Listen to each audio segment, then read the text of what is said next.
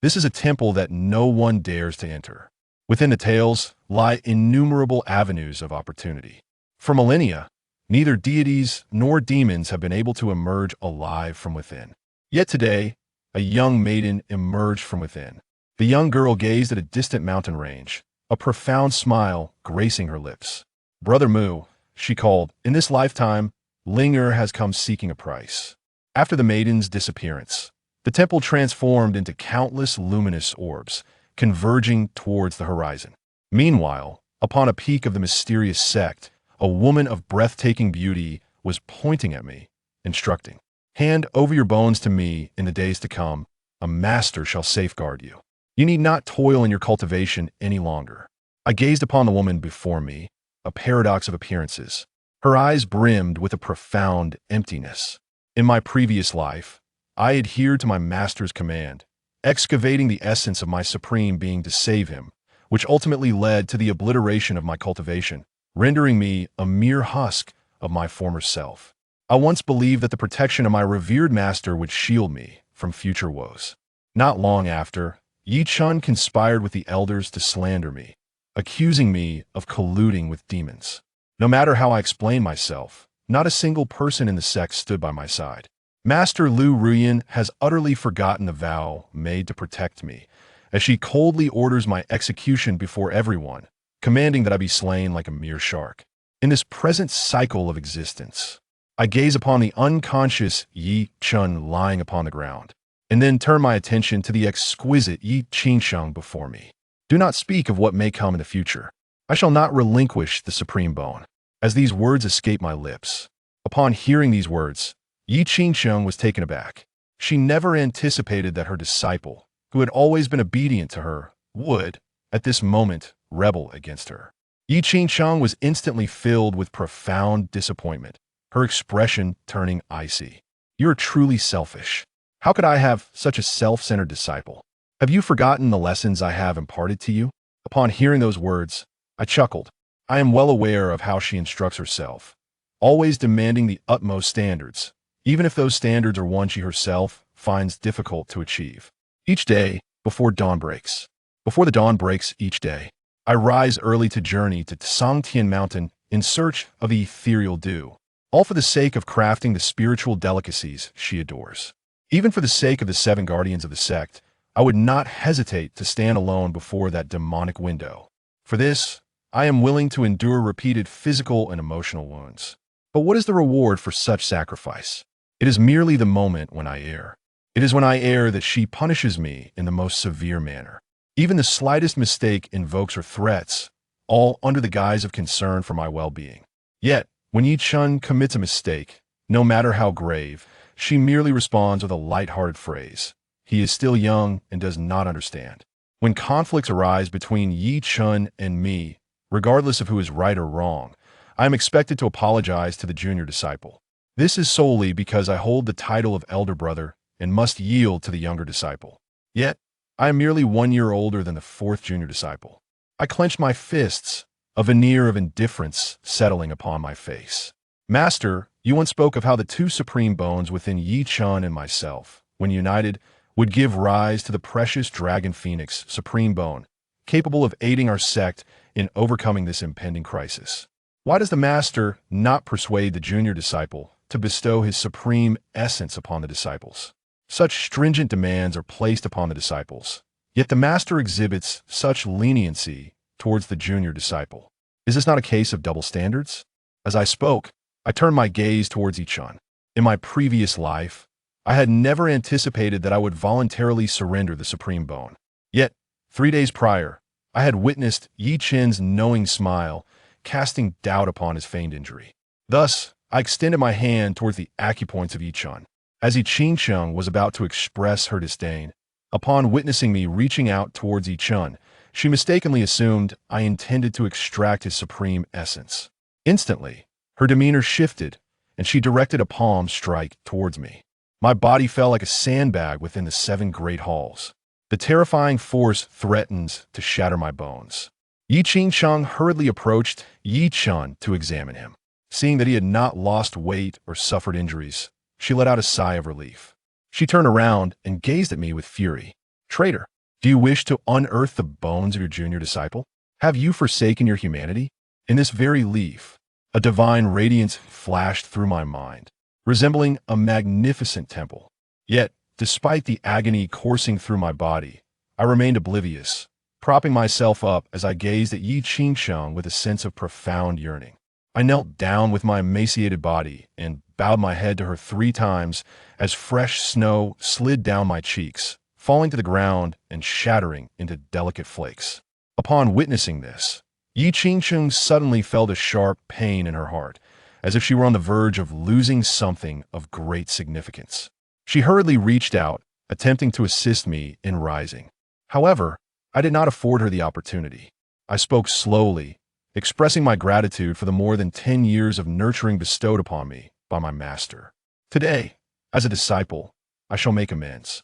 With that, my hand, akin to a dagger, plunged into my own chest. In the next moment, Yi Qingsheng's outstretched hand froze in midair. Somehow, her eyes exuded a gentle warmth. By the time she regained her composure, I have cast a segment of a rune-niched bone from Jian before her, and in its wake, my once ebony hair has turned to a silvery hue. The truth is often obscured. One may appear amiable while harboring a heart that is utterly decayed. Henceforth, we are no longer master and disciple. With these words, I turned and made my way down a mountain. Beyond the protective array enveloping the ethereal sect lies a multitude of demons. The moment one steps outside the confines of the sect, they're besieged by ferocious beasts. Yet, at this moment, I find myself indifferent to such concerns. Many on the mountain witnessed my descent, engaging in hushed discussions. "Look, there goes the senior disciple," they murmured. "How is it that his hair has turned white? Could it be that he has committed the 7 grave errors and faced the sect master's punishment, leading to his banishment from the mountain? The elder brother endures such misfortune, yet why do I find immense joy in it? Ha ha ha!" Echoes of laughter resound, yet not a soul comes forth to offer their concern for me, even after I have steadfastly protected them since the emergence of the demons. At the foot of the mountain, a delicate veil of energy enveloped the surroundings, emanating from the protective array of the ethereal peak. Upon breaching the barrier, a formidable aura descended upon me, causing the spirit within to spiral into chaos. The chaotic era, dominated by malevolent beings, has persisted for 3 years.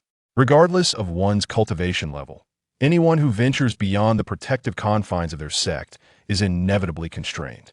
At this moment, I can only exert the strength of a 6th layer of qi gathering. Should I encounter a 3rd-tier demon comparable to the essence condensation realm, my fate would be sealed. At that moment, a youthful voice echoed in my mind, proclaiming the completion of the master recognition at the eternal life palace of the cycle of rebirth. Accompanying this is a magnificent temple, a resplendent edifice that emerges in its grandeur. In an instant, darkness enveloped my vision, and the next moment, I found myself in a state of unconsciousness. After what felt like an eternity, when I finally opened my eyes once more, I was astonished to discover that I was situated in an unfamiliar realm. Not only had my wounds miraculously healed, but my body was also brimming with spiritual energy. Just as I was engulfed in my perplexity, a petite figure emerged, beaming with a cheerful smile as she gazed upon me. "This is the realm of the Eternal Life Palace. I am Linger, a girl whom you saved in your previous life." As I pondered the passage of time, a multitude of memories surged within my mind. In a previous life, during an expedition, I had indeed rescued a young girl, only to discover that she was astonishingly the foremost entity in the world and the spirit of the divine artifact, the Hall of Eternal Life. The Eternal Life Pavilion is divided into 2 modes, Divine Slow and Demon Slow. Upon activating the Divine Slow mode, one embarks on a mission to save humanity, with each rescue yielding a certain amount of longevity points. In contrast, the Demon Slumber will generate a divine and demonic graveyard upon activation, wherein the bodies of the fiends will be interred. This will transmute into chaotic energy in the world, aiding practitioners in their cultivation, while simultaneously bestowing upon them the bones of divine dragons and phoenixes. The ordinary dragon phoenix, supreme bone, possesses strength exceeding 100-fold. Gazing upon this information, I swiftly made my choice. I opted for the enchanting slowness. As her words lingered in the air, a devilish smile suddenly appeared on the girl's face. Subsequently, from her fair forehead, two fiery crimson horns began to emerge, while her ebony locks transformed into a vivid red. The master waited patiently as Linger swiftly constructed the grave. With her hands clasped together in reverence, a tomb materialized behind her in an instant. Before I could fully comprehend the shock, I suddenly felt a chill behind me, and, upon turning my head to glance back, before me looms a colossal black dragon, its unwavering gaze casting a spell of fear upon my very being. Do not fear. My master, this eel, is merely a small creature that once sought to seize treasure. Its inherent magical energy serves to nourish the magical bones, and thus, it was cast away. Linger scoffed, then swiftly made a gesture from afar. The dragon emitted a piercing cry as a radiant shard of divine bone was forcibly extracted from its maw. I was somewhat astonished. This was the notorious demon dragon from my previous life, a creature I had once managed to repel, albeit at great personal cost. To my surprise, it had found its way into this grand hall. Under Linger's guidance, the demonic bone seamlessly integrated into my core. In an instant, the spiritual energy within me coalesced into a vast ocean of golden brilliance, signifying my ascendance to the spiritual sea realm. My eyes widened in disbelief. After over 70 years of arduous cultivation, I had only reached the third level of the condensation of essence. Yet now, merely by merging with the demonic bone, I had leaped across a significant realm. The thought of what I might achieve by accessing the divine foundation tomb filled me with anticipation. With a mere flicker of my consciousness, I returned to reality. After traversing a considerable distance, I encountered 12 beasts at the condensation of essence stage. After spending some moments subduing them, I proceeded to cast them one by one into the foundational pit. Approximately a quarter of an hour later, I felt as though I had gained an additional 120 years of lifespan, while my longevity value had also increased by 1006. 12 demon bodies were disassembled, transforming into a mist of chaotic essence, just as I was preparing to meditate and absorb it. Linger replied, "Master, there is no need for haste. Within the divine demon tomb, there are even greater treasures awaiting you. Acquiring 7 and subsequently absorbing this chaotic essence will yield superior results. Beneath the base lies an additional 18 layers, each housing a divine-grade magical artifact. The first layer requires 1,000 longevity points to access." Upon hearing this, I did not hesitate to expend my resources, unlocking the first layer of the ethereal realm of longevity. However, before I could fully behold the wonders within, suddenly, a technique known as the Chaos Town Divine Art emerged in my mind. By integrating chaotic energy cultivation, my realm has ascended to the third level of the Spirit Sea. On the path leading away from the ethereal sect, I encountered a multitude of demons. As I fought valiantly, vanquishing these fiends and consigning them to the depths of the eternal demon palace, I was pleasantly surprised to discover that the aura surrounding me, initially felt outside the formation, had no adverse effects. This was likely a boon from the chaos technique. After a night of relentless combat, I had dispatched over a dozen demons. Upon reaching the eternal demon palace, I learned that the eternal essence could be exchanged for treasures. The second level of this realm required 100,000 units of eternal essence, which appeared rather daunting. However, given the tumultuous times teeming with demons, accumulating such a sum was not insurmountable. At that moment, a peculiar bird was gazing down at itself from the sky. I quickly recognized the figure as the spirit kite. Its primary function is reconnaissance. In the next moment, a sound echoed from afar, causing my face to suddenly grow cold. "Young Master Shao, we have located Mugu. He is in the valley." "Very well. All of you follow me. Whoever has slain the shepherd's song shall be rewarded with 300 spirit stones." In the blink of an eye, several disciples appeared before me. You remember them. The leader is Baichuan, the young master of Zhantian Peak, who attempted to forcefully subdue his fellow disciple. I happened upon this incident and reported it to the Hall of Judgment, which has since left him with a lingering resentment. 2 elder deacons, somewhat advanced in age, trail behind. Beneath the shroud of snow, their cultivation was merely at the second level of the Spirit Sea realm. Wang Dongji cast a glance at my flowing white hair and mockingly remarked, "The news of your loss of the supreme bone and your expulsion from the mountain has spread throughout the entire sect.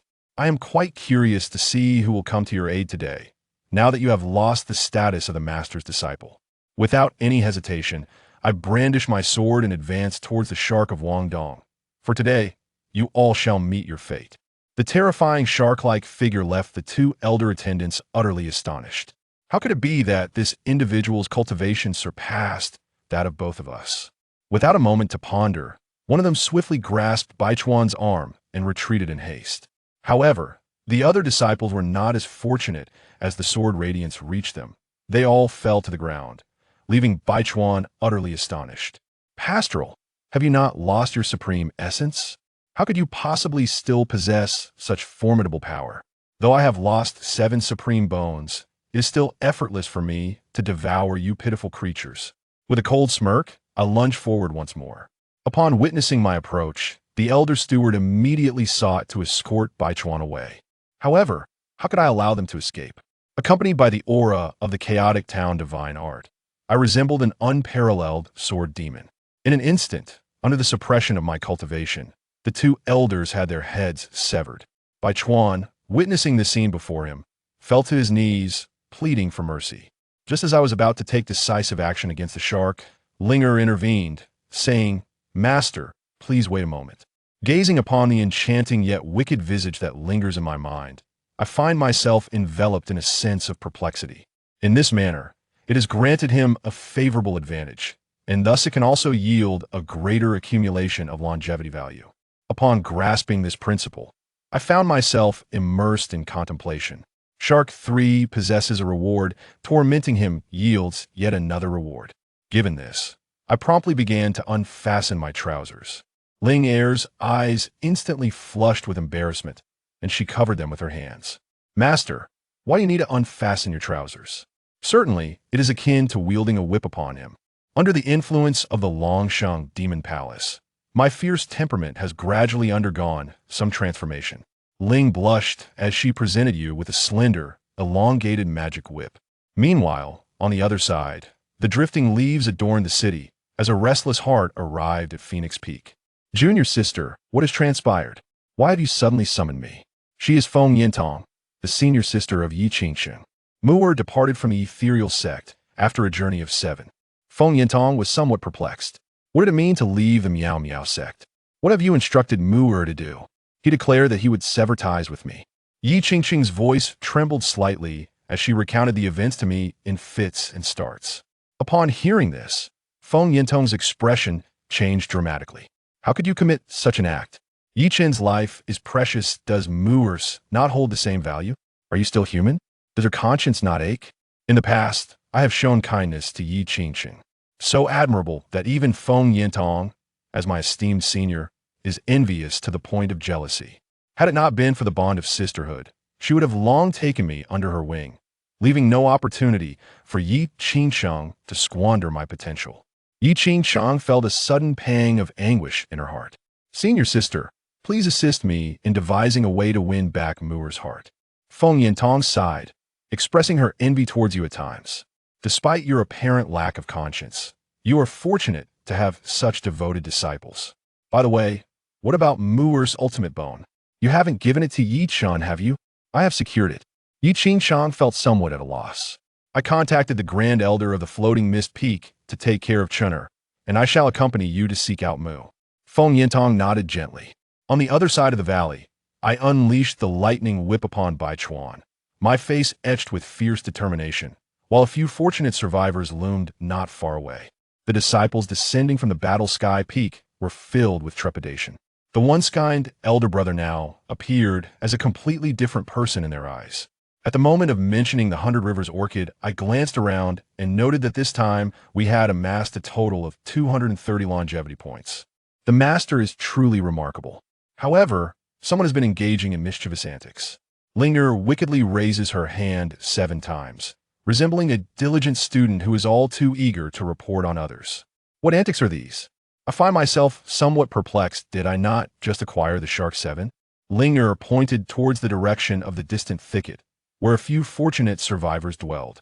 They were originally documented by that old man using a jade slip of audiovisual records.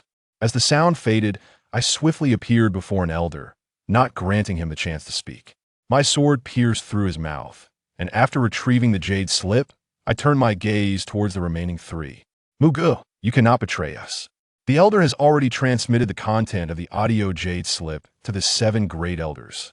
If you turn against us, the grand elder will surely dismantle you into pieces. They were likely referring to the technique elder of the Battle Heaven Peak. His name is Wang Deshan, a practitioner of the 9th realm of reincarnation, possessing strength nearly 3 great realms superior to his own. The moment he arrived, you brothers dared to threaten me. How dare you threaten me? Let us settle this on the battlefield. With that, I felt as if possessed by a dark lord, and I swung my sword once more. Accompanied by 3 anguished cries, the rewards of this battle had already reached a staggering 2,004 in longevity points. Before one could even rejoice, Ling's anxious voice rang out, "Oh no, an old man has arrived with a multitude of people, and they are all exceedingly formidable." Upon hearing this, I summoned my teeth and, after vanquishing the ethereal kite in the sky, swiftly retreated into the distance with utmost speed. Moments later, 10 formidable figures emerged, with the leading one being the esteemed elder Wang Deshan. Upon witnessing the grotesque state of his grandson, Baichuan's lifeless body, a terrifying aura surged within him. "Muge, I shall ensure your ruin," he proclaimed, and having detected the traces of my flight, Wang Deshan and his companions hastened in pursuit of the direction I had fled. As I was on the verge of fleeing from the ethereal mountains, my consciousness detected the approaching individuals behind me. I pondered for a moment, seeking a solution, as they drew nearer. In the depths of the demonic palace, Ling cast a wicked smile. There exists a sinister sword technique known as the Celestial Demon's Sacred Spirit Sword, which possesses the ability of a doppelganger technique, attainable with a mere 800 longevity points. Upon hearing her words, I instantly comprehended her meaning. A mere 800, merely the matter of a few magical beasts. After exchanging in the magic hall, a thought stirred within me, and I summoned 3 identical avatars, each venturing towards the other 3 directions. Behind, Wang Deshan hovered in the air, his brow furrowed in contemplation. The Grand Elder paused, leaving the others somewhat perplexed.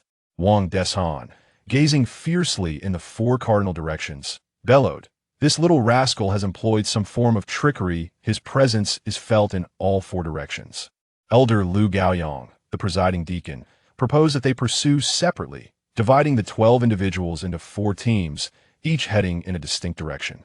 Coincidentally, it was the Lu Gaoyang squad that was pursuing me, and due to the disparity in our cultivation levels, they swiftly caught up. However, I was also well prepared. With a swift motion accompanied by a dazzling flash of the sword, the heads of the other 2, aside from Lu Gaoyang, astonishingly flew off. Observing his 2 subordinates effortlessly defeated by the shark, Lu Gaoyang was taken aback. "Muge, how have you accomplished this?" It is important to note that the 2 individuals just now were formidable beings who had recently entered the spiritual sea. While I may possess strength in his eyes, it is inconceivable that I could be this powerful. What he is unaware of is that the power of the 3 layers of Spirit Sea, combined with the chaotic technique, enables me to unleash the strength of an 8th layer expert. However, I chose not to elucidate this fact instead. I immediately manifested 2 clones and advanced toward Lu Gaoyang with determination. Lu Gaoyang, witnessing the situation, revealed a cold smile. "So it is no wonder you could deceive the Grand Elder. However, it is a pity that this elder possesses the cultivation of the destiny, while all your avatars combined are no match for me." However, before he could make a move, I raised my hand towards Lu Gaoyang and pointed, executing the first form, subduing mountains and rivers, capable of suppressing the opponent's cultivation. In the next moment, it felt as if a realm had descended.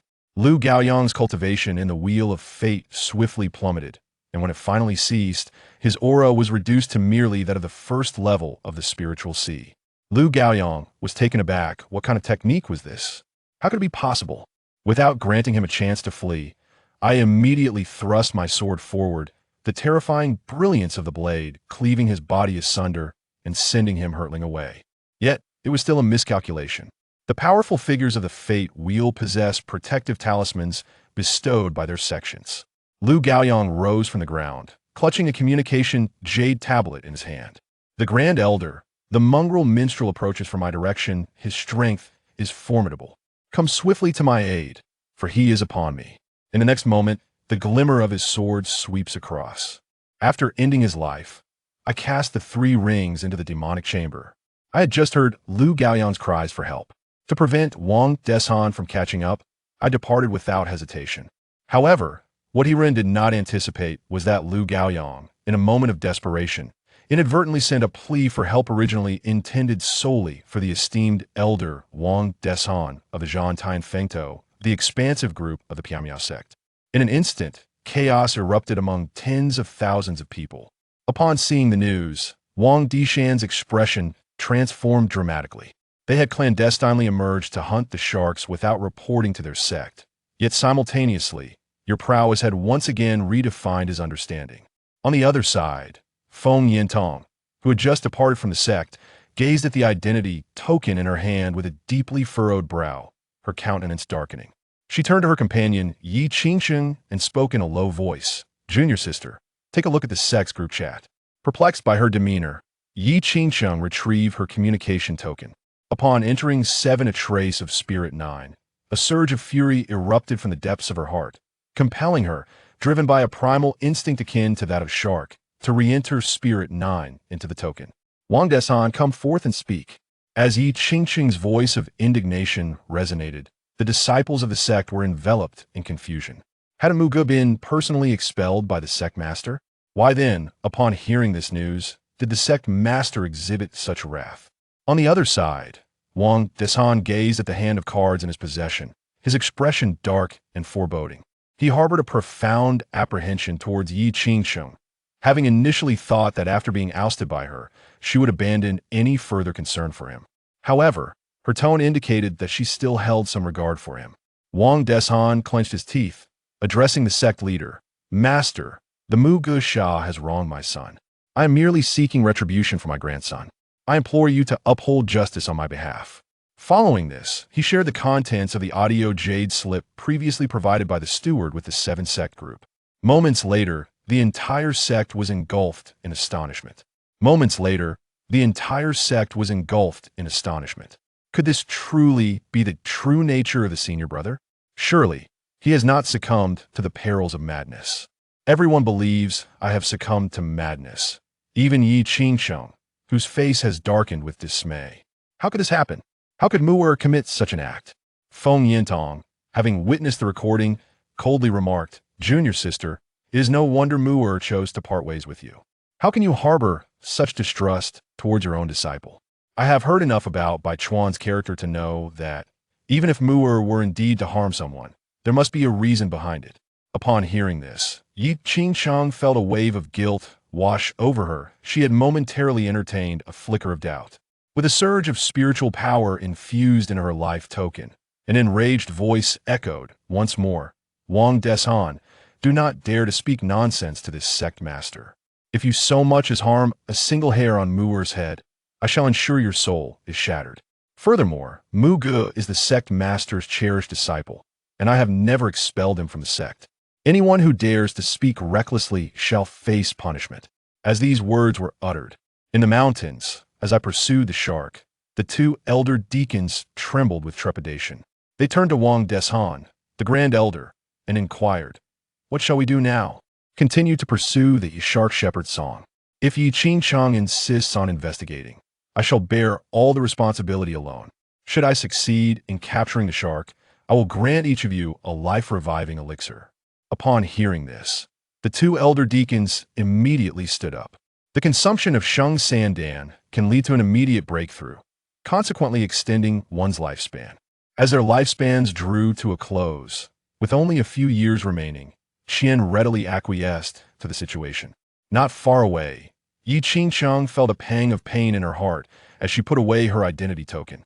This was due to her recent search through the vast crowd of the sect with her divine sense, only to discover that my presence was nowhere to be found.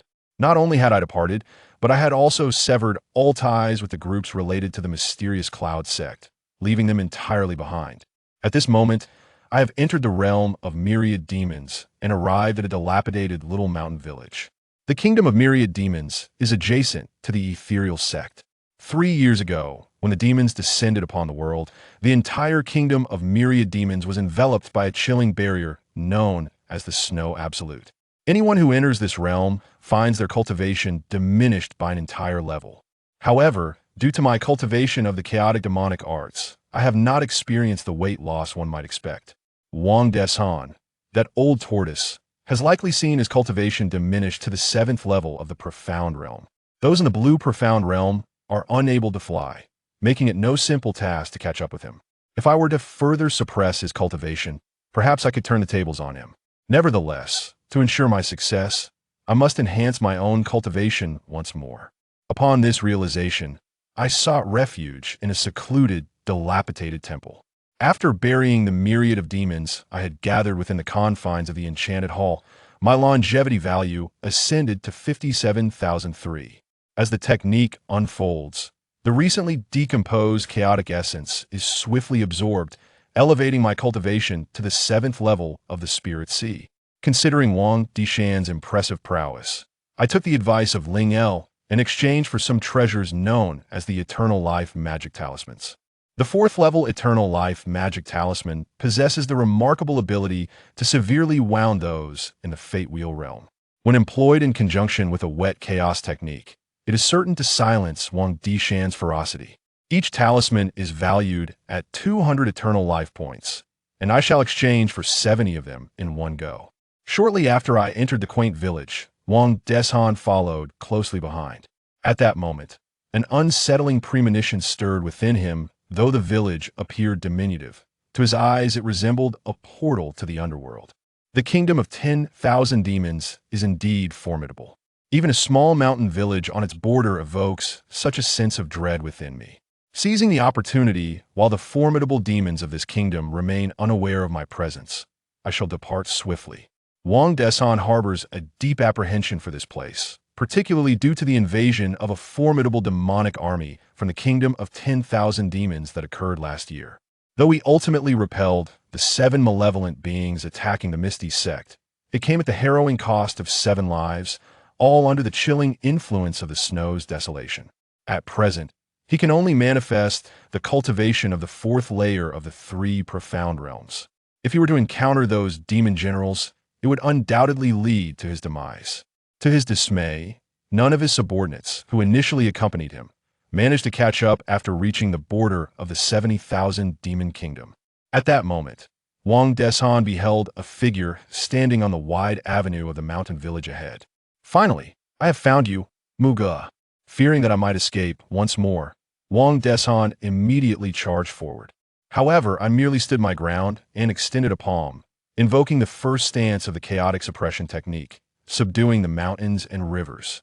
In the next moment, a towering phantom materialized behind me, exuding the formidable aura of the P Mountain Snow Sea, akin to a demon lord wielding the might of a shark. In the preceding moment, Wang Deshan was a formidable figure at the 4th level of the 3 profound realm, yet astonishingly, his cultivation plummeted directly to the 4th level of the life wheel. Witnessing all of this, Wang Deshan was utterly astonished. How could this be possible? "Muge, what technique have you employed? Why is it so bizarre?" As my breath became lighter than his, the atmosphere once again darkened. "I am uncertain of the methods you employed to elevate your skills, yet you dare to challenge me, an old master." Upon hearing this, I couldn't help but smile. Casually, I summoned a talisman, and as I infused it with my spiritual energy, it instantaneously transformed into 7 beams of light, hurtling towards Wang Dishan's direction. Even though Wang Deshan possessed the formidable strength of the 4th layer of the cycle of life, he could hardly withstand the might of the demonic talisman. He coughed up a mouthful of fresh blood, and his body was instantly sent flying. "How do you possess such power? What of your supreme bone? Was it not lost?" However, a fragment of bone at the mouth of my bag emitted an infinite radiance, while simultaneously, the essences of both divine and demonic origins emanated from within, transforming into ethereal silhouettes of a dragon and a phoenix. Wang Dishan's eyes widened abruptly before he could utter a word. He was ensnared by an overwhelming force of destruction. Suddenly, the air resonated with the roar of a dragon, as an ethereal black dragon surged towards Wang Deshan, instantly engulfing him and subsequently seizing Wang Defa's storage ring. I recalled certain events from my past life, where I was wrongfully accused and entangled with malevolent beings, directly linked to the present realm of the 10,000 Demon Kingdom. At that time, Yichun was unaware of the source of the evidence, which was a video transmitted through a jade slip by a disciple of the Miao Miao sect, trapped within the realm of the 10,000 demons. The content depicts my assistance to the kingdom of 10,000 demons, where I witnessed the scene of the Empress Shark and the disciples of the Floating Mist sect. The figure bore an uncanny resemblance to myself, in both tone and posture, to the extent that even now, I feel a hint of regret. Since it has come to this, I shall proceed there. I must uncover who is orchestrating this harm against me. I murmured to myself, and then I set forth towards the capital of the kingdom of 10,000 demons, the enchanting city of charm. On the other side, Yi Qingsheng and Feng Yintong had already soared into the skies above the kingdom of 10,000 demons. Prior to this, Yi Qingsheng had thoroughly investigated the affairs of Wang Dongji, observing the elders and stewards of the Battle Heaven Peak at the borders of the kingdom of 10,000 demons. She was somewhat irate and immediately descended, questioning, "What are you doing here? Are you still pursuing the Shark Shepherd? Where is your esteemed elder?" Upon seeing the newcomers, they were instantly taken aback. The Master of the Gate has entered the realm of 10,000 demons, and the Grand Elder has followed suit. Upon hearing these words, Yi Qingsheng found herself somewhat at a loss. She was acutely aware of the perilous nature of the myriad demon kingdom. Even as one of supreme stature, she could hardly guarantee her own safe passage upon entering the treacherous realm of the myriad demon kingdom. Upon contemplating the potential misfortune that might befall her disciples, Yi Qingsheng's countenance abruptly transformed, emanating a terrifying aura that surged forth from her being. The 10 or so elders were instantly rendered horrified. Having completed her tasks, Yi Qingsheng remained unsatisfied. She took out a transmission jade slip and contacted the commander of the Royal Guard, Ruan Qingxia. Surround Zhan Tianfeng at once and capture everyone there. Should Mu'er suffer any misfortune today, I demand that all from Zhan Tianfeng pay the price with their lives. Chapter 13. Has Jian heir perished? The distress of Yi Qingsheng at the transmission jade slip. The head of the sect's guards, Ruan Qingxia, was profoundly astonished. However, as a loyal subordinate to the sect master, she adhered strictly to Yi Qingsheng's commands. "Yes, sect master. I shall immediately lead a contingent there." A quarter of an hour later, an army of 10,000 from the sect surrounded the Battle Sky Peak, sealing it off entirely. Ruan Qingxia, leading the guard troops, took control of the Battle Sky Peak, from the disciples to the high-ranking officials. Within the mysterious Cloud sect, every disciple who witnessed this spectacle was left in shock. What is happening? The sect's army has encircled the Battle Sky Peak. What transgression has it committed? Rumors spread swiftly. The sect master has ordered to cease the pursuit of the senior brother. Yet the Grand Elder of Battle Sky Peak continues to act recklessly, disregarding the sect master's commands, even forcing the senior brother into the 10,000 demon country. Oh heavens, the 10,000 demon country is a place of great peril. No wonder the sect master is enraged. However, since the sect master is so furious, the earlier claim about expelling the senior brother from the sect must surely be false. It must be so. It certainly is false. The news reverberated throughout the mysterious Cloud sect. The elders and disciples of Battle Sky Peak faced an unprecedented calamity. It was indeed a case of misfortune descending upon them without provocation. They had done nothing wrong, yet were about to fall under the sect master's judgment. Nevertheless, the might of the sect's army was formidable. It had originally been established as a military force to combat demons and was the strongest core power of the mysterious Cloud sect. Commander Ruan Qingxia was a powerful figure at the Supreme Realm. In the face of such strength, the highest cultivation level at the peak, merely the reincarnation realm, left them with no room for resistance. Even the peak master, Wang Defa, was swiftly subdued and imprisoned. Chaos ensued within the mysterious Cloud sect. Yet, Yi Qingsheng remained unfazed. Having issued her orders, she turned her gaze towards the barrier of the 10,000 demon country, contemplating how Gu Jian had dared to venture into such a treacherous domain. While she felt immense fury towards the Grand Elder of Battle Sky Peak, Her heart ached with concern for Gu Jian, fearing for his safety within the 10,000 demon country. With determined strides, Yi Qingqing advanced towards the blood-red barrier. Junior sister, do you intend to enter the 10,000 demon country? Feng Yintong had observed Yi Qingqing's earlier actions intently. This junior sister, who had disappointed her disciples, finally revealed a glimmer of brilliance. However, reclaiming Gu Jian would not be an easy feat. Yi Qingqing halted, worry etched across her stunning visage. Indeed, not to mention that Wang Dishan's strength far surpasses what Jian Air can contend with. The 10,000 demon country itself is fraught with danger. Should Jian Air enter, he may face grave peril. I must find him swiftly and bring him out. If I delay, I fear the worst for Jian Air. Feng Yintong nodded. Within the 10,000 demon country, there exists a formidable blood-red barrier, which will significantly affect you. If the Fox Demon Queen of the 10,000 demon country becomes aware of your presence, it could pose immense danger. I can't afford to consider that now. I must find Jian Air and bring him back, Yi Qingqing declared, then glanced at Feng Yintong. Sister, are you speaking thus to dissuade me from rescuing Jian Air? Feng Yintong chuckled softly and said, of course not. As your senior sister, I wish to accompany you. Jian Air is my junior disciple. If he is in peril, how can I, as his elder, remain indifferent? Together, our chances of rescuing Jian Air will be significantly greater. Yi Qingqing was taken aback for a moment, then expressed her gratitude. Senior sister, thank you. No need for further words. Let's be on our way. Indeed, Yi Qingqing nodded, but then recollected something and took out a jade slip to contact the Grand Elder of Piaomiao Peak. After instructing Grand Elder Liang Tongyun to take good care of her fourth disciple, Yi Chun, she stepped resolutely into the Crimson Barrier. Shortly after entering the borders of the Myriad Beast Kingdom, Yi Qingqing and Feng Yintong opted against flying. Although their powers were formidable, they were constrained by the peculiar barriers within the Myriad Beast Kingdom. Despite their pinnacle cultivation at the 9th level of the Supreme Realm, they could only display the strength of the 1st or 2nd level upon entering this realm.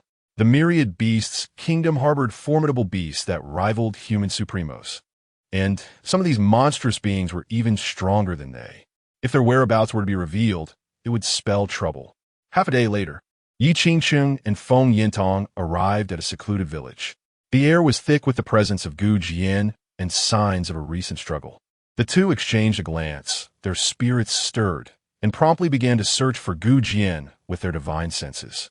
Yet, despite their efforts, they could not find a trace of him. However, they did spot a towering bear demon lounging in the courtyard, basking in the sun. Blood smeared its mouth, and it belched contentedly, as if it had just feasted. Yi Qingqing's expression turned cold as she rushed towards the bear demon. You, bear demon, have you seen my Jian? The hulking creature appeared bewildered and replied in a bumbling manner. What Jian? I know not. I just devoured a human, and now I am quite full. You, a mere human, do not disturb my rest. Devoured a human. Both Yi Qingqing and Feng Yintong gasped in shock. A foreboding sense gripped Yi Qingqing's heart. The presence of Gu Jian was unmistakable in this village, yet they could not locate him. Could it be that Gu Jian had fallen prey to this bear demon? With this thought, a chill coursed through Yi Qingqing, and she demanded, Who did you consume? What business is it of yours who I consumed? Just a short while ago, 2 humans were fighting. One was slain. The victor fed me the carcass of the defeated. Let me tell you, that fellow was quite delectable, and I savored him slowly. As the bear demon continued its ramblings, Yi Qingqing's eyes widened in horror. From the aura she had sensed earlier, she deduced that the 2 combatants were none other than Gu Jian and Wang Deshan. Given Gu Jian's strength, he was no match for Wang Deshan. Without a doubt, the one who had met his demise at the hands of the bear demon was Gu Jian. In that moment, Yi Qingqing felt as though she had been struck by lightning. Her body faltered, nearly collapsing to the ground. The thought of her beloved disciple not only being killed, but also devoured by a monstrous beast shattered her composure. Tears streamed down her exquisite face as despair enveloped her. Then, an incandescent fury ignited within her countenance, twisting into a mask of rage. Foolish beast, you dare to consume my disciple? Prepare to meet your end. With a resounding clap, the body of the bear demon erupted into fragments, its dark blood splattering across the ground. From the demon's belly, a mangled human corpse tumbled forth, one that had been devoured by the beast for half a day. The remains were unrecognizable, reduced to mere bones and tattered flesh. Yi Qingchang felt darkness envelop her vision, her heart lacking the courage to bear witness. She collapsed to the ground, tears streaming down her face as she wept uncontrollably. Jian, your demise is so tragic. Why must your life be so fleeting? Just as I found you, you were taken from me. Oh heavens, why must you treat me with such cruelty? Chapter 14. Jian Lives. A New Hope. Yi Qingchang wept in utter despair, lamenting her delayed arrival that had led to her disciple's tragic demise. Swallowed whole by a demon, Feng Yintong's body trembled gently with sorrow, unable to comprehend that her kind and filial junior had met such an untimely end.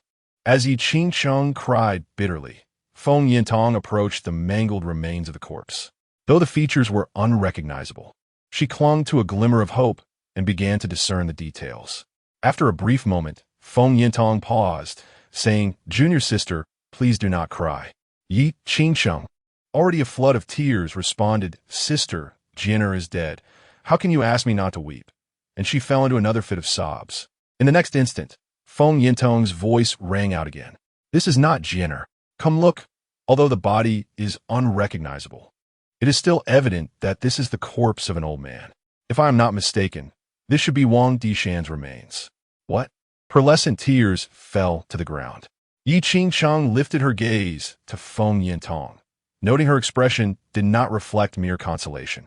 A tremor of realization coursed through her as she sprang to her feet, hastening to the body before her. As she examined it closely, the grotesque sight was almost unbearable. Previously, Yi Qingchang had believed this was Gu Jian and could not bear to look. Yet now, upon closer inspection, she discerned several distinguishing features. This was not the body of a young man. The remnants of fabric, still undigested, were black, unlike the white garments Gu Jian typically wore.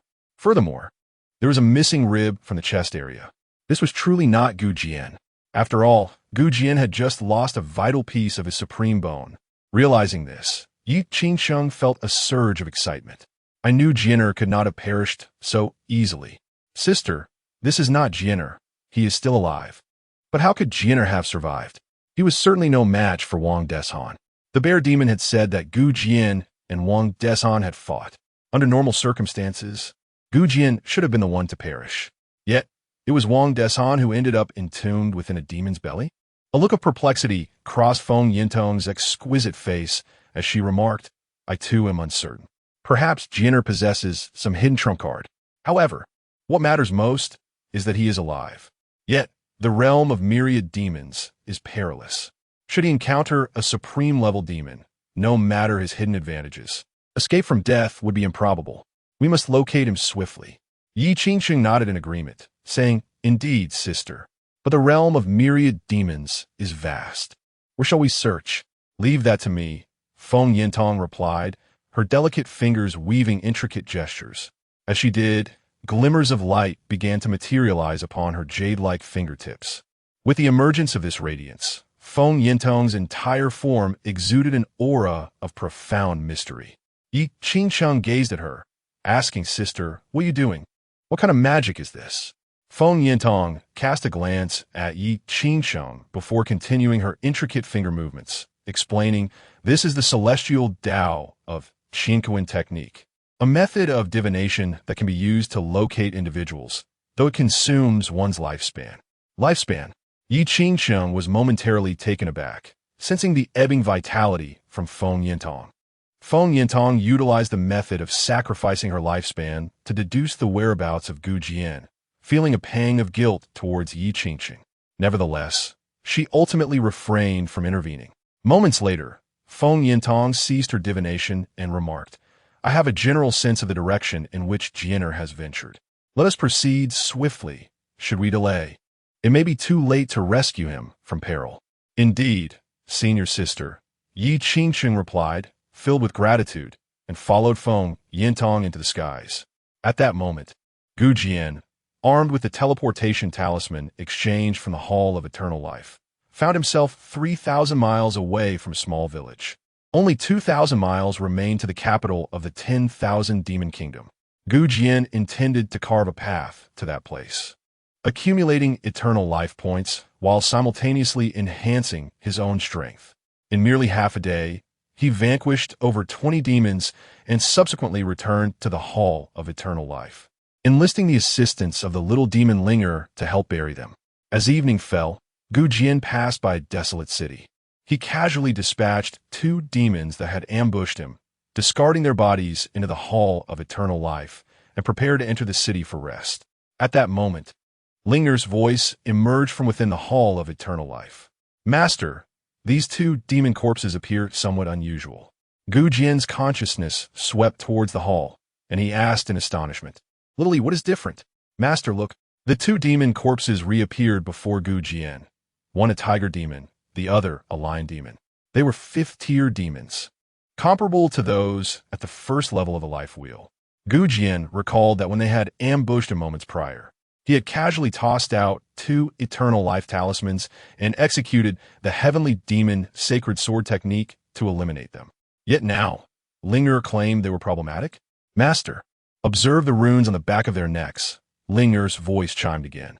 Jian's gaze shifted, and indeed, he spotted the runes she mentioned adorning the necks of the 2 demon corpses. These runes were extraordinary. Upon closer inspection, an ominous premonition struck Jian. "What are these runes, little E?"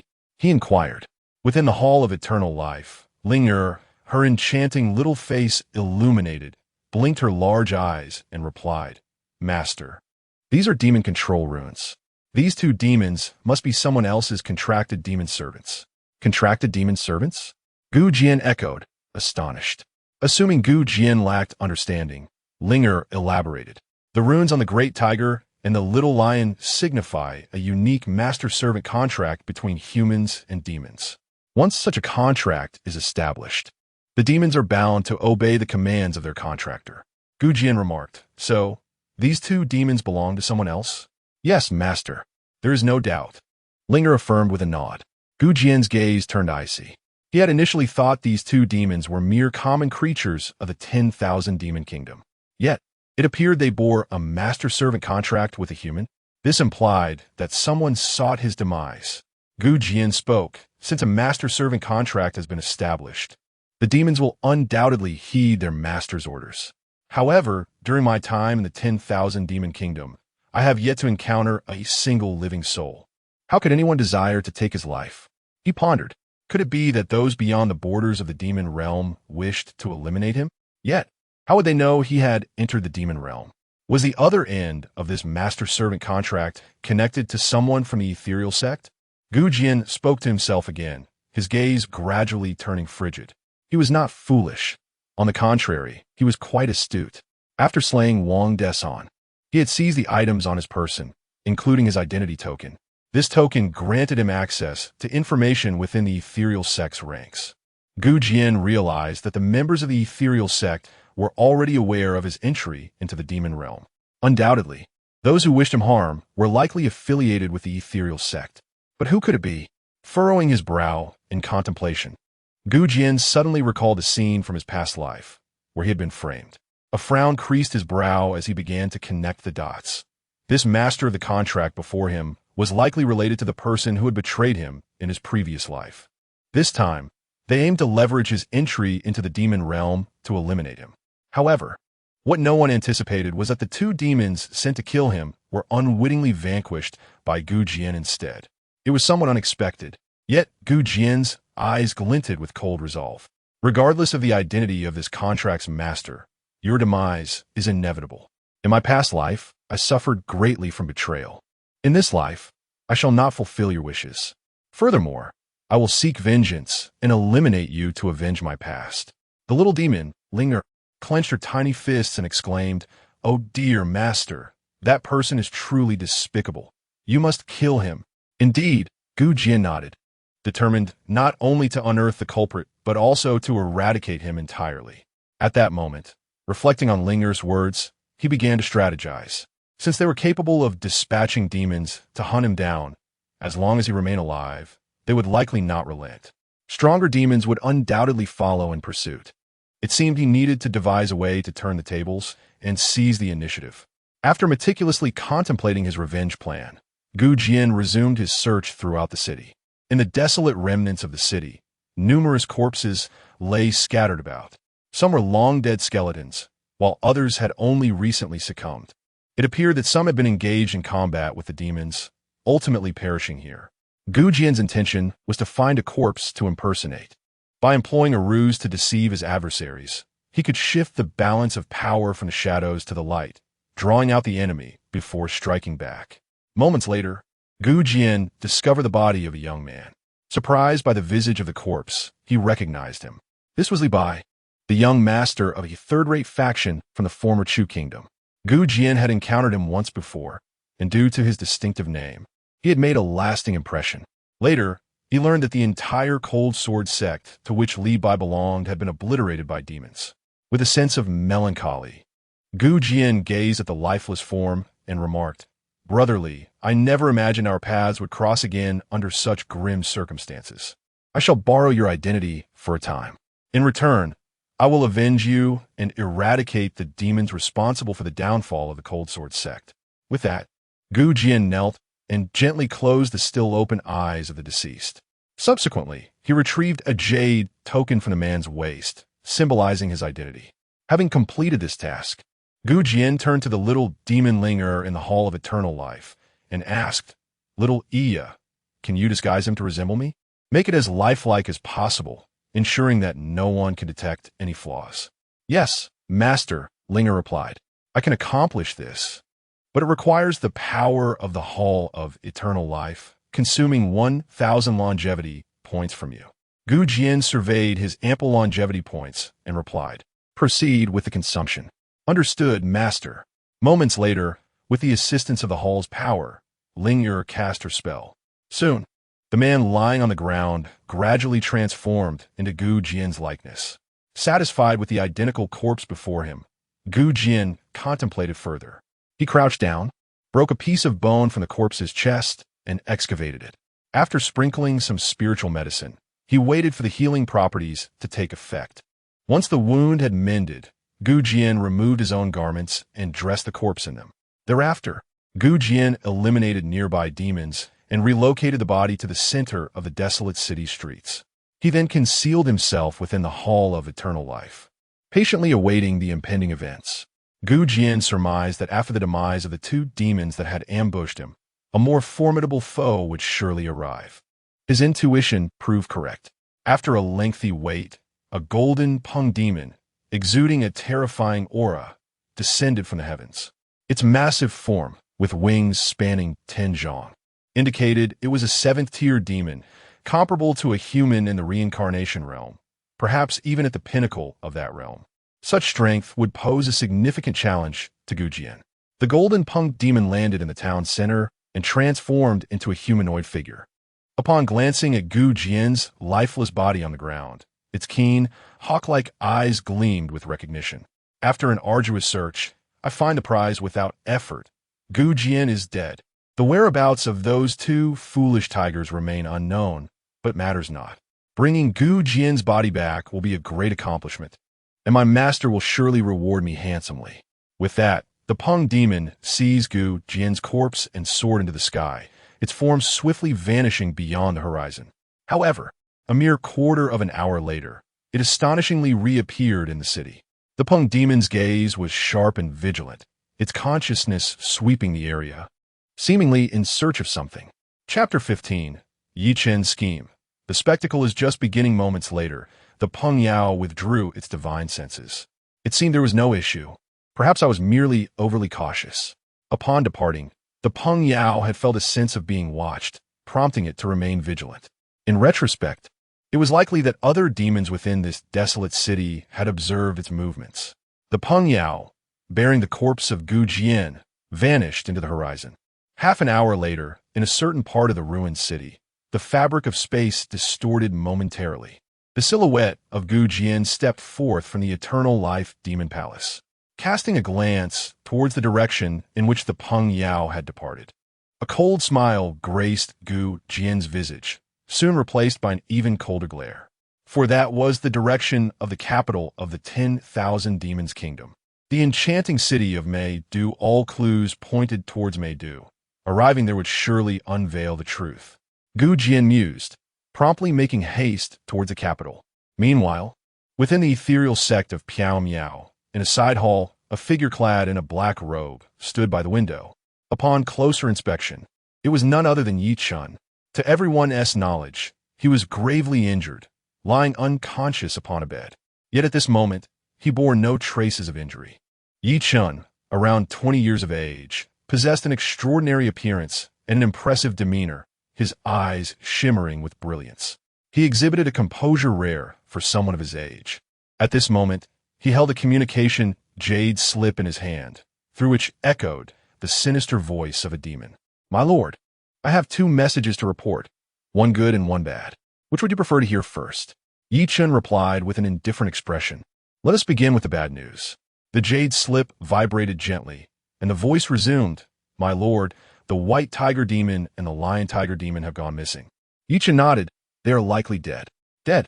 The voice of the demon expressed surprise, yet considering that Yi Chun was their contracted master, it did not question his insight.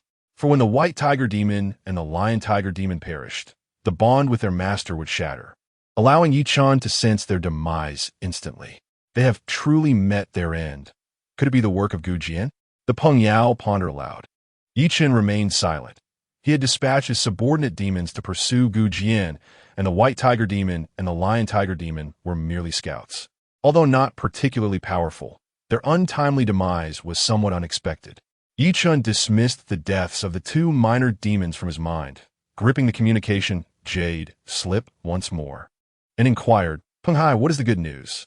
Upon mentioning the good news, the Peng Yao spirit soared. "My lord, the good news is that Gu Jian has perished. His corpse is now in my possession." Yi Chun's expression shifted to one of surprise, quickly followed by caution. "Is this true? You are certain it is Gu Jian's body?" The Peng Yao reassured him, "I have made no mistake. It is indeed Gu Jian, beyond any doubt. If my lord does not believe me, I am willing to sever my own head as a seat for you." "That will not be necessary," Yi Chun replied, already convinced of the Peng Yao's words, his smile growing ever more radiant. "My comical senior brother, employing futile strategies, ventured into the realm of the myriad demons, ultimately leading to his own undoing." The Peng demon, with an ingratiating smile, remarked, "It is all thanks to our master's brilliant foresight that we were able to pursue and eliminate Gu Jian beforehand. What shall we do with Gu Jian's remains now? Should we find an opportunity to present them to the leader of the mysterious Cloud sect?" Yi Chun pondered. Should Yi Ching-chang learn of Gu Jian's demise, she would undoubtedly be heartbroken. In due course, with a mere request, she would likely grant him Gu Jian's supreme bone. Yet, this was not Yi Chun's desire. He yearned to see his senior brother utterly disgraced. After all, he had harbored a deep-seated disdain for this senior throughout his life. This had been his plan all along. Holding a communication jade slip, Yi Chun smiled faintly and said, "No, such an outcome would be too lenient for him. Now that my master has entered the realm of the myriad demons, let our plan commence. Next, I shall emerge as the foremost martial prodigy within the myriad demons and gradually seize control of the realm. In doing so, I will also allow my esteemed master to witness the true nature of his eldest disciple, Gu Jian. Peng Hai, remain there for a moment. I shall soon reincarnate." "Yes, master," the Peng demon replied, his eyes gleaming with anticipation. Yi Chun's scheme to dominate the realm of myriad demons had been in the works for quite some time, and the moment to act had finally arrived. As Yi Chun's servant, once he attained control of the myriad demons, he would stand above all, equal to the exalted nine-tailed fox emperor. The thought thrilled the Peng demon, causing him to tremble with excitement.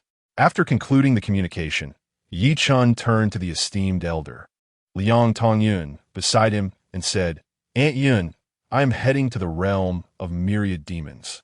Do you know what to do next?" The elder Liang Tongyun nodded and replied, "Master, I understand. I will ensure that no one enters this chamber. Should the sect leader return, I will awaken you in advance." Truly, she is my excellent Aunt Yun, Yi Chun thought, a smile gracing his face.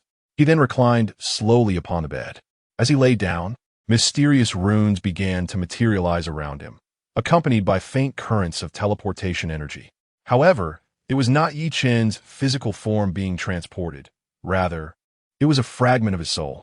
This was the reincarnation technique of the heavenly path he had cultivated, derived from a wondrous ring he had acquired long ago. The technique allowed him to separate a portion of his soul, transcending space, to reincarnate into a puppet he had previously created. This puppet was remarkably unique, and upon merging with his soul fragment, it bore no distinction from a typical cultivator.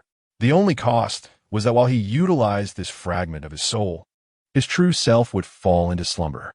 At this moment, as Yi Chen succumbed to sleep in the capital of the myriad demons, the alluring city within a lavish mansion, in an exceedingly concealed chamber, the puppet body belonging to Yi Chen slowly opened its eyes. Horrifyingly, this puppet did not resemble Yi Chen. It bore the likeness of Jian. Yi Chen rose to his feet, stretching his somewhat stiff limbs, and then approached the mirror. Gazing into the reflection, he beheld a visage identical to that of his elder brother, Jian, and a smile graced his face. "Elder brother, I must say, your countenance is truly handsome. Though you have departed from this world, neither our master nor the disciples of the mysterious Cloud sect are aware of your fate. Henceforth, I shall assume your identity to vie for the title of martial champion, thus commencing my grand scheme to conquer the kingdom of 10,000 beasts. My actions will undoubtedly astonish our master and all my fellow disciples of the mysterious Cloud sect." Buried the wolf demon corpse, level 3. Gained 200 longevity points. Buried the leopard demon corpse, level 4. Gained 400 longevity points. Jian journeyed southward, not neglecting to eradicate the demons that crossed his path. After 3 days, he had vanquished over 100 demons, accumulating a total of 35,000 longevity points. Before him stood a magnificent and towering city, the capital of the Chu kingdom, Jinling. Yet now, the sign above the city gate had been changed to Charm City. Blood of humans stained the entrance, and demon entities with human heads moved about, entering and exiting. Powerful demon sentinels stood guard, their formidable presence leaving Jian in awe. It was crucial to note that once he amassed 100,000 longevity points, he could unlock the second layer beneath the divine tomb. As of now, he had already gathered more than a third of that amount. With an additional 60 to 70,000 points, he might acquire treasures no less remarkable than the chaotic, god-subduing technique. However, recklessly charging in for a slaughter was not a feasible strategy. His primary objective in Charm City was to investigate the matters of his past life. Observing the comings and goings of the demons, Jian contemplated his next move. He spent 10 longevity points to exchange for a helmet resembling the head of a bear from the Longevity Demon Palace, donning it atop his head. Disguising himself as a bare-headed demon, he then emanated a demonic aura through the heavenly demon sacred spirit sword technique, boldly striding toward the city gate. With a commanding presence, Jian advanced, the mouth of the bare-headed helmet serving as his own pair of eyes scanning the surroundings. Yet, before he reached the city gate, the voice of a demon sentinel echoed from the walls, calling out to him. "Hey, you there. Yes, you with the bear demon helmet. Don't pretend. Take off my helmet. I know you are human." Jian, bewildered, looked up to see a sentinel with the head of a leopard addressing him loudly. He pondered, "Is it speaking to me?" Chapter 16. The rebellion against the demons in Chu Chu, the alliance of the great magpie, observing the bewildered stance of the bare-headed, human-bodied being. The voice of the leopard-headed demon guard resonated once more. "Stop pretending to be foolish. 3 months ago, Her Majesty the Empress issued a decree stating that any human who cultivates demonic or monstrous arts is considered a qualified citizen of our kingdom of 10,000 demons, entitled to the same privileges as our demon kin. Henceforth, do not masquerade as a demon without cause. Our demons do not consume those who practice demonic or magical arts. If you wish to enter the city, simply register your identity, and you may proceed." Upon hearing the words of the demon guard, Jian finally grasped the situation. "Why wasn't this mentioned earlier? I wasted 10 longevity points." Jian muttered to himself, feeling a pang of regret. That was enough to exchange for an entire year of lifespan. He removed the helmet from the bear demon's head, infuriated, and tossed it to the ground, crushing it underfoot. Subsequently, under the watchful gaze of the demon guards, he registered his alias at the city gate. Then, with a swagger, he strode inside. The scene within the city of 10,000 demons was markedly different from what Gu Jian had envisioned. The streets were bustling with demons, monsters, and humans alike. Those who were once mere flesh and blood had risen to their feet here. After taking in the surroundings, Gu Jian discerned that each individual emanated an aura of demon energy or magical essence. Clearly, they had all practiced demonic or magical arts, transforming into demon practitioners and magical practitioners. Not far from the city gate, Gu Jian noticed a wall adorned with a notice, surrounded by a throng of people, curious about its contents. Driven by his curiosity, he approached the notice to decipher its message. However, he was soon left dumbfounded, for the text appeared as incomprehensible as if scratched by a cat's paw. At that moment, he felt a tap on his shoulder. Turning around, he saw a man with bushy eyebrows and large eyes. "Brother, this is the language of demons. It is not easily understood by the average person." Surprised, Gu Jian inquired, "Can you comprehend it?" To some extent, the man replied with a slight smile, exuding confidence. He glanced at the notice and said to Gu Jian, "This is an imperial edict issued personally by the Empress of the Kingdom of 10,000 Demons, the nine-tailed fox empress, Hu Linglong. It states that any human of the Kingdom of 10,000 Demons who cultivates the arts of the demon race, the magical race, or intermarriages with demons may enjoy the benefits of citizenship. Furthermore, the kingdom is currently seeking both literate and martial demon practitioners and magical practitioners to serve the Empress. To this end, the Empress has initiated an election for the title of Martial Champion. Any demon or magical practitioner willing to serve the kingdom may register." "Such a thing exists?" Gu Jian exclaimed, astonished. It was his first time hearing about it. Noticing the man's confident demeanor, Gu Jian smiled and said, "Thank you for your translation. By the way, how should I address you?" With pride, the man puffed out his chest and declared, "I am called Bian Da Qiao." Bian Da Qiao? Gu Jian was momentarily taken aback, unsure of why this name would inspire such pride. Observing the man's somewhat subtle features, he responded, "I have long admired your reputation." "Long admired?" Bian Da Qiao chuckled and said, "Brother, have you heard of me? I wonder how I have attained such renown." Gu Jian replied, "I have indeed heard the name of Bian Xiao, which resonates like thunder. Since you call yourself Bian Da Qiao, you must be even more illustrious, a figure of great prominence." Bian Da Qiao laughed heartily and remarked, "Though I am unfamiliar with the Bian Xiao you speak of, your words are not without merit. I truly am a person of notable stature." He then inquired, "By the way, what do they call you, brother?" Gu Jian smiled and revealed his pseudonym, saying, "I am called Li Taibai." Bian Da Qiao responded, "The Taibai of the Venus star?" Gu Jian nodded, affirming, "Indeed." Upon hearing this, Bian Da Qiao appeared slightly invigorated and noted, "Your name is truly remarkable. It is evident that you are destined for greatness." At this juncture, Bian Da Qiao glanced around and discreetly led Gu Jian away from the crowd to a secluded spot. Just as Gu Jian began to suspect that he might be dealing with a human trafficker or someone engaged in nefarious activities, Bian Da Qiao cautiously revealed, "To be honest, I am a righteous man." Gu Jian asked, "What sort of righteous man?" Bian Da Qiao lowered his voice, clenched his fist, and declared, "To oppose the demons and restore the state of Chu." Gu Jian was momentarily taken aback, but upon regaining his composure, he inhaled deeply. He mused to himself that opposing the demons referred to the demon kingdom, while restoring Chu pertained to the state of Chu. Thus, it seemed he truly was a man of righteousness. Bian Da Qiao then asked, "Would you be interested in joining us to forge a great enterprise?" Gu Jian responded, "Opposing demons and restoring Chu?" "Quite right." Bian Da Qiao nodded in agreement. Gu Jian further inquired, "How many members does your organization currently have?" Bian Da Qiao, feeling a bit shy, replied, "The organization has just been established, and as of now, we have but a few members. It seems there are too few individuals with grand aspirations like mine. If Brother Taibai were to join us, I could appoint you as my second in command." Gu Jian asked, "And the leader, is it you?" Bian Da Qiao's expression turned to one of surprise, and he bashfully admitted, "Indeed, I am the leader of the organization. We are known as the Great Magpie Alliance. And once you join, everyone will become a magpie, and if they are women, they shall be known as nyobi. He continued speaking, his words animated.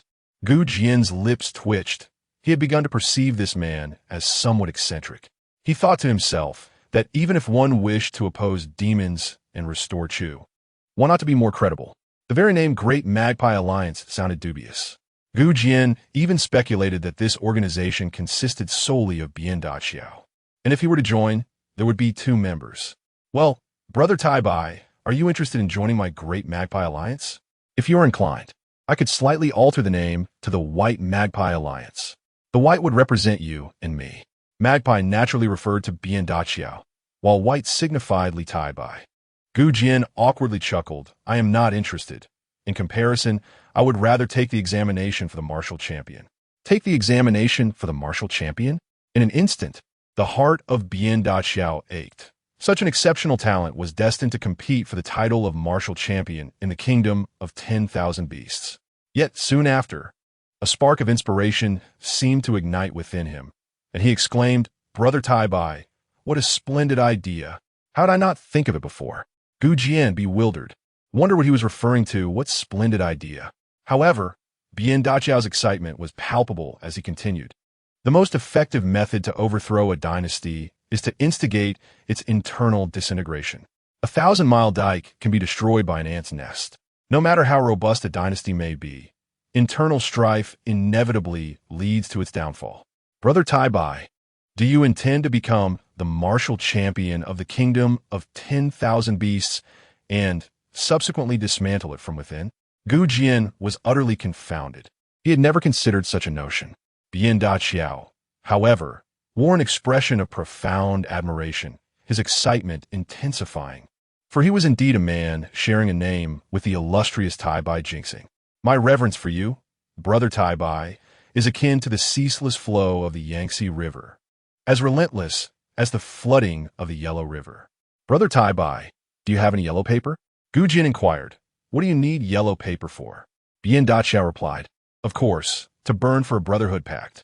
I wish to honor Brother Tai Bai as my second brother and forge a bond as brothers of different parents. We may not share the same birth date, but let us aspire to depart this life on the same day. You must be mad, Gu Jian retorted. A man destined for immortality wishing to die on the same day as another? Wouldn't that be a tremendous loss? Chapter 17. The Enigma of Past Lives. Is he Yi Chun?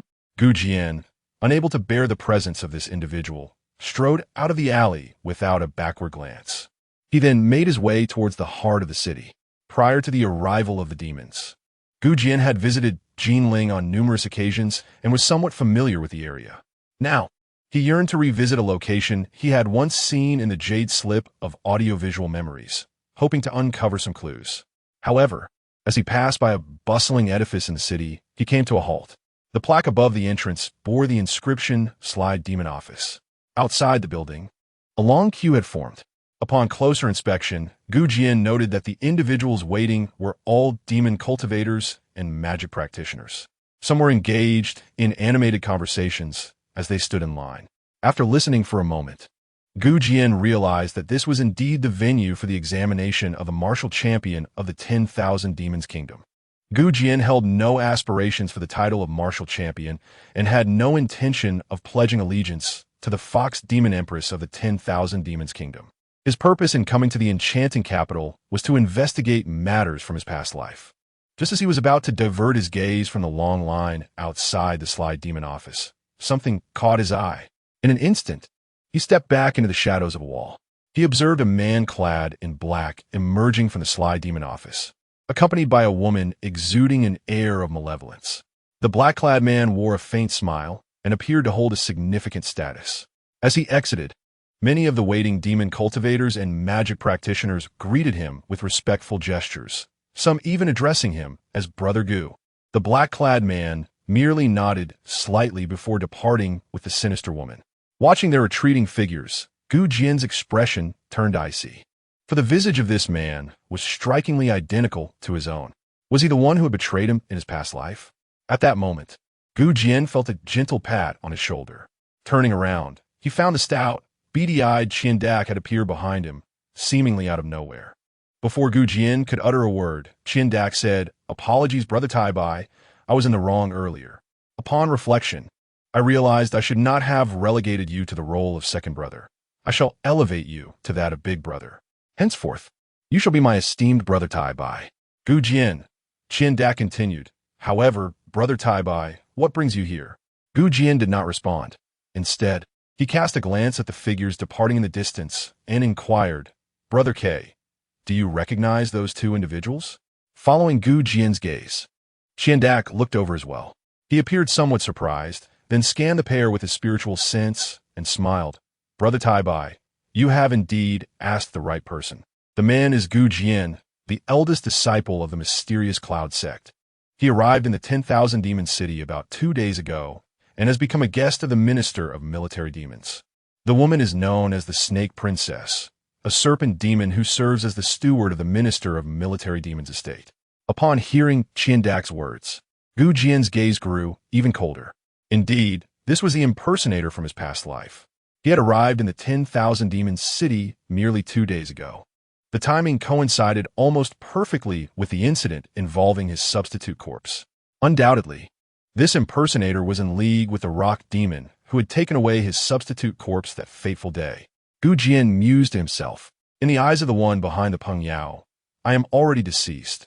Yet, why does he persist in masquerading as me? In a previous life, his impersonation was intended to bring about my demise. In this life, he continues to do so. What is his motive? What can he possibly gain from such slander? Who is he truly?" Gu Jian pondered to himself, deep in thought. Previously, he had determined that this individual was likely associated with the Piamiao sect. At this moment, adhering to the principle that the one who benefits the most is the most suspect, a visage slowly emerged in Gu Jian's mind. It was the face of someone who had mocked him during his ordered execution in his past life. "Could it be you, fourth junior brother?" Gu Jian murmured, a cold smile gracing his lips. In his view, even if this person were not Yi Chan, he must certainly be entangled with him. After all, in both past and present, the greatest beneficiary of his disgrace was Yi Chan. After Yi Qingqing's profound disappointment and despair in him, she would undoubtedly invest more of her energy and efforts into Yi Chan. Gu Jian, having lost hope in Yi Qingqing, cared not for her actions. Yet he would never acquiesce to Yi Chen's desires. "Brother Tai Bai, what troubles you?" Qian Daqiao inquired, perplexed by Tai Bai's frequent bouts of distraction. Gu Jian turned to Qian Daqiao and asked, "It's nothing, Brother Qiao. May I inquire what one gains from becoming the martial champion of the 10,000 Demon Kingdom?" Qian Daqiao replied, "Brother Tai Bai, upon becoming the martial champion, one's status would significantly elevate. Furthermore, I have heard that the nine-tailed fox empress will bestow her favor upon the champion. If one continues to achieve merit, they could eventually become a military advisor or even the prime minister of the 10,000 Demon Kingdom, commanding its 3 armies. Such immense power?" Gu Jian was taken aback. He then recalled the individual who had impersonated him earlier, contemplating that this might indeed be the very purpose behind his application for the martial champion. Gu Jian further inquired, "How is the assessment for the martial champion conducted?" Qian Daqiao responded, "The evaluation consists of a literary examination and a martial examination. The literary exam bears little difference from the imperial examinations of the Chu Kingdom. The top 100 in the literary exam may proceed to the second round of martial assessments."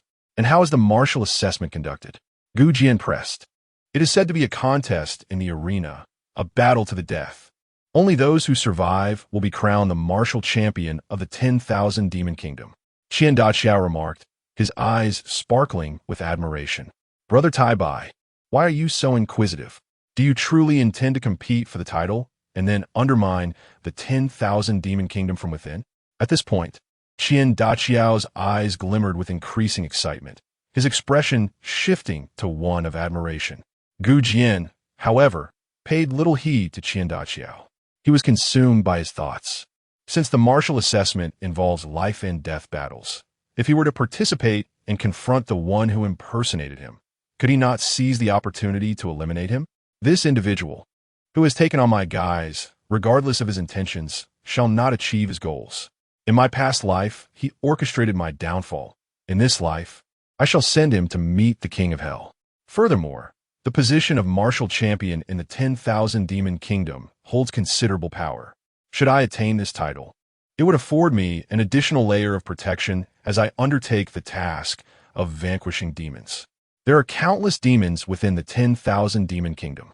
In the future, should an opportunity arise for me to incite internal strife within the myriad demon nations or provoke wars among the great demon realms, I could undoubtedly amass boundless longevity. In such a scenario, contending for the title of martial champion would not seem unfeasible. Contemplating this, Jian remarked, "Brother K, you speak truly. I shall also register for the martial champion examination." The eyes of the great magpie brightened as he exclaimed, "Brother Tai, you are truly my idol. In that case, I shall accompany you."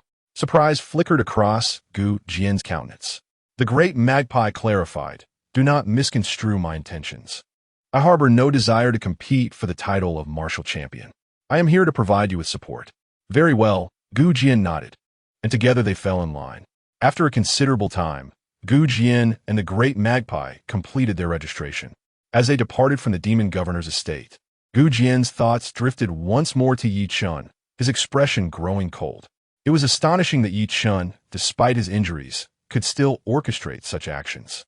Previously, Jian had harbored suspicions that Yi Chun was feigning his injuries. Now, he was utterly certain of it. Yi Chun was indeed deceiving everyone. Jian dismissed any concern, pondering whether the man he had been observing had noticed him. After all, he had disguised himself on the way here, having first tricked me out of my supreme bone through deceit, then framing and slandering me to my demise.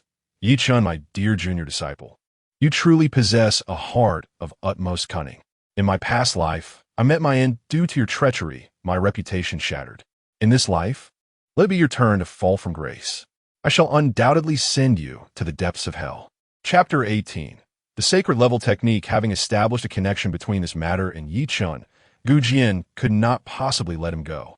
Moreover, Jian surmised Yi Chun's intentions to bring about his utter ruin.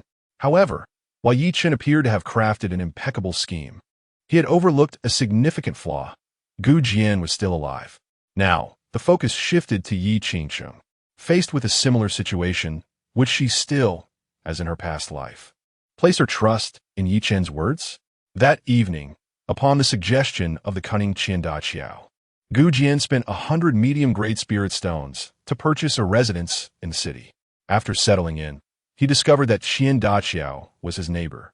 During the purchase process, Qian had also pocketed a hefty commission of 10 medium-grade spirit stones from the seller. Truly a shrewd merchant. Jian, however, did not mind, for he still possessed over 10,000 superior-grade spirit stones from Wang Desan. One superior-grade spirit stone could be exchanged for 100 medium-grade stones, rendering his expenditure a mere trifle. He remarked, "Brother K, you certainly excel in business." Qian, while stuffing the spirit stones into his pocket, replied awkwardly, "Brother Tai, I am merely acting for the sake of our grand endeavor. Great enterprises require capital to flourish. By the way, Brother Tai, may I propose something?" Jian inquired with a smile. "What is it?" Qian expressed, "I would prefer you to address me as Brother Daqiao in the future, as it lends me more gravitas. When you call me Brother K, I feel somewhat diminished, which undermines my confidence." Jian was taken aback, but then chuckled. "Understood. Brother Quebec." Qian insisted earnestly, "Please, call me Brother Daqiao." "Very well, Brother Quebec." After dining with Qian at a nearby inn, Jian returned to his residence, having acquired a plethora of books on demon scripts. The examination for the martial champion comprised both a written and a martial test. Only upon passing the written examination could one proceed to the second round of martial assessment. Yet, the written test was no trifling matter. Not only was the examination paper inscribed in demon script, but responses also had to be provided in the same script. Jian acknowledged his aptitude for learning, but as he sat in his chamber, surrounded by tomes inscribed in demon script, he felt utterly overwhelmed. The characters appeared as if a feline had whimsically dipped its paws in ink and stamped them across the pages. Deciphering their meaning was akin to attempting to interpret whether a strange cat's meow meant "good morning, please change my litter," or was merely a playful solicitation for attention or a request for a ball of yarn. After 10 minutes of futile effort, Gu Jian's head began to throb. Unable to contain his frustration, he turned to the little demoness linger in the Hall of Eternal Life and exclaimed, "Little E, do you have a way to help me learn this demon script more quickly?" "Yes, master," she chirped. "It is not difficult at all. You merely need to spend 100 points of eternal life value, and I shall exchange it for an encyclopedia on learning demon script for you. With your learning capability, you will surely master it in no time." Gu Jian's eyes sparkled with excitement as he said, "Little Ya, quickly assist me with the exchange." "Yes, master." "Leave it to Ling." Moments later, Gu Jian noticed a deduction of 100 from his longevity points. For someone with over 30,000 longevity points, this 100 was merely a trifling matter.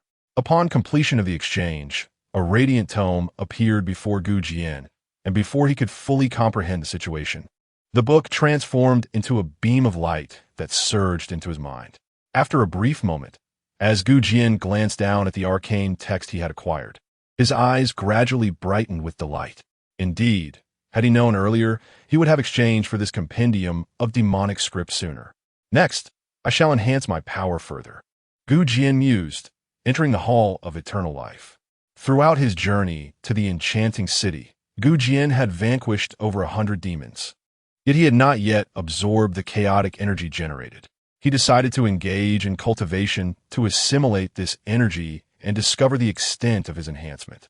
Gu Jian seated himself in the plaza of the Hall of Eternal Life and resolutely activated the chaos suppression technique. Instantly, the dense chaotic energy transformed into a vortex of spiritual power, which Gu Jian swiftly absorbed. His cultivation level surged in tandem with the influx of chaotic energy.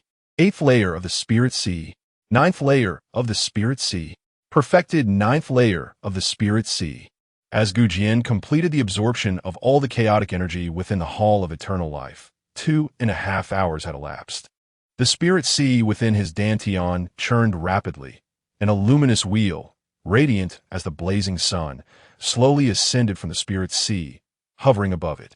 Simultaneously, an astonishing aura emanated from Gu Jian. With a sudden awakening of his senses, he opened his eyes wide, a smile gracing his face. He realized that at this moment, he had broken through to the Fate Wheel realm. "So swiftly, I have reached the Fate Wheel realm. It feels like a dream," Gu Jian pondered. In the Miao Miao sect, even the most exceptionally gifted core disciples could not attain the Fate Wheel realm in less than a century. Yet, since acquiring the Hall of Eternal Life, he had experienced a meteoric rise in just a few days. Furthermore, possessing the chaos suppression technique and the supreme dragon phoenix bone, he was evidently on a different level compared to others of the same realm. Within this realm of myriad demons, even when confronted with a 6th-level demon comparable to a human cultivator at the life and death realm, Gu Jian could easily obliterate it. However, this was still insufficient for Gu Jian. He sought to further bolster his strength.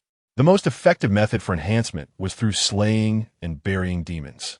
With this thought in mind, Gu Jian resolved to exchange for even more potent techniques. Observing the little demon linger gazing at him with wide-eyed anticipation, he gently patted her head and inquired, "Little Ya, do you possess any powerful movement techniques? The higher the level, the better. Ideally, something that allows me to become invisible, so that none can detect my presence." The little demon linger wiped away her drool and replied, "Yeah, master can exchange for the Ghost Shadow Sacred Soul technique, which is a first-grade sacred-level movement skill. It requires 10,000 longevity points. After the master undergoes cultivation, he not only acquires a speed akin to that of Spectre, but also possesses the ability to become invisible." Gu Jian's eyes sparkled with realization. It was indeed a technique of the saint level.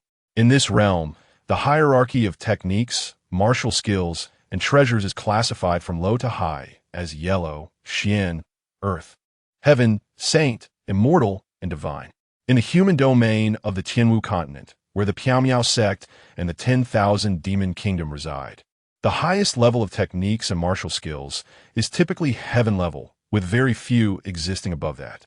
However, through the Eternal Life Demon Palace, he could exchange for a saint-level technique with merely 10,000 Eternal Life points. A technique of such caliber must be extraordinarily remarkable. "Little Ya, please facilitate my exchange? Chapter 19. The assessment begins. The arrival of Yi Qingcheng. Gu Jian spoke without hesitation. No problem, master. His longevity value began to diminish, reaching 25,000. Simultaneously, a tome radiating a violet glow materialized before him. The title inscribed upon it read, Ghost Shadow, Sacred Soul Step, in 5 ancient characters. Gu Jian reached out towards the tome. In the next moment, the manuscript detailing the Ghost Shadow, Sacred Soul Step, transformed into light and entered Gu Jian's mind. You have commenced the cultivation of the Ghost Shadow, Sacred Soul Step. Due to your extraordinary talent, you have comprehended it effortlessly. The Ghost Shadow Sacred Soul Step has reached an exquisite level of mastery. Gu Jian had never practiced the Ghost Shadow Sacred Soul Step before, yet at this moment, he directly attained an extraordinary level of proficiency. Filled with joy, he discovered the unparalleled intricacies of this technique. Its power manifested in 2 significant aspects. Firstly, the ghostly shadow granted him an ethereal speed akin to that of a specter. Secondly, it provided concealment, not only of his physical form, but also of the aura of his entire being, including his soul. With the level of mastery he now possessed, unless one reached the pinnacle of nirvana or the supreme realm, no one would be able to detect him while employing the Ghost Shadow, Sacred Soul Step. Can even those in the reincarnation realm not perceive me? This is truly extraordinary. Gu Jian mused to himself. Once, Wang Deshan from the reincarnation realm had pursued him relentlessly. Had he possessed this technique then, Wang Deshan would never have caught up. Now, armed with the Ghost Shadow, Sacred Soul Step, he contemplated the possibilities ahead. He recalled seeing several demon legions stationed outside the city of Meidu during his journey, which he had circumvented. Now, perhaps he could slay some demons and earn longevity value. Additionally, he could frame the imposter who was masquerading as him. Gu Jian's eyes shimmered with determination. Since Yi Chun plays the role of the first day, I shall not hesitate to act on the 15th. With this thought, he smirked coldly, his figure vanishing from sight as he leaped through the window, heading toward the demon encampment beyond the city.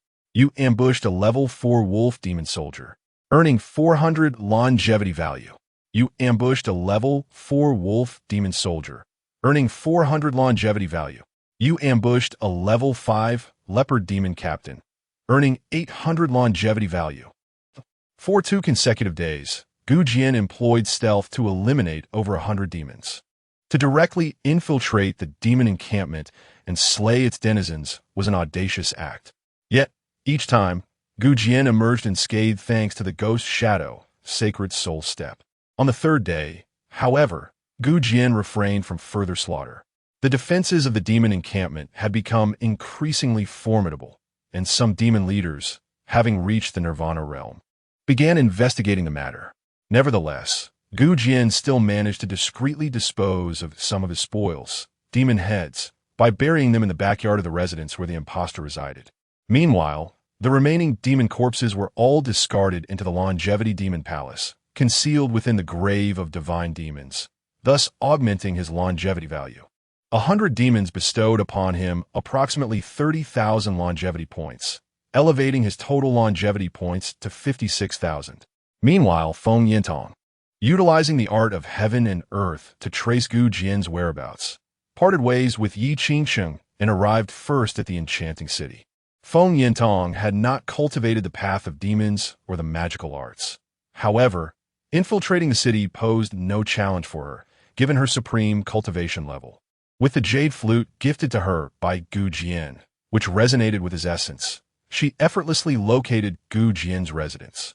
Employing her formidable spiritual awareness, she discerned the individual residing within.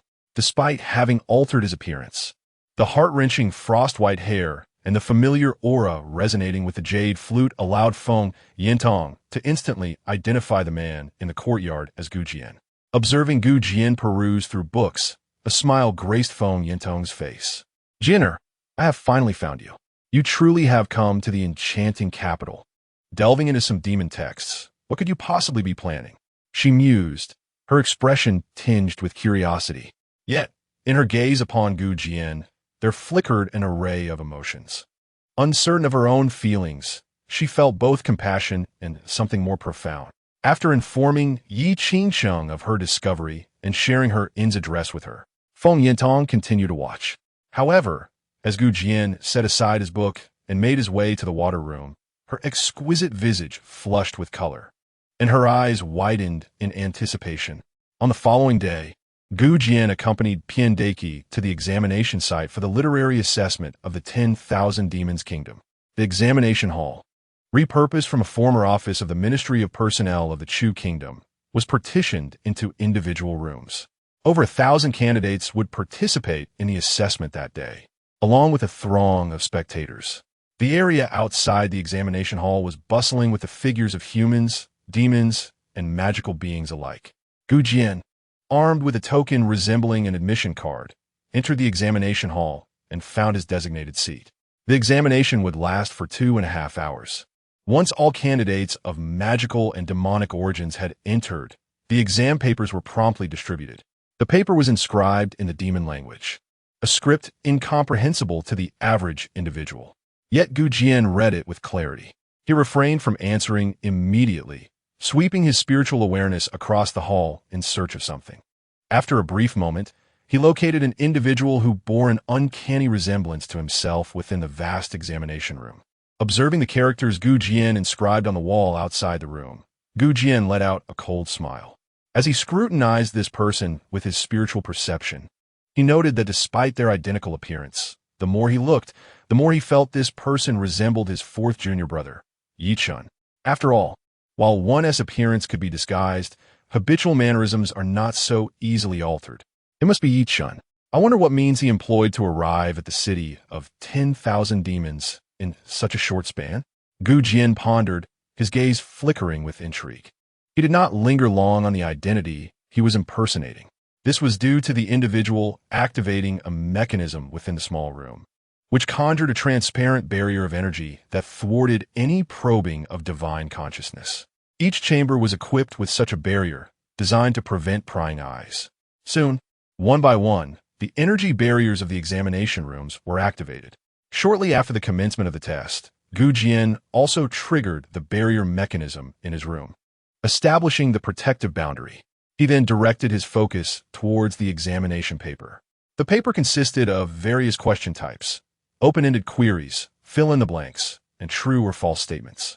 After a brief glance, Gu Jian experienced a sense of déjà vu reminiscent of taking a language exam before his transmigration. Initially, he had anticipated that the examination content would predominantly pertain to demons and monsters. However, upon reviewing the entire paper, he discovered that most of the material was related to the state of Chu and the human race.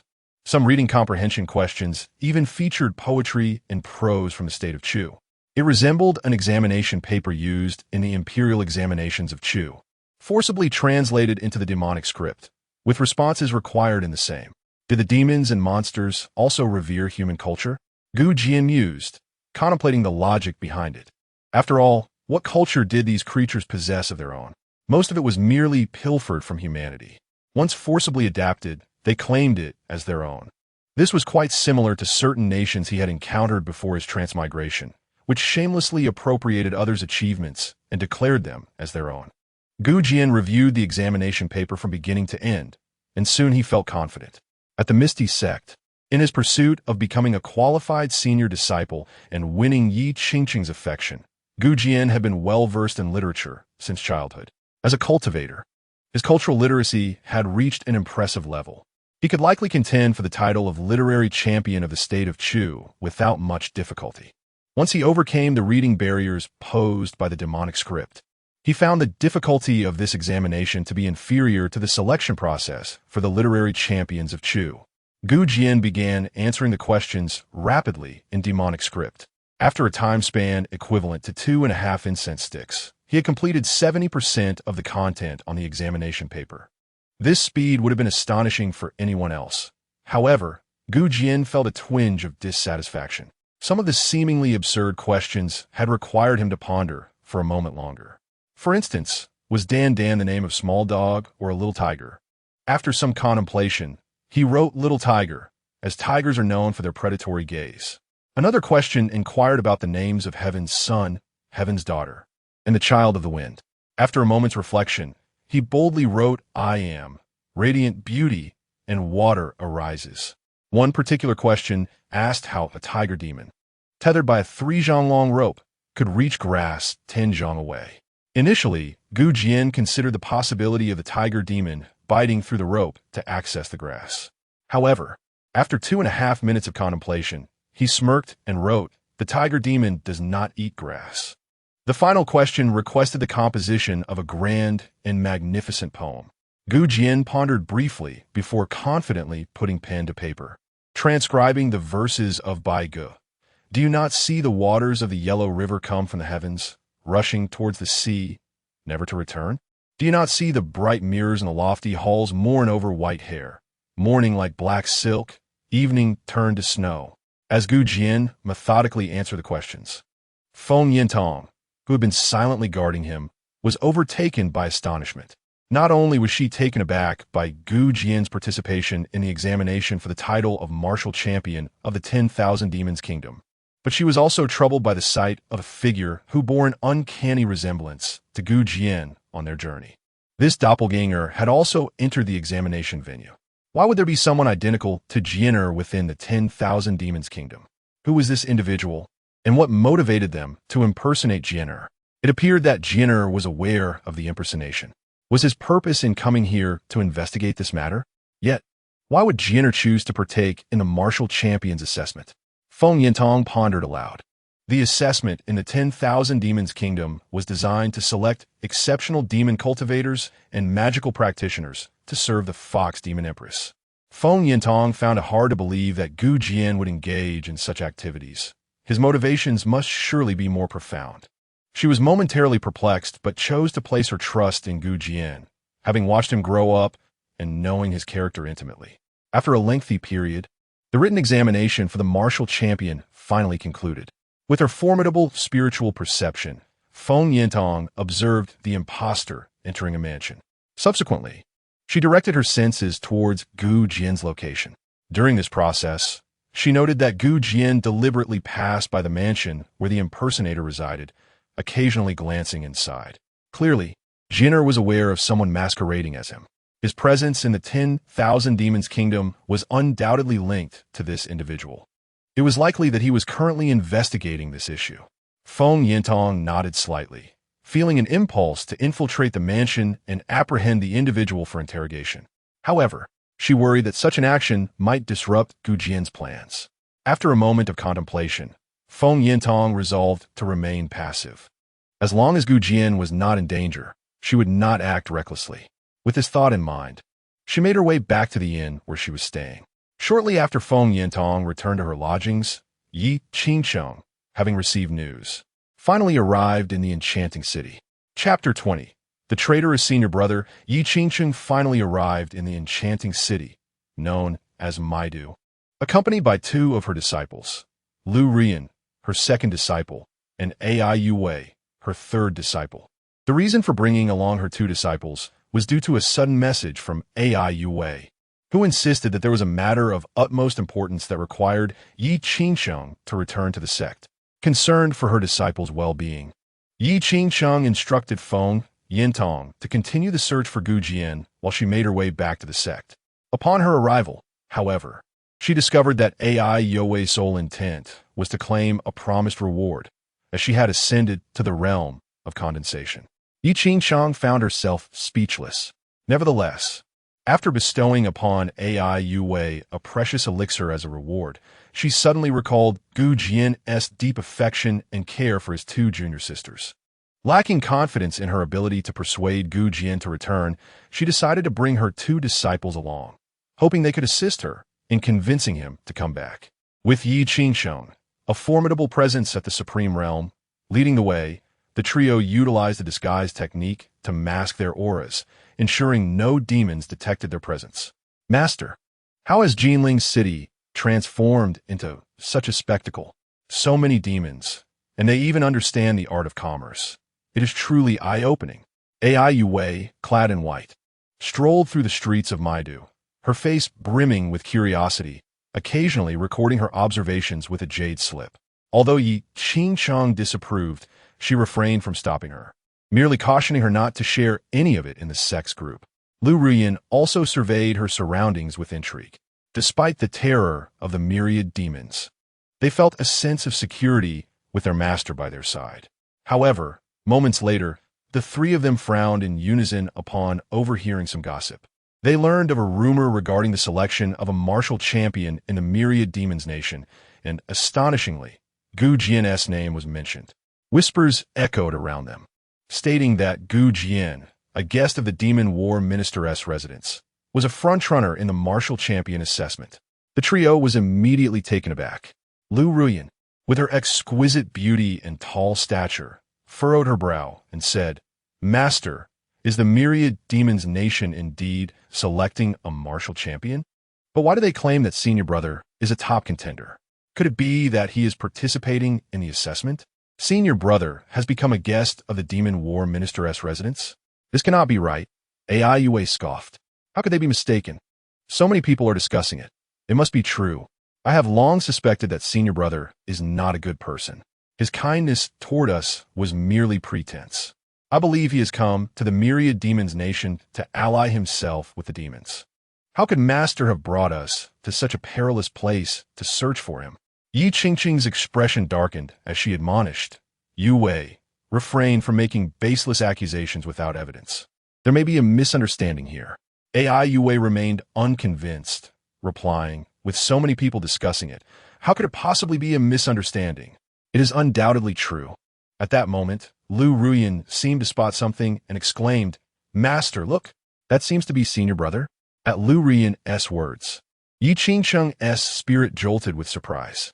She followed the direction pointed out by Lu Ruyan and soon beheld a man clad in black emerging from a nearby mansion. It was none other than Gu Jian. Surrounding him were numerous fiends, akin to stars orbiting the moon. Under the incredulous gazes of the three, the black-clad man, accompanied by the demons, strode past them and made his way toward a tavern. As she watched the black-clad man enter the establishment, smiling and engaging in merry conversation with the fiends, Yi Qingcheng was engulfed by a sense of despair. She felt as though the world had collapsed around her, nearly losing her footing, tears streaming down her face. Beside her, Lu Ruyan's expression shifted dramatically. Upon witnessing Yi Qingcheng's distress, she hastily urged, "Master, please do not cry. If our identities are revealed, it would spell disaster. It appears that senior brother has allied himself with the demons. We must remain undetected. If he were to summon the fiends to capture us, it would be dire indeed. This city is teeming with formidable demons."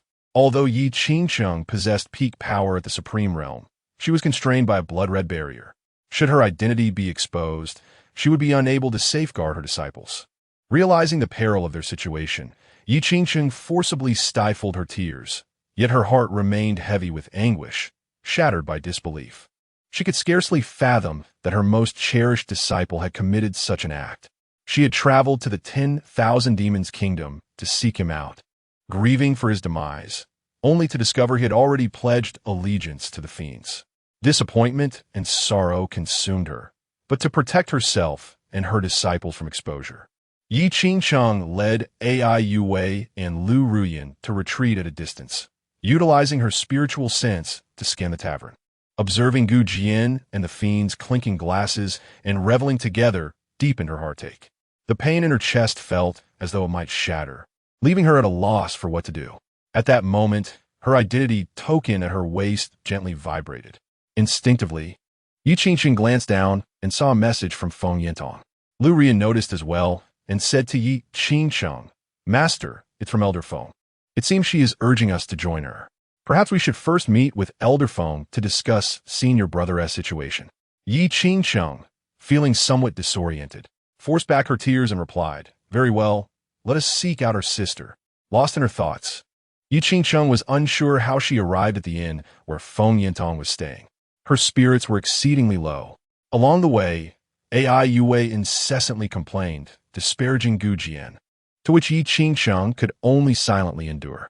And in named 4 seasons, the three found Feng Yintong. Upon entering the room and closing the door, Aiua and Lu Ruyan finally felt a semblance of safety. Feng Yintong had already learned of Yi Qingcheng's return from the sect, having brought Lu Ruyan and Ai Yue along. However, upon witnessing the unusual demeanor of the three, she could not help but express her surprise. What has transpired? Yi Qingcheng could only weep silently, unable to articulate her distress. Clad in a white dress, Ai Yue, filled with indignation, declared, "Elder Feng, senior brother has betrayed us." Feng Yintong, taken aback, inquired, "What brings you to say that?" Ai Yue, filled with indignation, exclaimed, "Earlier as we entered the city, we overheard numerous discussions about the eldest senior brother. They claim he has become a guest of the demon minister of the demon army. On our way, we even witnessed him drinking with the demons from the demon minister's estate. Both Sister Air and I used our spiritual senses to listen in on their conversations.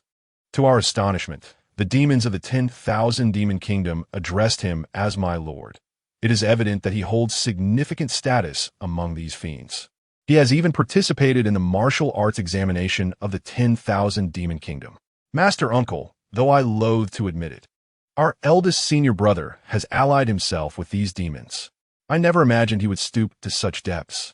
While I previously found him hypocritical, he at least upheld a semblance of humanity.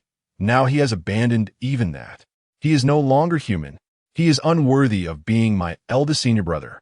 Upon hearing Ai Yue's words, Feng Yintong was left in utter disbelief. Lu Ruyan, beside Yi Qingcheng, also felt a surge of anger. Having been cautious not to reveal her thoughts until now, she could no longer contain herself. "Master Feng, it appears our eldest senior brother has completely fallen into the demonic path. He is allied with the demons and betrayed humanity. He is not worth our risking ourselves for. We should return." Ai Yue concurred, "Indeed. Let's go back. In this 10,000 demon kingdom, we cannot act.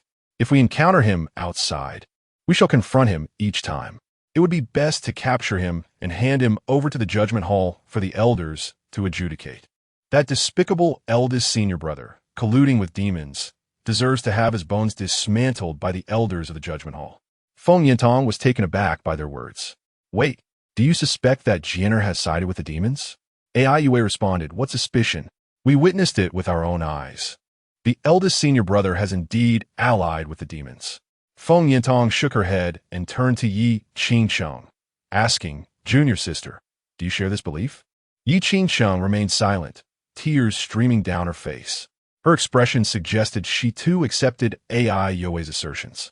Observing this, Feng Yintong shook her head. "Junior sister, you have watched Jian grow up. Do you truly believe he is such a wretched person?" Chapter 21. Another misunderstanding of Gu Jian? Surely not. Before Yi Qingcheng could speak, Ai Yue interjected. In her heart, the senior brother Gu Jian was precisely that kind of person, hypocritical, presenting one facade while concealing another. He had committed exceedingly despicable acts in the past. The kindness he had shown them was merely a facade. Seeing Feng Yintong shake her head, Ai Yue continued, "Feng Shibua, do not show favoritism towards senior brother. He is a traitor who has allied himself with demons." Lu Ruyan added, "Feng Shibua, though I too hesitate to believe. This is what we have witnessed firsthand. Unless the person we saw was not senior brother, which is impossible, how could we fail to recognize him? We cannot be mistaken." Upon hearing Lu Ruoyan's words, Feng Yintong shook her head. "You are indeed mistaken." Ai Yue asked Feng Yintong, "What do you mean by mistaken?" "Feng Shibua, do you still intend to speak on behalf of a traitor? He is in league with demons, and we have seen it with our own eyes."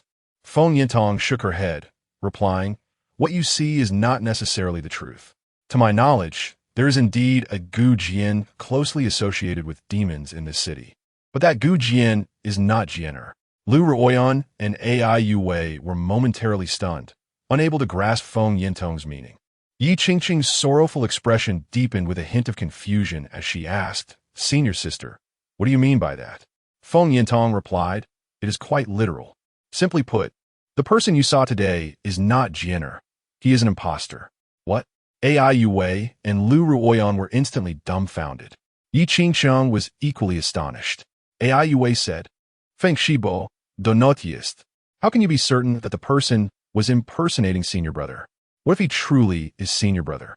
Moreover, senior brother has long withdrawn from the sect. What benefit would there be to impersonate him? Feng Yintong shook her head, choosing not to argue with AI Yue. Observing Yi Qingqing's heart-wrenching demeanor, she gestured towards a distant courtyard. Junior sister, look towards that direction, approximately 100 paces from here. See who is in that courtyard. With tears in her eyes, Yi Qingqing obeyed Feng Yintong's words and used her spiritual sense to gaze in the direction indicated. It was an unremarkable courtyard, an ancient architectural style reminiscent of the long-extinct Chu kingdom, quite common in this city. Yi Qingqing's formidable spiritual sense penetrated the courtyard, landing upon a figure within. The individual was of balanced build and handsome countenance, somewhat unfamiliar. However, that shockingly white hair caused Yi Qingqing to freeze momentarily. Upon observing the person's striking features, still unfamiliar, the familiar mannerisms and habitual gestures she recalled from their time studying together rendered her incredulous. In light of Feng Yintong's words, her heart trembled, and tears streamed down her cheeks. Senior sister, is he Jian? I recognize him. He is Jian. Yi Qingqing exclaimed, her emotions surging at that moment. Overwhelmed with joy, more tears cascaded down her face. Previously, upon witnessing the scene, she had indeed believed Gu Jian had allied himself with demons, but that was not the case. This was Gu Jian. Ai Yue and Lu Ruoyan were somewhat bewildered. Master, what are you saying? What do you mean this is the senior brother? What have you seen? Yi Qingqing addressed Lu Ruoyan and Ai Yue. Ruoyan, Yue, use your spiritual sense to look at the courtyard your master uncle spoke of, and you'll understand. The silver-haired figure, there is indeed your senior brother. We were mistaken. Upon hearing Yi Qingqing's words, Lu Ruoyan and Ai Yue were taken aback. However, they immediately focused their spiritual sense. They too beheld the silver-haired man, yet their expressions were filled with confusion. Ai Yue remarked, is that really our senior brother? I did not recognize him. After speaking, Ai Yue glanced at Lu Ruoyan and asked, second sister, do you recognize him? Lu Ruoyan shook her head, stating, he resembles our senior brother in his demeanor while reading, yet beyond that, he bears no resemblance to him at all. Moreover, he has white hair, but our senior brother does not. Does he not resemble Gu Jian? Feng Yintong pondered briefly, then gazed at Gu Jian in the distance, reflecting on how inattentive his two junior sisters were towards him. If they had paid attention regularly, they would have recognized him right away at her prompt, much like Yi Qingqing did. In this regard, her less attentive junior sisters were indeed superior to them. Tears glistening in her eyes, Yi Qingqing said, Yue Ruoyan, you need not doubt, this is your senior brother. When he departed that day, his hair had already turned white. We mistakenly judged him. Is he truly our senior brother? Ai Yue asked, struggling to believe it, though the expression on her master's face did not seem deceitful. Yet, she retorted, Master, even if we were wrong, it is not entirely our fault. Anyone who encountered such a scene would think that our senior brother has allied with demons. Furthermore, should our senior brother not bear some responsibility? Why did that person impersonate him specifically? Feng Yintong was taken aback. What kind of logic is this? For a moment, she felt a tightness in her chest, rendered speechless. Yi Qingqing was also somewhat astonished, not expecting Ai Yue to voice such thoughts. Lu Ruoyan cast a glance at Ai Yue, then earnestly said, Master, it was my mistake. I misunderstood our senior brother. Yi Qingqing, feeling relieved, responded Ruoyan, it is not your fault. I too was mistaken. With these words, Yi Qingqing was overcome with guilt. As the master uncle, Feng Yintong unwaveringly believed in Gu Jian. Yet, as the master, she had repeatedly doubted him, even suspecting him of consorting with demons. Lu Ruoyan then inquired, but why is there someone impersonating our senior brother in this city? Who is that impersonator? This simple question felt like a profound interrogation of the soul, leaving Yi Qingqing momentarily speechless. Feng Yintong replied, I do not know who he is, but this is likely part of a conspiracy. Lu Ruoyan asked, Master Feng, how do you know this? Feng Yintong answered, the specifics of the conspiracy remain unclear. However, at present, if I had not revealed the truth to you, would you not think that Jian has conspired with the demons? Lu Ruoyan suddenly felt a pang of guilt. Yi Qingqing was filled with remorse. Ai Yue blushed and defended herself, saying, "How could that be, Master Feng? We merely misunderstood. Given time, we would naturally come to realize the truth. Is that so?" A cold smile appeared on Feng Yintong's face. "Of course," AI Yue replied with a stiffened resolve. In truth, had it not been for Lu Rian's concerns about exposure, she would have already recorded what she witnessed with her jade slip and shared it with the sect's group chat. Such an opportunity to unveil the hypocritical true nature of the senior brother was one she would never miss. After all, the harm he had inflicted upon her in the past remained etched in her memory, and she longed for the chance to exact a fierce revenge. Chapter 22. The entrance of Lu Rian and the favor of Feng Yintong. Upon hearing this, Feng Yintong shook her head and said, "Enough. There is no need for further explanation. No matter how you justify it, I can envision that scene. Due to your misunderstanding, Jian's reputation will undoubtedly suffer severe repercussions." AI Yue's expression immediately soured, as she felt her previous demeanor had been far from commendable. She wondered if this would tarnish her master's perception of her, thereby diminishing her competitiveness for the position of saintess.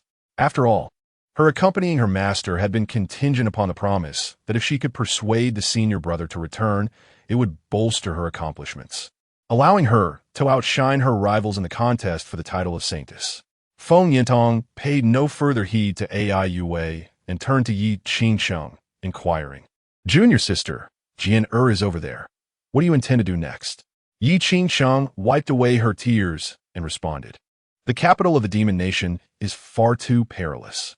I wish to take Jian back. Once he returns, I will thoroughly investigate the impostor who pretended to be him." The capital, known as the heart of the demon nation, served as the lair of the nine-tailed fox. It was teeming with powerful demons. It was not merely a matter of Gu Jian, who had cultivated for over a decade. Even she would be in grave danger if her whereabouts were revealed.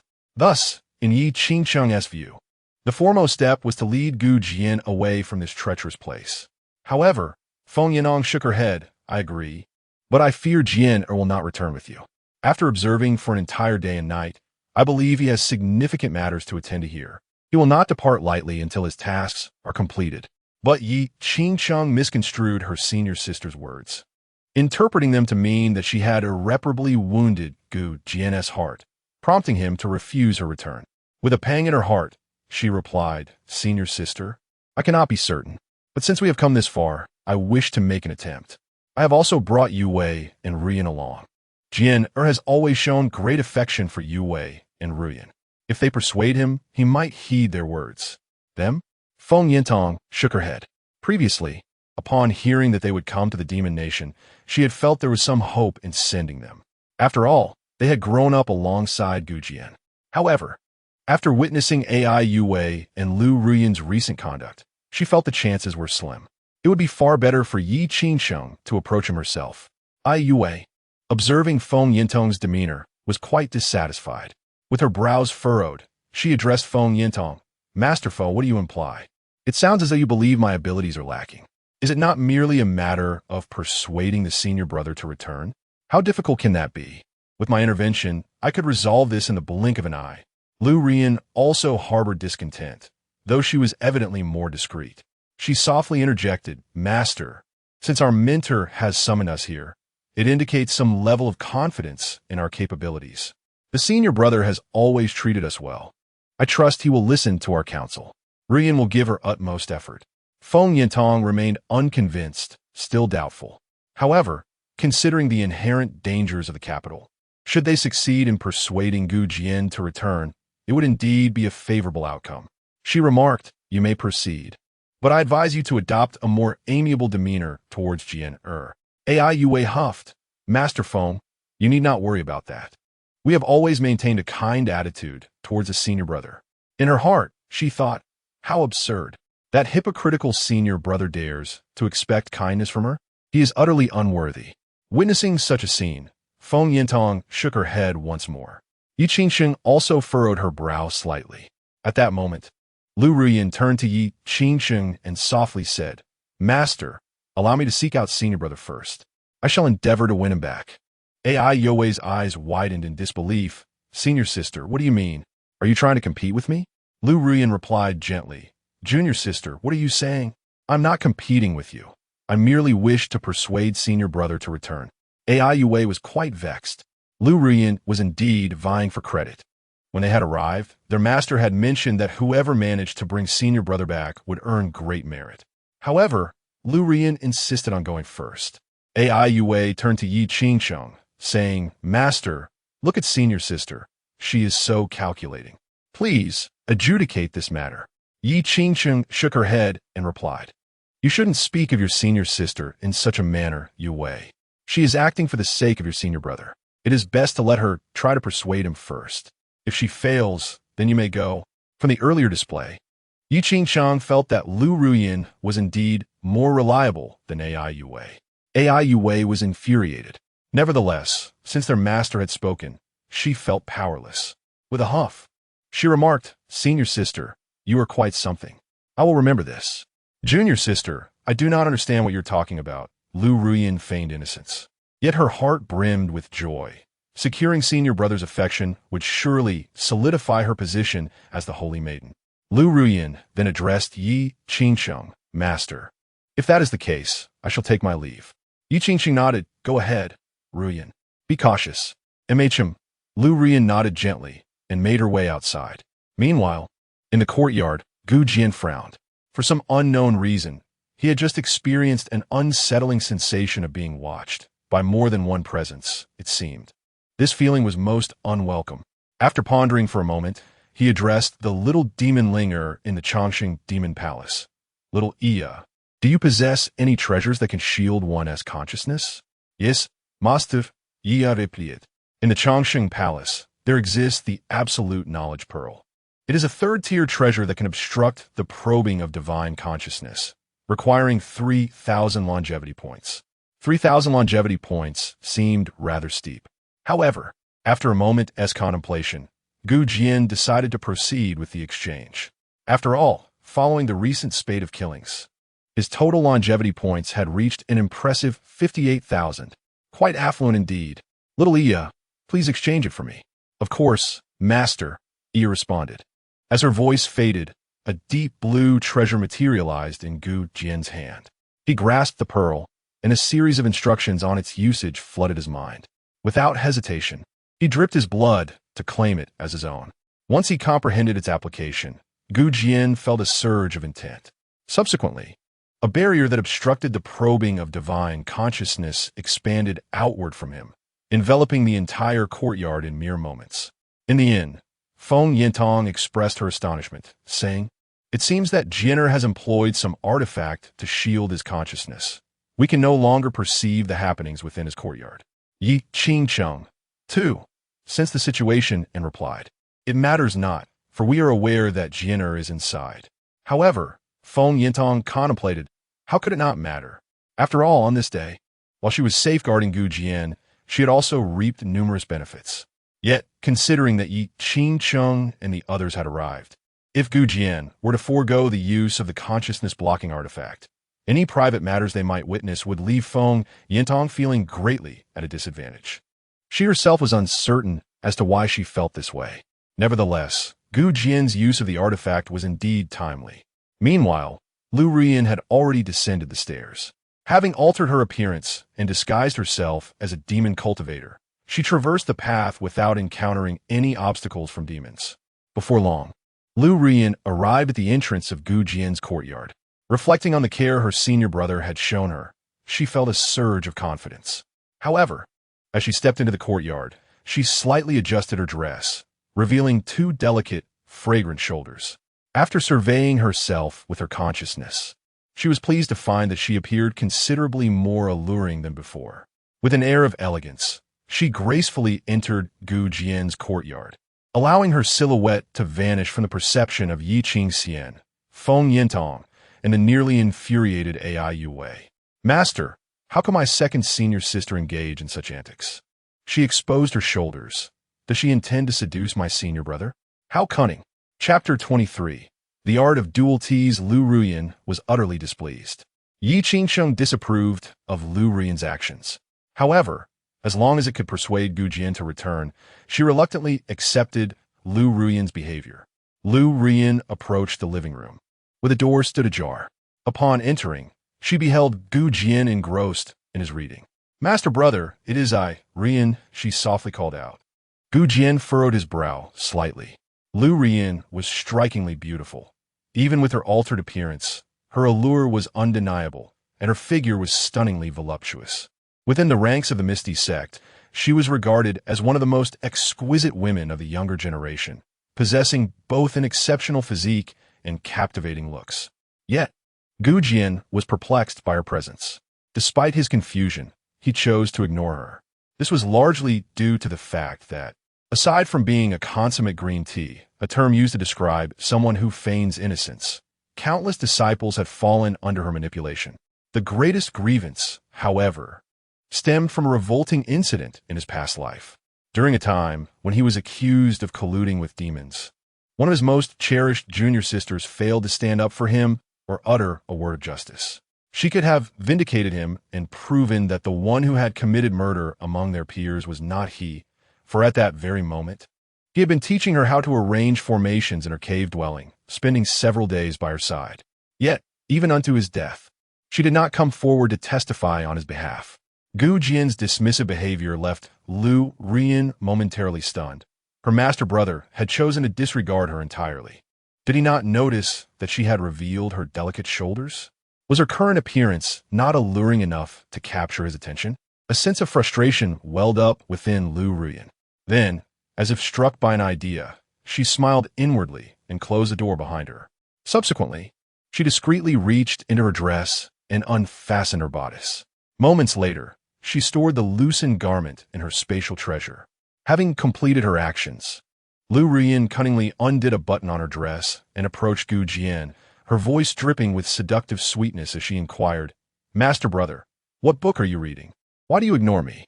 Her tone was irresistibly enticing. Gu Jian, unable to continue his indifference, lifted his gaze. Before him was a countenance entirely distinct from Lu Rian's usual visage. Yet, from her demeanor and voice, he discerned that she was undeniably the genuine Lu Rian. Not an imposter. "What brings you here?" Gu Jian's voice was exceedingly cold. Lu Rian was taken aback. She detected an undercurrent of hostility in his words. Momentarily bewildered, she forced a smile and replied, "Master brother, this time I have come with Master and Uncle Phone. I know you have suffered injustices. I came specifically to offer you comfort." Gu Jian was surprised to learn that Yi Qingsheng had come to the city of Mei. However, upon hearing Lu Rian's words, he surmised that she intended to assist Yi Qingsheng in persuading him to return. A faint, sardonic smile crept across his face. Lu Rian said, "Elder brother, this time, I have specifically brought the unique spiritual tea from the mysterious peak. You have been away for so long. Surely you haven't had the pleasure of savoring fine tea. Allow me to brew some for you." Gu Jian remained silent, observing as Lu Rian retrieved the tea set from her stored treasure, then used her spiritual energy to conjure boiling water. Moments later, the water reached a boil. Lu Rian skillfully prepared the tea for Gu Jian. It must be noted that her tea-making skills were quite impressive, reflecting her true nature. While brewing the tea, Lu Rian occasionally bent forward. Her figure was already exceptional, and her beauty was among the finest in the entire mysterious sect. In her current state, her allure was strikingly potent. In a previous life, Gu Jian would have certainly found himself blushing and somewhat flustered. However, at this moment, to Gu Jian, she was merely a beautiful specter. After a short while, Lu Rian completed brewing the tea. The room was filled with a delightful aroma. Gracefully, she approached Gu Jian with the tea and said, "Elder brother, please enjoy." Gu Jian glanced at her and replied, "No need. I don't wish to drink." Lu Rian's expression stiffened. How could her elder brother treat her so coldly? She recalled how he used to be taken aback by her tea-making and would comply with any request she made. Lu Rian placed the teacup before Gu Jian and asked, "Elder brother, is there some misunderstanding regarding me?"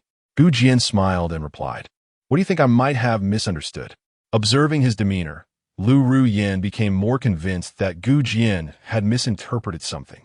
She even fancied that he harbored feelings for her, perhaps feeling jealous after believing some rumors. Thinking this, Lu Rian felt a rush of delight, convinced that her chances of success today were exceedingly high. With a pitiful expression, she said, "Elder brother, You must have misunderstood. While many admire me, I cannot control their affections. We are all fellow disciples, and it would be impolite to refuse their gifts.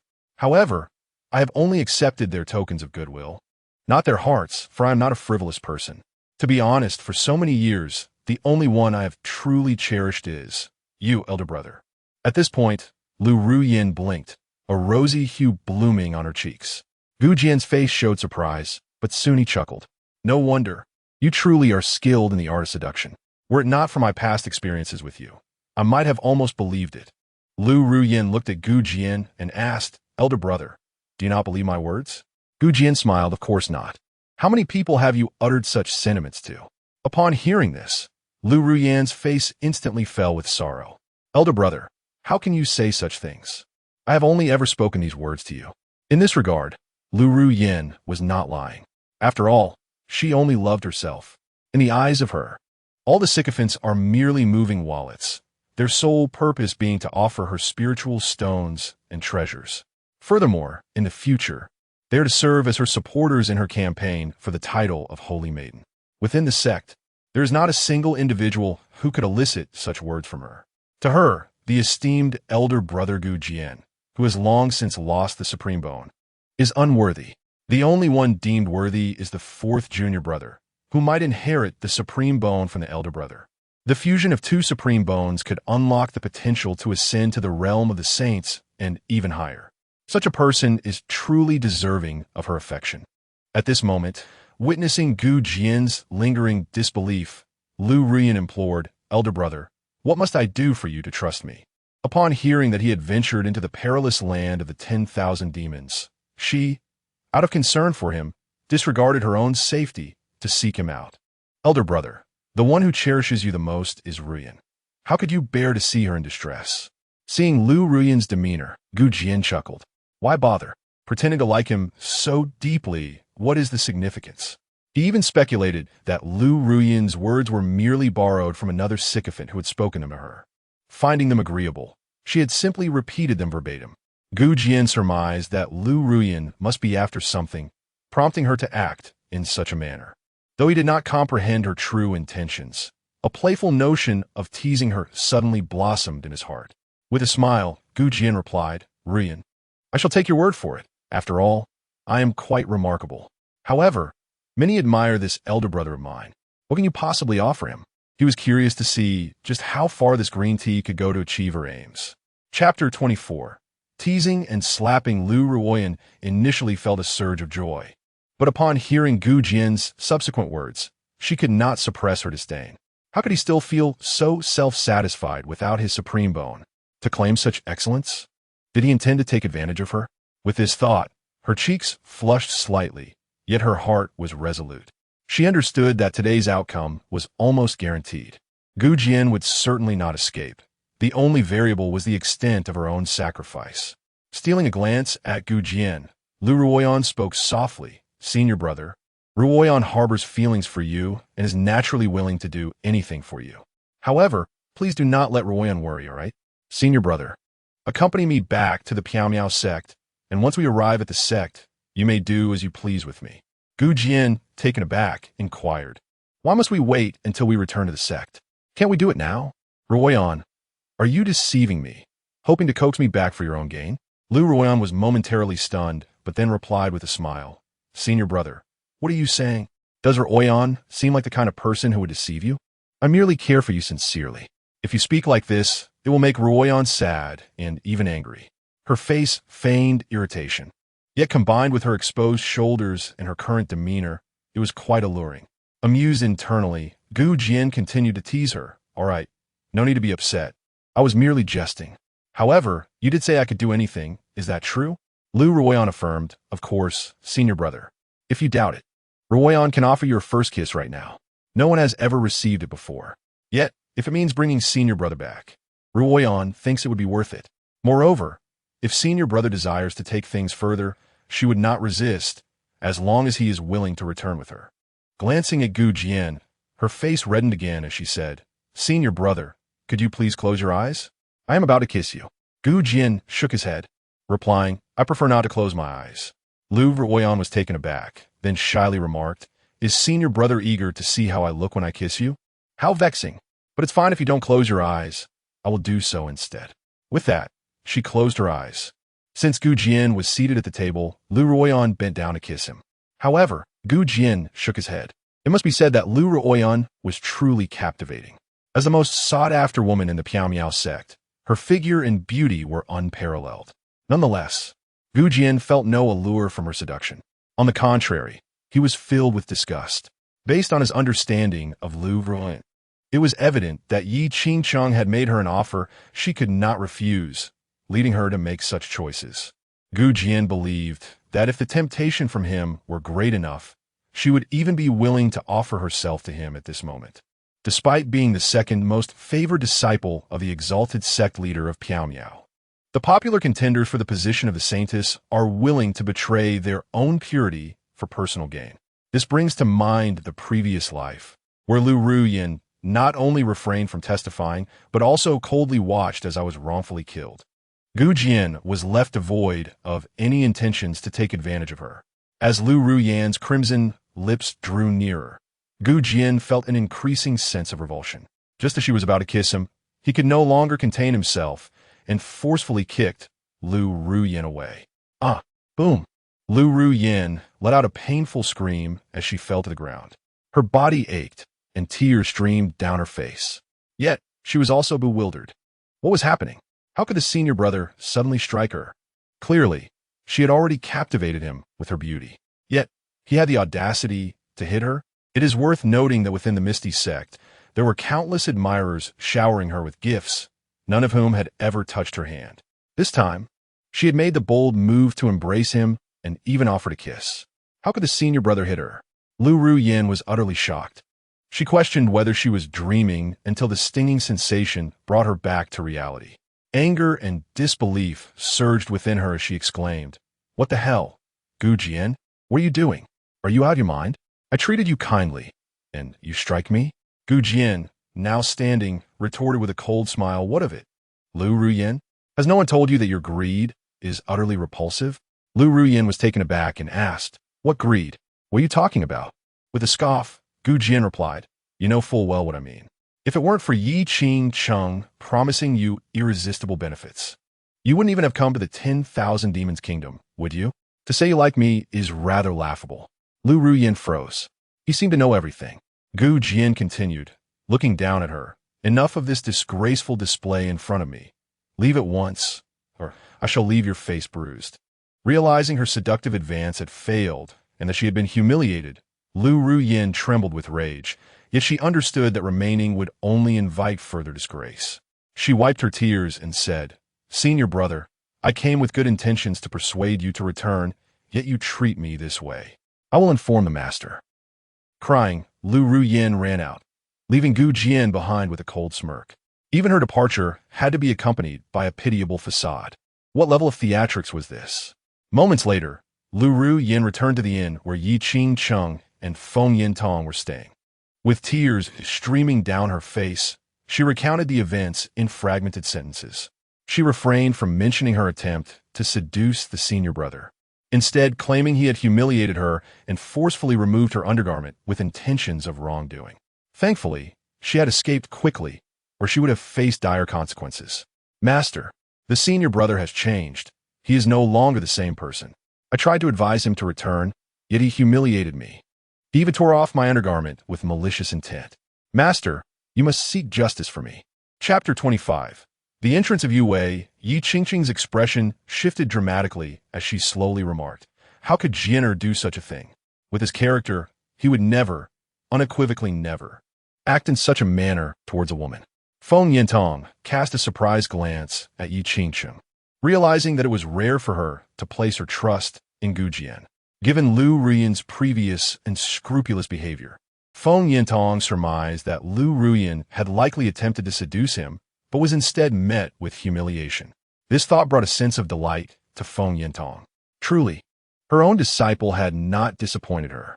Ai Yue observed Lu Ruoyan's demeanor and recalled her cunning ways from before, breaking into a laugh as she unabashedly exposed her, saying, "Second senior sister, stop pretending. You unfastened this undergarment yourself, didn't you?" We all witnessed you deliberately exposing your shoulder as you approached senior brother's courtyard. That display was utterly provocative. Even I, your junior sister, could not bear to watch. Second senior sister, with such a lack of shame. It is only natural that senior brother would humiliate you. This time, I stand with senior brother. What did you say? Lu Ruiyan's eyes widened in disbelief. Aghast that Ai Yue would kick her while she was down. Rage coursed through her trembling form. Meanwhile, Ai Yue was filled with triumph. She thought to herself, Senior sister, if you act like the first day of the month, do not blame your junior sister for acting like the 15th. Who urged you to be so eager to claim credit? You have now run into a solid wall. It seems that only someone as exceptional as myself can win senior brother's affection. Moreover, Lu Ruiyan's approach is evidently misguided. Did she truly believe seduction was necessary? Let her confront senior brother and chastise him thoroughly. Wouldn't that make him realize his true self and return to me eagerly?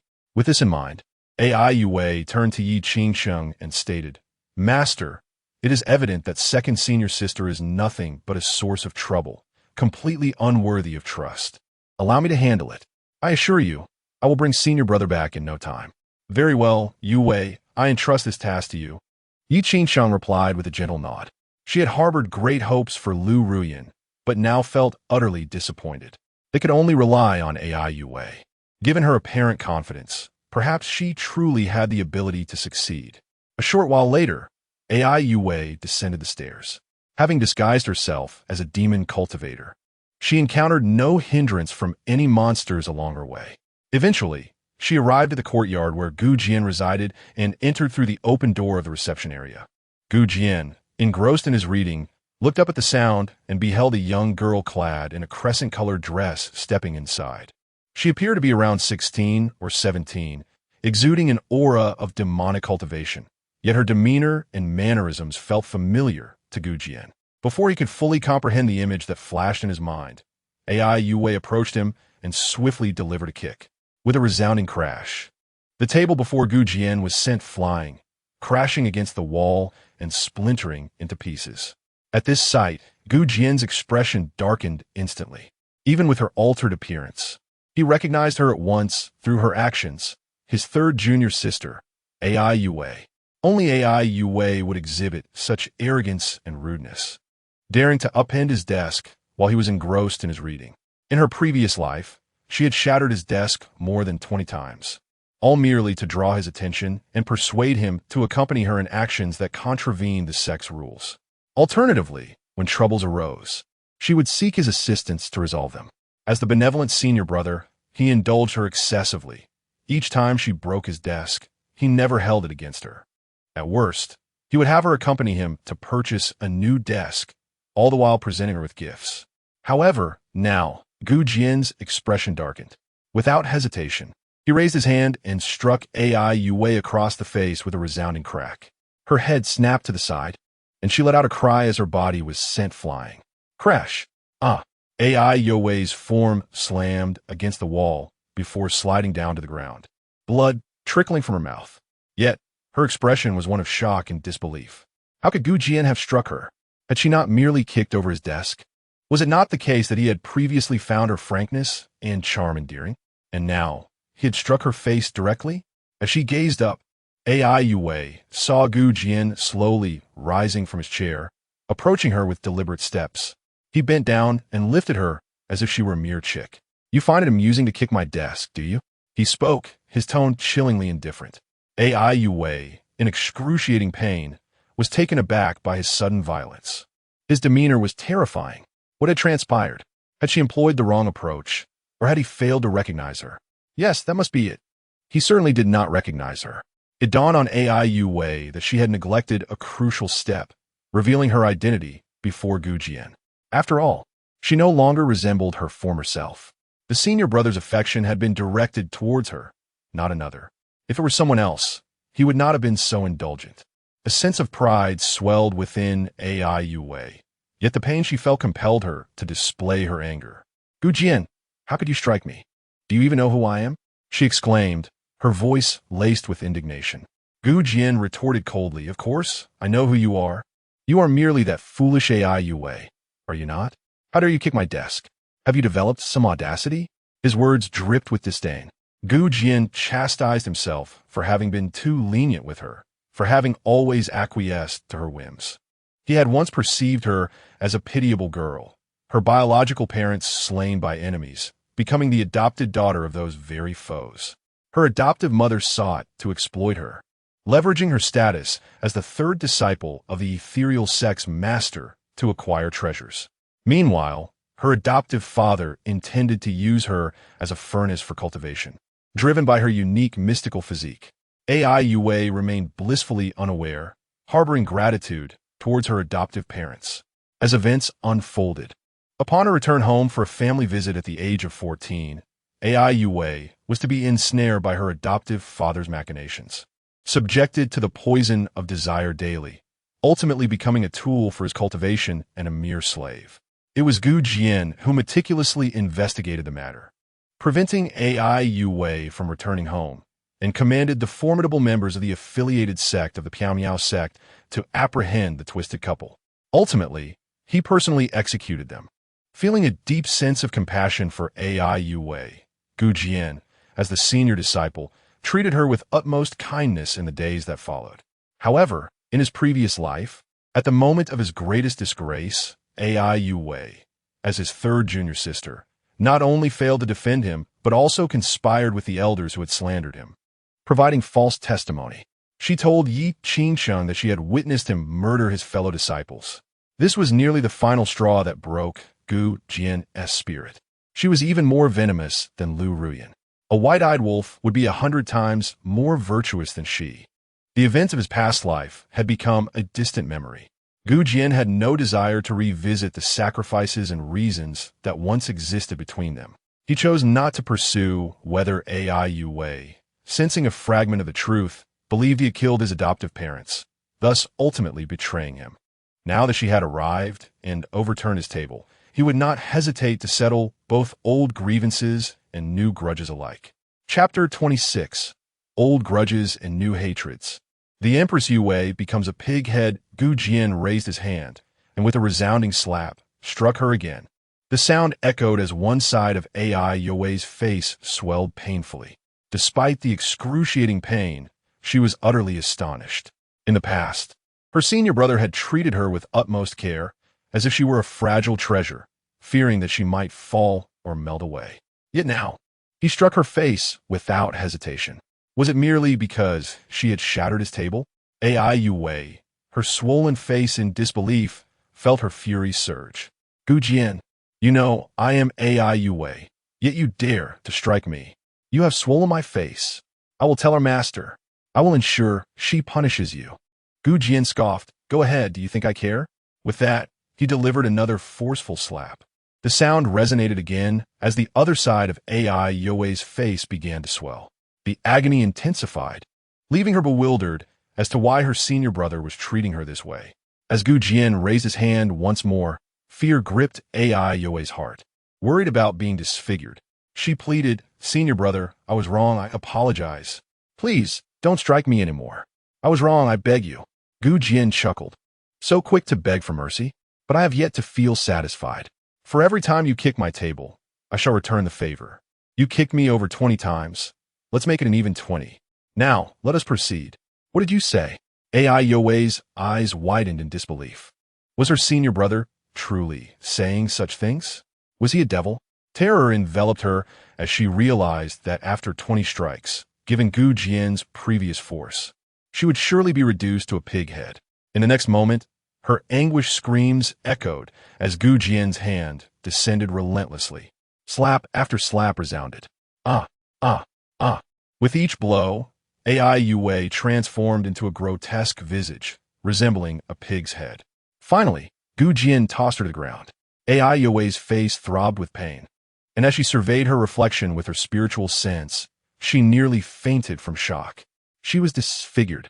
Her senior brother had truly marred her beauty. Overcome with despair, she broke down in tears. Senior brother, you have bullied me. You have disfigured me. Jian sneered, and what of it? Who do you think you are? A beloved figure. A charming fairy? When you cause trouble, do you expect others to see you as an adorable little sprite? You are but a fool. Do not present yourself so pathetically before me. Moreover, you will fix my table, or I shall end you. What? You have disfigured me, and now demand that I repair your table, or face death. AI Yue's eyes widened in disbelief, her body trembling with rage. Yet, the icy glare of Jian sent her into a deeper panic. She understood that her senior brother was not jesting. Though she did not comprehend the reason for his terrifying transformation, AI Yue felt a profound fear of death. Her status so lofty, her talents so extraordinary. How could she possibly choose to embrace death, fearing that her senior brother might truly act against her? AI Yue hastily stifled her tears and scoured the corners of the room, gathering the scattered remnants of the wooden table. After a brief while, she collected the fragments, weeping as she endeavored to reconstruct the table for Gu Jinxiu. After the incense had burned for a while, a makeshift table stood precariously before Gu Jian. He placed his book back upon the table and turned to her, inquiring, "What brings you here?" Only then did AI Yue recall her purpose for seeking Gu Jian. She wished to persuade him to return, thus enhancing her own leverage in the contest for the title of Saintess. Regret washed over her. Had she known she would be met with such hostility, she would have entered with her intentions rather than damaging his table. Yet, her senior brother had changed. No longer was he the one who would indulge her every whim, no matter how unruly. He had transformed into a tyrant, merciless and cruel.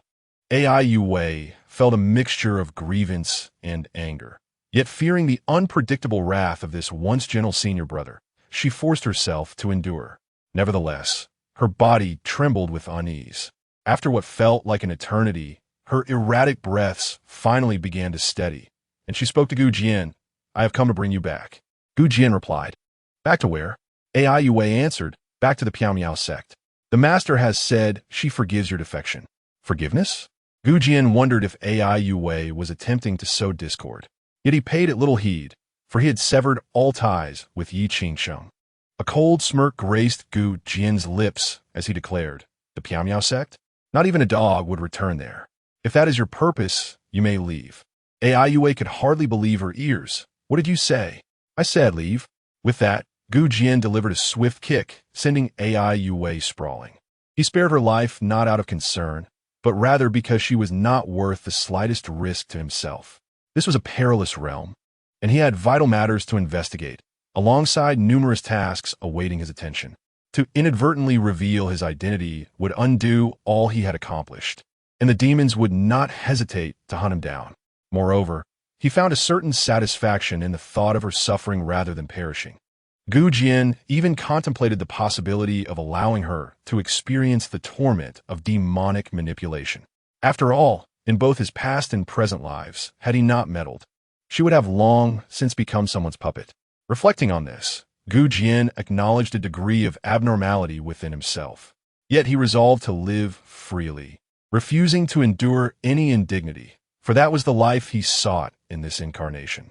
Meanwhile, AI Yue, having been cast aside, rose to her feet and made her way towards the courtyard and subsequently to the inn where Yi Qingsheng, Feng Yintong, and Lu Ruyan were located. Along the way, demons and practitioners of dark arts were startled by her appearance. "What an unsightly pig demon! I've never seen such an ugly creature in my life. Or have you not seen it? You are seeing it now." It appeared as though a person had been reduced to a grotesque state, resembling a pig's head. It was utterly tragic. "Oh dear, mother, I must find my mother," a chorus of cries erupted. A very young goat demon, upon seeing AI Yue, was so frightened that it burst into tears. AI Yue was furious, her beauty marred only by the brutal assault from her senior brother. The despicable senior brother had committed an unforgivable act and left her in this abominable condition. She was resolute in her quest for vengeance and determined to inform her master, seeking their assistance in her retribution. In a state of despair, AI Yue returned to the inn and made her way to the third floor, where Yi Qingsheng and others were located. She knocked on the door, which was opened by her second senior sister, Lu Ruyan. Just as AI Yue was about to voice her grievances against her senior brother, Lu Ruyan's expression shifted dramatically. "A pig!" Lu Ruyan exclaimed, startled. In a reflexive motion, she threw a punch that struck AI Yue squarely in the eye. With a cry of anguish, AI Youwei's head collided with the wall, causing it to bleed. "What is happening?" came Yi Qingqing's voice from within the room. Lu Rian replied, "It's nothing, master. A frightful pig demon seems to have wandered into the wrong room, and I sent it away with a punch." "Oh," Yi Qingqing nodded, glancing towards the courtyard where Gu Jian resided. AI Yue had been inside for quite some time. Why had she not yet emerged? Moments ago, she had witnessed a pig soaring through the air, yet failed to realize that the airborne pig was, in fact, AI Yue herself. "Master, it is I Yue. I am Yue," she cried, her voice laden with despair from outside the room. Yi Qingqiang was taken aback, as was Lu Ruyan. The latter seemed to comprehend the situation, reopening the door to behold the pig-headed figure. Yi Qingqiang scrutinized the pig-headed demon and inquired, "You are Yue?" "Yes, master, I am Yue. It was my senior brother who did this to me," she lamented, her cries echoing with sorrow. Chapter 27. "Master Yi, please cease your pursuit of me." AI Yue began to weep. Yi Qingqiang observed her closely, gasping in astonishment. Inside the room, Feng Yintong also inhaled sharply, while Lu Rian stood, stunned. Could it be? Had she just struck her third junior sister? Yet, why did it feel so satisfying? Just moments ago, AI Yue had berated her for being shameless. Now, having taken her revenge, it felt somewhat exhilarating. Nevertheless, despite the thrill, Lu Rian feigned concern and assisted AI Yue into the room, inadvertently brushing against her injury, causing AI Yue to cry out in pain once more. Yi Qingqiang employed a healing spell to tend to AI Youe's wounds. After a short while, AI Youe's face gradually lost its swelling. Yet her injuries had only healed to about 70%. However, this appearance was vastly superior to that of a pig's head. Lu Ruyan, pretending to be concerned, inquired, "Junior sister, how did you come to look like this?" AI Yue sobbed. "It was the eldest senior brother. He struck me. I merely entered and kicked over his table, and he retaliated against me. In the past, I had kicked over so many of his tables, yet he never scolded me. This time, he actually hit me over 20 times, leaving me in this state. Master, the eldest senior brother has changed. He is no longer the same as before. Master must avenge me." Wu as AI Yue wept and spoke. The little fairy never believed she had done anything wrong. It was all because Gu Jian no longer indulged her that she found herself in this predicament. Listening to AI Youe's lamentations, Feng Yintong, Yi Qingqiang, and Lu Ruyan gradually comprehended the situation. Lu Ruyan's eyes brightened. She had finally found an opportunity to retaliate against her junior sister. She remarked, "Third junior sister, this is where you went astray. The eldest senior brother's repeated indulgence of you does not signify that he will always tolerate your antics. One either erupts in silence or perishes in silence. Although your current plight is unfortunate, it is also quite reasonable. Who encouraged your previous capriciousness? The reason he struck you must be that he has reached his limit." "What?" AI Yue nearly lost her composure upon hearing this. Even in such dire straits, according to Lu Ruyan, it was still her fault? As the youngest junior sister, was it not natural to act a bit willfully and kick the eldest senior brother's table? If he retaliated against her, was that not his wrongdoing? How could it possibly be her fault? However, AI Yue soon regained her composure and retorted, "Second sister, are you seeking revenge on me? Is it because I previously called you shameless that you are seizing this opportunity to retaliate?" Lu Rian, of course, was motivated by this very reason, yet she replied, "How could that be, third junior sister? I am not that kind of person. I merely speak the truth." He, AI Yue fumed. "Lu Ruyan, you're truly despicable." "Just wait." Lu Rian feigned sorrow. "Junior sister, how can you lack such basic decorum? If I am indeed despicable, then are you not a little wretch? You wretched creature." AI Yue erupted in fury, charging at Lu Ruyan, ready to engage in a fierce confrontation. At this moment, Yi Qingqing's voice resonated. "Enough. Stop the noise." Her tone was laced with anger, accompanied by an overwhelming presence that immediately silenced the two disciples. Disappointment washed over her as she gazed at them. Initially, she had intended to support one of these disciples to become the saintess of the Piamiao sect. However, that thought now seemed to fade away. Determined, she decided to seek out Gu Jian personally. Just then, footsteps echoed from outside, and the door swung open. Yi Qingsheng turned to see the visitor, a striking figure with silver hair. It was Gu Jian. Feng Yintong's eyes sparkled with interest. Yi Qingsheng, momentarily taken aback, felt a surge of excitement. Meanwhile, Lu Ruyan was shocked and apprehensive, harboring fears of Gu Jian. Ai Youwei's eyes blazed with indignation. The detestable senior brother had turned her into a swollen mess, and he still dared to show up. Jian, you've come. Have you calmed down, and are you ready to return with your master? Yi Qingqing's expression radiated delight. She believed that after releasing his pent-up frustration on Ai Youwei, Gu Jian had come to terms with their situation and was prepared to return with her. However, her joy quickly evaporated as she noticed Gu Jian's icy demeanor.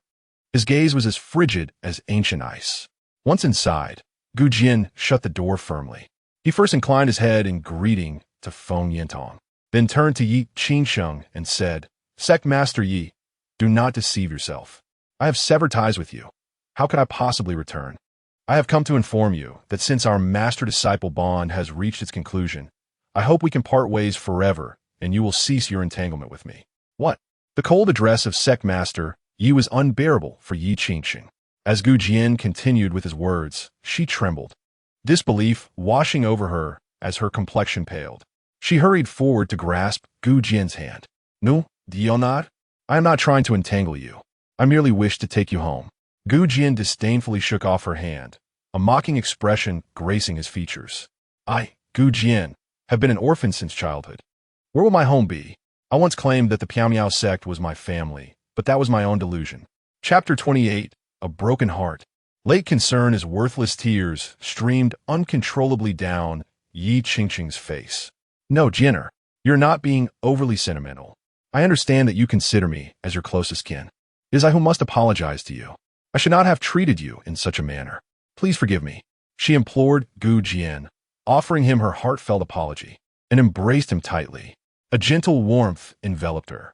In Gu Jian's memory, this was the first time Yi Qingsheng had embraced him since she brought him back to the Piao sect all those years ago. It was the embrace he had longed for in his youth. However, now he coldly pushed her away. Yi Qingsheng was left in a state of bewilderment. Gu Jian, with a tone of indifference, stated, "Sect Master Yi, I have made it clear that you should cease your relentless entanglements. Since our fates are now severed, it would be best for us to part ways peacefully. Furthermore, I have come here for a matter of great importance. Should you interfere with my affairs, do not blame me for harboring resentment towards you." What? Yi Qingsheng could not fathom the weight of his words. She crumbled, her tears flowing like a river in flood. Finally, Feng Yintong spoke up, addressing Gu Jian. "Jianer, the important matter you mentioned pertains to investigating the impostor, does it not?" Gu Jian turned to her and asked, "Aunt Feng, have you also encountered that person?" Feng Yintong nodded. "Indeed, I have seen him. He resides in the Demon Soldier Manor." Just as Gu Jian was pondering this, Feng Yintong continued with a smile, "To be honest, I arrived in Mighty yesterday, having secretly followed you for 2 days. I also witnessed the impostor. He participated in the martial arts examination of the 10,000 Demons Kingdom." Gu Jian's brow furrowed slightly. Ai Youwei and Lu Ruyan exchanged glances, sensing that Gu Jian was on the verge of anger. If he was upset with them and with his master, then it seemed only fair that he would also be displeased with his grandmaster. Truth be told, they were quite annoyed with Aunt Feng, who always held herself aloof. However, Gu Jian then said, "Aunt Feng, there is no need for you to follow me anymore. I'm not worth such an investment of your time." Feng Yintong shook her head. "How could that be, Jianer? It is undoubtedly worth it. Your thoughtfulness is something I deeply appreciate." Seeing the interaction between Gu Jian and Feng Yintong, Ai Youwei and Lu Ruyan were utterly stunned. Was the senior brother truly so amiable? Was he not one to readily dismiss them? Hadn't Ai Youwei been struck and left bruised? Yet, he was so courteous to Aunt Feng. Indeed, it appeared he preferred gentleness over harshness. Ai Youwei scoffed inwardly, feeling quite dissatisfied. Yi Qingsheng observed Gu Jian and then glanced at Feng Yintong, her heart aching even more. Without comparison, there could be no pain. Gu Jian treated Feng Yintong with the same courtesy as always. while he was cold and unfeeling toward her. Once, he had been so gentle and respectful toward her. She longed for his tender treatment to be directed at herself. She wished dearly that he would regard her as he once did. If only life could be as it was at first glance. How she wished to return to the past. Was it truly impossible to go back? As Yi Qingsheng endured her anguish, Gu Jian turned his gaze towards her and spoke. Sect Master Yi, I have now become a demonic cultivator. I will participate in the martial arts examination of the myriad demons' kingdom to vie for the title of champion. Therefore, I advise you to relinquish any inappropriate aspirations. Yi Qingqing's complexion paled as she replied, You too seek the title of champion? How could that be possible? Gu Jian retorted, Nothing is impossible. Furthermore, in your eyes, demonic cultivators are irredeemably wicked. Thus, to preserve your honorable image, refrain from entangling yourself with me in the future, lest others perceive a collusion between the sect master of the Piao Miao sect and a demonic cultivator. Also, I return this sword to you. I hope from henceforth, you will tread your own path while I traverse mine. From now on, with mountains high and waters deep, let us not meet again. With that, Gu Jian unsheathed the sword in his hand and thrust it before Yi Qingsheng. The long sword vibrated ominously as he turned away, coldly departing. Ye Qing's tooth frozen, her heart racing. This was the Long Quan sword she had gifted to Gu Jian on his 10th birthday. In the past, upon receiving this sword, Gu Jian had been elated, vowing to practice diligently and protect the sect when he grew up to repay his master. But now he had cast this sword at her feet. Did he truly wish to sever all ties with her? Gazing at her own reflection in the Long Quan sword, Yi Qingsheng found herself overwhelmed, collapsing to the ground in despair. Her heart ached as if ensnared by a vast net, tightening ever more, suffocating her. In the next moment, however, the Long Quan sword began to shatter before her eyes, its fragments cascading to the ground. Suddenly, a radiant light erupted from the broken sword and penetrated Gu Jian's chest. Feng Yintong stood in shock. What she just witnessed? Had Gu Jian's sword awakened a spirit? Did the Long Quan sword now possess its own sword spirit? Gu Jian was equally astonished, gently touching the spot where the spirit resided. A look of contentment spreading across his face as he remarked, Old companion, you miss me, don't you? The sword spirit of the Long Quan sword trembled slightly, as if in response to Gu Jian. He smiled warmly and said, That is well. I too feel a bit reluctant. If that is the case from now on, you may remain by my side. I will seek a new sword, granting you a new form. The sound of sword humming resonated within Gu Jian, the spirit of the Long Quan sword responding enthusiastically.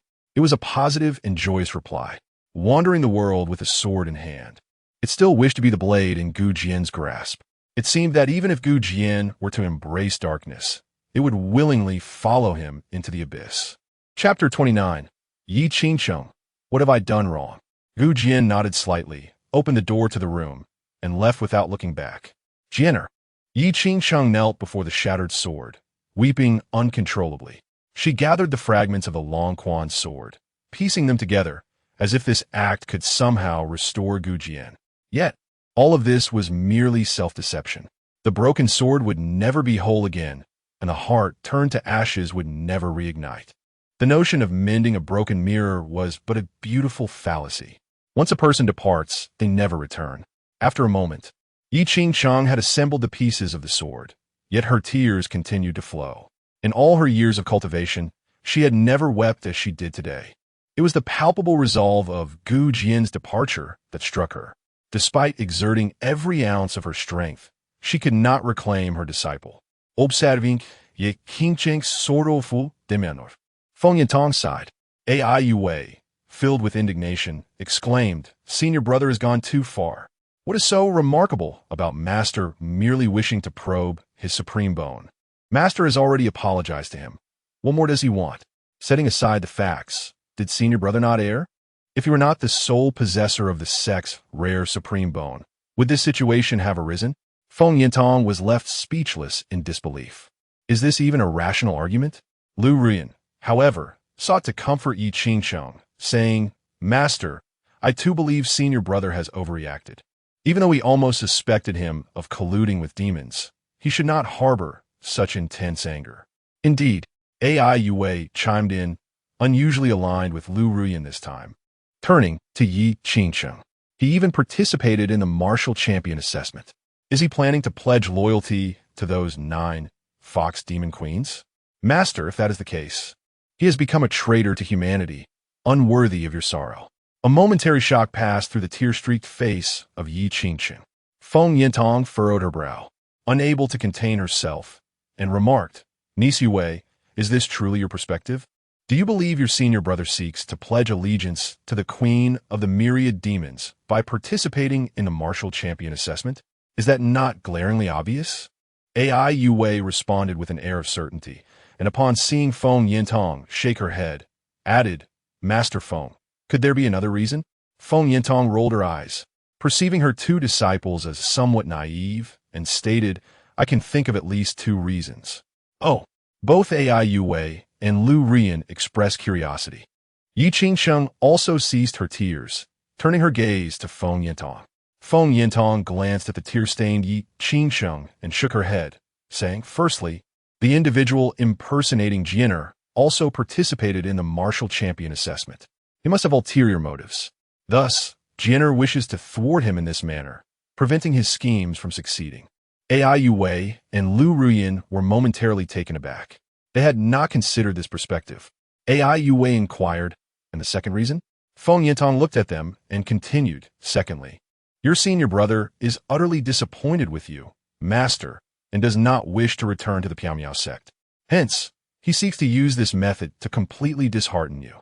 What?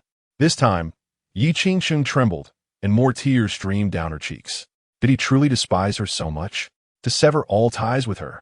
He was willing to participate in the assessment for the title of martial champion in the kingdom of 10,000 beasts. Observing Yi Qingsheng weep once more, Feng Yintong shook her head. She faintly sensed that Gu Jian's motivations for applying to become a martial champion extended beyond mere disdain. However, the reasons eluded her understanding. In their recent encounter, Gu Jian exuded an air of mystery that was previously absent. Furthermore, his attitude towards Yi Qingsheng left Feng Yintong puzzled. It appeared that Yi Qingsheng's actions were not merely as she had claimed. Otherwise, Gu Jian would not have behaved in such a manner. Based on her knowledge of him, if Yi Qingsheng's sole intention was to obtain his supreme bone, his demeanor would not align with this situation. What could have transformed the gentle and humble Gu Jian into someone so different? What else had Yi Qingsheng done? Still sobbing, Yi Qingsheng lamented, Sister, what have I done wrong for Jian to treat me this way? I have acknowledged my mistakes and apologized to him. Why must he respond with such cruelty? Feng Yintong pondered this very question herself. Shaking her head, a sudden insight struck her, and she asked, Junior sister, what are your thoughts on reincarnation and the cycle of life? Yi Qingsheng, unsure of Feng Yintong's reasoning behind the question, replied, For mortals, reincarnation is akin to a myth. However, for us cultivators, it is a commonplace concept. The myriad paths of the great Tao include reincarnation as merely one among many. In this life, we have experienced various trials, perhaps having encountered them in a previous existence. Feng Yintong nodded thoughtfully, remaining silent as she gazed at Yi Qingsheng, the possibilities swirling in her mind. Her expression grew increasingly complex. Noticing the peculiar look on Feng Yintong's face, Yi Qingsheng felt a twinge of confusion. Yet, considering her words on reincarnation, Yi Qingsheng suddenly paused, her countenance shifting to one of astonishment. Sister, do you mean to imply that this may be Jian's second life? That he has endured these experiences before and has been harmed by me in the past? At this revelation, Yi Qingsheng's heart quivered, and she continued, No, it cannot be. He is my disciple. I was merely momentarily foolish to suggest he use his supreme bone to save Chen. How could I have repeatedly inflicted pain upon him? Chapter 30. Past Lives and the Celestial Mirror. Yi Qingsheng seemed to be justifying herself, as if attempting to convince her own heart. Nevertheless, her expression grew increasingly grim, for she sensed a considerable possibility in these thoughts. After all, why would Gu Jian resolutely depart from her side? Reflecting on her previous life, she couldn't help but ponder if she had indeed forced Gu Jian to surrender the supreme bone, thereby compelling his departure. Tears streamed down her face at the realization. Lu Ruyan, somewhat perplexed, inquired, "Master, what are you talking about? What do you mean by second life?" Ai Yue furrowed her brow and added, "Master, why are you crying again? You are the esteemed leader of the Piao sect. This weeping is rather unbecoming." "I am sorry, Yovei." Ye King replied, "Her spirit unraveling." If what Feng Yintong suggested were true, along with the concept of reincarnation, it would imply that similar events may have transpired in her past life. She had, after all, driven her beloved disciple away not once, but twice. Yet, Yi Qingsheng had never considered that in her previous life. She had not merely forced Gu Jian to leave, but had ordered his execution. No matter how he pleaded, she had refused to seek the truth, convinced that her perception was the ultimate reality. Observing Yi Qingsheng's distress, Feng Yintong sighed, "Junior sister, I merely spoke in jest. It does not necessarily imply the existence of a past life. Moreover, even if such a past life did exist, no one can ascertain what transpired. However, if you feel compelled to investigate, there's a treasure that may assist you, albeit at a great cost." Ye King posit. As the words of her fellow disciple resonated within her, tears still glistening, she asked, "Sister, are you referring to the moon god realm within the mysterious realm?" Feng Yintong nodded, affirming, "Indeed, that is the treasure of the Piao sect, hidden within the mysterious realm. However, the moon god realm has been sealed for nearly a millennium. The master once stated that to reopen it, one must sacrifice 300 years of their lifespan. Moreover, it can only be utilized on the night of a full moon." As Feng Yintong continued to speak, Yi Qingsheng began to calculate the days. Today was the 10th of August, with only 5 days remaining until the full moon. 300 years of lifespan was a significant price to pay. Yet if it could unravel the mystery of Gu Jian's cold demeanor towards her, she felt it worth attempting. Perhaps, by deciphering the enigma, her disciple could return to her side, and she would be able to coax him back with the right approach. Then in 2 days, I shall set forth to the sect to unlock the divine realm, she resolved. Feng Yintong, taken aback by Yi Qingsheng's swift decision, responded, "Why not depart immediately?" Yi Qingsheng glanced at Feng Yintong and softly replied, "With 5 days until the full moon and a 3-day journey back to Piao sect, if I were to leave now, I would still need to wait an additional 2 days. The Wanyao kingdom is fraught with danger. I must protect Jian for 2 more days." Feng Yintong chose not to argue further. Meanwhile, Gu Jian had already returned to the courtyard. Yi Qingsheng's unexpected arrival had stirred a sense of agitation within him. Yet he found solace in the company of Xiao Yi. After having the little Ya record some enchanting renditions of the 300 children's songs, his irritable emotions gradually subsided. Then, Gu Jian touched his chest, sensing the spirit of the sword within, and inquired, "Ya, I wish to exchange for a suitable weapon. Do you have any recommendations?" "Master, I suggest you acquire the unparalleled demon sword," Ya replied. Gu Jian was taken aback and remarked, "The unparalleled demon sword sounds extraordinarily formidable." The little demon Linger fluttered her wings behind her, her beautiful eyes sparkling as she smiled. "Indeed, master. This is a holy grade sword, indestructible and remarkably impressive. It is also a growth-type sword, starting at the holy grade level 1. Curiosity piqued, Gu Jian asked, "Oh, how does it grow?" The little demon Linger explained, "Master, by drinking blood. Upon vanquishing an enemy, the unparalleled demon sword will automatically absorb their blood. Both the blood of demons and humans can elevate the sword's level." Gu Jian nodded. "That does seem quite powerful." "Yeah, how much is it in longevity points?" "Master, it requires only 10,000. 10,000 longevity points was no small sum. However, considering it was merely the equivalent of burying dozens of demons, Gu Jian felt it was manageable. "Yeah, exchange it for me." "Master, certainly." After expending 10,000 longevity points, a blood-red demon sword materialized before Gu Jian. Grasping the sword, he immediately felt an overwhelming urge for slaughter arise from within. Truly, it was a demon sword. Gu Jian nodded inwardly and stroked his chest, saying, "Old friend, are you willing to merge with this sword?" The sword spirit emitted a low hum, seemingly responding to Gu Jian's query. As Gu Jian succumbed to the darkness, the spirit accompanied him into that abyss. In the next moment, the sword spirit transformed into a beam of light, merging with the unparalleled demon sword. Subsequently, a brilliant radiance emanated from the sword. Gazing at its sharpness, Jian nodded and expressed, "Old friend, thank you. With this, I have grown stronger." Then, Jian recalled the impostor who had been masquerading as him. Just a few days prior, he had buried so many demon heads in the back courtyard of the demon general's manor, yet there had been no response. If that were the case, perhaps it was time to stoke the flames further.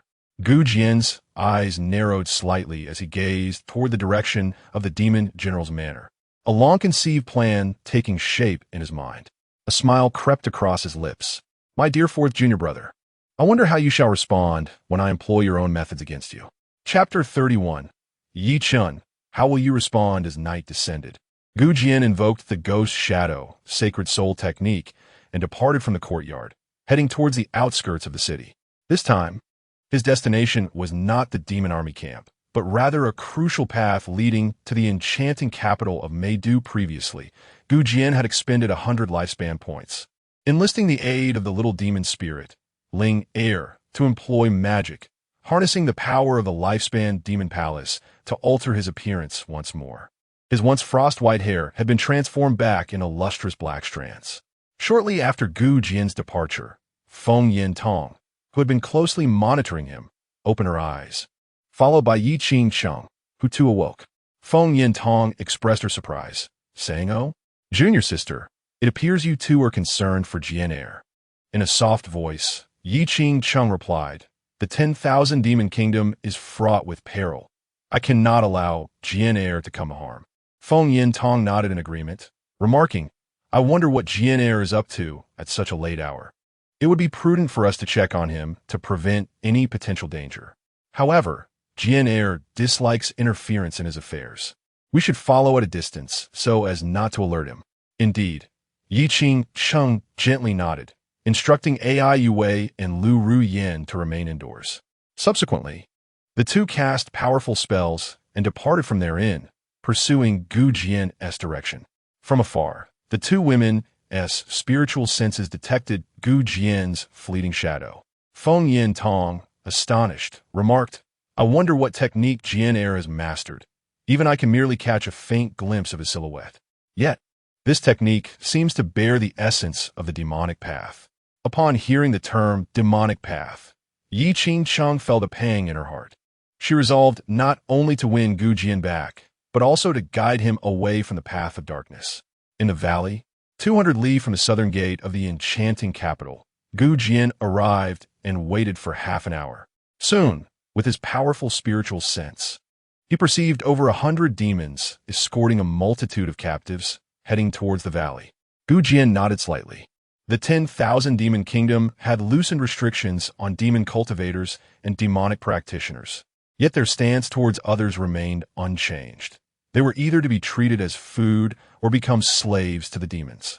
Along the journey to Meidu, Jian had encountered numerous demons escorting slaves. However, his purpose this time was not to rescue these individuals, but rather to frame Yi Chun. Scanning the group, he identified the strongest presence among them, a level 5 leopard demon, comparable to the life wheel realm. He then employed the ghost shadow, sacred soul technique to stealthily position himself behind the convoy. Like a phantom, Jian emerged from the rear of the group, wielding his unparalleled demonic sword to reap the lives of the demons. 1, 2, 3, 4, 5, 10, 15. By the time the leading leopard-headed demon captain sensed the ambush, Jian had already slain 20 demons. Enemy attack. The leopard-headed demon captain bellowed. A total of 80 demons, gripping their demonic weapons, turned to face the rear of the convoy. However, the slaughter did not cease. On the contrary, with his cover blown, Jian no longer needed to exercise caution. He did not emerge from the spectral state of the ghost shadow soul technique. Instead, he unleashed the long river sunset sword technique, continuing his merciless slaughter. Hiss, hiss, hiss. Howls of despair echoed. 30, 40, 50. Demon blood flowed abundantly across the ground. Jian transformed into a terrifying reaper of the dark night. The ranks of the demons fell into disarray. The leopard-headed demon captain's fierce visage betrayed a flicker of panic. Demons, who feast upon humans, also experience fear when confronted by someone more formidable than themselves. Retreat. The leopard-headed captain commanded in alarm. Yet, Jian's spectral figure loomed before them, blocking their path. Retreat? I'm right here. Come, slay me if you dare. As he spoke, his form gradually materialized. Adorned with a silver mask and wielding a demonic sword, his flowing black hair danced in the air. The leopard-headed captain's heart trembled as he sensed the extraordinary aura emanating from this figure. Who are you? From ethereal sect, Jian. He replied with an air of nonchalance. Jian of the ethereal sect? The guest of the demon minister? The leopard-headed captain was taken aback. Indeed, Jian affirmed, his tone unperturbed. Truly, humans are despicable and shameless beings. Jian of the ethereal sect, you dare to infiltrate my Wan Yao kingdom? The leopard-headed captain scorned. However, with Jian's true form now revealed, he felt emboldened.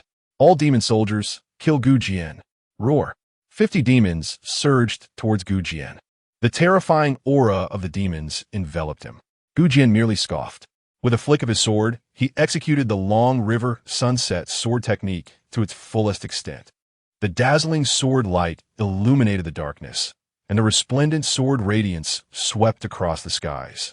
Although Jian's cultivation was at the first level of the fate wheel, his true combat prowess, augmented by his divine-level technique, rivaled that of the 6th level. Not a single demon could withstand his assault. One by one, they fell lifeless, their bodies collapsing in a cacophony of screams and wails. The demon blood flowed like a river. In the canyon, the shrieks and lamentations of the demons echoed for an indeterminate duration before gradually subsiding. Jian approached the leopard-headed captain. His hair billowed, and the silver mask on his face, reflecting the crimson hue of the sky, appeared eerily enchanting. Do you have any final words? Speak, and perhaps I shall grant your wish. Spare me, the leopard-headed captain implored in terror, bowing deeply in supplication. Yet, with a swift stroke of his sword, Jian pierced through its heart from behind. Hiss! The leopard-headed captain's body stiffened, a mask of fear and agony etched upon its face. You promised to fulfill my wish. Just words. Did you truly believe it? Jian shook his head and withdrew his sword. As demonic blood splattered, the leopard-headed captain let out a final scream before perishing. Jian then proceeded to sever the enchanted chains binding the captives. Thank you, benefactor, for saving us. Over 100 individuals from the state of Chu knelt down, bowing to Jian in gratitude. They were unaware of his reasons for rescuing them, as they were unfamiliar with the ethereal sect. Yet, in this moment, they were overwhelmed with appreciation. No need for such gestures. You may leave. Jian spoke in a calm tone. His intention was not to save them, but rather to frame Yichun. He personally vanquished the demons to rescue the people, leaving the impostor who masqueraded as him to face the consequences. Aspiring to become the champion of the myriad demons' kingdom, he would have no chance whatsoever, perhaps only a slight one. Gratitude was expressed as over 100 individuals knelt and bowed before departing together. Jian gazed upon the corpses of the fallen demons, subsequently collecting a portion, including the body of the leopard demon captain, into the eternal demon palace. After completing this task, he leisurely approached the lifeless sheep demon. Jian bent down, grasped its claw, and inscribed the words Jian of the Misty Sect in demon script upon the ground. Then, he lifted his gaze towards the direction of the demon general's mansion in the Charmed City, offering a cold smile before turning away. After Jian's departure, two figures appeared above the valley, Yi Qingsheng and Feng Yintong, who had followed Jian. Yi Qingsheng exclaimed in surprise, Yin emerged Zolata. Simply to slay demons and rescue people? Feng Yintong replied with a smile, I knew it all along. Even if Jian Air treads the path of darkness, he would never ally himself with demons. He is a child we have watched grow. How could he commit such acts? Yi Qingsheng felt a blush rise at Feng Yintong's unwavering faith in Jian, realizing she often lacked a measure of confidence in him. Yi Qingsheng remarked, Jian Air not only vanquished the demons, but also left behind evidence. I shall erase the words he inscribed. Feng Yintong looked at her and said, Sister, Are you foolish? Yi Qingchang paused, asking, Sister, why do you scold me? Feng Yintong replied coolly, It is evident that Jian acted with intention. By doing so, would you not undermine his efforts? Yi Qingchang inquired, Sister, what do you mean? Feng Yintong smiled, Just wait and see, if I am not mistaken. A spectacle is about to unfold. Chapter 32. The grand performance unfolds. Feng Yintong was not mistaken. Indeed, a grand spectacle was about to commence. The following morning, transformed into Gu Jian, Yi Chen diligently practiced within the residence of the Minister of War Demons. A swift procession from the nine-tailed demon Fox Empress's army approached with great urgency. Meanwhile, the architect of this scheme, Gu Jian, had reverted to his guise as Li Tai Bai and leisurely sipped tea at a nearby inn. Opposite him sat the broad-browed and large-eyed Bian Daqiao, who, due to Gu Jian's invitation, unabashedly indulged in the fragrant Yuhua tea, a specialty of Jinling City. Brother Tai Bai, thank you for bringing me to enjoy this Yuhua tea. Do you not find this establishment's brew particularly aromatic? Gu Jian smiled gently, responding, The allure extends beyond merely Jinling's Yuhua tea. It also encompasses the fruit here. Oh, Bian Daqiao, intrigued, expressed a desire for further details. The fruit has arrived. Gu Jian chuckled, observing as the waiter, a demon cultivator, presented an array of fruits before them. He gestured invitingly for Bian Daqiao to partake in the feast. Thank you, Brother Tai Bai. Bian Daqiao, undeterred by formality, seized a piece and began to eat. At that moment, the troop of demon soldiers from the Imperial City had reached the front of the Minister of War Demons' residence. Leading the charge was an enchanting female demon, her beauty unparalleled.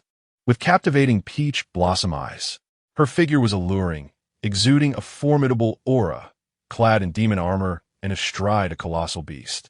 Under the astonished gazes of passers-by, she raised a delicate brow and commanded, Subdue the guards of the Minister of War Demons and encircle the residence.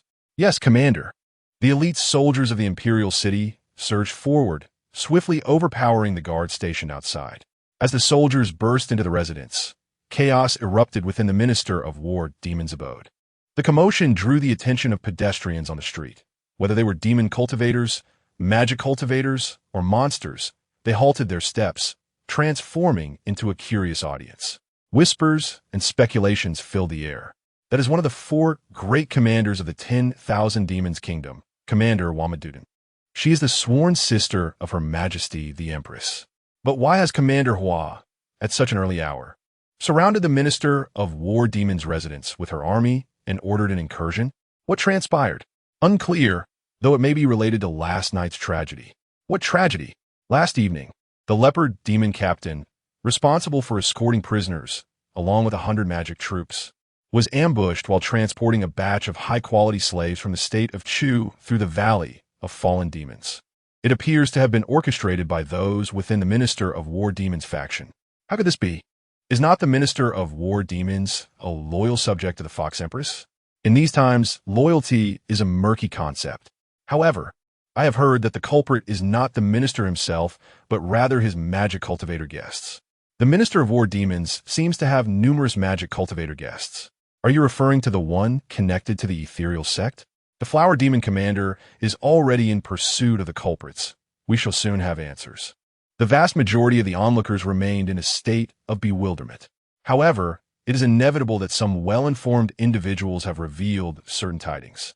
Among those sipping tea in the tea house, Gu Jian's gaze fell upon the floral demon leader. If Gu Jian's memory serve him correctly, the kingdom of 10,000 demons had 4 demon leaders who were unwaveringly loyal to the Fox Demon Empress. All of them were female demons, possessing strength that reached the supreme realm, collectively known as the 4 leaders of wind, flower, snow, and moon, commanding more than half of the demon soldiers and generals of the kingdom. This floral leader was one of the 4 and was also a sworn sister to the 9-tailed Fox Empress. She herself possessed power comparable to that of a human in the supreme realm. Such a formidable presence arriving in person suggested that Yi Chan would face a dire fate today. As Gu Jian pondered this, 4 figures settled at a distant inn: Feng Yintong, Yi Qingcheng, Ai Yu Wei, and Lu Ruyan. Feng Yintong had anticipated an entertaining spectacle, prompting her to accompany Gu Jian. Ai Yue and Lu Ruyan, not wishing to remain at the inn, followed their master and uncle. Meanwhile, Yi Qingsheng had learned of Gu Jian's actions from the previous night, which were aimed at confronting the impostor. Who was that person? Why did they impersonate Gu Jian? Perhaps answers would surface today. As time progressed, the demon military ministry became increasingly chaotic, thick with demonic energy. A fierce roar pierced the air, and a colossal phantom of an elephant materialized above. Who dares disturb my demon military ministry? A thunderous sound echoed from the ministry, shaking the ground beneath. The onlookers gasped in astonishment. This was the demon military minister himself, Xiang Batian. He possessed a human body with an elephant's head, a long trunk protruding as if it were part of his face. Xiang Batian was a 7th-tier demon, wielding strength comparable to the peak of a human's reincarnation realm. At this moment, he was seething with rage. Who would dare to engage in such revelry with the demon ladies so early in the morning, only to be interrupted in such a manner? However, upon sighting the floral demon leader, Huang Yuden, Xiang Boshan's expression shifted dramatically. Huang Yuden possessed a stunning oval face, exuding an enchanting beauty that could captivate anyone. Perched upon her beast, she observed Xiang Batian with a cold smirk. Demon military minister, what great authority you have. Do you dare to wield your demonic arts? Are you plotting rebellion? Xiang Batian, drenched in sweat at her words, hurriedly replied, Leader Hua, this demon would never dare. I am unaware of what has disturbed you and led you to encircle my ministry. Hua Yuden retorted with a sneer, I received word that not long ago, the demon military camp was attacked, and last night, the slaves of the Chu kingdom were taken. All of this was orchestrated by individuals from your ministry. Xiang Boshan's countenance paled. Leader Hua, how could anyone from my demon military ministry commit such acts? It is absolutely impossible. Hua Yuden, with a disdainful smile, countered, You have welcomed numerous demon cultivators and magic practitioners as your guests. Who knows whether their intentions are righteous or malevolent? Xiang Boshan's expression darkened as he attempted to defend himself. Leader Hua, every matter requires evidence. Evidence? Huang Yuden scoffed. The bloodstains outside the fallen demon valley serve as the greatest proof. Of course, I harbor no ill will towards any good soul willing to pledge allegiance to the kingdom of 10,000 demons.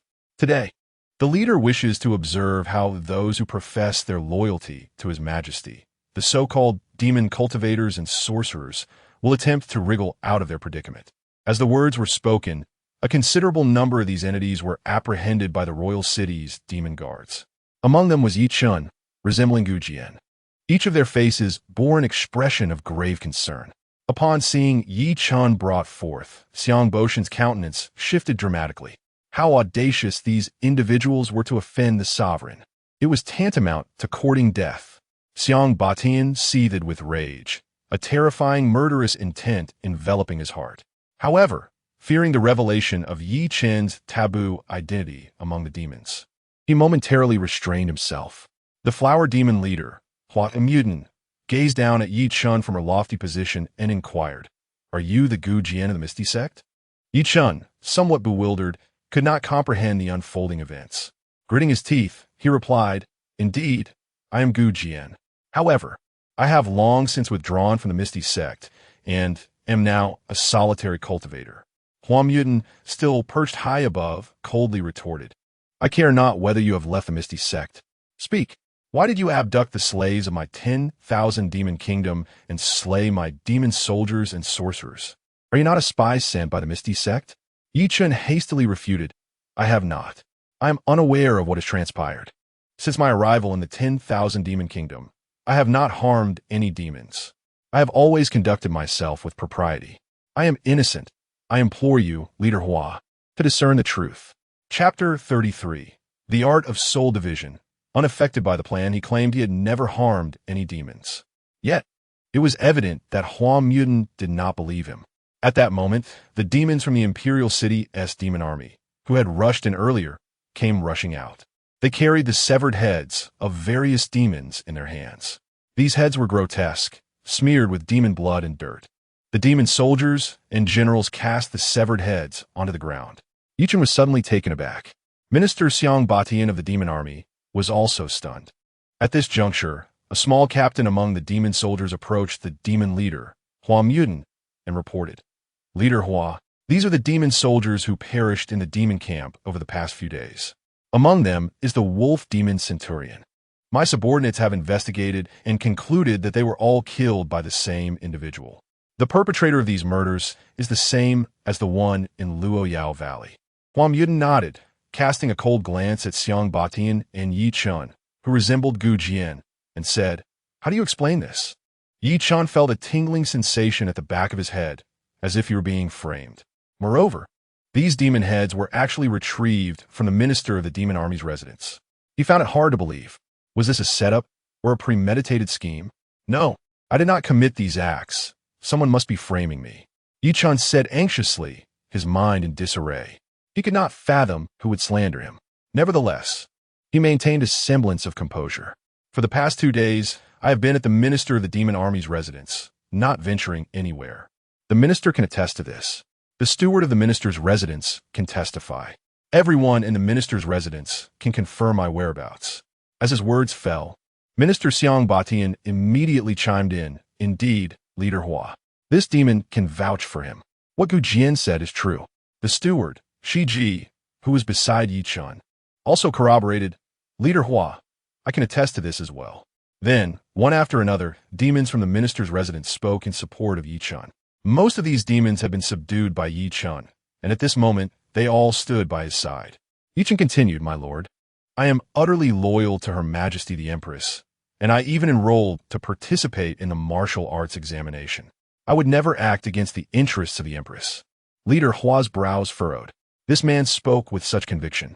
Was he truly innocent, or was he merely an exceptional actor? Meanwhile, in the inn where Feng Yintong, Yi Qingcheng, Ai Yu Wei, and Lu Ruyin were situated, the four of them witnessed all that transpired.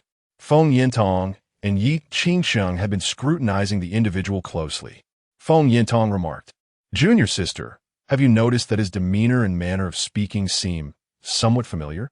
Yi Qingcheng also felt a sense of familiarity, quite strong yet hard to believe, and replied, "I too feel a sense of recognition, but why is that?" Beside them, Ai Yue added, "Master, I also feel a sense of familiarity, though I cannot pinpoint who he resembles. However, I believe he must be one of our peers from the mysterious Cloud sect. Otherwise, I would not have this feeling." Lu Ruyin lightly nodded, expressing her agreement with Ai Yue's sentiments.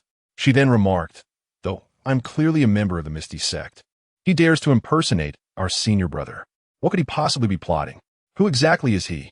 Yi Qingcheng's complexion paled as she suddenly recalled Yi Chun.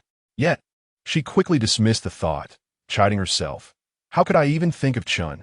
He has been in a coma for over half a month and could not possibly have made his way to the 10,000 Beast Nation. But who then is this person before me?" Feng Yintong also sensed a resemblance to Yi Chun, yet she too hesitated to confirm it. At that moment, Gu Jian was also scrutinizing the individual. In his eyes, this was undoubtedly Yi Chun. A person may disguise themselves, yet in moments of peril or panic, they instinctively exhibit habitual behaviors that mirror Yi Chun perfectly. However, a flicker of doubt lingered in Gu Jian's mind.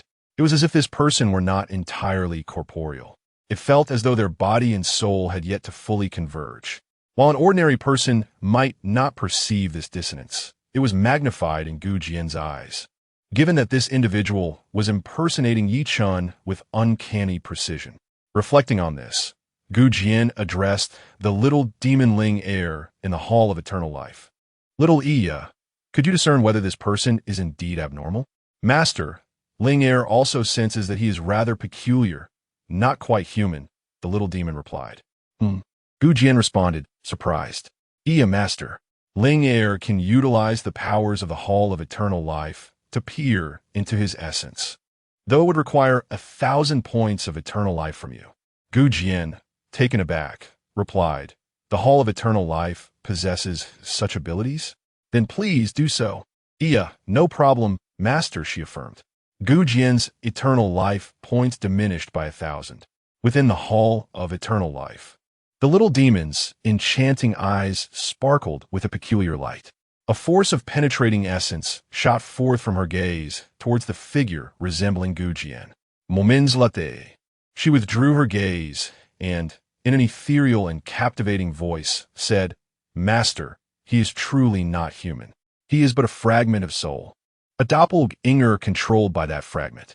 Gu Jian was instantly astonished, exclaiming, Elaborate further. What form does this fragment take? Is it Yi Chun? The little demon inquired, Master. What does Yi Chun look like? Gu Jian momentarily faltered, contemplating how to articulate it. Finally, he stated, Compared to me, he is slightly less handsome. He has 2 small moles by his ears. In the next moment, he heard the little demon respond, Yeah, Master, he indeed does not possess your charm. There are 2 moles by his ears. That must be Yi Chun. Gu Jian spoke up, realizing that the moment the little demon identified him as a fragment of a soul, he was convinced it was indeed Yi Chun's essence. The little demon's voice resounded once more. Yeah, Master, he is merely a fragment of a soul, not the original. Will this affect your plans? Having spent so much time with Gu Jian, the little demon was aware of the plans he was executing. Gu Jian smiled and replied, It will not hinder them. In fact, it may yield even better results. The little demon Linger inquired, Master, why do you say that?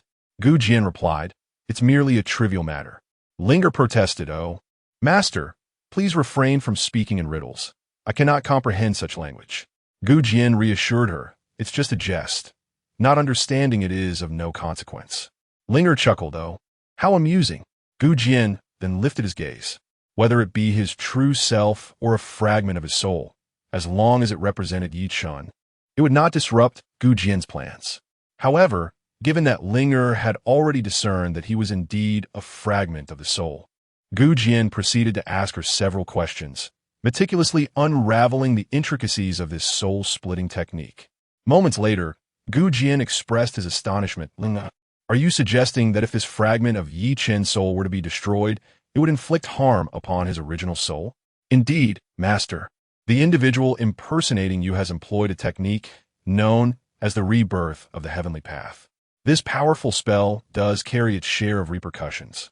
The side effect is that should this fragment of the soul perish unexpectedly, the original individual may, for a time, descend into madness.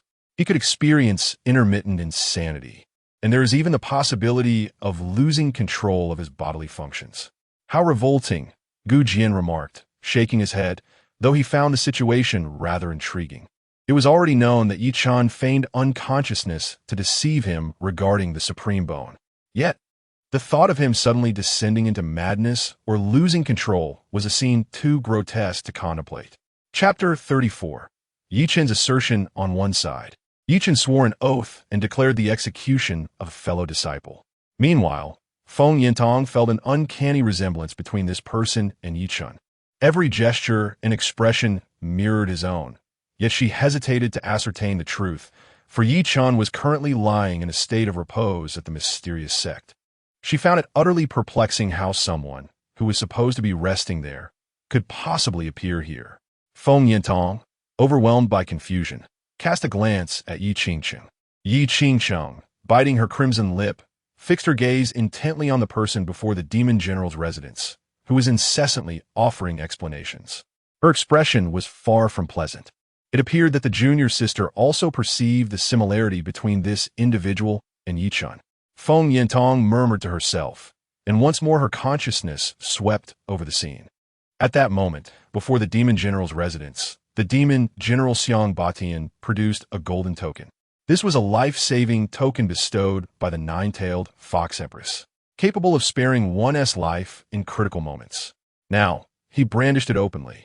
Huam Yuden, the flower demon leader, changed color and exclaimed, Xiang Batian, do you dare to leverage His Majesty's life-saving token against me? The demon general responded, I would not dare, but I hope that the flower demon leader will uphold justice. Last night, Gu Jian remained within my estate and did not venture out. The inhabitants of my household can attest to this. My steward, Jie Jie, is the most aware of this matter. Huam Yuden retorted, why is she the most aware? Xiang Batian hesitated to articulate his thoughts. Jie Jie blushed and interjected, because last night I was in bed with young Master Gu. Before she could finish her sentence, Huam Yuden paused, suddenly realizing the implication of Jie Jie's words. her face contorting with disdain and disgust. In the present day, within the realm of the 10,000 demons, although the Fox Demon Empress had granted equal status and treatment to demon cultivators and magic cultivators, she still harbored a deep-seated contempt for the human race, considering them lacking in fortitude. Yet, this Jie Jie, who was evidently a demon, was engaging in such activities with this man. Around them, the onlookers gasped in astonishment. What is Lord Jie Jie saying? Did she imply that she shared a bed with Jian last night? How scandalous! I cannot believe that Jian from the mysterious sect is involved with the serpent. The various voices of speculation filled the air. Huang Yuden regarded Jie Jie with a piercing gaze and declared, "Why should I trust you? Since you are affiliated with the demon general's estate, your words hold no credibility." Jie Jie was at a loss for how to defend her master. At that moment, Yi Chun unexpectedly interjected, stating, "Leader Hua, I possess a method to prove my innocence regarding the murder of the demon general." Huang Yuden turned her attention to him, inquiring, "What method?" At this juncture, Yi Chun had regained a measure of composure and replied, "While the flower demon leader may suspect me of being a spy, in truth, I have long since severed ties with the mysterious sect. I am unaware of who orchestrated my framing. However, if you do not believe me, I can swear an oath. Should the oath fail to convince you, I am prepared to personally eliminate a member of the mysterious sect to demonstrate my innocence." The flower demon leader, Huang Yuden, was taken aback. As a commander of the demons under the queen's command, she was acutely aware that for cultivators, oaths of the Tao were remarkably potent. Once an oath was made, it was highly likely to be fulfilled.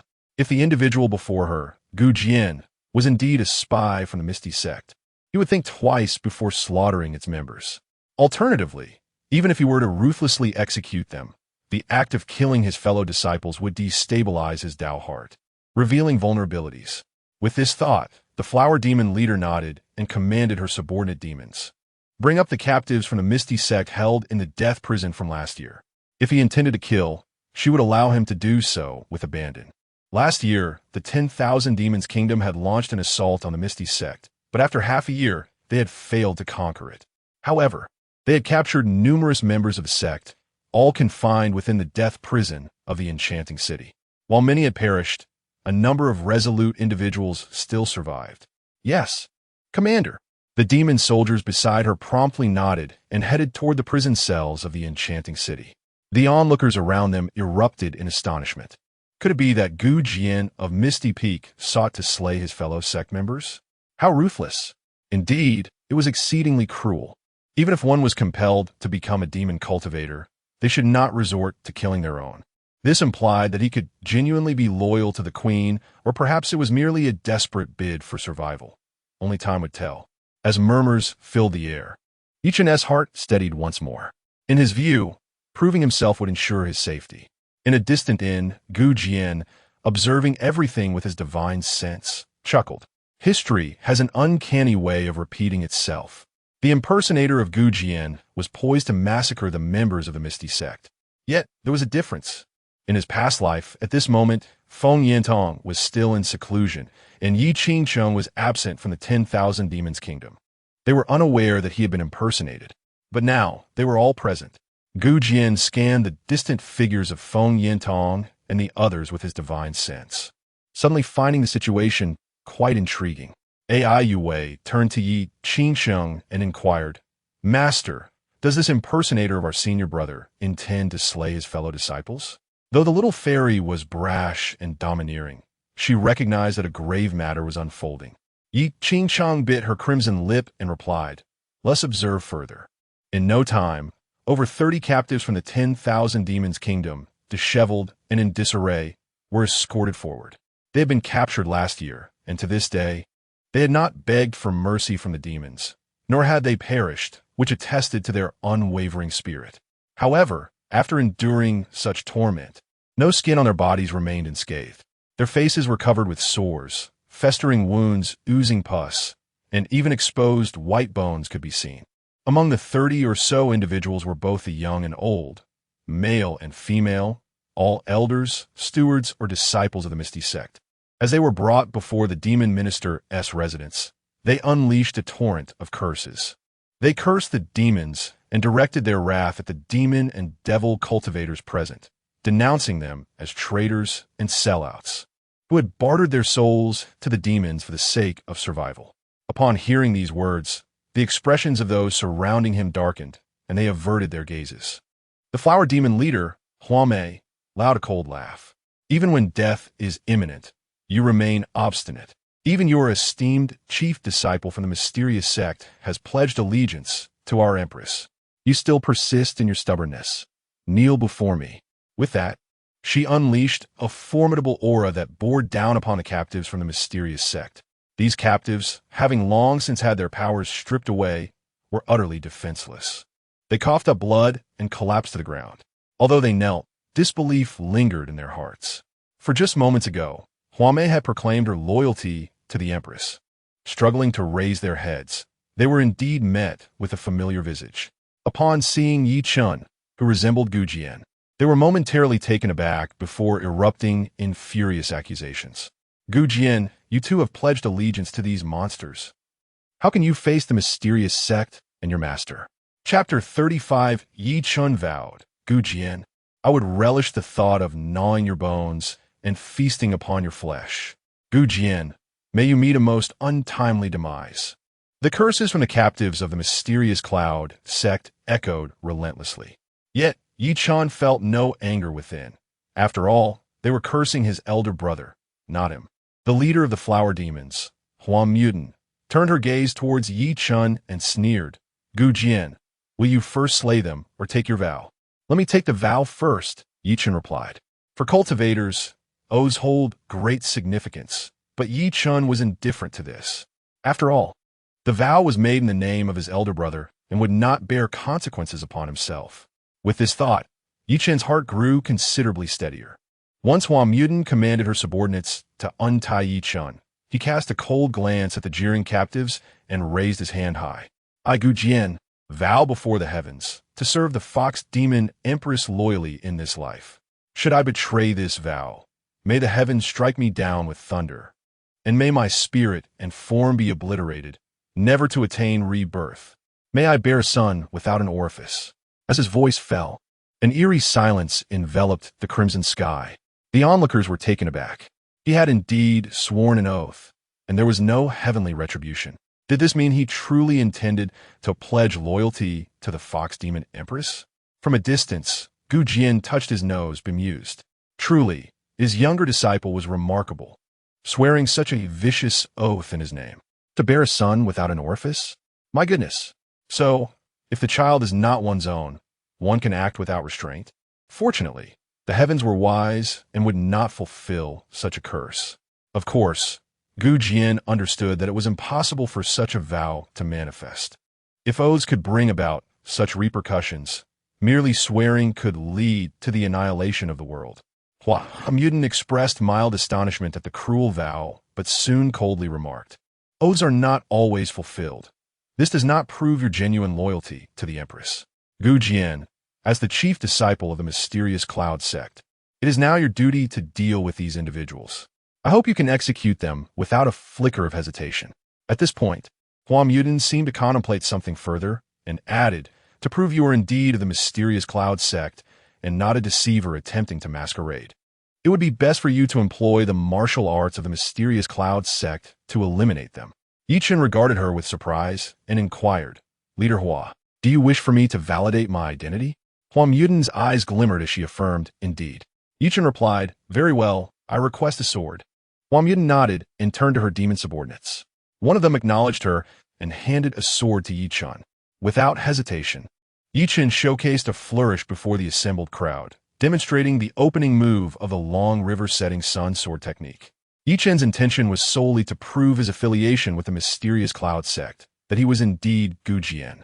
Yet from a distance, within the inn, Yi Ching observed the unfolding scene with her divine sense, her pupils narrowing in disbelief. The long river-setting sun sword technique, is that truly its opening move? Not only was Yi Ching incredulous, Ai Yu Wei and Lu Ruyan were equally incredulous. As the direct disciples of the Floating Mist Peak, they recognized the sword technique being employed. Only the Floating Mist sect, specifically, the core members of the Floating Mist Peak, were privileged enough to practice the long river setting sun sword technique. This included the Grand Elder, the Second Elder, and their respective direct disciples, along with the ancestors from the previous generation and the lineage of Yi Qingxing. In total, a mere handful of individuals could wield this technique. Yet now, this impostor claiming to be Gu Jian had executed it. Was he truly one of their own from Floating Mist Peak? Ai Yue and Lu Ruyan were struck with shock. Yi Qingcheng was equally astonished, her scalp tingling with disbelief. Had a traitor emerged from Floating Mist Peak? One among that small group? The intensity of her shock was beyond words. Then, Yi Qingcheng's heart tightened further. This impostor was intent on slaying members of the Floating Mist sect. She contemplated intervening, but hesitated, realizing that they were in the heart of the demon's lair, Maidu. If she acted, it would surely alert the supreme-level demons, leading to dire consequences, even endangering her two disciples nearby. She restrained herself. Feng Yintong glanced at Yi Qingcheng, equally reluctant to act. At that moment, the figure impersonating Gu Jian grew increasingly familiar to her. A glance towards the distant and revealed Gu Jian's calm demeanor, which astonished Feng Yintong. Unable to contain herself, she transmitted a message. "Jianer, do you know who he is?" Gu Jian, taken aback by Feng Yintong's message, nodded gently. A surge of joy filled Feng Yintong's heart as she continued. "Can you tell Shibua who he is?" She had her suspicions but needed confirmation. "Ye Chen," Gu Jian transmitted calmly. Feng Yintong's body stiffened, her eyes widening in shock. At that moment, Yi Chen had already raised the sword in his hand, aiming it at the kneeling elders, officials, and disciples of the Floating Mist sect.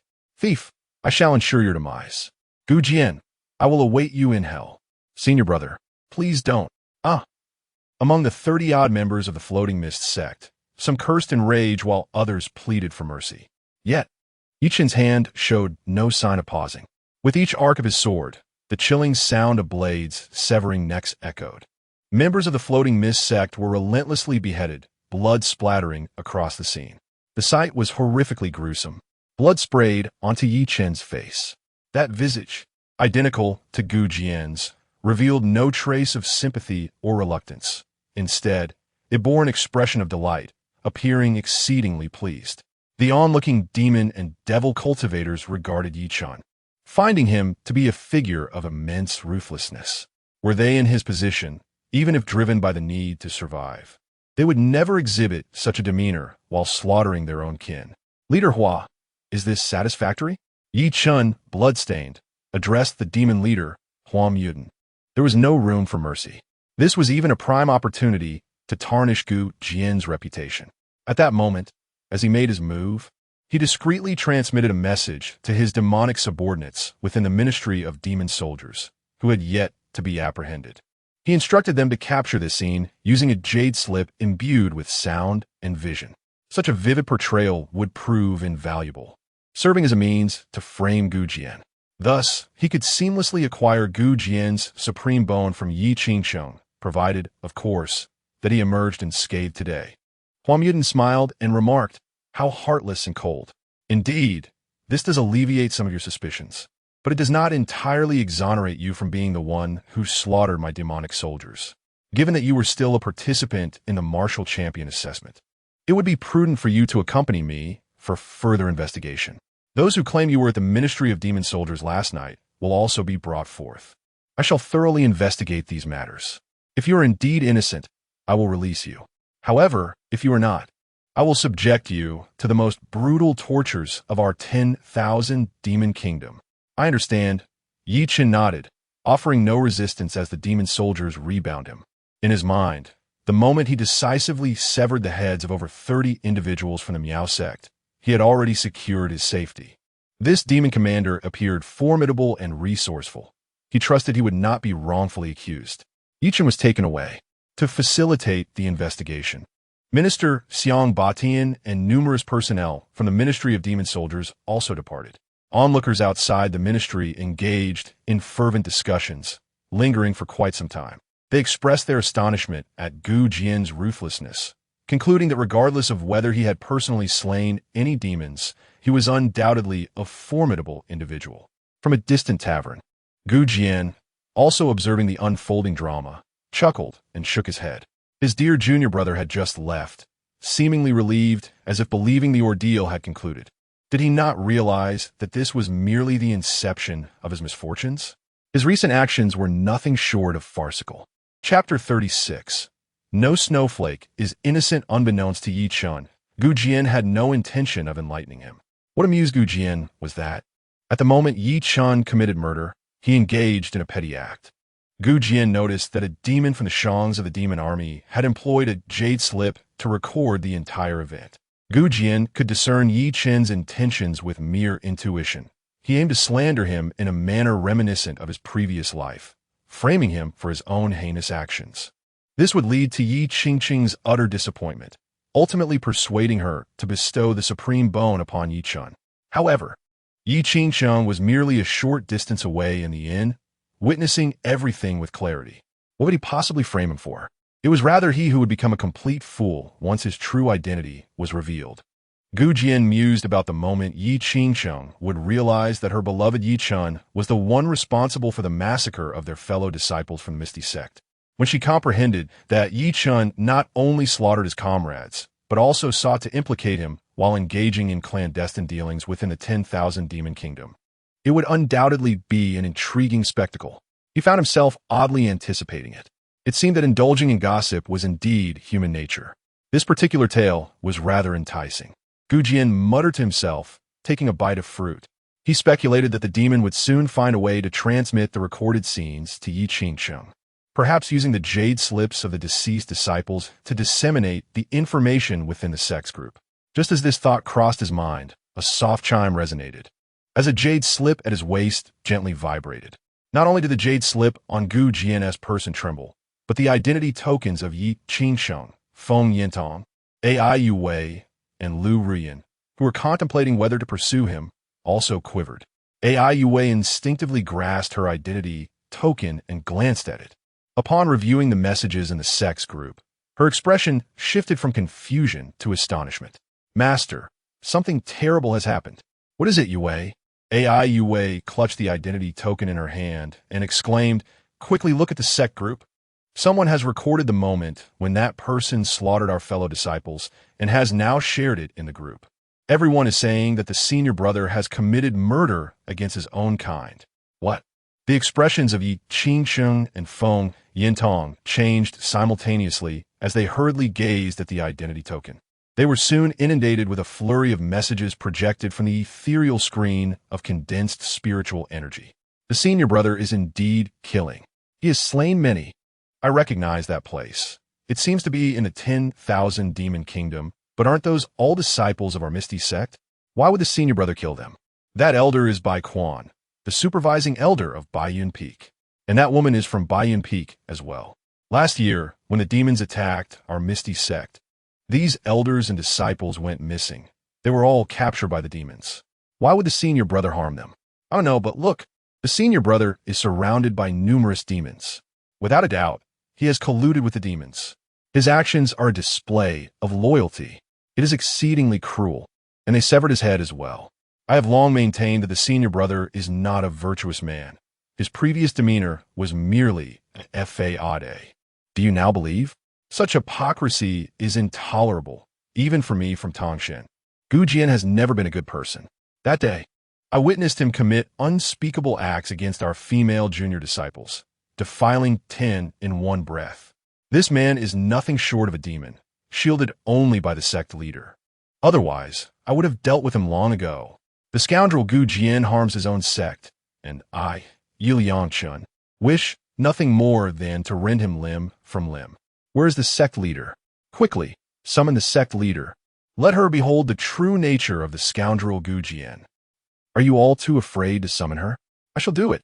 Sect leader Yi Qingqing, esteemed leader, please come forth and witness the true face of Gu Jian. Sect leader, render justice for the fallen. Gu Jian, the wretched fiend. I knew all along he was no good. Capture him and tear him apart. And tearing apart is not enough. He deserves to be dismembered and his ashes scattered. Wasn't the sect leader supposed to be in the 10,000 demon kingdom, searching for Gu Jian? Gu Jian has surely succumbed to darkness, aligning himself with those demonic cultivators in the 10,000 demon kingdom. Sect leader, uphold justice against kin. It is not kin that must be extinguished, but evil. I cannot coexist with Gu Jian. In the sect leader's group of thousands, news spread like wildfire. Almost everyone was vehemently denouncing Gu Jian, calling for his downfall. Yi Qingsheng observed the pallor on their faces. Her hands trembled as her consciousness swept to the top of the alliance group. There, she found a disciple named by Hao Yan, who had sent a recording of the events. Yi Qingsheng, using her spiritual power, accessed it, and soon beheld the sight of Gu Jian systematically slaying his fellow disciples of the Miao Miao sect. It was precisely what had transpired moments ago, before the demon fortress. Meanwhile, more voices joined the cacophony of condemnation, with thousands rallying against Gu Jian. Others were tagging her, urging her to act in justice against kin. Feng Yintong also witnessed this unfolding and found it utterly incredulous. How could such a thing occur? She had never imagined that after the false Gu Jian had captured her, someone would relay this scene to the sect's group.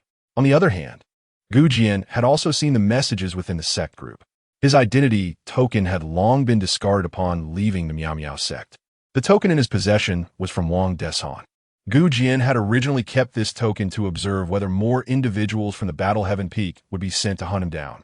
Yet, he was met with such a spectacle. Gu Jian felt no surprise. It was entirely within his expectations. At this moment, seeing so many rallying against him, he harbored no displeasure, and in fact, felt a tinge of amusement. Tens of thousands were hurling insults at him, refined slurs, vile obscenities, and a plethora of creative invectives. Yet, not a single soul stepped forward to utter a word of doubt. Could it be a mistake? The senior brother has protected us for so long. How could he possibly consort with demons? Gu Jian pondered. No wonder he felt dead inside in his previous life. No wonder, after his rebirth, he resolved never to protect anyone from the Misty sect again. Indeed, such a group of individuals was not worthy of his guardianship. Perhaps a significant portion among them had been led astray. However, when an avalanche occurs, no snowflake is innocent. In his past life, when he faced execution, not a single member of the Misty sect who had insulted him could be deemed blameless. Gu Jian, with indifference, perused the myriad of derogatory remarks directed at him. After a moment, he exhaled softly. It must be said that the collective vitriol of thousands held a certain impact. Gu Jian had believed he had achieved a state of tranquility, yet after reading them, his heart stirred with some turmoil. Primarily, it was the spectacle of such a collective outpouring. It seemed as if their desire to crush him would grant them a transcendental experience, a sight both unheard and unseen, a marvel of humanity. Moments later, Gu Jian withdrew his attention from the messages in the Misty sect group and addressed the little devil in his mind. Little Iya, I suddenly comprehend the words you spoke. Master, what words? Gu Jian smiled and replied, true salvation begins with destruction. Some individuals do not deserve to inhabit this world, even amidst chaos. Chapter 37, 100,000 longevity points, the human sovereign banner within the longevity demon palace. The little spirit, Iya, cheerfully exclaimed, indeed, master, you are absolutely correct. In this world, there exists a multitude of despicable individuals unworthy of life. Such people ought to be cast into the human sovereign banner. The thought crossed Gu Jian's mind that, if given the opportunity, he would send all those who insulted him into the human sovereign banner. He then inquired, Iya, is there a human sovereign banner within the longevity palace? Yes, master, she replied. Oh, where? Gu Jian pondered if perhaps it could be exchanged for longevity points. The little demon, Ling Air, mysteriously responded, wait until you possess 100,000 longevity points, and you shall find out. 100,000 longevity points. Gu Jian wondered if the human sovereign banner was located within the divine demon tomb. Meanwhile, in the inn where Yi Qingsheng and Feng Yintong resided, the torrent of insults directed at Gu Jian left Yi Qingsheng trembling with rage. Feng Yintong was equally incensed. Witnessing such vile attacks on Gu Jian, she felt an overwhelming urge to defect from her sect and return to exact vengeance, ensuring those who slandered Gu Jian faced utter annihilation. Yi Qingsheng clutched her identity token and sent a message through the sect's group chat. Yi Qingsheng, sect leader of the Piao Miao sect. do not defame Jian. He is innocent. However, her message was quickly drowned out by a wave of insults. Frustration and helplessness washed over Yi Qingsheng. But then a thought struck her. She swiftly exercised her authority as sect leader and activated the mute mode for the sect group chat. Suddenly, silence enveloped the main group of the sect, leaving everyone astonished to discover they could no longer speak. Lu Ruyan was about to send a message when she realized she too had been silenced. "Master, why have you muted everyone?" she asked, looking at Yi Qingsheng. "I need to clarify that what everyone sees is not Jian. The real Jian is not far from me, and he has not colluded with demons. Hence, I initiated the mute," Yi Qingsheng declared. With that, she attempted to input a message using her spiritual power into her identity token. However, Feng Yintong quickly intervened. "Are you mad?" Confused, Yi Qingsheng asked, "Sister, why do you say that?" "I merely wish to clarify for Jian. Is explaining a help or a hindrance to him?" Feng Yintong responded, exasperated. Did this junior sister act without thinking? Yi Qingsheng was increasingly bewildered, unable to grasp Feng Yintong's reasoning. Feng Yintong continued, "This matter is exceedingly peculiar. I sense that aside from the impersonator of Jian, there are spies within our Piao Miao sect. They are in league with the demons. By stating this directly, do you not inform the spy that Jian is in Meidu? At that point, the demons in Meidu will swarm, and Jian will be plunged in peril." "What?" Yi Qingsheng paused, momentarily stunned.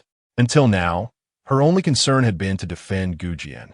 She had not considered the existence of spies. "Sister, how do you know this?" Feng Yintong replied coolly, "It is evident from the group chat. Although the members of the sect appear to be expressing their opinions spontaneously, I have also noticed several who are deliberately inciting discord and manipulating the situation. Most of those individuals are likely spies." Listening to Feng Yintong's words, Yi Qingsheng swiftly turned her gaze towards the sect's group chat. At that moment, the chat was inundated with tens of thousands of messages.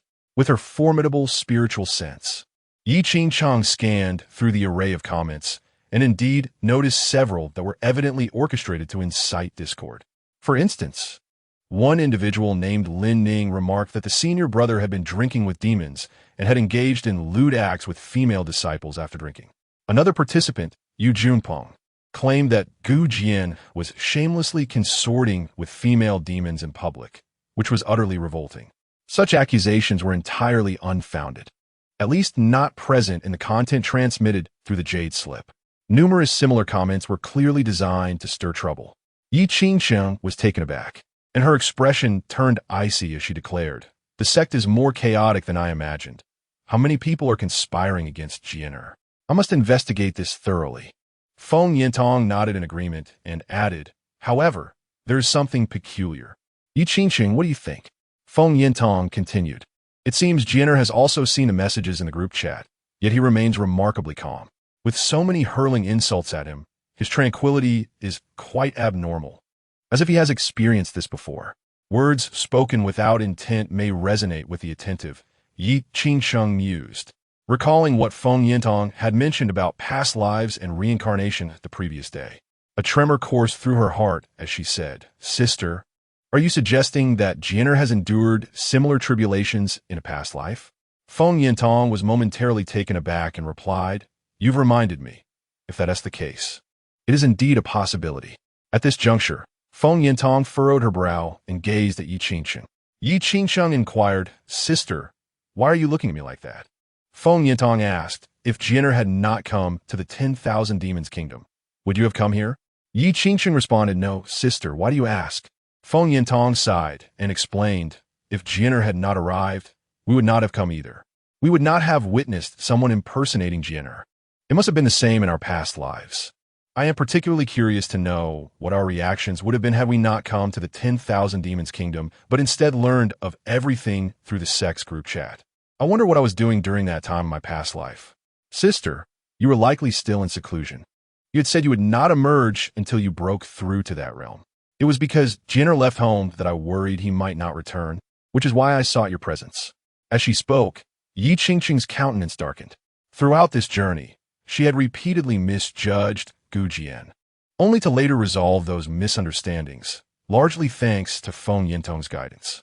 In her previous life, had it not been for Feng Yintong's strategic counsel and patient reassurances that Gu Jian would not ally with demons, Yi Qingxing wondered how she might have misconstrued Gu Jian's character. She was even uncertain whether she would have believed the malicious rumors. When the truth was laid bare, and countless voices condemned Gu Jian, would she have steadfastly stood by his side? To her astonishment, she realized the answer was no. After all, yesterday, upon witnessing an impostor of Gu Jian drinking with demons, she instinctively assumed that Gu Jian had allied himself with the malevolent forces. Now, before her very eyes, Gu Jian had ruthlessly slain dozens of his fellow disciples from the Misty sect in the presence of those very demons. The gravity of this situation was 1,000-fold more severe than what had transpired the day before. If I were to lose my trust in Jian, what would I do? Would I cast Jian out of the sect? Or sever our ties completely? Yi Qingcheng murmured to herself, her complexion gradually paling. She speculated that in her past life, she had banished Gu Jian from the sect, which might explain his decision to withdraw from it in this lifetime. Feng Yintong observed her and inquired, "What troubles you?" Yi Qingcheng replied, "Sister, I wish to return at once. I must see the sky-mending moon mirror. I long to ascertain whether such events also transpired in my previous life. More importantly, I wish to know if I stood up for Jian back then." Upon hearing Yi Qingcheng's words, Feng Yintong nodded and said, "If that is your wish, then go ahead. Furthermore, ensure that the spy and those who framed Jian are thoroughly investigated. Additionally, I inquired of Jian whether he had any knowledge of the identity of his impersonator. Can you guess how he responded? He said he was already aware." "What?" Yi Qingcheng exclaimed in astonishment, then asked, "Who did Jian say it was?" Chapter 38. The Awakening of the Celestial Mirror. Feng Yintong gazed at her and remarked, "Someone you would never believe." Yi Qingcheng, anxious, implored, "Sister, please do not keep me in suspense. Just tell me who it is." "Yi Chun," Feng Yintong stated matter-of-factly. Yi Qingcheng froze momentarily, shaking her head vigorously. "No, it is impossible. Chun would never do such a thing." Feng Yintong replied, "As I said, you would find it hard to believe." Yi Qingcheng persisted, "Though that person's demeanor bears some resemblance to Chun, he is gravely injured and unconscious. How could he possibly be in the demon nation?" Feng Yintong suggested, "Perhaps he has employed methods we cannot fathom." Yi Qingcheng, taken aback, declared resolutely, "That is also impossible. I trust Chenat. He is gentle and sensible, incapable of such actions." Feng Yintong shook her head and said, "If you choose not to believe, there is little I can do. However, perhaps the celestial moon god realm can provide the answers we seek. Time is of the essence. You should return to the sect at once." Indeed, Yi Qingxing nodded, her heart eager to return, yet she was also concerned for Gu Jian. "Sister, during my absence, please continue to protect Jian." "I will," Feng Yintong affirmed, for how could she not safeguard her beloved disciple? She would do everything in her power to protect Jian. Yi Qingcheng then turned to Ai Yue and Lu Ruyan, asking, "Yue Ruyan, will you remain here or return with me?" Ai Yue quickly responded, "Master, I shall return with you." She could not bear to stay in such a perilous place for even a moment longer. However, she was determined to seek revenge for her senior brother's humiliation. Lu Ruyan softly added, "Master, I too will accompany you back." "Very well," Yi Qingxing nodded. Although she had hoped one disciple might stay behind to assist Feng Yintong in protecting Gu Jian, she reconsidered. Realizing that their lack of harmony with Gu Jian and their limited abilities might render them more of a liability than a help, thus abandoning that thought for now. She cast a glance at Gu Jian in the distance. "Yina, please endure. I shall ensure justice is served. I will not let any who have harmed you go unpunished." Yi Qingcheng conveyed through thought. Yet, she received no reply. With a gentle sigh, she departed the tavern with her two disciples. Half an hour later, Yi Qingcheng, with great caution, led Ai Yue and Lu Ruyan out of the enchanting city. To avoid alarming the demons of the demon nation, she refrained from flying. The trio walked several hundred miles until she was certain they would not attract the attention of any demons, at which point she guided her disciples to fly low towards the borders of the demon nation. Upon returning to the Misty Cloud sect 3 days later, chaos reigned. Under the influence of malevolent instigators, nearly everyone believed that senior brother Gu Jian had colluded with the demons, including the elders of the Misty Cloud sect. In the midst of her anger, Yi Qingsheng felt an even deeper sorrow. She suspected that in her past life, Gu Jian had also endured such trials. What ultimately would be the trajectory of this matter? Would this incident cause Jian to depart from the sect? Yi Qingchang mused. Her desire to behold the Tianyue mirror intensified. She resolutely issued commands with an iron hand, forbidding any discussions regarding Gu Jian's alleged collusion with demons. She assured everyone that she would uncover the truth and restore Gu Jian's innocence. At this moment, only half a day remained until the full moon. Yi Qingchang left her 2 disciples outside and entered the unique secret realm of Piamiao Peak. The Tianyue mirror, one of the most formidable treasures of the Piamiao sect, was situated atop a snow-capped mountain within the secret realm. Half a day later, Yi Qingcheng stood amidst the snowy peaks. At the mountainside lay a sacred lake, and at its center, a small island. Upon the island's altar rested the Tianyue mirror. With a graceful leap, Yi Qingcheng ascended to the altar. The Tianyue mirror had not been activated for over 1,000 years, yet it appeared extraordinary, resembling a divine artifact. Yi Qingcheng gazed at the sky and remarked, "There is still half a day until the full moon arrives. Have I arrived too early? Since I am here, I shall wait for the full moon to come." She often secluded herself before the demons descended. A single day was not particularly burdensome. However, at this moment, Yi Qingcheng found that this brief span felt interminable. Time flowed slowly. Amidst her endless anticipation, the day of the full moon finally arrived. Yi Qingcheng waited from morning until evening. When her heart felt as if it were being pricked by 1,000 ants, the crimson moonlight finally pierced through the barrier of the secret realm, illuminating the Tianyue mirror. Next, she would need to infuse 300 years of her lifespan to activate the mirror. Yi Qingcheng felt a surge of excitement as she gently placed her hand upon the mirror on the altar. The instant her palm made contact, a peculiar energy emanated from the Tianyue mirror.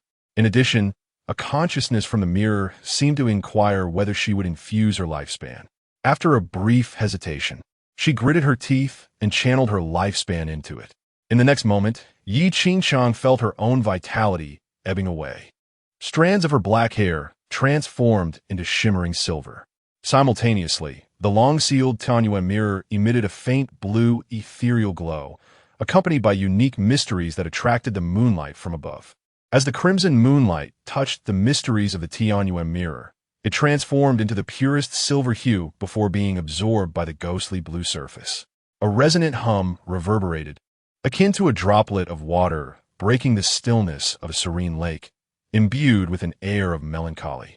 Within the Tianyue mirror, faint ripples began to form. As the ripples expanded, a scene gradually unfolded before Yi Qingcheng's eyes. Her heart quivered slightly as she beheld a dilapidated temple, besieged by fierce winds and snow. A man clad in a long cloak and adorned with a conical hat led a 3-year-old child into a dilapidated, forsaken temple. He informed the young boy that he would venture out to procure toys and would return shortly, leaving behind some provisions and a wooden plaque inscribed with the boy's birth date before stepping out of the crumbling sanctuary. However, the 3-year-old was not entirely oblivious.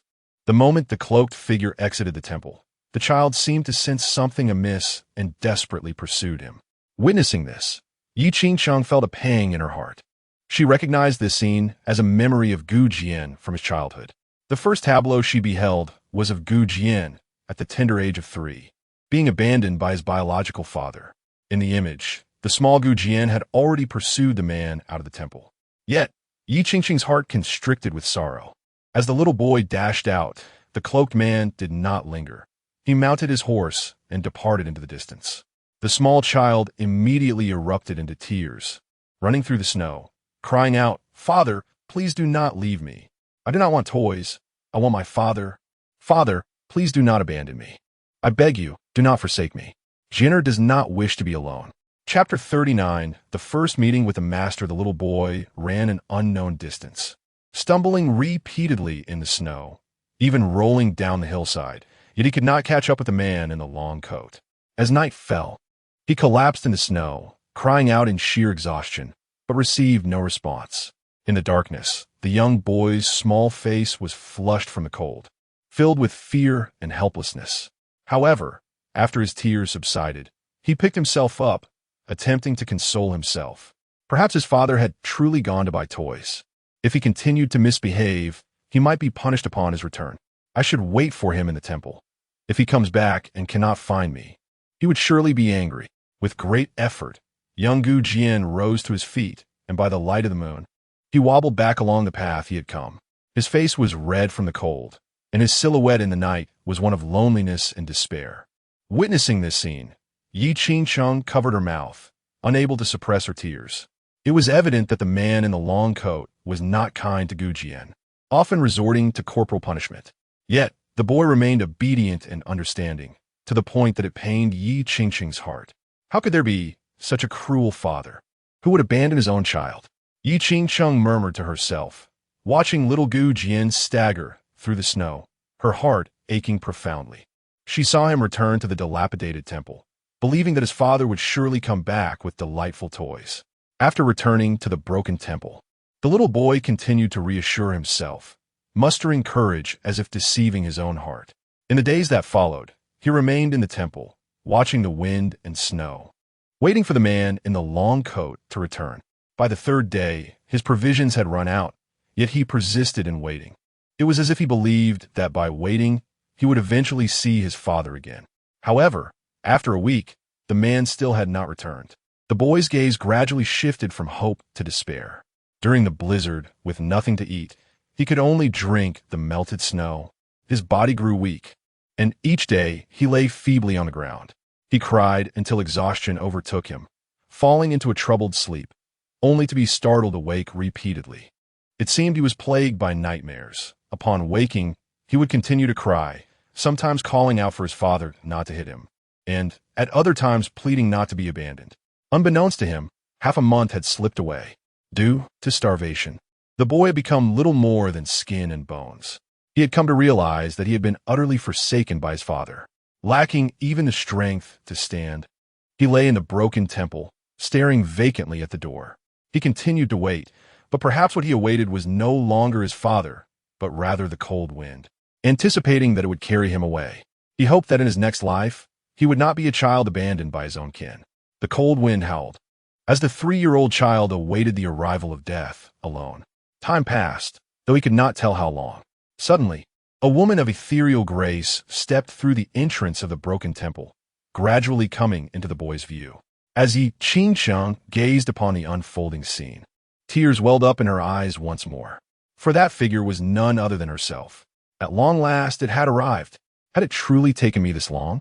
I thought Jian had only been hungry for 3 days, yet it had been so much longer. Yi Qingcheng murmured to herself, her attention drawn again to the celestial mirror of mending. With the varying flow within the mirror, she could, through her thoughts, accelerate the imagery. In the mirror, the young Jian had spent half a month in the dilapidated temple. Meanwhile, for Yi Qingcheng, it had been but the brief span of a single incense stick. Nevertheless, she could still feel the despair and helplessness that young Jian had experienced at that time.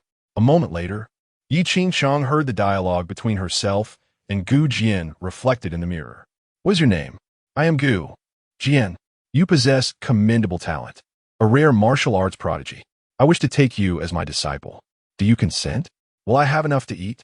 Yi Qingcheng replied, "Yes, you will." Then, "Big sister, call me master." "Yes, master." Shortly thereafter, the Yi Qingcheng in the mirror conjured a flame and administered a drop of spiritual due to young Jian. The frail form of the little Jian, once starved and emaciated, now bore a hint of vitality. Yi Qingcheng produced some provisions for him. Observing him devour the steamed bun with fervor, she inquired, "Why are you here alone, so famished? Where are your parents?" The little boy's tears welled up, droplets falling onto the bun as he replied, "Father got separated from me." The Yi Qingcheng in the mirror regarded him in silence, her heart heavy with understanding. Having cultivated for nearly a millennium, she had witnessed the tribulations of humanity, discerning the painful truth that this innocent child had been abandoned by his closest kin. "Come with me. I shall not forsake you." "Thank you, master," the little Gu Jian said, bowing deeply in gratitude. Witnessing this scene, Yi Qingsheng was profoundly moved. She realized that Gu Jian's unwavering kindness towards her in the future stemmed from this very day. In the past, she had overlooked such moments, yet now, through the celestial mirror, she could distinctly perceive a myriad of emotions within the eyes of the understanding young Gu Jian. Her casual decision to accept him as a disciple had become a matter of profound significance in his heart, akin to a rebirth. Yet Yi Qingsheng was puzzled.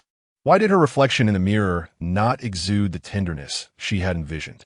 It seemed her acceptance of Gu Jian was not driven by a desire to aid him, but merely an appreciation of his innate talent. However, she quickly reassured herself that this was entirely natural. After all, it was their initial encounter, devoid of any emotional foundation. I am not a sage. Things will improve in due course. With this thought, Yi Qingsheng continued to channel her spiritual energy into the celestial mirror. Time within the mirror began to accelerate, scenes unfolding before her eyes. Though Gu Jian was still very young, he displayed remarkable understanding and a knack for winning her favor. Even in his infancy, he crafted small gifts for her. Yi Qingsheng noticed her reflection in the mirror began to smile more frequently during her interactions with Gu Jian, as if she found great worth in having accepted him as her disciple. At the age of 8, Gu Jian awakened his supreme bone. In the mirror, the joy on Yi Qingsheng's face was palpable. "Jianer, I have not misjudged you. Your talent is truly astounding, and now you have awakened the supreme bone. In the future, you shall undoubtedly become a supreme. As your master, I hope that when you grow up, you will be able to protect your sect." The 8-year-old Gu Jian already possessed the demeanor of a young swordsman. Clad in a swordsman's robe, he exuded an air of youthful pride, embodying the spirit of a prodigy. In a tender and clear voice, he declared, "Master, do not worry. Piao sect is my home, and I will certainly safeguard it. Well, since that is the case, I shall impart to you the Piao sacred art. This is the highest secret skill of our Piao sect at Piao Peak." The young Gu Jian responded, "Thank you, master. I shall not disappoint you." Outside the mirror, Yi Qingsheng's expression was one of deep satisfaction as she remarked, "Jianer truly understands. Since the age of 8, he has known the importance of protecting the sect." Yet, as she contemplated the current Gu Jian, a wave of sorrow washed over her. If only life were as it was at first glance, she mused, wishing for a return to their original bond. In the subsequent 2 years, I took in Ruyan, Yu Wei, and Chun Er as disciples. My time spent personally instructing Gu Jian diminished considerably. Could it be that this gradual distance was the seed of his eventual departure? Yi Qingsheng pondered to herself, continuing to observe. Chapter 40. Life, if only were like the first encounter, Yi Qingsheng murmured to herself, but soon realized her mistake. After taking on 3 more disciples, Gu Jian showed no signs of distancing himself from her.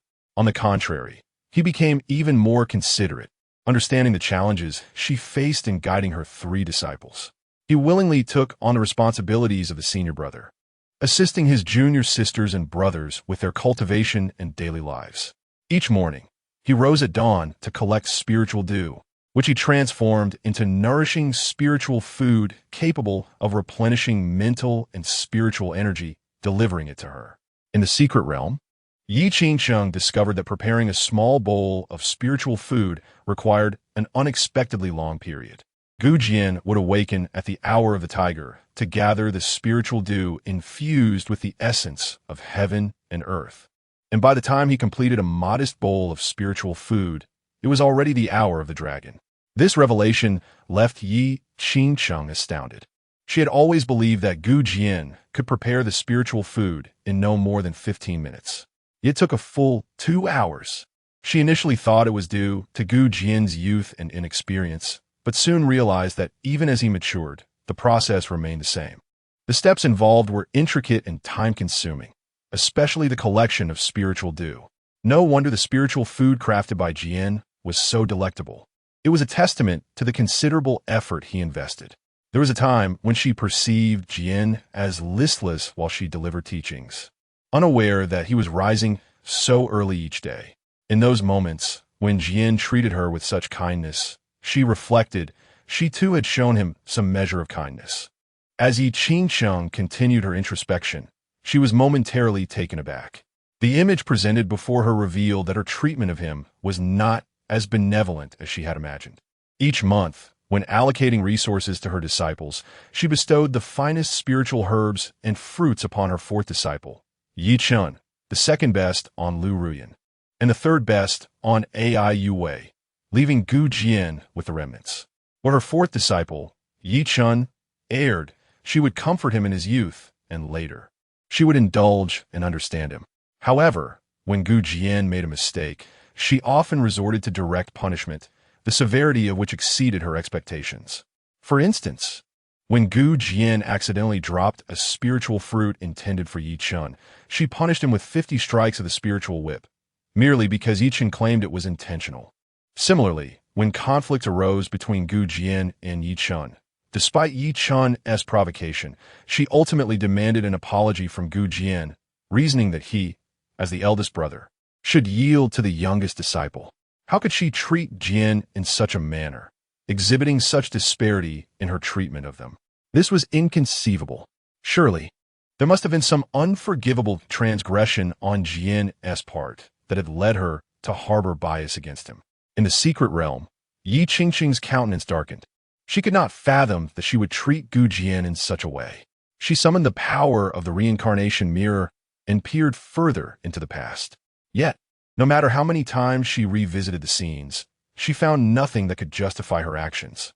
In the scene, Gu Jian has consistently shown unwavering filial piety towards her since childhood.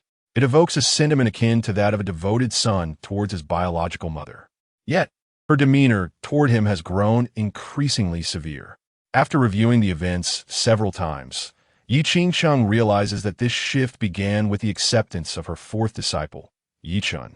Ever since Yi Chun arrived at the Miao Peak, her attitude toward Gu Jian has turned frigid, showering all her affection upon Yi Chun. Why is this so? Chun'er is my disciple, and Jian'er is also my disciple. Why do I treat them so differently? Although Chun'er entered the sect a few years later, he is merely a year younger than Jian'er. They're nearly the same age. It must be due to Jian'er being the eldest brother. Yes, it must be that way. Jian'er is the senior brother, and thus I hold him to a higher standard. My intentions are for his benefit. Yi Qingsheng tries to convince herself with such reasoning. However, she finds herself unsuccessful, for if it were truly for Gu Jian's good, her approach should be one of guidance complemented by discipline. Yet in the scenes depicted, she has scarcely provided any instruction to Gu Jian, opting instead for direct punishment when he errs. After the punishment, she merely leaves him to reflect on his own. The tenderness she once bestowed upon young Gu Jian seems to have entirely transferred to Yi Chun. Witnessing all of this, Yi Qingsheng cannot come to terms with it. What troubles her even more is that despite her behavior, Gu Jian continues to honor her as before, except when alone, where he displays a countenance of grievance and desolation. At all other times, he remains the perfect senior brother, redoubling his efforts to please her. It appears that in his heart, he believes that such actions will restore her favor toward him. This realization leaves Yi Qingsheng vulnerable, tears streaming down her face. She feels a sense of sorrow, believing that Gu Jian has changed as he matured, becoming less obedient than in his childhood. However, upon reflection, she discovers that the one who has changed is, in fact, herself. The hearts of old friends may alter, yet one does not expect their own heart to change. Jian'er has never altered. It is I who have transformed. Yi Qingsheng struggles to accept this truth, her heart trembling. Enduring the pangs of sorrow, she continues to watch. This time, she sees herself lying in a hospital bed, several years having passed since the previous scene. Beside her, Gu Jian tends to her. This was 3 years ago, during my failed attempt to break through to the sacred realm, when I sustained severe injuries. At that time, Chun'er was in seclusion, while Yu Wei and Ruyan were out on their trials. Only Jian'er remained by my side, caring for me. I expressed that after this injury, I would never again have the opportunity to strive for the sacred realm. Jian'er comforted me, assuring me that there would be another chance and that my injuries would heal swiftly. Witnessing this moment, Yi Qingqing's heart aches once more.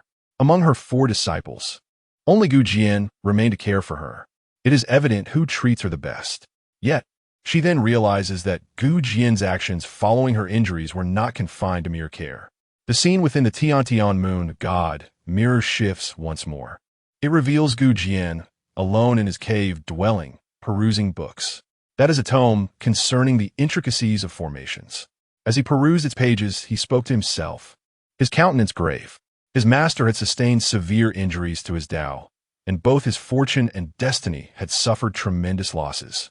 Under ordinary circumstances, it would be impossible for him to ascend to the sacred realm in this lifetime, and he might even face demise.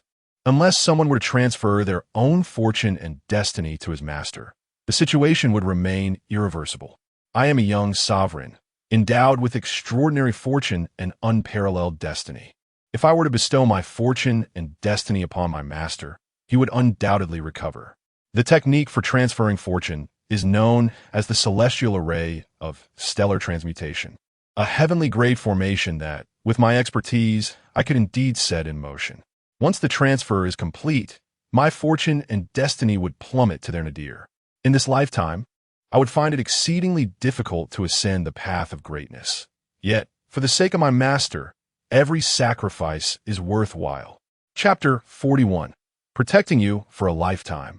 The day of despair in the scene, Gu Jian displayed a resolute demeanor as he began to arrange the formation.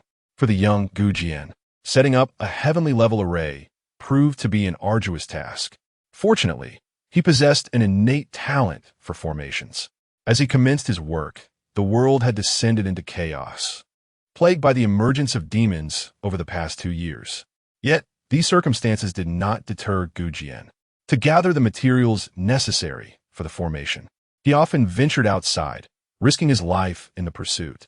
He even infiltrated demon-occupied mines to extract spirit stones or repeatedly encountering perilous situations. Due to insufficient resources, he exchanged his own cultivation expenses for materials to complete the grand array, filling the gaps. After 2.5 years, he finally succeeded in arranging the formation. When the celestial marriage array was activated, a glimmering barrier enveloped him, and Gu Jian, weary but triumphant, smiled. However, within the secret realm, Yi Qingsheng was in tears, sobbing uncontrollably, her grief saturating the ground. Had it not been for the heavenly mirror of repairing the heavens, she would never have fathomed the extent of Gu Jian's sacrifices. She had often wondered why, over the past 6 months, her injuries had inexplicably healed without any lingering effects. She had believed herself to be favored by the heavens. Little did she know, it was Gu Jian who had transferred his fortune and blessings to her. He was the one protecting her all along. With her face streaked with tears, Yi Qingsheng reflected on the misunderstandings she had harbored towards Gu Jian during those 2 years. It was no wonder she had felt that Jian was particularly busy over the years, often elusive. Whenever other disciples went out to train, he frequently insisted on claiming the majority of the spoils. She had once thought him greedy and had chastised him harshly. But in truth, he had been striving to set up the array of celestial marriage. Why had he not confided in her? Had she known that his apparent greed was solely for the purpose of arranging the grand formation, she would have never punished him.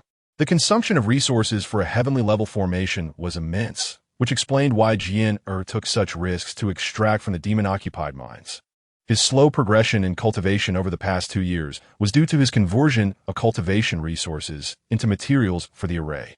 He sacrificed his own fortune, luck, and even his cultivation for her sake. Yet, she had even contemplated forcing him to surrender the supreme bone. How could she be so unfeeling? As Yi Qingsheng cried, her heart twisted in pain. After a prolonged period of weeping, she gradually calmed herself. Then, she summoned her magical powers, urging the heavenly mirror of repairing the heavens to accelerate the imagery. At that moment, she yearned to uncover the truth. In her previous life, had Gu Jian departed from the sect because she had pressured him into relinquishing the supreme bone? After all he had sacrificed, how could she demand such a thing from him? Had his disappointment led him to leave? As Yi Qingsheng activated the heavenly mirror, the scene shifted to a side hall of the mysterious Cloud sect. There, Yi Chen lay gravely injured on a bed, while Yi Qingsheng sat beside him, tending to his wounds. When Gu Jian entered, Yi Qingsheng rose anxiously, exclaiming, Jian, thank goodness you're here. Your fourth junior brother is gravely injured. Only your supreme bone can save him. Could you extract your supreme bone and give it to your fourth junior brother? As long as you save him. Even if you can no longer cultivate in the future, I shall protect you for a lifetime. Upon reading this, Yi Qingsheng fell silent. The previous scenes revealed to her that she had not treated Gu Jian well. She thought to herself that Gu Jian would surely refuse decisively and then leave the mysterious sect just as he had done before. Honestly, having witnessed her treatment of Gu Jian, she would not be surprised by his rejection, nor would she feel anger at his resolute departure. For it was all of her own making. He had treated her with such kindness, yet she had repeatedly punished and hurt him. However, in the next moment, Yi Qingsheng was momentarily taken aback. She saw Gu Jian in the celestial mirror, his expression filled with anguish as he looked at her with urgency. And he finally spoke slowly. Master, if it were anyone else, I would never relinquish the supreme bone. But since it is you, I am willing to use it to save my fourth junior brother. Yi Qingsheng in the celestial mirror was immensely pleased. Yet in the secret realm, Yi Qingsheng was astonished. How could this be? Yi ne aglit. Despite her treatment of him, and the fact that his fourth junior brother had not been friendly, he still consented? Undoubtedly, Gu Jian was doing this for her sake, agreeing to use the supreme bone to save Yichun. But in this lifetime, Gu Jian had clearly not consented. What was happening? Yi Qingsheng felt a mix of shock and confusion. The next scene was one she dared not witness, for it depicted her personally extracting the supreme bone from Gu Jian's body. When the supreme dragon bone was removed, Gu Jian's complexion turned pale, sweat beaded on his forehead, and he wore a look of torment. Yet, he gritted his teeth and refrained from uttering a single sound of pain. Yi Qingsheng was further shocked to see her reflection in the mirror, having extracted Gu Jian's supreme bone. Rushing to present the blood-stained bone to Yi Chun without even administering a healing spell to Gu Jian first. She then cast a spell, merging Gu Jian's supreme dragon bone into Yi Chen's body, until Yi Chun, infused with the supreme dragon bone, was freed from peril. Only then did it seem to dawn on her that Gu Jian, who had long since fainted, needed her healing spell, and she instructed the disciples of the mysterious sect to take Gu Jian away. In the secret realm, Yi Qingsheng could hardly believe that she had acted in such a manner. Gu Jian had entrusted his most precious possession to her, yet he had received such treatment in return. Tears streamed down her face as she gradually fell apart. What shattered her even more was a detail she discovered during this process. Even after losing the supreme bone, Gu Jian's hair remained as dark as ink. Yet, not long ago, his hair had turned white. Yi Qingsheng had initially thought this was due to Gu Jian's vitality diminishing from the loss of the supreme bone, but the outcome seemed otherwise. Reflecting on Gu Jian's 3 bows of gratitude and the sight of his hair turning white, Yi Qingsheng gradually came to an understanding. Her heart trembled, her body shook, and tears cascaded down like pearls. Jian did not turn gray-haired due to the loss of the supreme bone, but rather from profound sorrow and anguish. In that moment, the youth with white hair must have felt an unbearable despair. Yi Qingsheng's heart ached intensely, overwhelmed by the pain. It dawned upon her just how deeply she had wounded her disciple. The sensation was akin to being ensnared in a net, tightening around her, suffocating her breath. Yi Qingsheng felt as though she were no longer human, and she murmured to herself, "But why? In her previous life, did Jian relinquish the supreme bone, whereas in this life he did not?" Yi Qingsheng pondered, could there have been events that shattered his heart even further? At that moment, she could no longer bear to watch. Yet, she remained determined to uncover the truth. In the realm of the celestial restoration, the light continued to flicker, and the images shifted. After a brief interval, the scene within the celestial restoration moon mirror transformed once more, revealing the square outside the grand hall of the mysterious peak. The square was teeming with people, numbering in the thousands. Yi Qingsheng quickly realized that an important ceremony was taking place. However, upon observing for a moment, she discerned that it was not a ceremony at all. Chaotic and clamorous voices emanated from the celestial restoration moon mirror, seemingly denouncing something. Chapter 42, The Target of Many.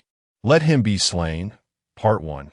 In the hazy distance, Yi Qingsheng discerned a figure clad in white, kneeling at the heart of the square.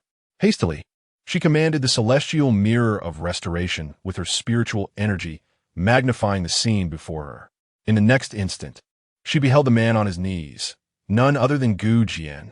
As recognition struck her, a cacophony of condemnation erupted from the celestial mirror. Master, Gu Jian has colluded with demons, slaughtering dozens of his fellow disciples. His sins are boundless and unforgivable. We implore you to execute him. Without Gu Jian's demise, the heavens would not permit such transgressions to continue, and the souls of the fallen disciples cannot find peace. We beseech you, Master, to uphold justice, lest the disciples be disheartened. Kill Gu Jian. Eradicate this traitor who consorts with demons. Slay him, slay him. The clamor surged like a relentless tide.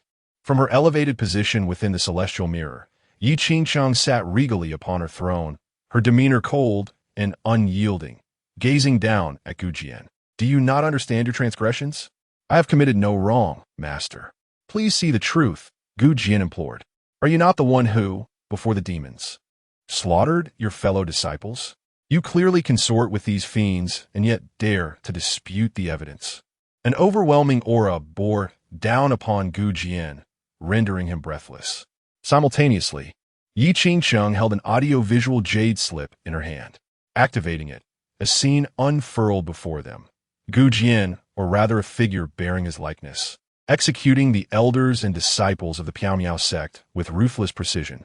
In the secret realm, Yi Qingsheng was taken aback by the revelation. She recognized that the events captured within the jade slip pertained to the kingdom of 10,000 demons. The architectural style mirrored that of the Maidu, and while the specific scenes differed, the methods employed by the man to slay the Piao sect's elders and disciples were identical to what she had witnessed just days prior in Maidu. Having seen it with her own eyes, she could assert that this was indeed the impostor masquerading as Gu Jian. This was false. An impostor had committed the heinous acts against the Piao sect's disciples. Yet, it seemed everyone had mistaken him for Gu Jian. Was someone maligning his reputation? Realizing this, Yi Qingsheng felt a surge of urgency. She longed to convey to those within the mirror that this individual was an impostor and that Gu Jian was innocent of murder. Alas, this transpired in a past life. The figures within the celestial mirror remained oblivious, continuing their tirades against Gu Jian. At that moment, Yi Qingsheng observed Gu Jian, still kneeling, beginning to speak. Master, though that man bears a striking resemblance to me, he is not I. I have never ventured into the kingdom of 10,000 demons, nor have I allied with demons. Master, he lies. There are witnesses who saw him enter the kingdom. An elderly woman interjected, second elder of Piao Peak, Su Jianjun. Gu Jian turned to her, retorting, the so-called witnesses are merely your pawns. Su Jianjun scoffed, Gu Jian, how dare you question my integrity? I'm above such treachery. Today, this witness, I'm incapable of bribery. She would never bear false witness or wrong you. Gu Jian, before the person even arrives, you claim to have been bribed by me. Are you not feeling guilty? Gu Jian, kneeling on the ground, furrowed his brow. Seated upon the throne, Yi Qingsheng stated coldly, bring forth the witness. The witness was soon presented. It was AI Yue. The image from the celestial mirror revealed AI Yue being brought forth. Subsequently, she publicly identified Gu Jian, Master Brother. Do not deceive us. I clearly saw you enter the kingdom of 10,000 beasts that day. When I inquired about your purpose, you claimed to be attending to something important and urged me to keep it a secret, not to tell anyone. What do you mean? In the image, Gu Jian's eyes widened in disbelief, as he could not fathom that his cherished third junior sister, Ai Yue, would utter such fabrications to slander him. His entire being trembled. Yi Qingsheng, elevated and frigid, remarked, Gu Jian, the evidence lies before us. Do you have anything more to say? Gu Jian turned to Yi Qingsheng and declared, Master, there is another who can attest to my innocence. Yi Qingsheng inquired, who? Gu Jian replied, second junior sister, Lu Ruyan. She can prove my innocence. I have been assisting her in her cave dwelling, perfecting the art of formations during those days. Ye King coldi retorted, nonsense.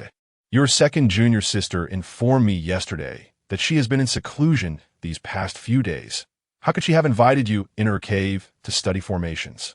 Gu Jian, cease your lies. It is futile. Master, I implore you to contact second junior sister.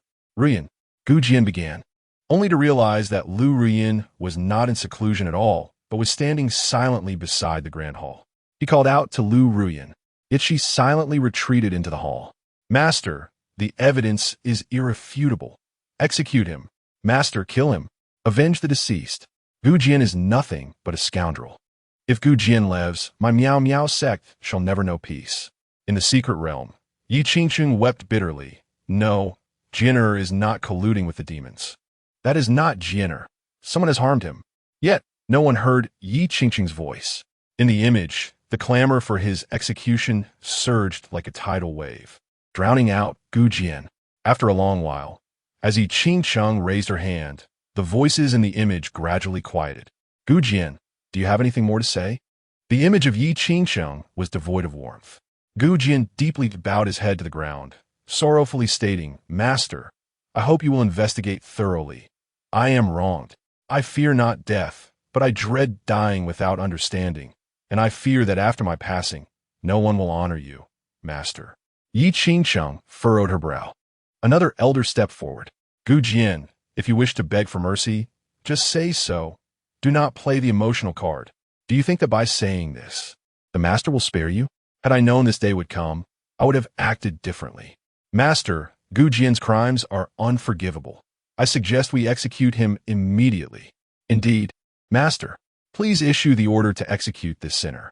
To refrain from executing Gu Jian would be insufficient to quell the public outrage, and would offer no solace to the souls of our departed brethren. We, too, would find ourselves unable to provide an account to the revered ancestors of the Miao Miao sect. Chapter 43. The Target of Many. Let him be slain. Part 2. A cacophony of voices echoed through the air. In the secret realm, Yi Qingqing was awash with tears, her heart twisting in anguish. Gu Jian was her foremost disciple, and she could not fathom issuing a command to slay him. She would undoubtedly show mercy. Was this how Jian was expelled from the sect in her previous life? She murmured to herself, feeling as though she had uncovered the events of her past existence. Yet in the next moment, she beheld her own icy countenance within the realm of the moon goddess, slowly uttering, Let him be slain.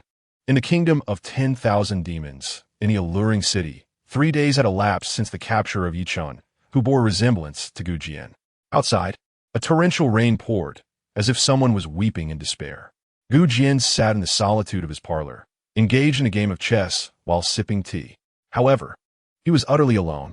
After a brief interval, a graceful figure appeared, sheltering beneath an umbrella as she entered from outside. Her form was slender and alluring. Upon raising his gaze, Gu Jian was greeted by the sight of her long, exquisite legs, accompanied by a familiar aura and fragrant breeze. Master Feng, you have arrived. Gu Jian acknowledged, lifting his head. Feng Yintong had disguised herself, emanating the essence of a demon cultivator, yet her beauty remained unparalleled. Feng Yintong, taken aback, inquired, Jian, did you anticipate my visit? Gu Jian smiled gently and replied, I merely sensed that Master Feng harbored many questions, thus he would surely seek me for clarity. Please, take a seat, he offered. Thank you. Feng Yintong nodded and settled before Gu Jian. Her enchanting figure momentarily captivated his gaze. Subsequently, she deftly conjured a soundproof barrier.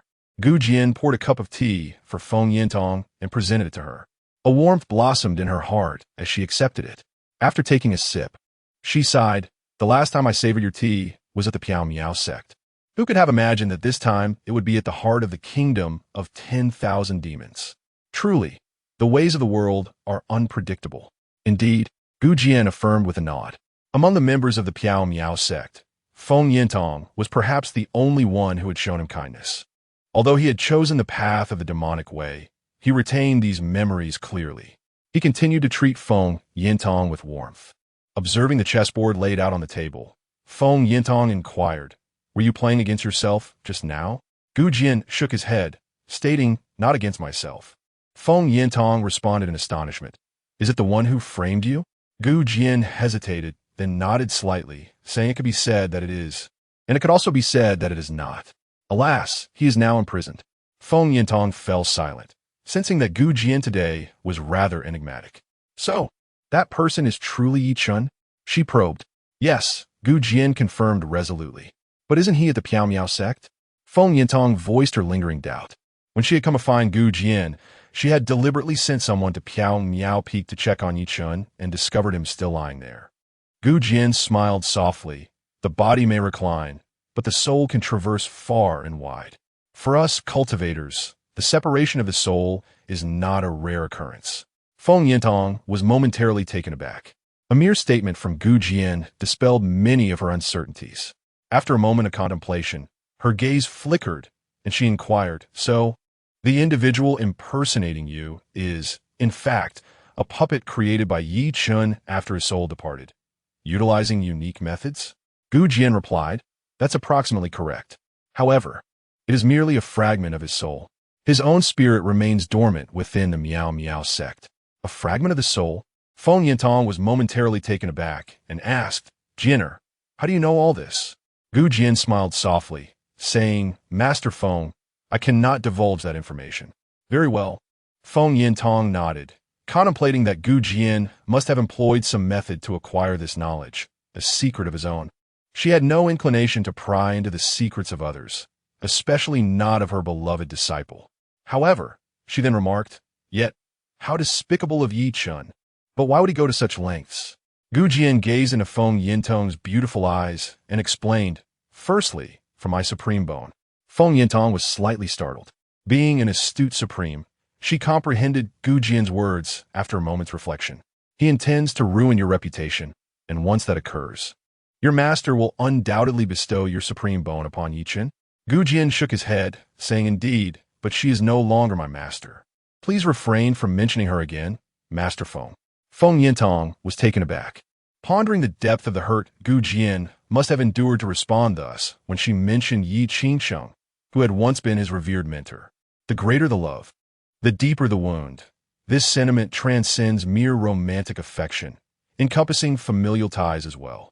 Observing Gu Jian, Feng Yintong felt a pang of sympathy and remarked, "Then I shall not speak of her. Nevertheless, Yi Chun's malice is undeniable, and his schemes against your supreme bone must be exposed. Even if Yi Qingsheng does not believe it, I shall ensure the truth comes to light." Yi Qingsheng had returned to examine the celestial moon mirror.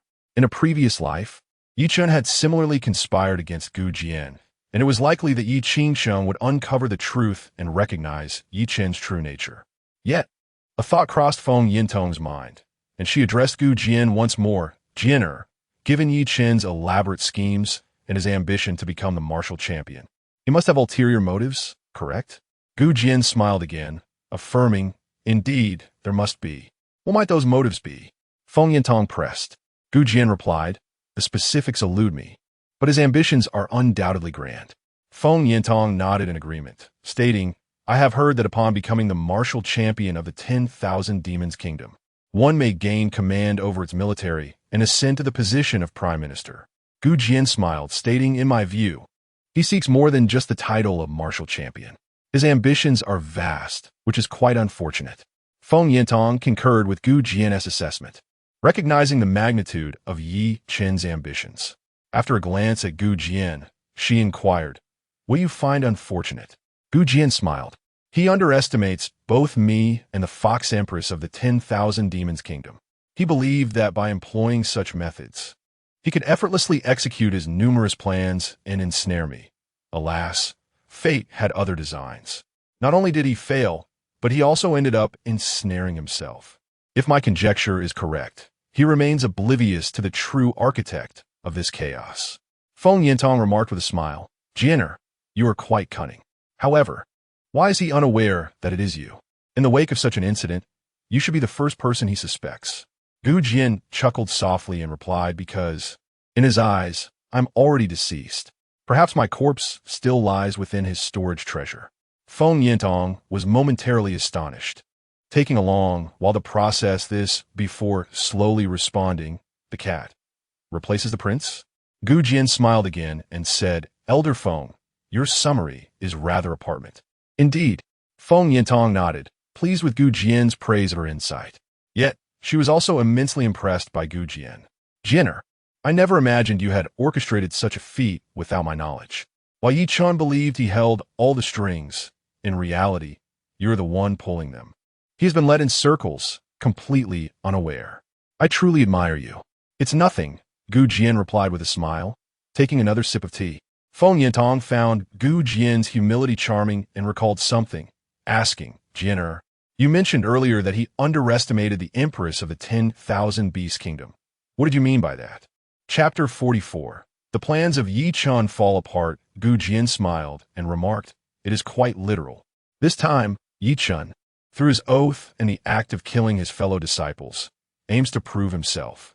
While he may deceive that Commander Hua, he will undoubtedly fail to fool the Empress of the 10,000 demons.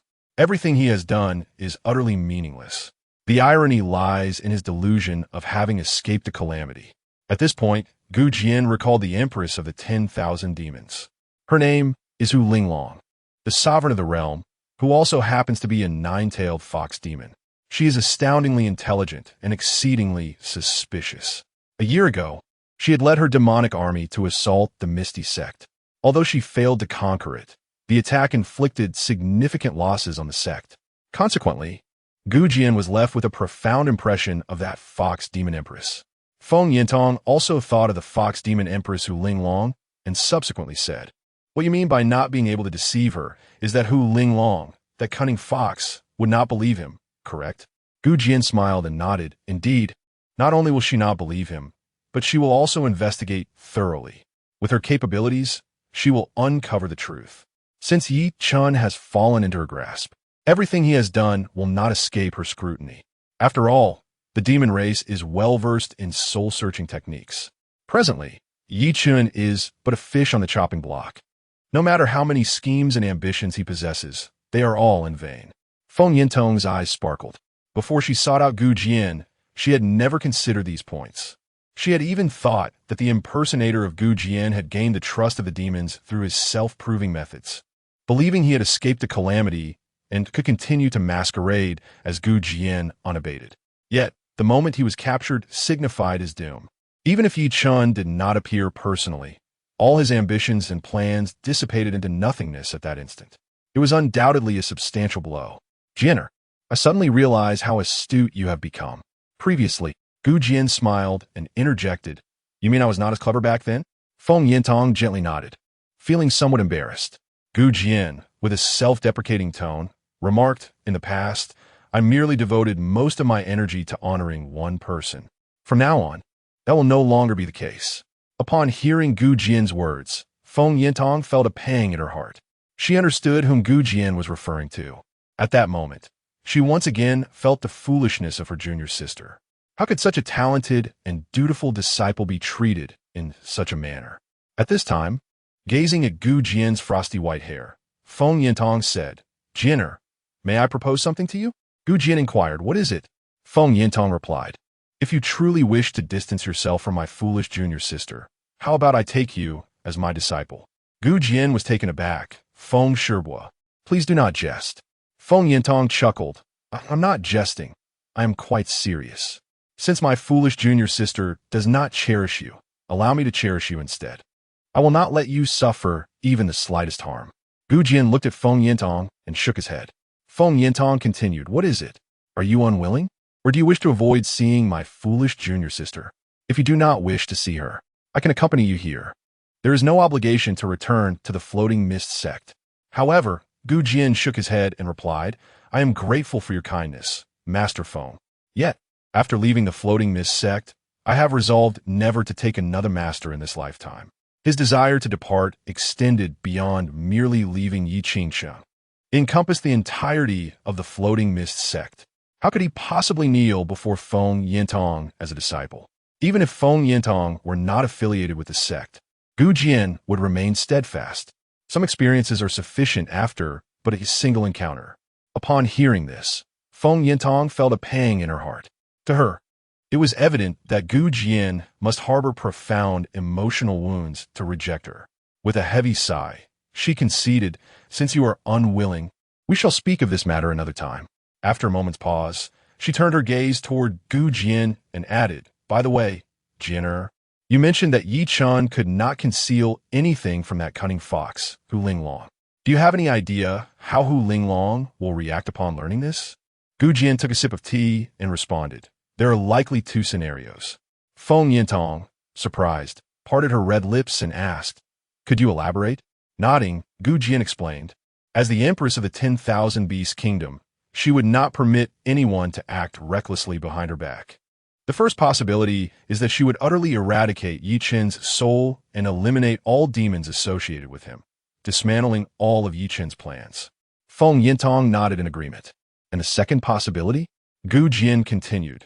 The second scenario is that she would destroy all of Yi Chen's arrangements but spare his fragmented soul, using him as bait. Bait? Feng Yintong inquired, bewildered. But who is she attempting to catch? Of course, it is I, Gu Jian replied, noting the shock on Feng Yintong's face. To be precise, it is I who has been covertly ensnaring Yi Chun. Given that Yi Chun possesses my body, Hu Linglong would not suspect me. However, with her intelligence, she would likely deduce that it pertains to someone connected to me. Previously, demons from the demon army were successively exterminated. She would not let this matter rest and would undoubtedly conduct a thorough investigation. Thus, there is a 99% chance she will opt for the second course of action, using Yi Chun as bait. Feng Yintong nodded again, stating, "In that case, it is most likely the second scenario." But would Yi Chun willingly become bait? Gu Jian replied, "He would not do so willingly. Yet, having fallen into the hands of the Fox Demon Empress, he may find himself without choice. From my understanding of this junior brother, he will likely feign compliance with the Fox Demon Empress, leveraging her power to identify his adversaries, and then seek an opportunity to extricate himself." Feng Yintong nodded, admiring Gu Jian's cleverness. Then, a tightening in her heart prompted her to say, "In that case, does this not place you in great danger? Jian, I suggest you leave this place. After all, Yi Chen's plans have already been thwarted. There is no need to continue risking your safety." Gu Jian shook his head and replied, "Although Yi Chen's plans have indeed collapsed, it is merely a temporary setback. He currently finds himself in an unfavorable position. Yet one cannot dismiss the possibility of a turnaround. To me, my fourth junior brother Yi Chun resembles a protagonist from a novel, no matter how dire the situation. He possesses the potential to transform calamity into safety. What a contrast it is, 30 years in the East River and 30 years in the West." Gu Jian would not grant him a moment's respite. He would undoubtedly take matters into his own hands to eliminate him. Here, Gu Jian intended to personally obliterate Yi Chen's soul fragment. Only thus could he truly thwart Yi Chen's plans in the realm of myriad demons. Once Yi Chen's soul fragment was extinguished, the ensuing chain of events would likely prevent Yi Chun from ever obtaining his supreme bone. Feng Yintong gazed at Gu Jian. Though he appeared self-assured, a flicker of concern still lingered within her. Then, a thought crossed her mind, and she turned to Gu Jian, saying, "I possess a method that could directly bring about Yi Chen's demise." Gu Jian, taken aback, inquired, "What method?" Chapter 45. The Enchanting Heart-Piercing Leaves, Part 1. Feng Yintong remarked, "We shall inform my foolish junior sister of this matter. If she believes it, she can directly eliminate Yi Chun within the confines of the Misty Sect." Gu Jian shook his head, responding, "Do you truly think she would believe it?" Feng Yintong countered, "If you were to step forward, she would undoubtedly trust your words." Gu Jian shook his head once more. He did not possess such charisma. In his previous life, when condemned to death, he had even knelt and pleaded with Yi Qingsheng to investigate the matter thoroughly. Yet, despite his earnestness, she had remained unconvinced. In this lifetime, he desired no entanglement with her, nor did he wish to play the fool as he had in the past. "Jian, what do you mean by shaking your head? Do you lack confidence in her?" Gu Jian pondered for a moment before responding earnestly, "Indeed. While I yearn to witness the grand revelation of Yi Qingsheng as she sees Yi Chen's true nature, I am acutely aware that it will not be an easy feat. Should Yi Qingsheng truly take it upon herself to slay Yi Chun, it would indeed command my respect. After all, she has always indulged Yi Chun, even in his misdeeds. Her first instinct is to question if there has been a misunderstanding, and she often seeks to absolve him. If she were to hear ill of Yi Chun from others, her immediate reaction would be suspicion, wondering if someone intends to harm him, rather than acknowledging his wrongdoings. only through her own discovery, with irrefutable evidence, might she awaken to the truth. However, I have long since relinquished hope regarding her. In my plans to deal with Yi Chun, I have not factored Yi Qingsheng into the equation. Rather than relying on her, I find myself more intrigued by the current state of Yi Chun. How will the queen of all demons, Hu Linglong, treat this individual who dares to stir trouble in the demon nation? Having learned from past mistakes, I too am one who intends to create disturbances within the demon nation. It would be quite fitting for my dear fourth junior brother to tread upon this perilous path. In this regard, Yi Chun has already been unwittingly manipulated by me before he could even be exploited by the Fox Demon Queen. Yi Chun, my good junior brother, I hope you do not resign yourself to being mere bait. As your elder brother, I would much prefer to engage in a genuine duel with you, one where it is either you perish or I survive. Gu Jian murmured, casting his gaze toward the direction of the imperial city of the demon nation. Within the palace of the demon nation, the unparalleled and captivating queen, Hu Linglong, gracefully emerged from her bath. Attended by two rabbit demon maidens, she slowly donned the imperial robes before proceeding to the main hall. Her enchanting phoenix eyes and ethereal beauty exuded an air of superiority befitting her status. The long imperial robe trailed elegantly behind her, while 9 fluffy white fox tails swayed gently in her wake. She embodied a harmonious blend of authority and allure, akin to an exquisite demoness ruling over the realm. All hail your majesty. As Hu Linglong entered the grand hall of the palace, the flower demon leader, Huang Muden, along with numerous loyal demon subordinates, knelt before her on one knee. Hu Linglong ascended to her rightful throne, gesturing for the assembled demons to rise. Suddenly, her slender and enchanting eyes turned towards the man in the grand hall, clad in prison garb and forced to kneel. It was Yi Chun. He had been compelled to revert to his true appearance. Hu Linglong gazed at him, a trace of disdain gracing her alluring visage. Yi Chun, you are truly remarkable, disguising yourself as your elder brother and even causing him harm. I am most curious about the enmity that exists between you two. Yi Chun's countenance darkened. At this juncture, there was little left to say. Hu Linglong, do as you will, kill or torture. I am at your mercy. 3 days prior, Yi Chun believed he had narrowly escaped a calamity.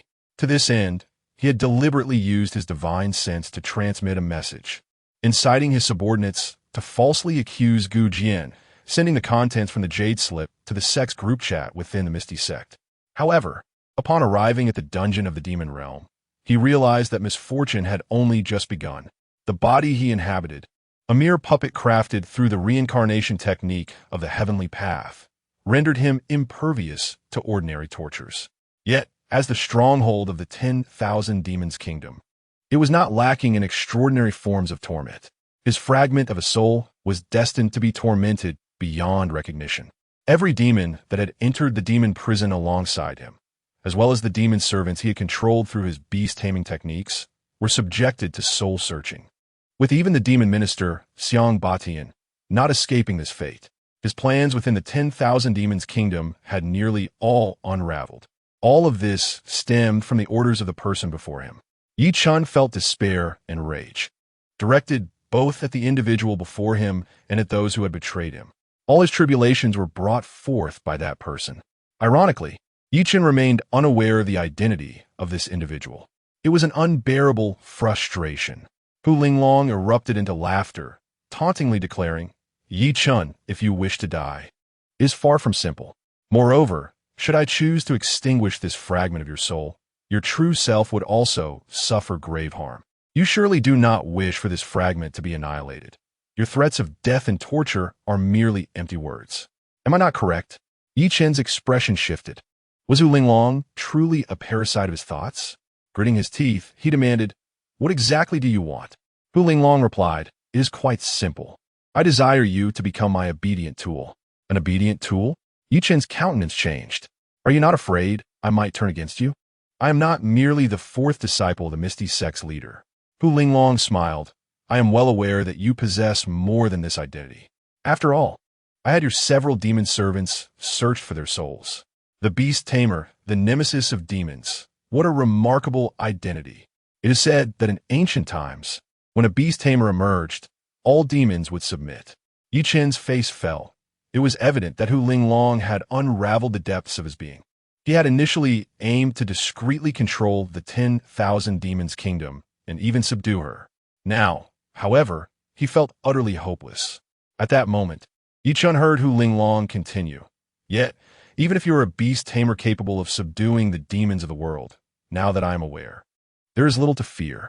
I possess an ancient soul worm that can control the souls of men. If you agree to become my tool, I shall implant this ancient soul worm within you. Even if you are merely a fragment of the soul, the ancient soul insect remains equally potent against you. Should you dare to betray this emperor, with but a thought, I can render your soul in utter disarray. Yi Chen's body stiffened. He had heard of the ancient soul insect before, but he never imagined that such a terrifying entity resided with Hu Linglong. Yi Chen's expression grew increasingly grim. Hu Linglong chuckled once more. So, Yi Chen, you have 10 breaths to make your choice. If you accept the ancient soul insect, you shall become my servant. In return, I shall assist you in revealing those who conspired against you. Should you refuse, I will annihilate your fragment of the soul and proclaim your deeds to the world. I neglected to mention that I have recorded everything in the jade slip of sound and vision. Hey. Should I desire, your master, Yi Qingsheng, will soon learn that you murdered your senior brother and framed him for it. She will also become aware of all your actions within the myriad beast kingdom. Chapter 46. A Heart Pierced by 10,000 Arrows, Part 2. Upon hearing the words of the fox demon queen, Hu Linglong, Yi Chen clenched his fists in fury. That detestable wretch. He yearned to slay the person before him with a single stroke. Yet, he was acutely aware that he was incapable of doing so at this moment. Ever since inheriting the lineage of the Demon Sealing clan, Yi Chen had never felt as utterly constrained as he did now, threatened by this fox demon. All of this was the fault of that individual. Had they not conspired against him, he would never have found himself in such a predicament. However, after a brief moment, Yi Chen gradually calmed himself and spoke. You wish for me to become your servant, seeking out that individual, do you not? Hu Linglong gazed at him, chuckling softly indeed. No one shall create chaos within my realm. If he has acted, he must be prepared for death. I not only aim to locate him, but I also intend to dismember him. Yi Chen nodded in acknowledgement. Though he was reluctant to become Hu Linglong's tool, after a moment's contemplation, he resolved to acquiesce. For now, he had no alternative. Moreover, if Hu Linglong sought to exploit him, he too harbored intentions to utilize her. With her power, he could swiftly uncover the identity of the one who had wronged him. Additionally, he was aware that while the ancient demonic curse was formidable, it was not insurmountable. As a demon sealer, he might well possess the means to dispel it. He would feign submission, bide his time, and once he identified his adversary, he would devise a strategy to reclaim his plans. This woman before him was utterly despicable. One day, he would ensure she became his slave. Yi Chen muttered to himself, soon solidifying his resolve. He then addressed Hu Linglong. Yi Chen pays his respects to the queen and is willing to serve you with utmost loyalty. Hu Linglong nodded lightly, then smiled. Open your mouth. Instigation, Yi Chen compliet.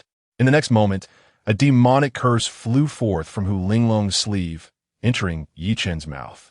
As the curse invaded his puppet body, it latched onto a fragment of his soul. A sensation akin to being torn apart enveloped him. A searing pain pierced through his head. Unable to endure, he collapsed to the ground, clutching his head with both hands, releasing anguished cries. His visage contorted in agony. After a while, the cries subsided. Yi Chen lifted his head. Hu Linglong gazed upon him, a smile gracing her face. Now, Yi Chen, let us deliberate on how to draw out the one who conspired against you.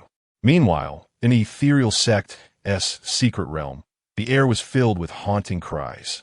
It had already been the second day since Yi Qingsheng had gazed into the mirror of the moon god. As the moonlight faded, the visions of her past life within the mirror also vanished. Yet, Yi Qingsheng continued to weep. A single strand of her hair had turned silver white. Her heart was engulfed in despair and torment, as if pierced by 1,000 arrows. Yi Qingsheng had believed that in her previous life, she had merely expelled Gu Jian from the sect. Yet the truth was far grimmer. She had uttered the words, "Kill him." This voice from her past echoed like a sinister melody within her mind, looping incessantly. Yi Qingxiang felt as though her heart were shattering. Pain and regret loomed over her like a monstrous beast, consuming her entire being. Her soul felt as though it had plummeted into the depths of hell. The agony pierced her heart like 1,000 arrows, and her wretched cries echoed through the mysterious realm for an indeterminate time before Yi Qingxiang succumbed to unconsciousness. When she finally opened her eyes again, she found her second disciple, Lu Ruyan, and her third disciple, Ai Yue, by her side. They remained in the center of the mountain lake within the ethereal peak's secret realm, on the very island where the moon god mirror was located. Seeing Yi Qingxiang awaken, Lu Ruyan's face lit up with joy. Master, it is wonderful that you have regained consciousness. Ai Yue added, Master, your cries were so loud, they nearly terrified me to death. You fainted? Yi Qingxiang felt bewildered. At that moment, Lu Ruyan inquired, Master, did you uncover something from your past life when you looked into it? Previously, Lu Ruyan had wished to accompany her in observing the moon god mirror, but had been stopped by Yi Qingxiang, who promised to share her findings afterward. Now, Lu Ruyan was filled with curiosity about what Yi Qingxiang had seen. Upon hearing Lu Ruyan's words, Yi Qingxiang's mind instantly returned to the visions she had witnessed within the moon god mirror. The realization that her former self had issued a death order against Gu Jian shattered her once more. Her face twisted in anguish. Tears streamed down her cheeks like a torrential flood, and her body trembled uncontrollably. Yet, when her gaze fell upon Ai Yue, her expression of despair was swiftly replaced by one of hatred. Yi Qingxiang rose to her feet, seizing Ai Yue by the throat and lifting her off the ground. Her visage contorted with rage. Ai Yue, why did you bear false witness against your senior brother? The pain elicited an involuntary cry from Ai Yue. Shocked, she realized that Master Yi Qingxiang had never before laid hands on her in such a manner. In that moment, she questioned whether she was dreaming. However, the unprecedented sensation of suffocation confirmed the grim reality. This was no dream. Confronted with a terrifying visage never before seen in her master, Ai Yue felt a surge of fear. Her face reddening as she pleaded, Master, were you saying? How could I have harmed senior brother? Please release my throat. I can hardly breathe. Lu Ruyan, equally taken aback, wished to intervene and urge Yi Qingxiang to let Ai Yue down, but hesitated momentarily, asking, Master, what is happening? What did you see? Yi Qingxiang did not release Ai Yue, her voice trembling as she recounted the fragmented images from the moon god mirror. Upon reaching the moment when she had uttered those fateful 4 words, tears of anguish fell anew from her eyes. Words failed to convey the horror she had witnessed upon issuing the command. Lu Ruyan was instantly stunned. Was that truly an event from a past life? Had Ai Yue indeed committed perjury? Had Master ultimately declared a death sentence? Ai Yue too was taken aback. Had she truly been involved in such an act? Yi Qingxiang's gaze turned once more to Ai Yue, her eyes filled with resentment as she demanded, Speak. Why did you betray your senior brother? The sight of Yi Qingxiang in such a state instilled dread within Ai Yue. In her eyes, her master now resembled someone consumed by madness. Feeling the increasing pressure on her neck, Ai Yue feared that she might be suffocated by Yi Qingxiang. In a state of panic, she urgently called out with both her mind and voice, Master, I have not harmed senior brother. Please let me down. I am on the verge of being choked to death. Who knows if what is seen in the celestial mirror of repairing the heavens is true. Chapter 47. Ai Yue. He killed my parents, and you still want to argue. Yi Qingxiang's anger surged, radiating an aura of terror from her being. She tightened her grip, causing Ai Yue immense pain, as if she were about to snap her neck. Ai Yue's face flushed, witnessing her master's increasingly menacing presence. She burst into tears. Master, let me go. I am dying. Sobi. I am Yue, your disciple. Why must you treat me this way? Lu Ruyan watched in horror, fearing that Ai Yue might truly be choked to death. She hurriedly addressed Yi Qingxiang. Master, let us speak calmly. First, please release Yue. In this manner, she cannot voice her thoughts. Master, please, remain composed. There may be underlying reasons. It would be prudent to ascertain the truth before punishing the third junior sister. This concern was not solely for Ai Yue, but for her own well-being. Lu Ruyan sensed her master's volatile emotions and worried that she might treat her similarly. Yi Qingsheng furrowed her brow and cast Ai Yue aside.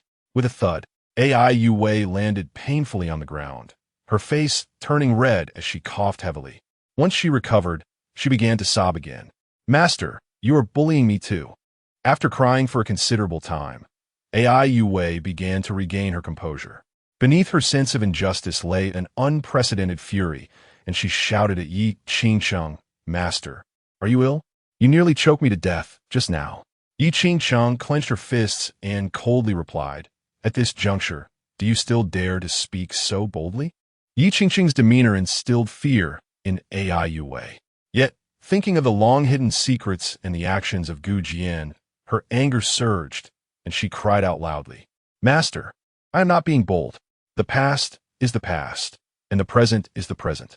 Even if I wronged the senior brother in my previous life, what of it? In this life, I have not wronged him in any way. If there is anyone deserving of reproach, it is the senior brother who has wronged me. He is the one who has wronged me." "What did you say?" Yi Qingsheng's eyes widened in disbelief, questioning if she had misheard. Ai Yue's words incited her fury, and she scolded, "Ai Yue, clarify your words. What do you mean by saying Jian has wronged you?" Ai Yue felt a mix of grievance and anger. Unable to contain her emotions any longer, she shouted, 3 years ago, my adoptive parents were murdered. For years, I have been investigating this matter, and recently uncovered the truth. They were killed by the senior brother himself. The senior brother personally took the lives of my adoptive parents. Do not say that I have done nothing to him. Even if I had, what consequence would it bear? It is all the senior brother's own doing." Hearing Ai Yue's voice, filled with rage, nearly a roar, Yi Qingsheng was stunned. Lu Ruyan was equally shocked. Such events had transpired? Ai Yue's adoptive parents had been murdered by Gu Jian? How could this be? Observing the stunned expressions of the two, Ai Yue burst into hearty laughter. "Huh. So in my previous life, I was so brave. In my past, I avenged my parents. Ha ha. Death is a relief. After murdering my parents, that hypocrite pretends to be kind to me. Ah." Ai Yue was nearly driven to madness. What awaited her, however, was a resounding slap from Yi Qingsheng that sent her flying 10 paces away. With her face swollen once more and blood trickling from the corner of her mouth, she felt no fear this time. She glared at Yi Qingsheng, exclaiming in anger, "You strike me again? My parents were killed by that hypocrite. Instead of punishing him, you dare to hit me?" In response, Yi Qingsheng radiated fury. Sensing the impending storm, Lu Ruyan hastily intervened, saying, "Master, please do not be angry. Junior sister, you must not be so agitated. Senior brother is not the kind of person you think. There seems to be a reason behind this matter." Ai Yue, clutching her bruised face, retorted, "What reason? Are you attempting to absolve that murderer? He has taken my parents from me, though not her biological parents. They were far better in Ai Yue's eyes." Lu Ruyan shook her head, asserting, "I am not defending senior brother. I recall him once telling me that your adoptive parents did not treat you as well as they appeared to. Senior brother claimed they were exploiting you. He even noted that your adoptive father looked at you with a peculiar gaze. Subsequently, he took it upon himself to investigate the matter." Ai Yue was taken aback. "What are you saying? My adoptive parents are dead, and you dare to slander them? You dare to defame my adoptive father?" Yi Qingsheng turned to Lu Ruyan and inquired, "What were the findings of the investigation?" Lu Ruyan replied, shaking her head, "I do not know. I entered seclusion afterward and forgot about this matter. Senior brother has not mentioned it since.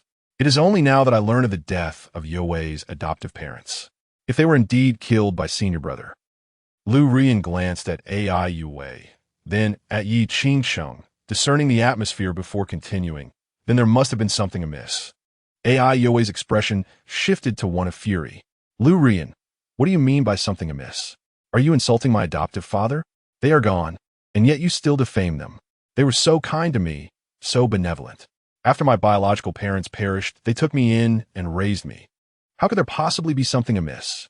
I believe you are the one with issues." Chapter 48. The malicious sword must perish in Ai Yue's heart. Her adoptive parents held a place of utmost reverence, akin to a forbidden scale that should never be touched. She was already contemplating ways to exact vengeance upon the hypocritical senior brother. However, Lu Ruyan insisted that there was something amiss. Ai Yue charged towards Lu Ruyan, intent on confronting her, but before she could reach her, she was intercepted by Yi Qingcheng, exhausted in body and spirit. Yi Qingcheng discerned that Ai Yue had likely misunderstood Gu Jian. Given Gu Jian's character, even if he were wrongfully slain, he would not wish to cause her further grief. How could he possibly have killed Ai Yue's adoptive parents without just cause? There must have been a reason for their demise. Nonetheless, the events befalling Ai Yue had instilled a measure of calm within her. That is enough, Yue. Whether true or false, the Butian Moon Mirror is here. If you seek the truth, let the mirror reveal it. Ai Yue paused, gazing at the Butian Moon Mirror, and asked, must it cost 300 years of lifespan? Yi Qingcheng replied, not necessarily. After unsealing, it will not require such a toll. However, but what? Ai Yue inquired, her eyes fixed on Yi Qingcheng. Yi Qingcheng continued, the Butian mirror necessitates a cooling period after each use. You must wait at least 7 days before employing it again. Ai Yue's body stiffened at the thought of waiting an entire week. Yet, she quickly reassured herself that it was merely 7 days. After that, regardless of the cost, she would uncover the truth. She was determined to prove to her master that she was not mistaken. Her adoptive parents had treated her with utmost kindness, only to be ruthlessly slain by Gu Jian. What worth was his subsequent kindness towards her after such an atrocity? This hypocritical scoundrel believed that his actions would earn her gratitude? Perhaps his prior benevolence had merely been a facade, a means to uphold his image as a commendable senior brother. She had seen through him long ago, nothing but a facade devoid of substance. Observing Yi Qingcheng's profound disappointment, Ai Yue scoffed, Master, you need not regard me with such disdain. I have thoroughly investigated. Senior brother is indeed responsible for the deaths of my adoptive parents. I am certain of my findings. Moreover, Master, if you insist on seeking accountability, perhaps you should first reflect upon your own actions. In the previous life, you coldly executed senior brother. How can you dare to reproach me after committing such an immoral act? Yi Qingcheng did not absorb the latter part of Ai Yue's words. For upon hearing the remark about self-reflection, she felt a piercing pain in her heart, stifling a groan as blood seeped from her lips. The world around her began to fade into darkness. Lu Ruyan, startled, rushed to support her. Master, are you all right? Gradually, the sensation of dizziness receded, and after a long moment, Yi Qingcheng finally managed to utter, I am fine. Lu Ruyan reproached Ai Yue, third junior sister. Look at the state you have put Master in. Quickly apologize to her. Apologize? Ai Yue was nearly bereft of reason. As a headstrong and willful little fairy, when had she ever expressed contrition to anyone? Ai Yue leapt to her feet, exclaiming, Lu Ruyan, on what ground should I apologize? I have committed no wrong. Was what I said earlier not true? It was Master who explicitly stated that she killed the senior brother in her previous life. Upon hearing Ai Yue's words, Yi Qingcheng let out a muffled groan, blood trickling from the corner of her mouth, startling Lu Ruyan. After a moment, Yi Qingcheng regained her composure. Yet her face was once again streaked with tears. You need not apologize to me. All of this is my fault. I am the one who killed your senior brother. I understand now why your senior brother was so heartbroken upon his departure, why his hair turned white in an instant, and why, despite my attempts to persuade him, he never looked back. I personally took the life of the disciple who was so devoted to me. Jian treated me with such kindness, and yet I ended his life. At this point, Yi Qingcheng broke down once more, tears streaming down her face. She recalled the day Gu Jian left, finally grasping the reason behind his severance of ties with her. She thought, were herself in that position, she would have long since cut all ties with such a heartless master. 3 bows of gratitude for the master's grace, yet the youth mourns with white hair.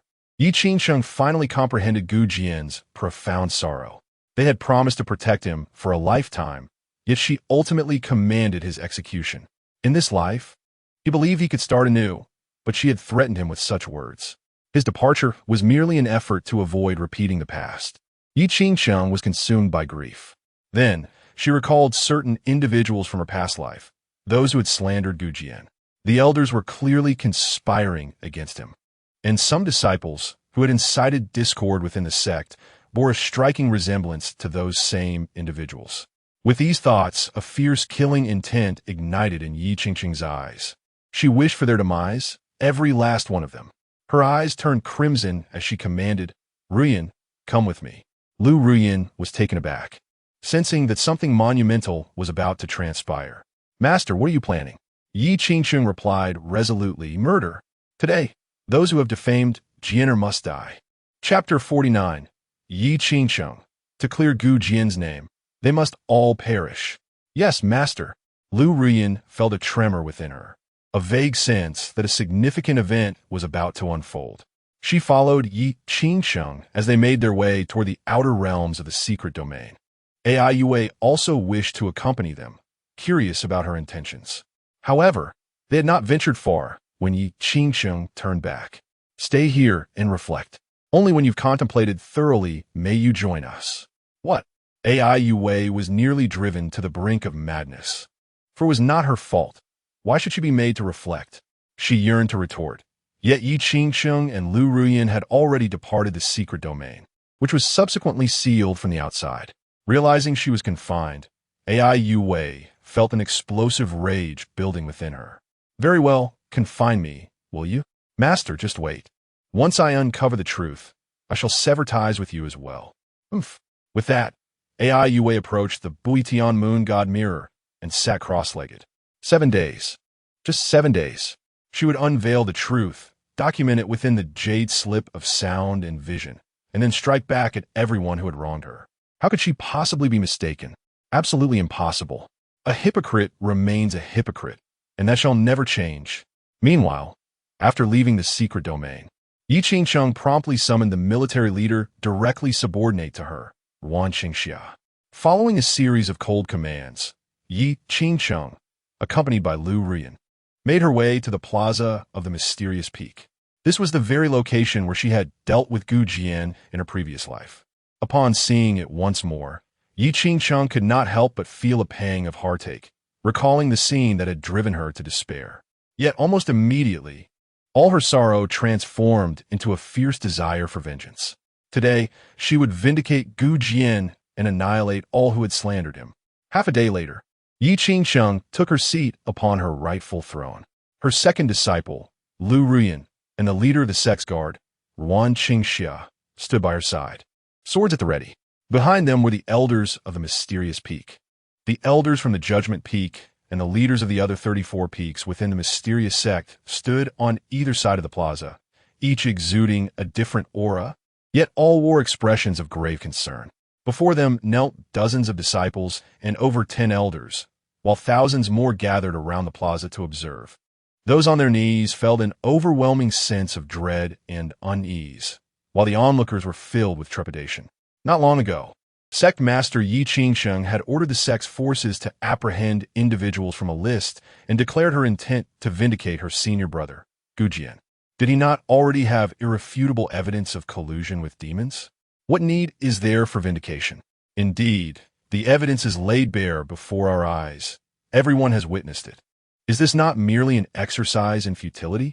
Is a master perhaps attempting to favor that hypocritical and vile senior brother?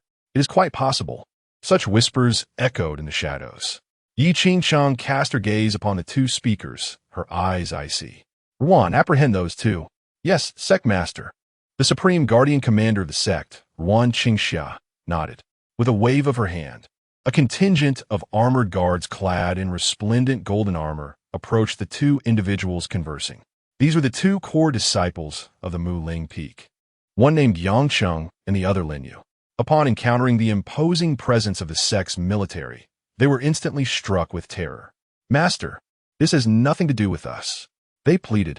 "Indeed, we are but disciples speaking casually. We did not slander the senior brother." Yangcheng and Linyu incessantly begged for mercy.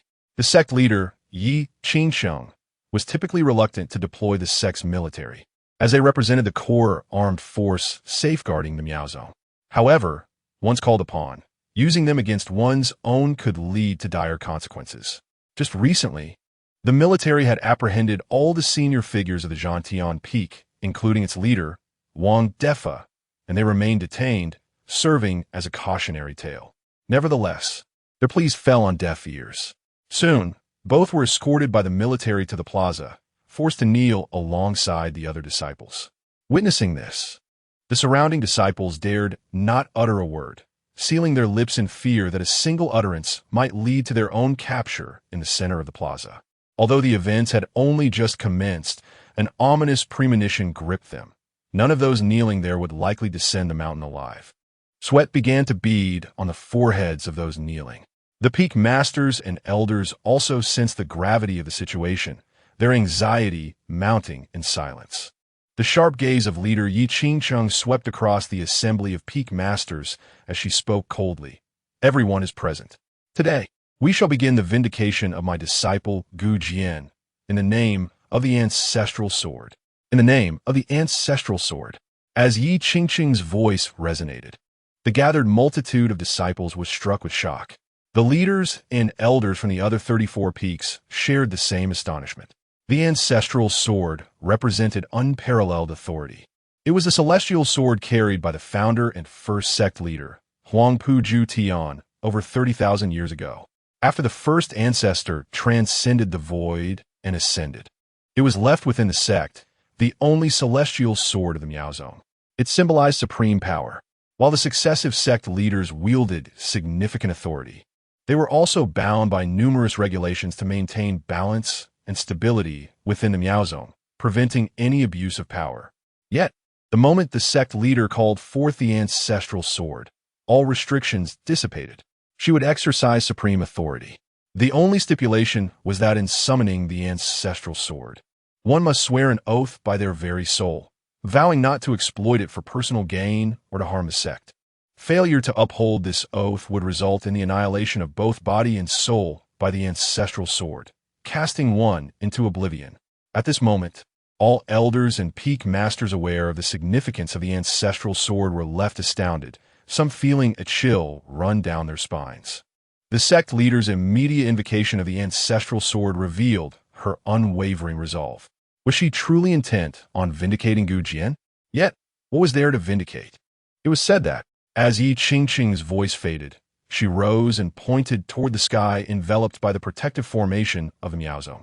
With a hum, a rift in space materialized above the heads of the tens of thousands gathered at the Miaozong.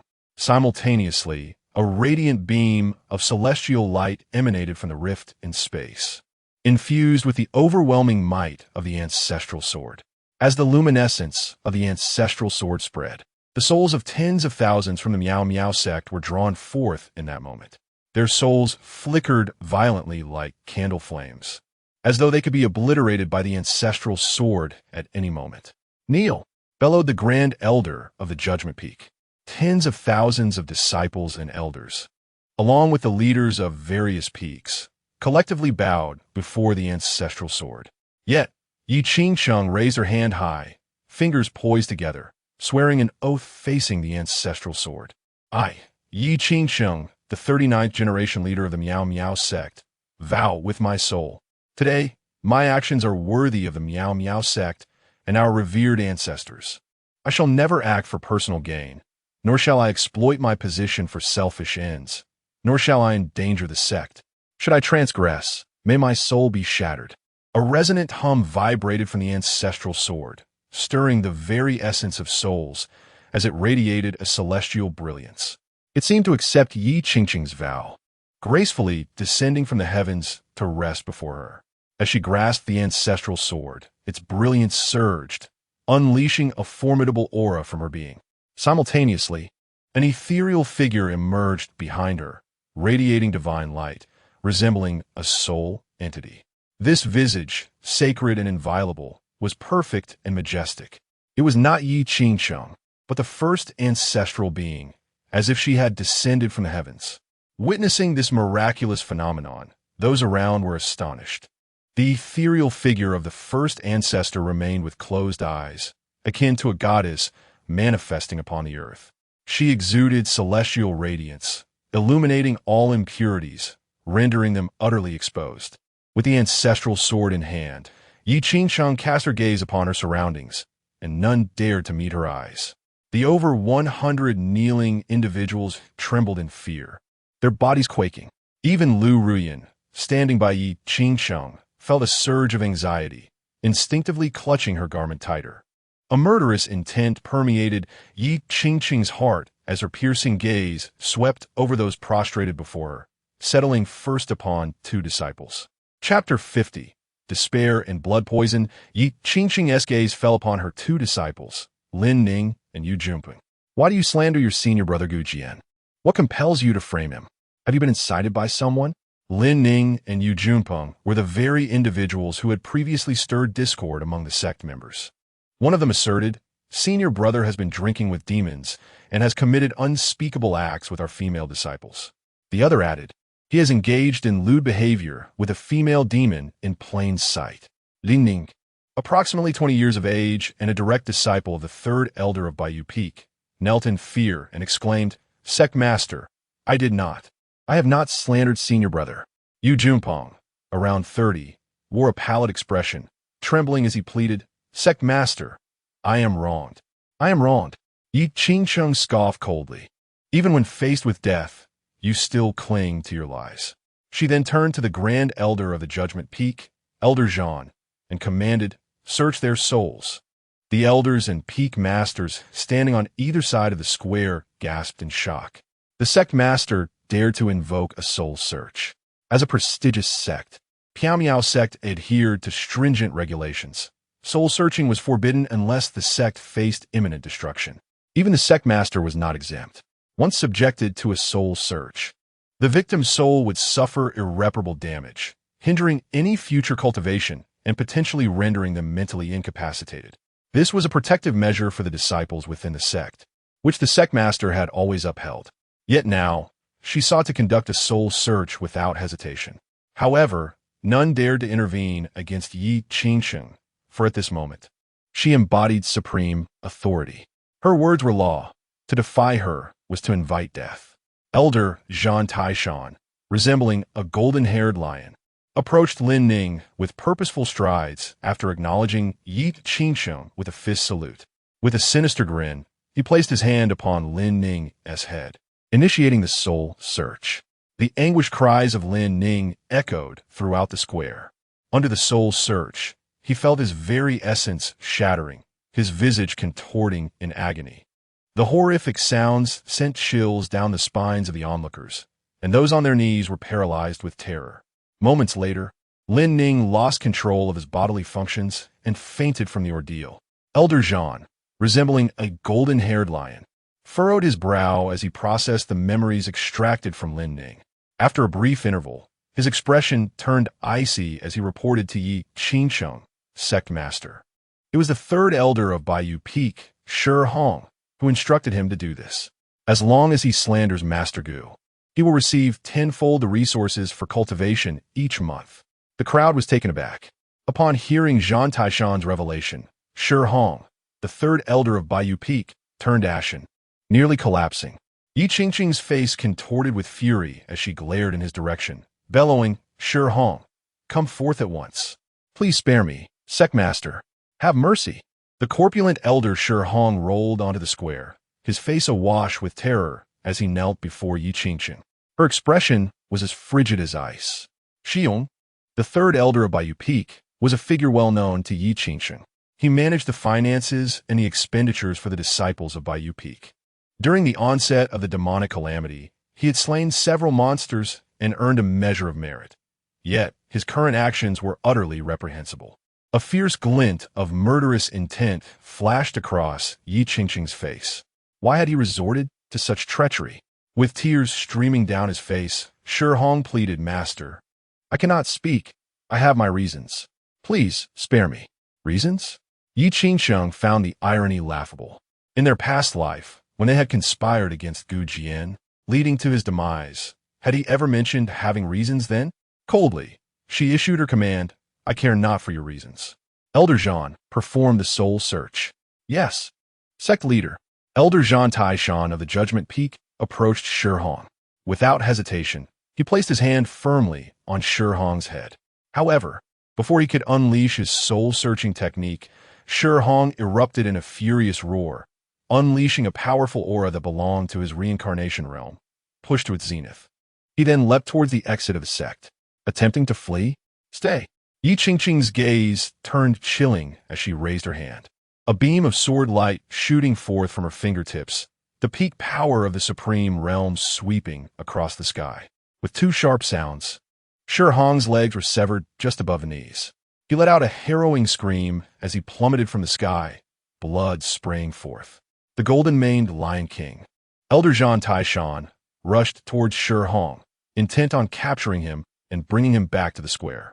But suddenly, Shi Hong emitted a wretched cry, followed by a spout of black blood. Moments later, his aura rapidly dissipated, and his body fell rigidly to the ground. He convulsed for a brief moment, then lay still. What? He is dead? The unexpected turn of events left everyone astounded. No one had anticipated that Shi Hong would perish before the soul search could even commence. What had transpired? It appeared he had been poisoned. Had he taken his own life out of fear of the soul search? It seemed likely, as he chose to end his life rather than face the consequences. When had he ingested the poison? Uncertain, but it was evident it had not been recent. An unsettling feeling gripped the crowd. They sensed that something monumental was about to unfold.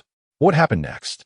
From the current situation, could it be that the senior brother was truly innocent?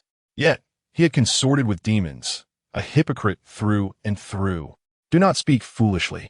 The sect leader is currently vindicating the senior brother. Be careful, or you too may be subjected to a soul search. Whispers filled the air, and the crowd was engulfed in trepidation. Their shock only deepened when, shortly after Shi Hong's death, white smoke began to emanate from his corpse, which rapidly corroded and dissolved. Even the bones were dissolved, and in an instant, the entire body transformed into a pool of black blood. A gasp of horror escaped the lips of all present, their faces etched with shock. The Grand Elder of the Judgment Peak, Jian Taishan, wore a grave expression, fearful that the blood might be poisoned, and hastily retreated. The commander of the sect's military, Ruan Qingxia, furrowed her brow slightly before leaping to Jian Taishan's side. She then crouched down to examine the flowing black blood intently. After a moment, her countenance grew solemn as she stood and clasped her hands towards Yi Qingsheng, declaring, "Esteemed sect leader, this is the blood poison of the 10,000 corpse." A wave of astonishment rippled through the onlookers. The peak masters and elders who understood the nature of this poison were taken aback. Yi Qingsheng, well-versed and knowledgeable as the sect leader, knew all too well the horrors of the 10,000 corpse blood poison. This exceedingly dreadful toxin could instill fear even in the mightiest of beings. The venom would devour the flesh of its victim, leaving not a single hair behind after the poison took effect. Such a terrifying poison was to be avoided at all costs, regardless of one's strength. However, from the events that had just transpired, it appeared that the third elder, Shi Hong, had perhaps concealed this toxin in his mouth or embedded it within his teeth, as if he were perpetually prepared for death. What kind of circumstance could compel him to act in such a manner? Yi Qingqing's expression darkened, her heart brimming with fury. She felt that all of this was premeditated, and the one who schemed against Gu Jian was likely more cunning than she had initially perceived. With a chilling tone, Yi Qingsheng commanded, "Elder Jian, continue the soul search." Next, Chapter 51. The Wrath of Yi Qingsheng. Yes, Sect Master. The golden-haired Jian Taishan nodded and returned to the square. This time, his target for the soul search was the inner disciple of the Shuesong Peak, Yu Junpeng. As he pressed down with his palm, the soul-searching technique was unleashed, causing Yu Junpeng to scream in agony. Smoke billowed from his head, and moments later, he collapsed unconscious like a dead dog. The golden-haired Lion King, Jian Taishan, casually discarded Yu Junpeng onto the ground. Next, he glanced nearby and leaped towards a middle-aged man clad in a brocade robe. Before the man could reveal any signs of panic, Jian Taishan seized him and returned to the center of the square, throwing him down. To prevent the middle-aged man from escaping, Jian Taishan pressed his foot firmly upon him.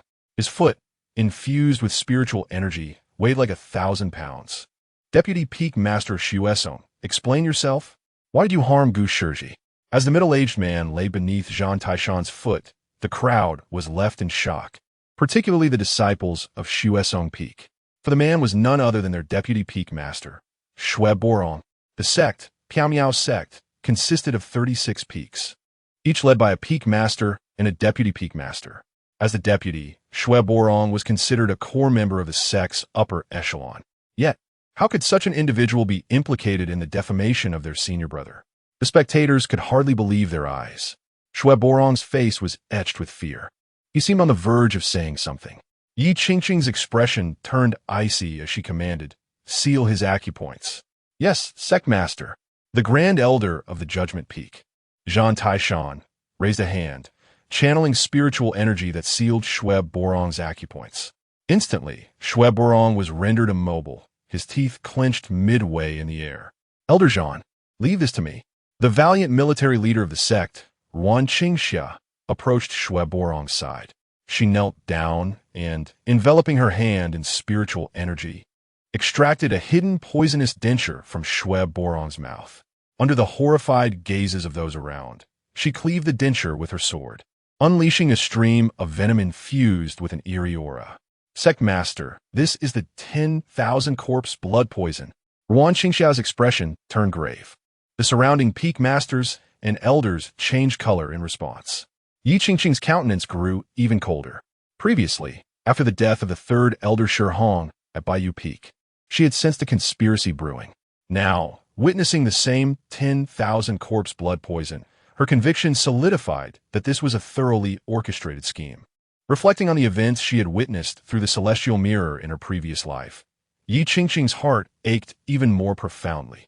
It was clear that these people had conspired against Gu Jian, yet in her former life, she had believed their words and issued heart-wrenching orders. Yi Qingqing dared not fathom the despair and thoughts that had plagued Gu Jian at that time. The pain she felt was beyond description.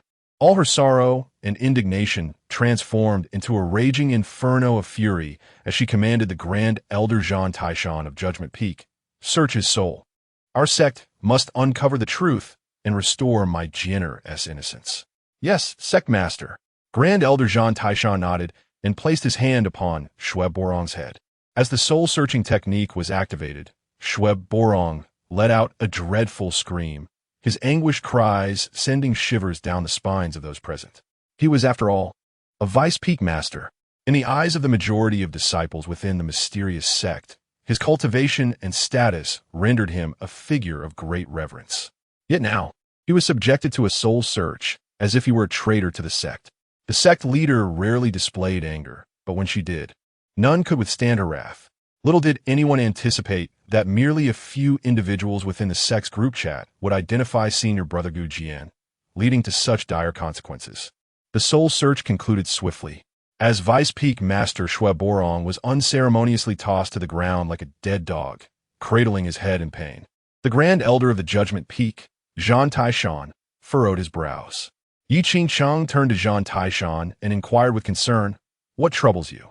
Jian Taishan clasped his fist toward her and replied in a hoarse voice, "Sect leader, this Vice Peak Master Shui is merely a pawn of someone else."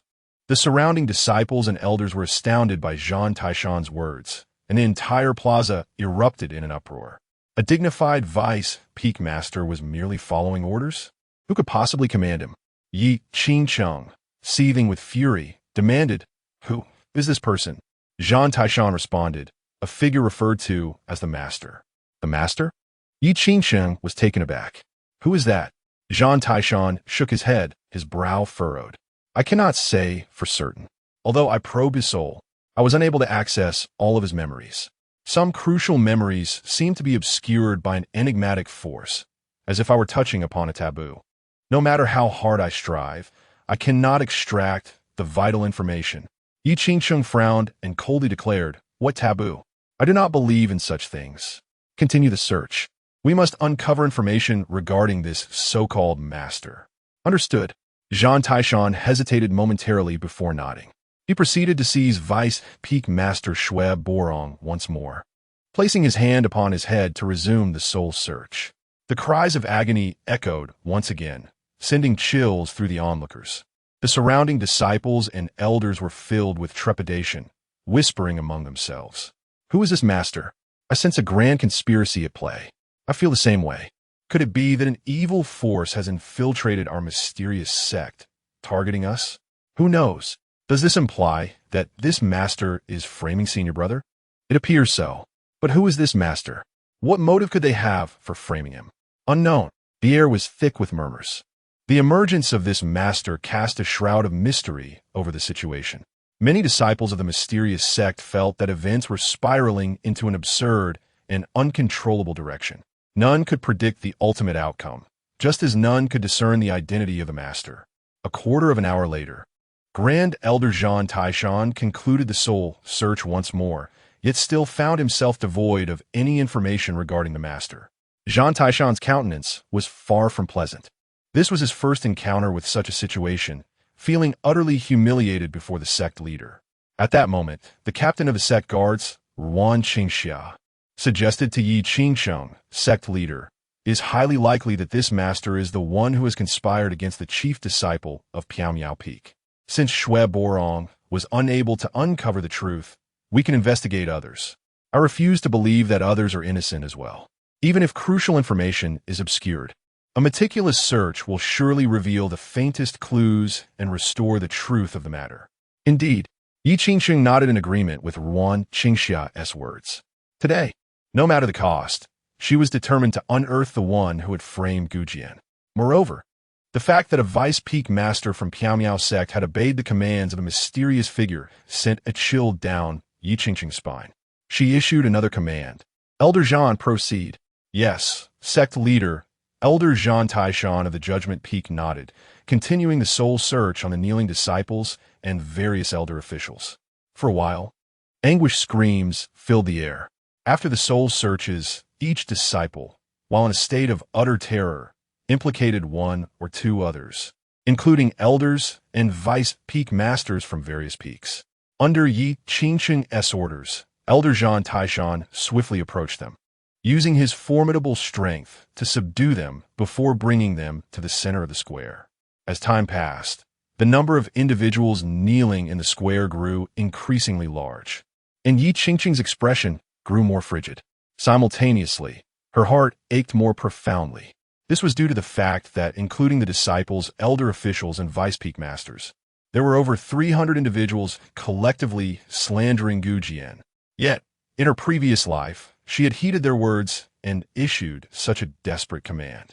The pain in Yi Qingsheng's heart was matched only by the intensity of her murderous intent. At this moment, casting her gaze upon the disciples, who were in a state of utter disgrace due to the soul searches, Yi Qingsheng issued a direct command. "Captain Ruan, execute all these disciples at once. No, let them be torn apart." Chapter 52. The Five Horses Divided. Who is the master? Indeed, the leader of the guards at the Misty Sect, Ruan Qingxia, nodded and immediately commanded her subordinates, "Bring forth the flying unicorn steeds." These extraordinary creatures possessed the physique of horses, adorned with the horns of a qilin, and their backs were covered with scaly armor. They were beasts nurtured by the Misty Sect for millennia, long tamed to accompany the sect's forces into battle. At that moment, 5 fiery red, flying unicorn steeds were led into the square, causing a stir among the onlookers. The disciples, already paralyzed with fear from their soul-searching ordeal, cried out in terror as they begged for mercy. When the dire truth emerged, they had anticipated death, yet they had not envisioned such a brutal execution. "Sect leader, spare us. Sect leader, please have mercy. We were merely following orders. It is the fault of elder son, Zhao Qianlin. Spare us. Sect leader, we are innocent. Sect leader, our sins do not warrant death." Over 100 disciples pleaded in terror, imploring Yi Qingsheng for clemency. They believed themselves blameless, merely obeying the directives of the elders. At most, they had slandered the senior brother, which hardly deserved such a fate. Yet, with a countenance filled with murderous intent, Yi Qingsheng coldly retorted, "Did you consider today when you wronged my disciple? Execute them." As her command echoed, the square of Misty Peak transformed into a scene of carnage. The anguished cries of disciples filled the air, but to no avail. Under the relentless torture, their bodies were soon torn asunder, meeting a tragic end. Blood flowed freely upon the ground, and the surrounding witnesses were seized with terror. As familiar faces perished before their eyes, many onlookers nearly lost control of their bladders. The brutality was overwhelming. Brother Sun had perished in such a manner. And Brother Liu, I had shared drinks with him just the night before. Given our closeness, would I be implicated? Who knows? The current demeanor of the sect leader was terrifying. Would the elders also meet such a fate? What about the deputy peak masters? Uncertainty gripped the hearts of all present.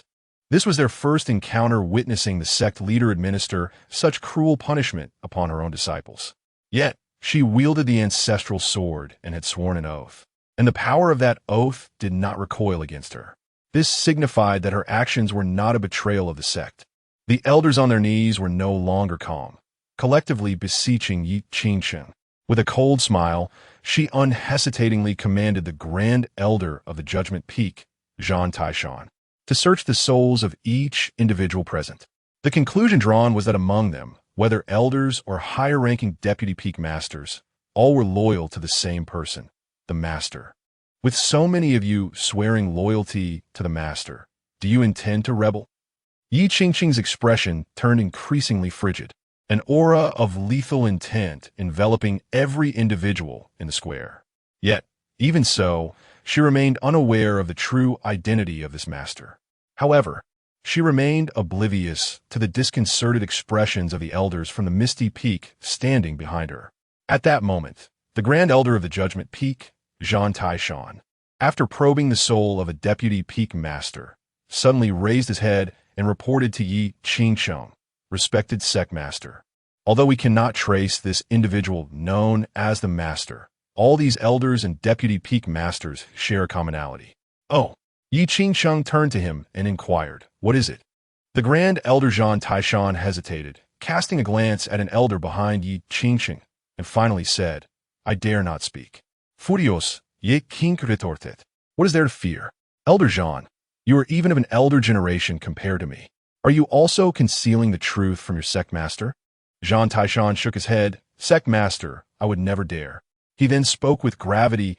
"These individuals have communicated with an elder from Misty Peak and reported certain information, mentioning an intent to frame Master Gu Jian's nephew." Misty Peak elders? Yi Qingqing's countenance abruptly turned icy as she glared at the elders behind her, demanding, "Who is it?" The surrounding crowd gasped in astonishment. Upon hearing this, the Misty Peak elders' expressions shifted slightly. What? This matter is related to Misty Peak. They had all reported to the elders of Misty Peak. Could it be that the elder from Misty Peak is the mastermind behind this? Grand Elder Jian Taishan's revelation left everyone in shock. They had thought witnessing the disciples being gruesomely torn apart was horrifying enough, but suddenly, they felt the gravity of the situation escalate. Even the elders from Misty Peak were involved? Could it be that they are indeed the true masterminds? Are they truly contemplating rebellion? Jian Taishan also looked over and after a moment, slowly said, "Elder Su Jianjun, please step forward and provide an explanation." Su Jianjun, the second elder of Misty Peak, stepped forward with an unsightly expression, causing a stir among the crowd. Yi Qingqing's face darkened to its utmost. She had suspected that second elder Su Jianjun had ulterior motives, but due to her status as the second elder of Misty Sect, she had refrained from questioning her immediately. Now that she had emerged, could she be the mastermind? Yi Qingsheng felt a mix of heartbreak and fury as she demanded, "Second elder, speak. Why did you harm my disciple? Who is this master?" Su Jianjun shook her head. "I apologize, sect master. I'm unable to divulge any information." Rage surged on Yi Qingqing's face. She had witnessed the events through the celestial mirror. It seemed that in her previous life, Su Jianjun had led the slander against her. Now, she claimed to be unable to provide any information. Since when could a villain be so brazen? Soul probe. Yi Qingqing's breathtakingly beautiful yet somber face resembled ancient ice. Today, she would uncover the truth and restore justice for her disciple. "Yes, sect master."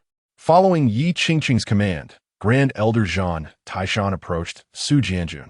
His hand descended upon her to execute the soul probe, but in the next moment, Su Jianjun evaded with the swiftness of lightning.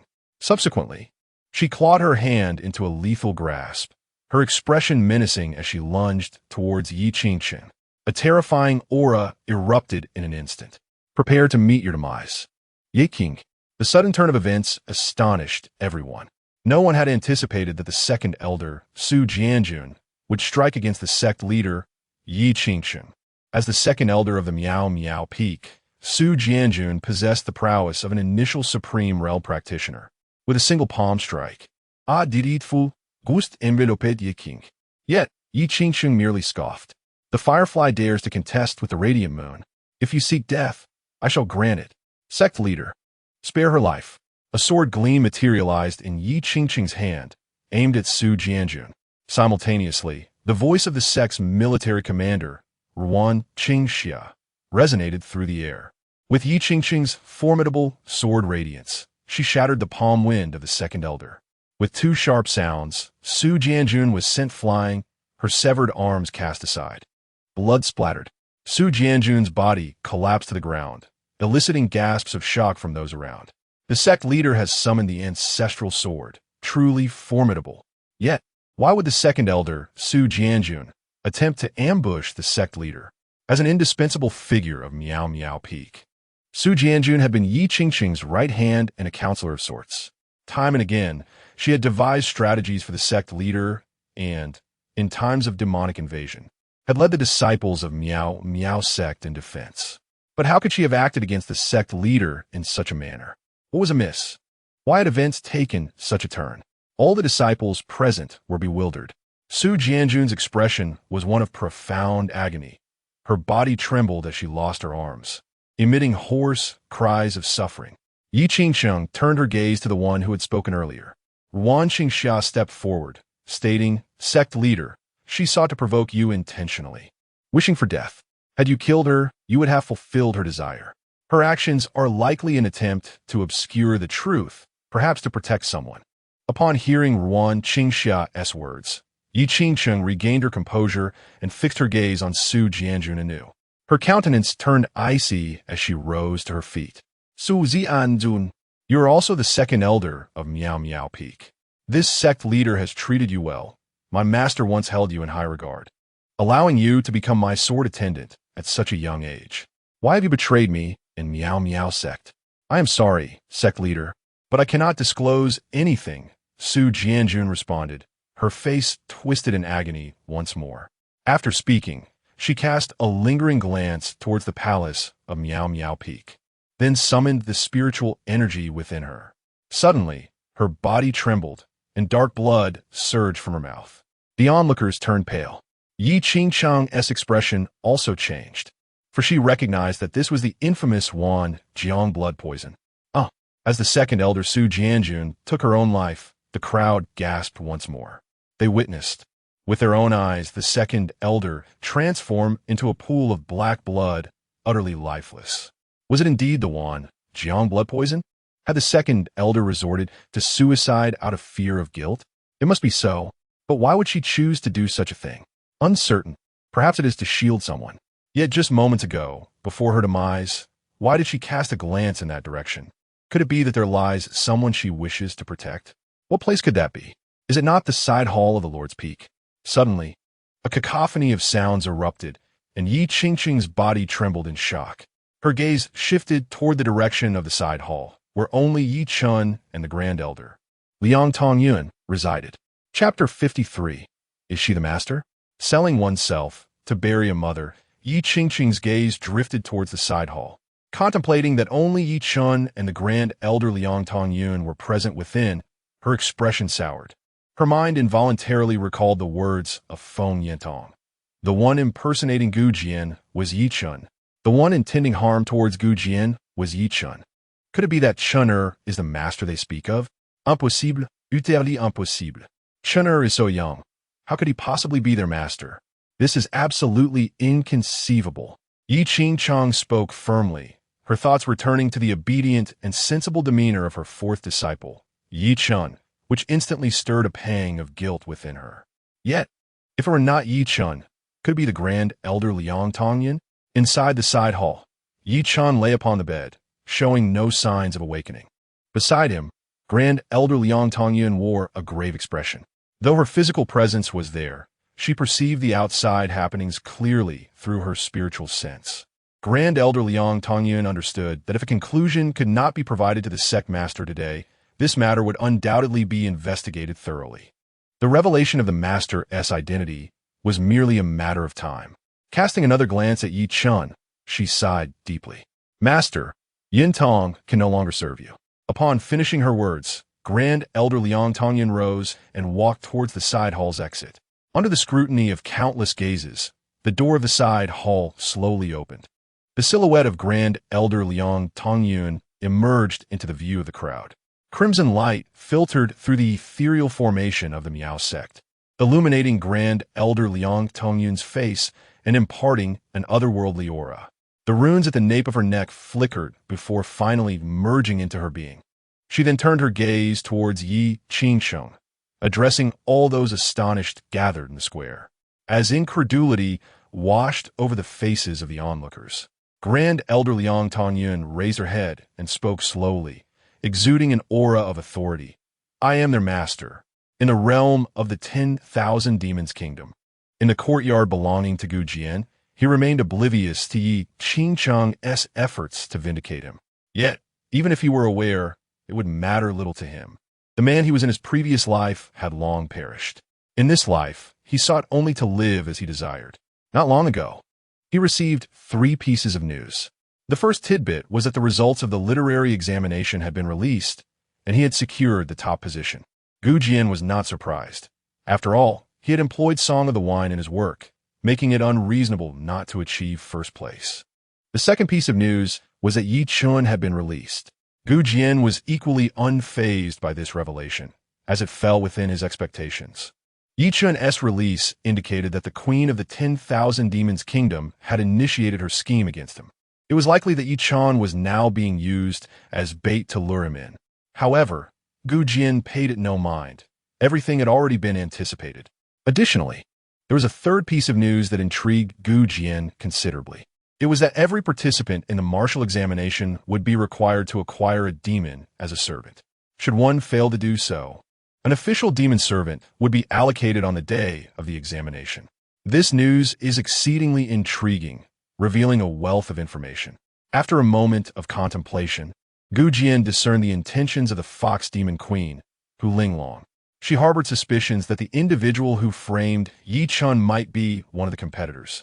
Consequently, she sought to deploy spies to investigate each participant. To be frank, this notion elevated Gu Jian's regard for Hu Linglong. He found her to be even more astute than he had anticipated. Yet, this merely rendered her somewhat wiser. He had foreseen the enemy's moves. With clarity on their intentions, while remaining obscured himself, he still held a significant advantage. After pondering briefly, Gu Jian opened his eyes. The flat-billed magpie before him addressed him, saying, Brother Tai Bai, this rule is truly peculiar. I cannot fathom the rationale behind such an odd regulation. However, it is not a grave matter. The officials have stated that if one does not possess it, it is of no consequence. Prior to the examination, they will allocate them uniformly, and one may simply retrieve one at the assessment site. Gu Jian smiled. Indeed, it is of little significance. Nevertheless, let us strive to remain low-key moving forward. After all, another demon will be accompanying me. The flat-billed magpie immediately grasped his meaning, saying, Brother Tai Bai, I understand. I shall refrain from mentioning the anti-demon revival in the future. Gu Jian nodded and then added after a moment, Brother K, devise a plan. I am reluctant to employ the demons arranged by the myriad demon kingdom. Those sent will undoubtedly be spies. Knowing they're spies, how could I dare accept them? The flat-billed magpie replied, Brother Tai Bai, I share your sentiment. Perhaps we should visit the slave market. The slave market in Maidu not only sells human servants, but also demons. However, the demons there are rather lowly, and some are quite repulsive. If you do not mind, we could explore this option. Gu Jian was unsure what the flat-billed magpie meant by repulsive but replied, Very well. Let's take a look. Following the flat-billed magpie, Gu Jian departed the courtyard and headed towards the slave market. However, after just half a day, they returned. Gu Jian's expression was grim. His visit had revealed that the demons in the slave market were indeed of a low caliber and rather nauseating. Creatures like fly monsters, mosquito monsters, and maggot monsters. There were even several demons that took pleasure in consuming excrement. In short, everything revolting was present. Despite his discomfort, the flat-billed magpie managed to tolerate it and selected a fly monster. Yet Gu Jian could not overcome his aversion. He resolved to return to his courtyard and seek alternative means for acquiring a demon servant. At that moment, a tender and pitiful voice echoed from outside. Selling myself to bury my mother, Wu Wu. Is there a kind-hearted soul? Please buy me, Xiao Wu. My mother has passed away. Wu, I am all alone. I beseech a benevolent person to purchase me. A beautiful rabbit demon, around 16 or 17 years of age, dragged the corpse of an elderly rabbit demon from afar and stopped near Gu Jian's courtyard, weeping sorrowfully. On the street, many demons and humans gathered, moved by compassion. Seeing her pitiable and delicate demeanor, some demons immediately expressed their desire to purchase her. However, before they could approach, they seemed to sense something, causing them to retreat in fear. Once again, gaze upon the pitiable little rabbit spirit, whose heart is now laden with terror and dread. At this moment, the beautiful rabbit spirit resumes her weeping and cries out, offering herself in sacrifice to lay her mother to rest, beseeching kind-hearted souls to take her in. Chapter 54. Selling oneself to bury the family. As the plaintive cries of the little rabbit demon echoed, a multitude of demons and cultivators gathered, engaging in fervent discussions. This enchanting little rabbit, upon maturing, would undoubtedly blossom into a breathtaking beauty. A little girl possesses 3 virtues: a gentle voice, a delicate form, and an ease of being toppled. How delightful it would be to acquire her as a maid, to revel in her company for years to come. Indeed, even I find myself entranced, feeling the stirrings of affection. How outrageous! The poor rabbit's mother has just passed, and yet they dare to entertain such thoughts. Come now, we are all demons here. Must we be so solemn? Meanwhile, the creature known as the fly's monster observed the scene with a sense of regret. Had I known it would come to this, I would never have chosen the fly's monster. My heavens! Gu Jian turned his gaze towards the fly's monster, contemplating a purchase. The fly's monster, misinterpreting Gu Jian's interest, replied, Brother Tai Bai, that is not the case. As a gentleman of integrity, how could I possibly keep such an adorable rabbit demon? Besides, I already possess a fly's monster and have no need for another. However, if you desire her, I would consider it. The fly's monster beside him rubbed its hands together, affirming that the fly's monster spoke the truth. Gu Jian's eyes fell upon the weeping little rabbit demon. Surrounded by onlookers, both human and demon, they all seemed eager to rescue her, to help lay her mother to rest, and then take her home for their own amusement. Yet, none took genuine action. After a brief moment of contemplation, Gu Jian approached her. He stood a short distance away, scrutinizing the little rabbit demon. She appeared to be around 15 or 16 years old. Her countenance a blend of innocence and allure, adorned with a pair of pristine white rabbit ears. Her neck was as pale as snow, and her form was slender. Truly a sight to behold, capable of captivating even the most devoted of fans. It was no wonder she attracted such attention from virtuous men and demons alike. However, it seemed somewhat illogical for this little rabbit demon to appear at his doorstep at such a time, just as Gu Jian was in need of a demon servant. Here came one offering herself to bury her mother. What a remarkable coincidence. Could she be a spy?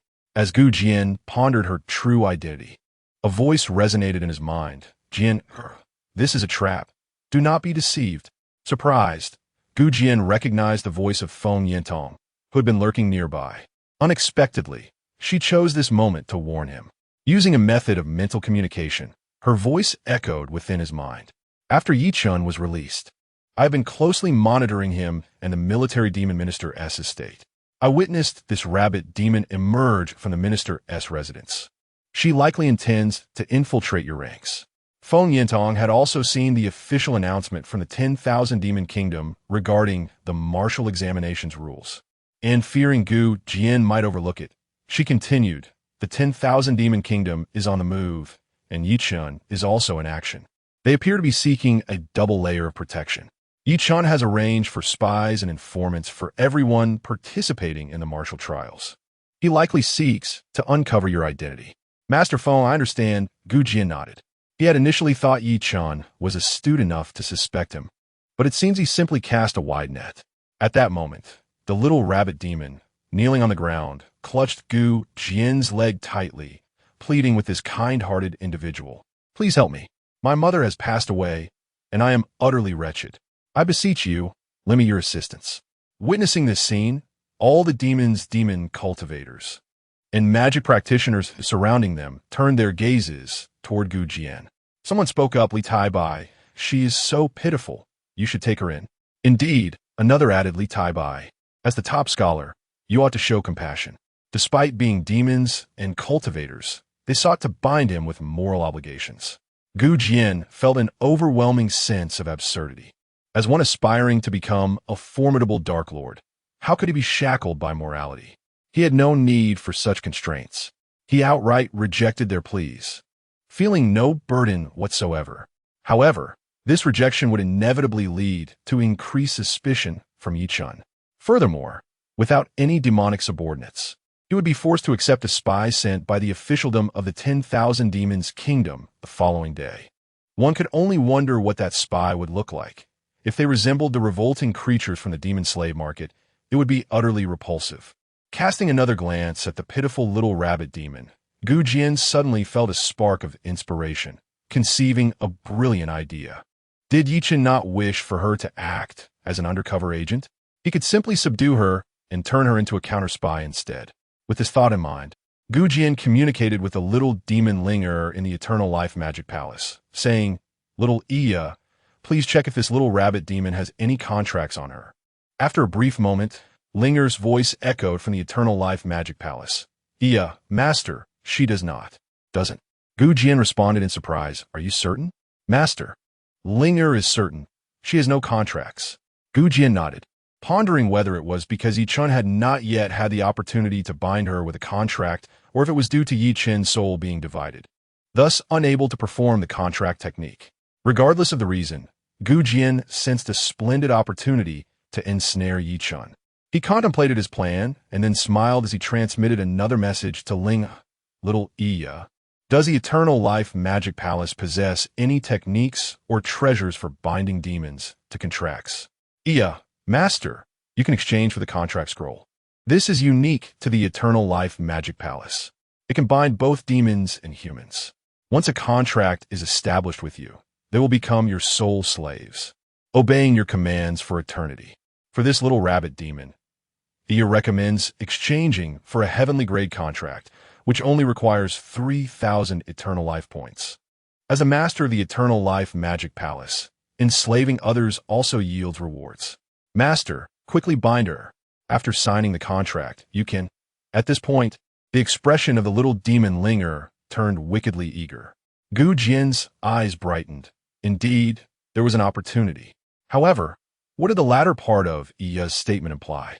It felt as if she was inciting him, suggesting something untoward. As a paragon of virtue, Gu Jian maintained that he could never engage in such acts. At most, he would conduct such affairs discreetly, away from prying eyes.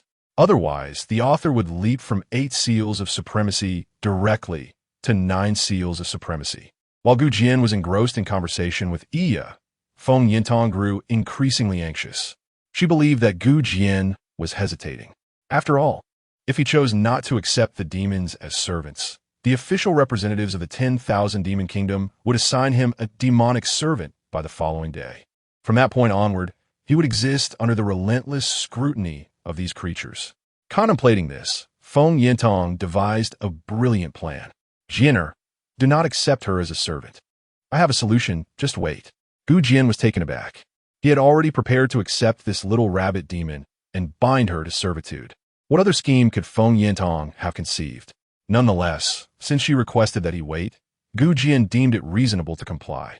Surrounding demons sighed in dismay, attempting to morally bind Gu Jian, yet he remained indifferent to their lamentations, casting only occasional glances at the little rabbit demon, who appeared increasingly ethereal and refined. Approximately a quarter of an hour later, A mournful and familiar cry suddenly echoed from the street. Upon hearing it, Gu Jian's spirit jolted. Sell your life to bury your entire family. Chapter 55, Litaibai. Desiring a wife or not before Gu Jian stood a peculiar sight. A female pig demon with a human body and a pig's head, struggling to pull a two-wheeled cart. Upon this cart lay the lifeless forms of several pig demons. The onlookers, comprising demon cultivators, sorcerers, and various fiends, were left utterly astonished. Even the innocent and enchanting rabbit demon was taken aback. Heavens! Is there truly someone daring enough to engage in such vile deeds? Even the esteemed Qian Dak was momentarily flummoxed. After a brief pause, the pig demon arrived at Gu Jian's courtyard. She set down the cart and fell to the ground before Gu Jian, beseeching him in a sorrowful tone, "My lord, I implore you, please help me. A nefarious sorcerer has poisoned my family. In one night, all 7 members of my family perished. I am left destitute and must bury my kin. My plight is truly tragic. Please, take me as your servant, and I shall toil for you for a lifetime, like an ox or a horse." Tears streamed down her face as she lamented her fate. The bystanders were moved with compassion. Even though she was merely a pig, her suffering was profound. Her entire family had been annihilated, leaving her utterly alone. Could there be a demon in the world more wretched than she? Unlikely. Gu Jian was equally bewildered, his lips twitching in incredulity. He recognized the voice of Feng Yintong. This pig demon was indeed a disguise of hers. Amused and exasperated, Gu Jian had not anticipated Feng Yintong would don the guise of a pig demon. Although it seemed somewhat chaotic, the pig-headed appearance was rather amusing. It was an illusion crafted by Feng Yintong, and contrary to expectations, it wasn't unattractive. To describe it, one might liken it to the character Qingxia from a Chinese Odyssey, who had been transformed into a pig's body alongside Beiji. However, this revelation did little to alleviate Gu Jian's confusion. He addressed the pig demon telepathically. "Master Feng, is this truly your approach?" "Indeed, Jinner, quickly embrace me. Fear not, my spells are impervious to detection. Once you accept me, no one shall unmask me as a spy." Feng Yintong's voice echoed in his mind. Meanwhile, the pig demon resumed her weeping. "My lord, I am utterly at my wit's end. You are a compassionate sorcerer. You must assist me." As Gu Jian remained speechless, the surrounding demon cultivators and fiends began to murmur amongst themselves. This pig demon seemed to have firmly set her sights on Li Taibai. Though she was a pig, her physique was rather appealing. If she were to become a servant, she might alleviate one's loneliness. "Ah, do you have an inclination towards pigs?" Someone jested. "Once the lights are out, what difference does it make? Even imagining a piece of pork can be quite delightful." "Such a discerning taste you possess," another remarked. "Who says that with a physique like hers? One must be overly particular." The assembled demons and sorcerers engaged in lively discussion. The majority of pig demons were indeed rather unattractive, yet this one appeared to be an exception. Additionally, inquiries were directed at Gu Jian. "Li Taibai, will you accept this pig demon or not? Li Taibai, do you desire a wife?" With a mere utterance from your golden mouth, this pig demon could become your spouse. Should you decline, I shall procure her for myself. The onlookers reveled in the spectacle, their excitement palpable. Gu Jian, bewildered, pondered how this had devolved into a discussion of matrimony. Feng Yintong was his esteemed master. To consider her as a wife seemed utterly preposterous. Although undeniably enchanting, it would unsettle his path. "Allow me a moment to contemplate," Gu Jian declared, promptly retreating to his courtyard and shutting the door behind him. The earlier proclamation from the bull-headed demon about marriage had inexplicably drawn Feng Yintong's gaze towards him. That singular glance rendered Gu Jian's heart unsteady. The assembled demon cultivators were taken aback. They could not fathom why Gu Jian had fled. The pig demon appeared rather appealing, with a fair visage. When the lights dimmed and eyes were closed, what difference did it make? Of course, she paled in comparison to the little rabbit demon. Despite her size, was a true beauty. They were all captivated. Alas, warnings echoed around them, forbidding any interaction with the rabbit demon. Only Li Taibai was permitted to claim her. At that moment, upon seeing Gu Jian retreat, the little rabbit demon rose. She shed her pitiable demeanor. her countenance now radiating indignation as she placed her hands on her hips and declared to the pig demon, "Dear sister, cease your rivalry with me. Look at yourself. You are nothing but an unsightly pig. Who would desire you?" Feng Yintong mused that the sister had revealed her true self, consumed by jealousy, yet retorted, "What being unattractive? Does it preclude one from having demonic rights? This world is just. Even the most unappealing of demons possess the right to seek happiness." The little rabbit demon paused, pondering the validity of her words. Yet, what did the pursuit of happiness entail? Was she perhaps infatuated with Li Tai Bai? With a huff, she retorted, "So what? I firmly believe that as long as the master is not blind, they will undoubtedly choose me." In her heart, she worried that should she fail to be selected today, she would face punishment from Lady Sheiji and possibly be branded as a slave, becoming a plaything for the demon minister.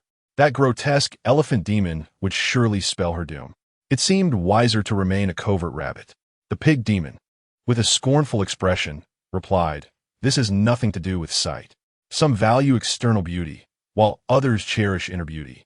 Though I'm a pig, my inner beauty is something the master will surely recognize." The little rabbit demon clenched her fists, her anger causing her eyes to redden. "How dare a pig claim to possess inner beauty? Dare you face me in combat?" The pig demon chuckled. Such a small rabbit demon, yet so ferocious. A challenge it is. Who fears whom? Come fort. Let us engage in mutual harm. Provoked, the little rabbit demon thought of failing Lady Sheiji's task and the ensuing punishment, and charged forward. However, the pig demon effortlessly delivered a punch, sending the little rabbit demon soaring into Gu Jian's courtyard, where she landed at the entrance. As she rose, one of her eyes had transformed into a panda eye. "Is this a jest? I merely spoke in jest, yet you truly struck?" The pig demon chuckled. "If you intend to bite me, who else should I strike?" The young rabbit demon, infuriated, retorted, "Who are you calling a little brat? I am 18 this year." The surrounding onlookers were momentarily taken aback. Meanwhile, a certain magical cultivator's eyes gleamed with interest. An 18-year-old legally recognized young girl, and a rabbit demon at that, was certainly to his liking. Such a rabbit demon would be perfectly suited to serve as a furnace companion. If Li Tai Bai were to dismiss her, I would certainly consider acquiring her for that very purpose. I must admit, my preference leans towards the pig demon. Despite her porcine visage, her figure is quite alluring. Your tastes are indeed quite unique. I wonder how Li Tai Bai will make his choice. Just then, Gu Jian stepped forward. Chapter 56. What will you do to me? Observing his seemingly resolute demeanor, the demon cultivators and the various creatures of the other world turned their gaze back toward him. Li Tai Bai, have you made your choice? If you select the pig demon, the rabbit demon will be mine. Ha ha ha. Of course, if you opt for the rabbit demon, I shall reluctantly take the pig demon instead. Gu Jian glanced over and discovered that the speaker was a creature with the head of an ox. Immediately, he noticed that the figure the giant magpie was also watching him with eager anticipation. It appeared that the magpie was also contemplating a fortunate turn of events. Gu Jian was rendered speechless. Seriously? You all are hoping for the little rabbit demon? After all, she is undeniably beautiful. To raise a lovely little rabbit demon must fulfill the dreams of many a man. But what do you expect from a pig demon? Though Gu Jian was aware that this was the stunning Feng Yintong, the otherworldly beings likely remained oblivious. When did her master Feng become so alluring, even as a pig? At that moment, Gu Jian already had an answer in his heart. He would choose the little rabbit demon. After all, his original intention was to use her as a counter-undercover agent, which could also help alleviate the suspicions from Yi Chun and the Fox Demon Queen. However, he also wished to show some regard for Feng Yintong, who was willing to play the part of a pig for his sake. To directly dismiss her would be too hurtful. With this thought in mind, Gu Jian chuckled. "You lot, what are you thinking? Do you expect to take advantage of me? This is an elementary school. I want both." The eyes of Rabbit Xiao Wu sparkled. The pig demon was left in astonishment, contemplating whether Gu Jian had truly taken a liking to the little rabbit. The onlookers among the demon cultivators and other creatures began to murmur discontentedly. "Goodness, Li Tai Bai. How excessive. You actually want both." "Exactly. You're feasting on meat while denying us even a taste of the broth.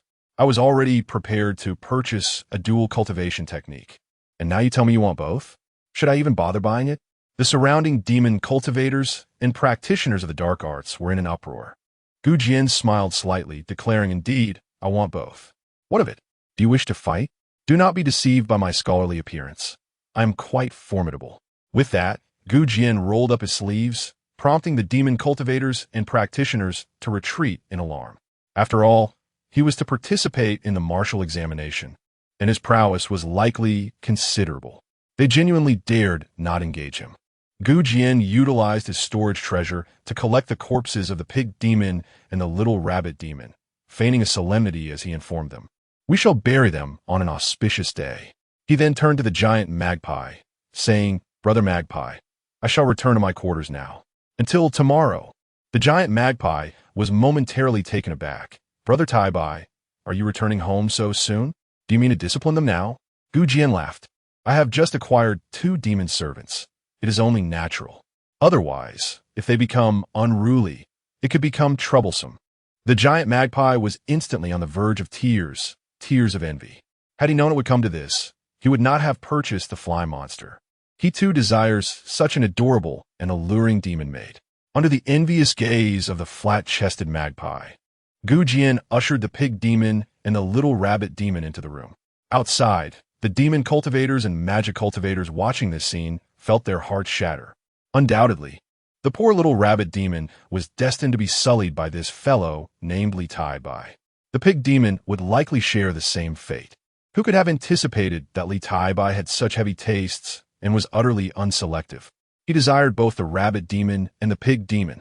How outrageous! Let's depart. For merely contemplating the moment when Li Tai Bai would press his filthy body upon the little rabbit demon fills me with despair. Not to mention the rabbit demon. Even the pig demon's predicament saddens me. It is astonishing to encounter a pig so remarkably handsome. My perception of pig demons has transformed. The onlookers gradually dispersed. Meanwhile, in Gu Jian's room, the absolute knowledge heavenly pearl had already been arranged. The pig demon grinned at Gu Jian and said, "My lord, I hope for your guidance in the future." Gu Jian, at a loss for words, decided to postpone addressing Feng Yintong's matter. He turned to the little rabbit demon and inquired, "What is your name?"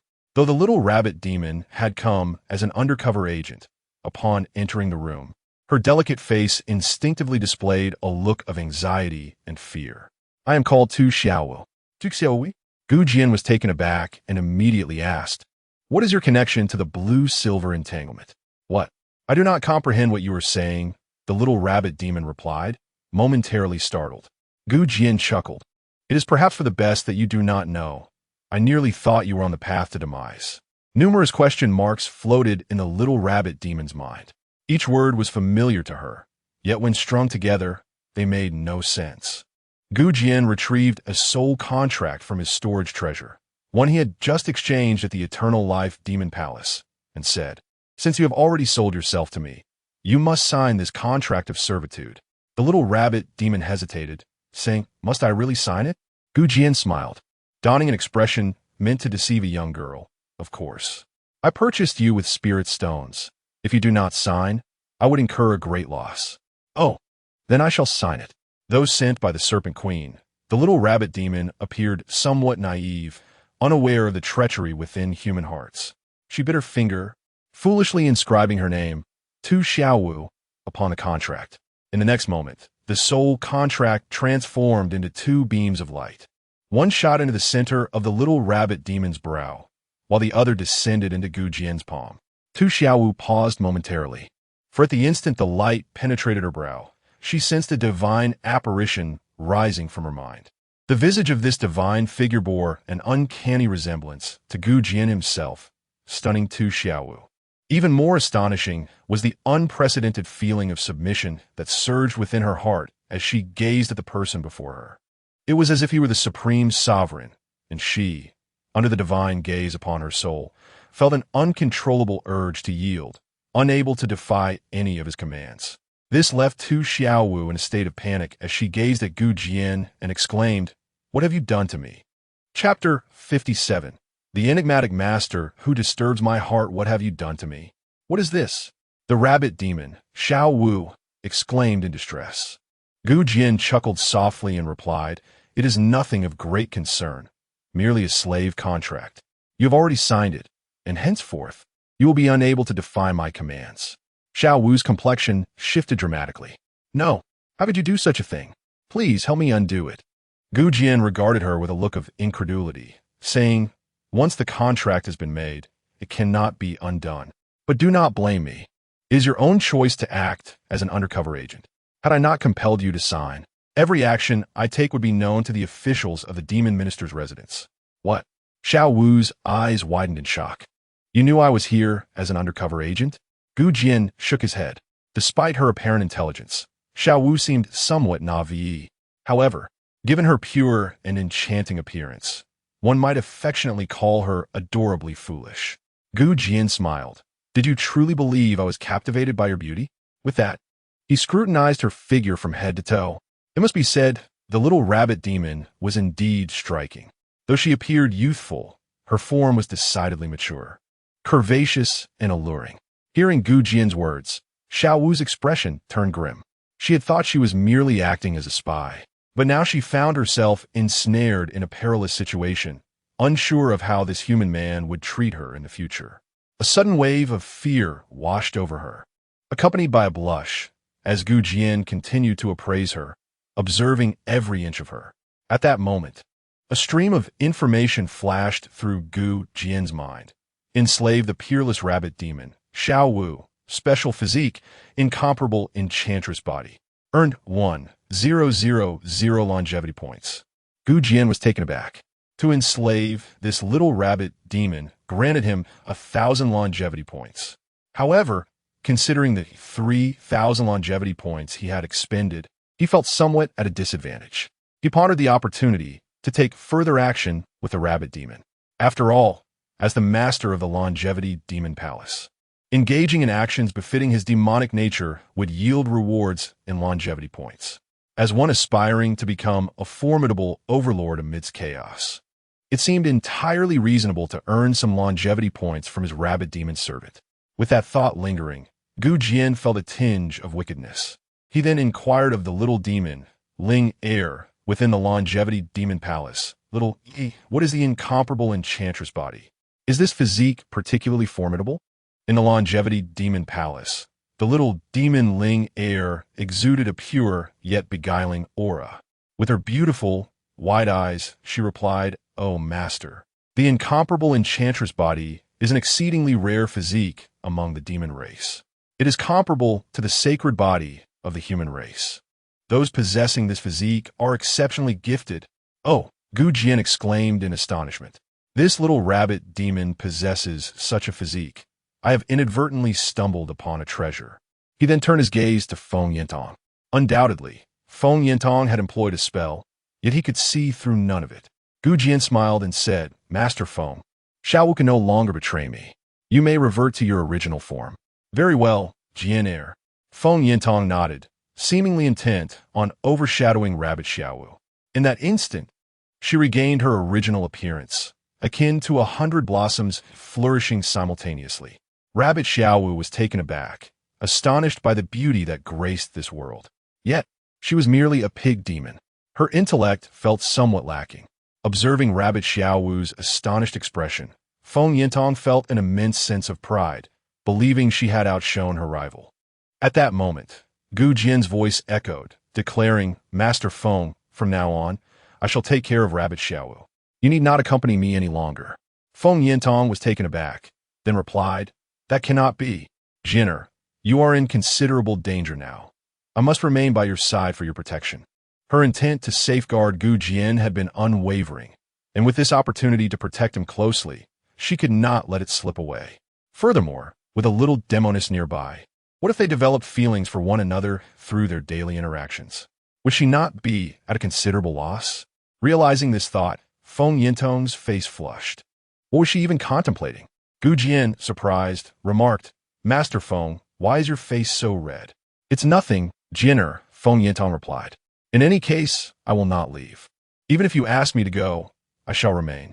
Witnessing Feng Yintong's stubbornness, Gu Jian fell silent. He had only been considering her feelings, which was why he had refrained from insisting earlier. Yet, it seemed she had become quite attached to him. At that moment, Feng Yintong's voice resonated again, softly laughing. Rest assured, Jian, my disguise skills are exceptionally formidable. Even if that flirtatious fox were to stand before me, she would not see through it. Moreover, if outsiders see that you have taken a pig demon as your servant, and should she suddenly vanish, would that not arouse suspicion? Gu Jian contemplated this and found a reasoning sound. After a moment of reflection, he asked, Master Feng, are you certain you wish to stay by my side? Feng Yintong affirmed, absolutely, without a doubt. Gu Jian was not one to waver. Observing Feng Yintong's resolute determination to accompany him, he ultimately relented. In that case, you may stay here. This house has 2 rooms. You and Rabbit Xiao can share one.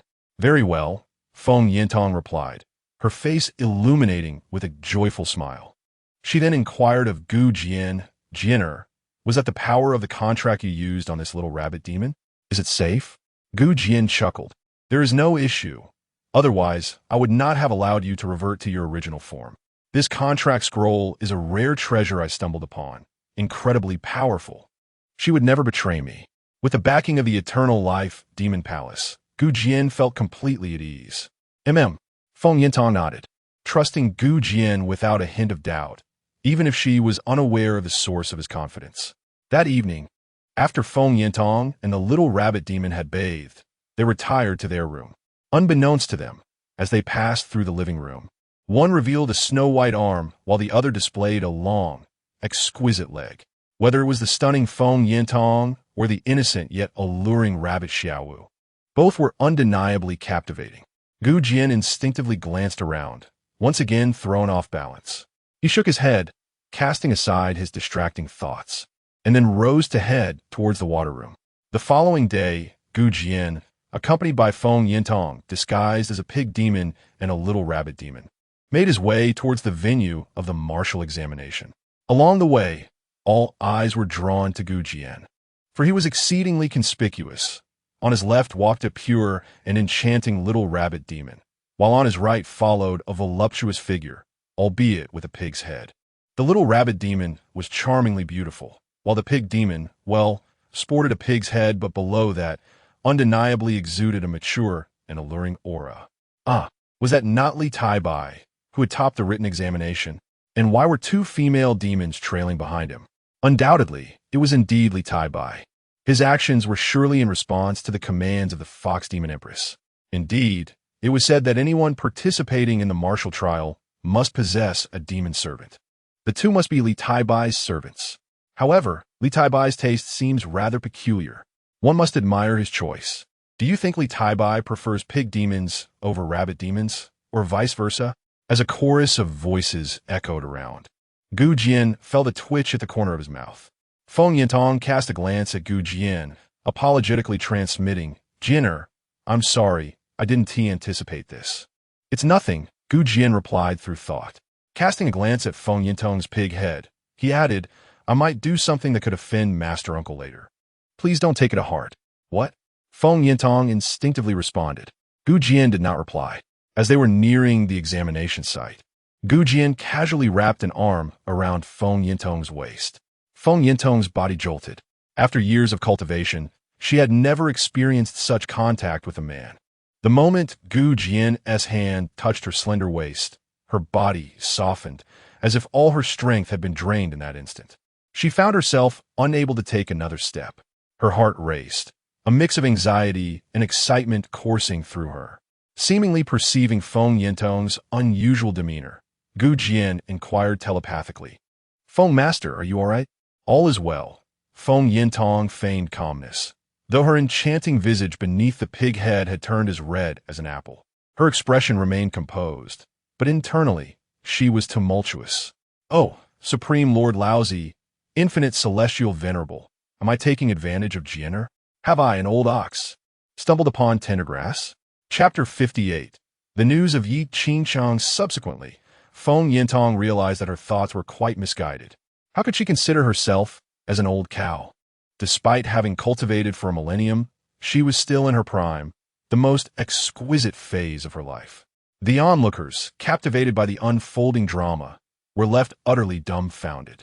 Soon after, A cacophony of shrill cries erupted from numerous demon cultivators and fiends, resembling the frantic sounds of prairie dogs.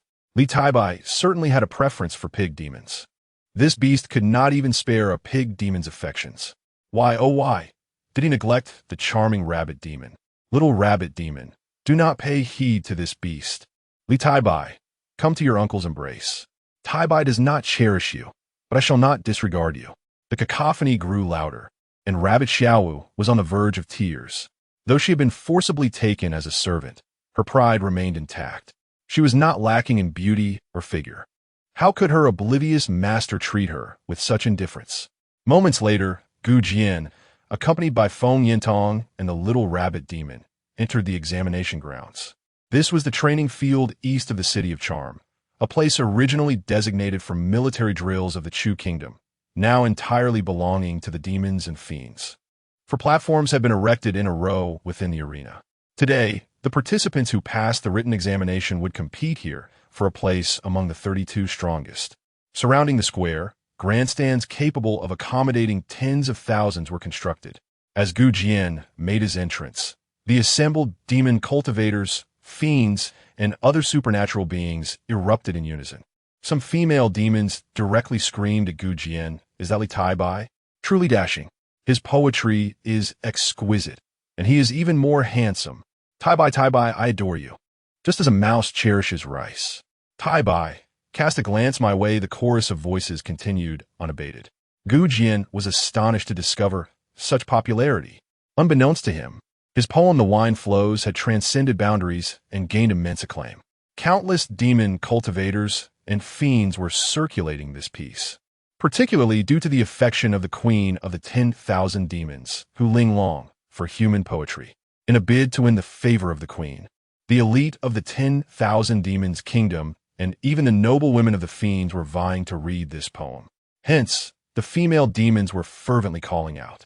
However, as Gu Jian once again embraced the pig demon, the cheering female demons were left speechless. Those who had been captivated by Gu Jian were suddenly stunned, their hearts shattered. When the wine flows spread throughout the City of Charm, they had nearly idolized Li Taibai. Yet now, their idol was seen embracing a pig. Li Taibai, how can you embrace a pig? Li Taibai, glance at me. I'm certainly more attractive than that pig demon yet. Some rugged-looking female demons found newfound confidence in this moment. The cow demon matron laughed heartily. Li Taibai must certainly have a taste for all, including someone like me. Madam Kangaroo Demon, Li Taibai, come here quickly. Let me pummel your chest with my little fists. Upon witnessing this scene, Gu Jian shook his head and sighed. It was indeed as he expected. No matter what I do, it invariably stirs such a commotion. Being as exceptional as I am, I find it unavoidable. The nearby pig demon chuckled softly. However, Gu Jian's actions were merely to prevent any suspicion from arising. At that moment, observing the peculiar gazes from the crowd, Gu Jian felt an urge to laugh. They believed they were embracing an unsightly pig demon, oblivious to the unparalleled beauty of Feng Yintong nestled in his arms. If one were to claim that over the last 3 millennia of the Misty Sect, Feng Yintong was the second most beautiful woman, none would dare to assert the first. In the waiting area, nearly all participants had arrived for today as competition. Many who spotted Gu Jian displayed expressions of admiration and astonishment. What unique taste Li Taibai possesses, utterly unselective. Standing beside Yi Chun was a sinisterly enchanting woman, the Serpent Queen. At that moment, Yi Chun appeared pale, as though afflicted by some unseen torment. Yet, upon seeing Gu Jian, a cold smile crept onto his lips. One would hardly expect that there are still individuals who favor pigs. Nonetheless, as long as my undercover agent is in place, it matters not whether Li Taibai poses a threat. His every action shall not escape my scrutiny. His ostentatious demeanor renders it unlikely that he is that person. But should he be, he shall surely meet his demise. Yi Chun murmured to himself, casting his gaze towards the other participants in the waiting area, around 100 individuals. Of these, more than half had opted for the official demon servants, while a small fraction had not. For Yi Chun, this minority constituted his primary suspects. However, suspicion aside, Yi Chun refrained from revealing too much. The examination for the martial scholar was divided into 4 zones for the first 2 rounds, corresponding to platforms A, B, C, and D. Gu Jian was situated in Zone A, sharing the area with the overconfident Bian Daqiao, while Yi Chen occupied Zone B. Today, 2 rounds of competition would take place. As Gu Jian ranked first in the written examination, he had a bye in the first round. Conversely, Bian Daqiao confidently ascended the stage, proclaiming her intent to showcase her true prowess before the gathered demonesses, proving her might. The outcome was that she was knocked off the stage in a single exchange, much to Gu Jian's amusement and exasperation. Within a morning's time, the top 64 were determined. In the afternoon, the competition would narrow down to 32, with Gu Jian being the first to take the stage. His opponent was Lei Wanli, whom Gu Jian recognized as a direct disciple of the former lord of the Thunder sect from the Chu Kingdom. Compared to the Misty sect, the Thunder sect was of a lower tier. However, due to his status as a direct disciple and his cultivation in the demonic path, the 30-something Lei Wanli had already attained the 4th level of the Spirit Sea realm. With his strength, even those at the 7th or 8th levels of the Spirit Sea would stand no chance against him. On the platform, brimming with confidence, Lei Wanli addressed Gu Jian. Li Taibai, you seem quite popular, yet I detest those who are well-liked. Today, I shall end your life. Gu Jian merely shook his head and smiled. Such aspirations are beautiful, yet reality is often harsh. To threaten my life, you must be prepared to pay with your own. In recent days, Gu Jian has completely refined the chaotic energy acquired from the previous wave of buried demons, achieving the pinnacle of the 3rd level of the Fate Wheel. An existence like Lei Wanli holds no significance in Gu Jian's eyes. Enraged, Lei Wanli scoffed at the audacity of someone from a trifling third-rate force to speak so boldly. Prepare to meet your end. He summoned all his spiritual power, elevating his aura to its zenith, and unleashed the formidable Thunder Blade technique from the Thunderstorm sect. With a single slash, a blade of light stretching 10 zhong descended towards Gu Jian. The blade's radiance approached, causing Gu Jian's frost-touched hair to swirl in the air. Boom! The blade struck the arena, causing it to tremble. Yet, Gu Jian remained unfazed, effortlessly evading the attack with a swift movement. One move, Gu Jian stated calmly. The fury on Lei Wanli's face intensified, recognizing the disdain in Gu Jian's voice. Channeling his demonic powers, a more menacing aura emanated from Lei Wanli. However, with a flick of his wrist, Gu Jian executed the Heavenly Demon Sacred Spirit sword technique. The sword demon's Inferno Slash. With a thrust, the unparalleled demonic sword ignited in flames. Lei Wanli was taken aback. He attempted to evade, but there was no escape. As Gu Jian's sword pierced his throat, his body ignited in demonic flames, engulfed in a fierce blaze. A scream of agony erupted. Moments later, Lei Wanli's form was reduced to ashes. In the audience, demon cultivators, and dark practitioners were stunned, realizing the might of Li Taibai, who had defeated his opponent with a single stroke, turning a body to cinders. With Lei Wanli's demise, 2 lecherous bull-headed judges in the arena raised their flags, declaring Gu Jian the victor. In the following 2 days, the martial trials proceeded to the 3rd and 4th rounds. Gu Jian dominated effortlessly, advancing to the top 8 without a hint of uncertainty. Soon, he would reach the semifinals and eventually reunite with his esteemed junior disciple, Yi Chen. However, during this time, Gu Jian uncovered a troubling truth. After the matches concluded, the demon and dark cultivators in the audience were being tracked and controlled by the demons, ultimately subjected to soul-searching. This revelation led Gu Jian to realize that the Empress of the 10,000 Demons harbored suspicions not only towards the participants, but also towards those in the audience. Yet, since the soul search yielded no results, Gu Jian understood that her attention would likely shift back to the competitors, particularly those who had advanced. The closer he drew to the finals, the higher the likelihood of suspicion, especially since that individual was targeting Yi Chen. In the eyes of the Fox Demon Empress, it was conceivable that she aimed to eliminate Yi Chen herself.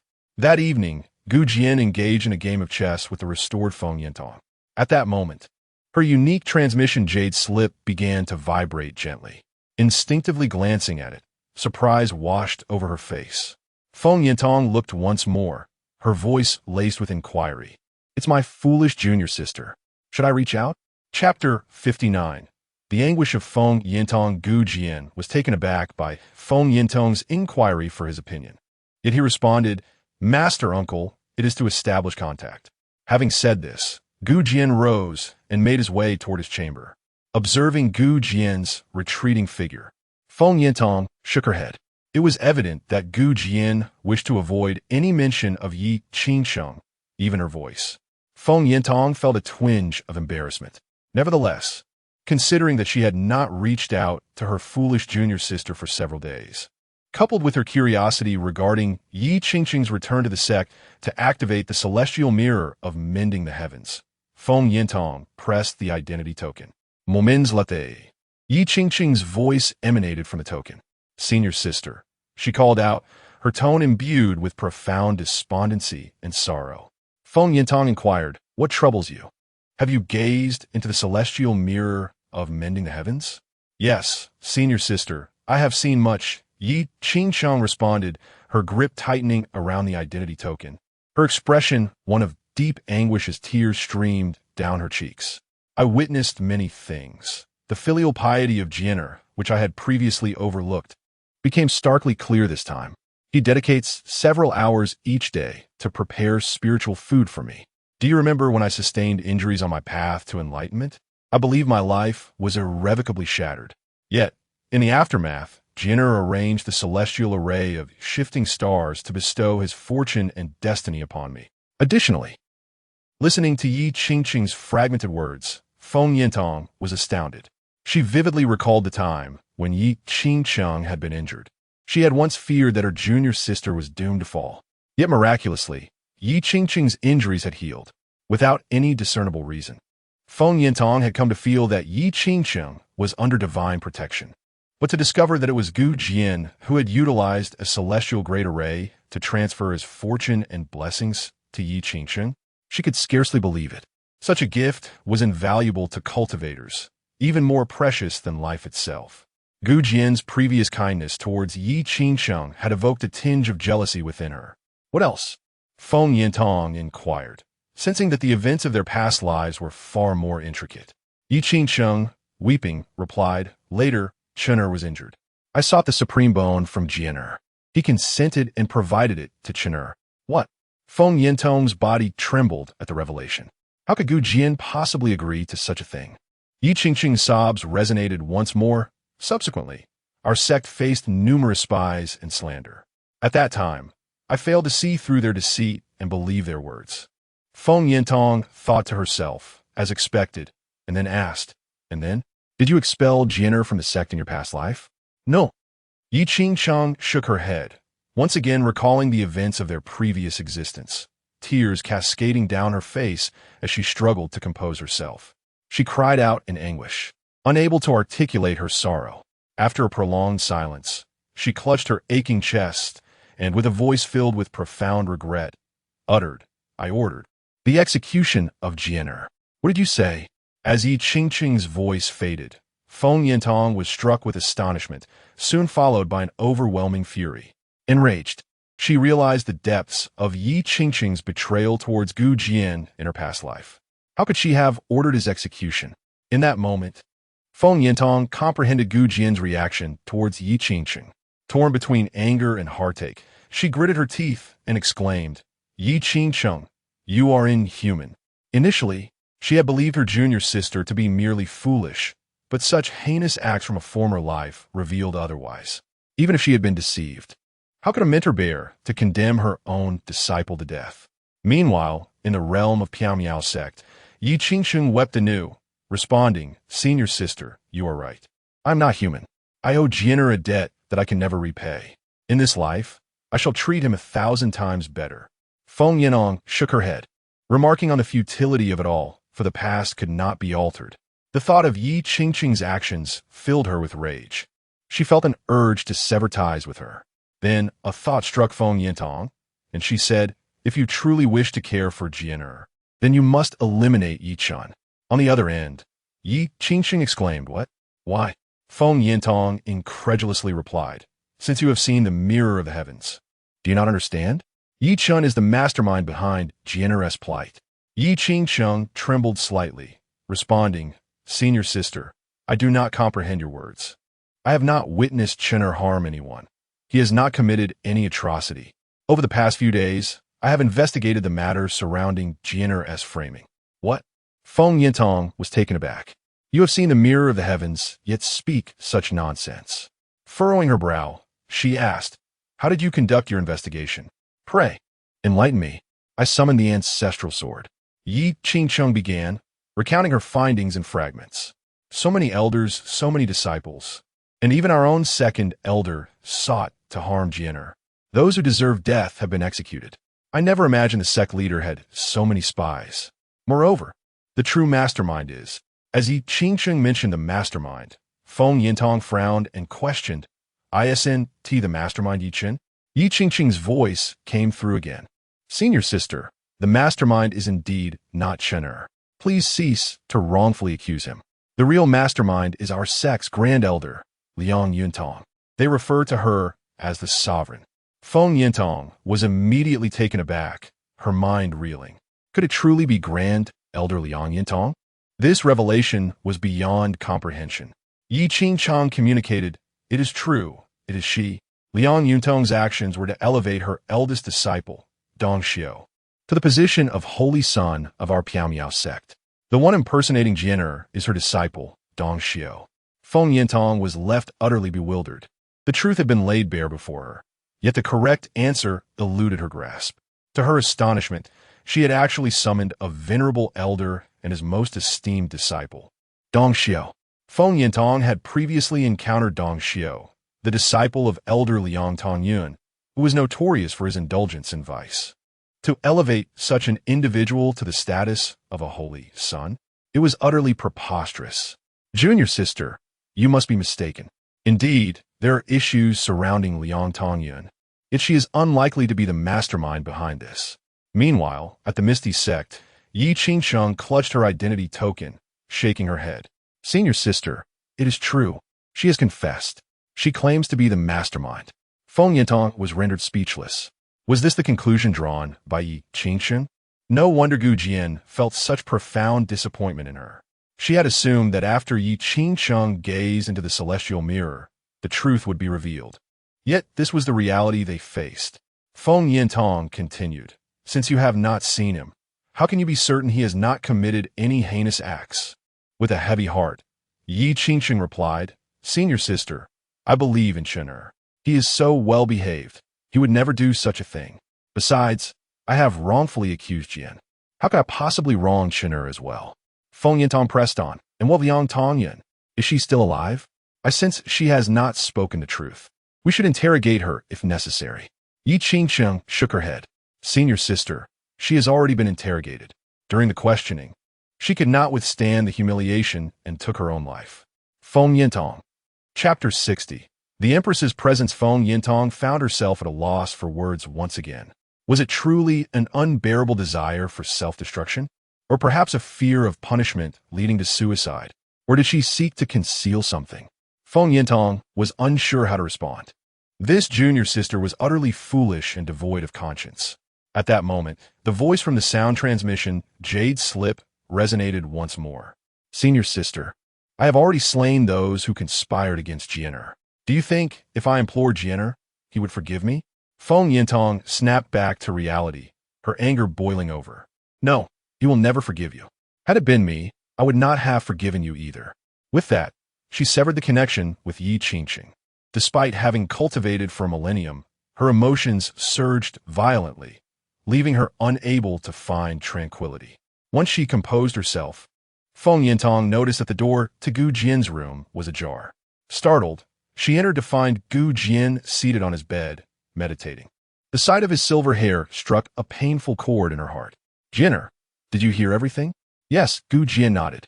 It was not his intention to eavesdrop, but the poor soundproofing of the room made it impossible not to overhear. To him, everything unfolded as anticipated. He felt no surprise at Yi Qingcheng's reaction. After all, she had always indulged Yi Chun since childhood. Unless presented with irrefutable evidence, she would not believe Yi Chun capable of wrongdoing. Yet, even so, Gu Jian remained unperturbed. He had long since abandoned any hopes regarding Yi Qingcheng. He possessed a detailed plan for dealing with Jian, the first step of which was to become the champion of martial arts, beginning with the conquest of the 10,000 Beast Kingdom. Another day passed, and it was the day of the quarterfinals. Jian, accompanied by Feng Yintong, disguised as a pig demon and the little rabbit demon, arrived once more at the plaza. Jian continued to embrace Feng Yintong's slender waist. This was not his first instance of such familiarity, yet it still caused an uproar. The female demons were left heartbroken, while the male demons could not help but voice their grievances. Li Taibai is going too far. Can't he see that the little rabbit demon also needs care? Yet he chooses to embrace only the pig demon. However, with the arrival of a certain individual, the atmosphere of the examination venue became even more electrifying, for it was none other than the Empress of the 10,000 Beasts, Hu Linglong. Long live the Empress!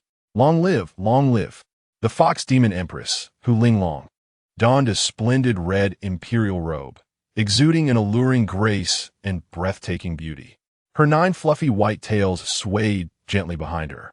Accompanied by the floral demon leader, Huam Yuden, and various powerful demon figures, she gracefully approached her throne and took her seat. In the audience, all demons, demon cultivators, and dark cultivators knelt before her. Hu Linglong surveyed her surroundings, chuckling lightly. No need for such formalities. I am merely here to pass the time and witness today's martial arts championship. You may rise. Her voice was intoxicating, her beauty enchanting. Those elongated, phoenix-like eyes of hers were capable of captivating countless hearts. Each demon, demon cultivator, and dark cultivator who laid eyes upon her could not help but entertain thoughts beyond their station. Yet none dared to express their sentiments, for she wielded unparalleled power and dominion as the sole sovereign of the 10,000 Beast Kingdom. Every practitioner of the demon arts, and all manner of demons, rose with a demeanor of reverence. Jian also cast his discerning gaze upon the queen of 10,000 beasts. This was not his first encounter with the enchanting Hu Linglong, yet witnessing her at such proximity was indeed a novel experience. One must admit, as a 9-tailed fox demon, her beauty was striking, reaching the pinnacle of allure. The phrase born with a bewitching charm was aptly suited to describe Hu Linglong. However, Jian was acutely aware of the peril she embodied. Her danger was not merely rooted in her cultivation and authority, but also in her astute intellect. Even though Jian had meticulously calculated every aspect, believing he had a firm grasp on the situation, he still felt as though he were treading a precarious tightrope in her presence. As a demoness, why wield such intelligence? Would it not suffice to simply embody beauty? Engaging in dual cultivation techniques, serving as a furnace for others, learning a few alluring postures, these two would be acceptable pursuits. Jian silently lamented in his mind, before retracting his gaze moments later. The competition was set to commence swiftly. Today, 2 rounds of contest would determine the leading contenders from each group. The champions of groups A and B would vie for supremacy on the subsequent competition day. In the morning, Jian's first opponent was a prodigy from the Heavenly Fire sect, known as Xiaohua. Xiaohua was the foremost talent of the sect, having reached the Spirit Sea realm before turning 30. His combat prowess had further amplified upon entering the demonic path. However, it proved futile. Jian dispatched him with a single strike. Following suit, Yichun from Group B also vanquished his adversary, and the competition swiftly advanced to the semifinals. Jian's opponent was the young master of the Thunderbolt sect, named Lei Qingxiao. Jian regarded Lei Qingxiao with indifference, yet the latter harbored a deep-seated enmity towards him. As a senior brother, Lei Wanli had fallen to Jian's blade. Despite being Lei Wanli's junior, Lei Qingxiao held profound feelings for his elder brother. Today, he sought only to exact vengeance upon Jian. As Lei Qingxiao took the stage, a palpable aura of hostility enveloped him, his sword aimed menacingly at Jian, declaring, "Li Taibai, prepare to meet your demise." As his voice echoed, murmurs arose from the audience, for Lei Qingxiao, as the young master of the Thunderbolt sect, possessed considerable renown within the 10,000 Beast Kingdom.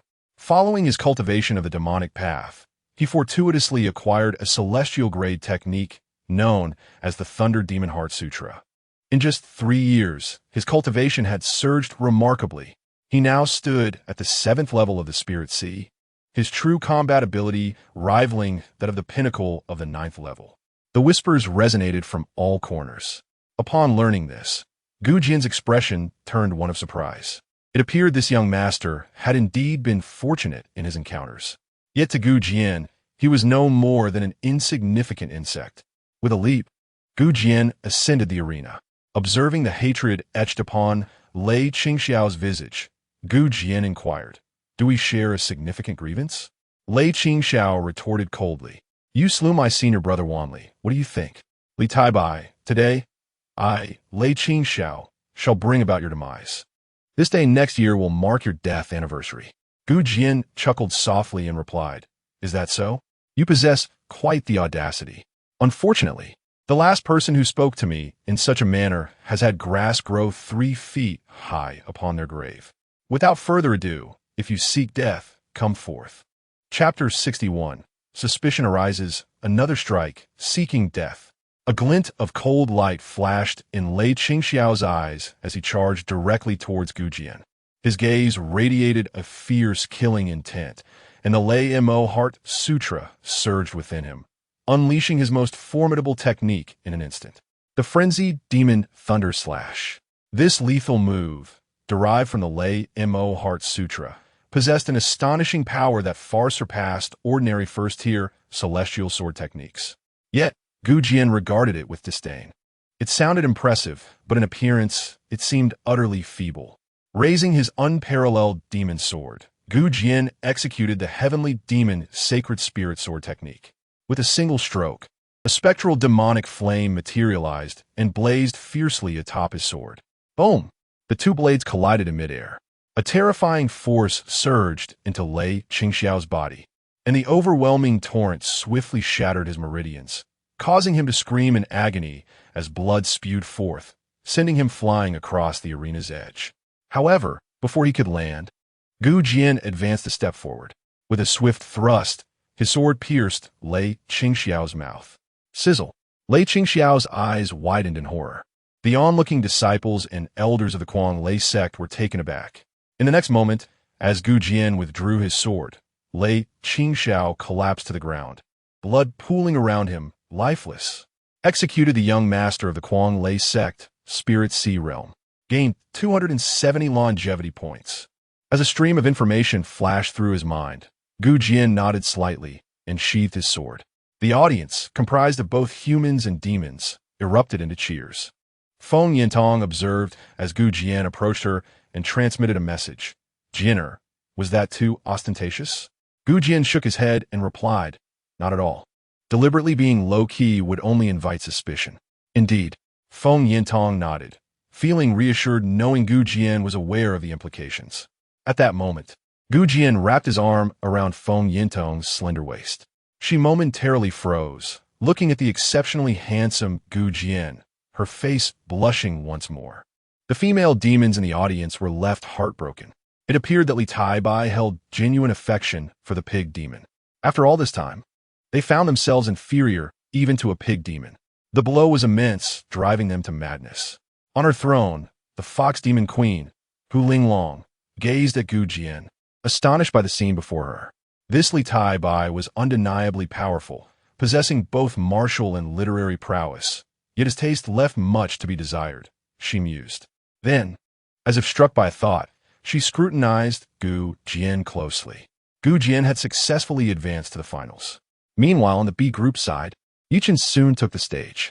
His opponent was a formidable cultivator from the Ling Jian sect, one of the 3 great powers of the former Chu kingdom.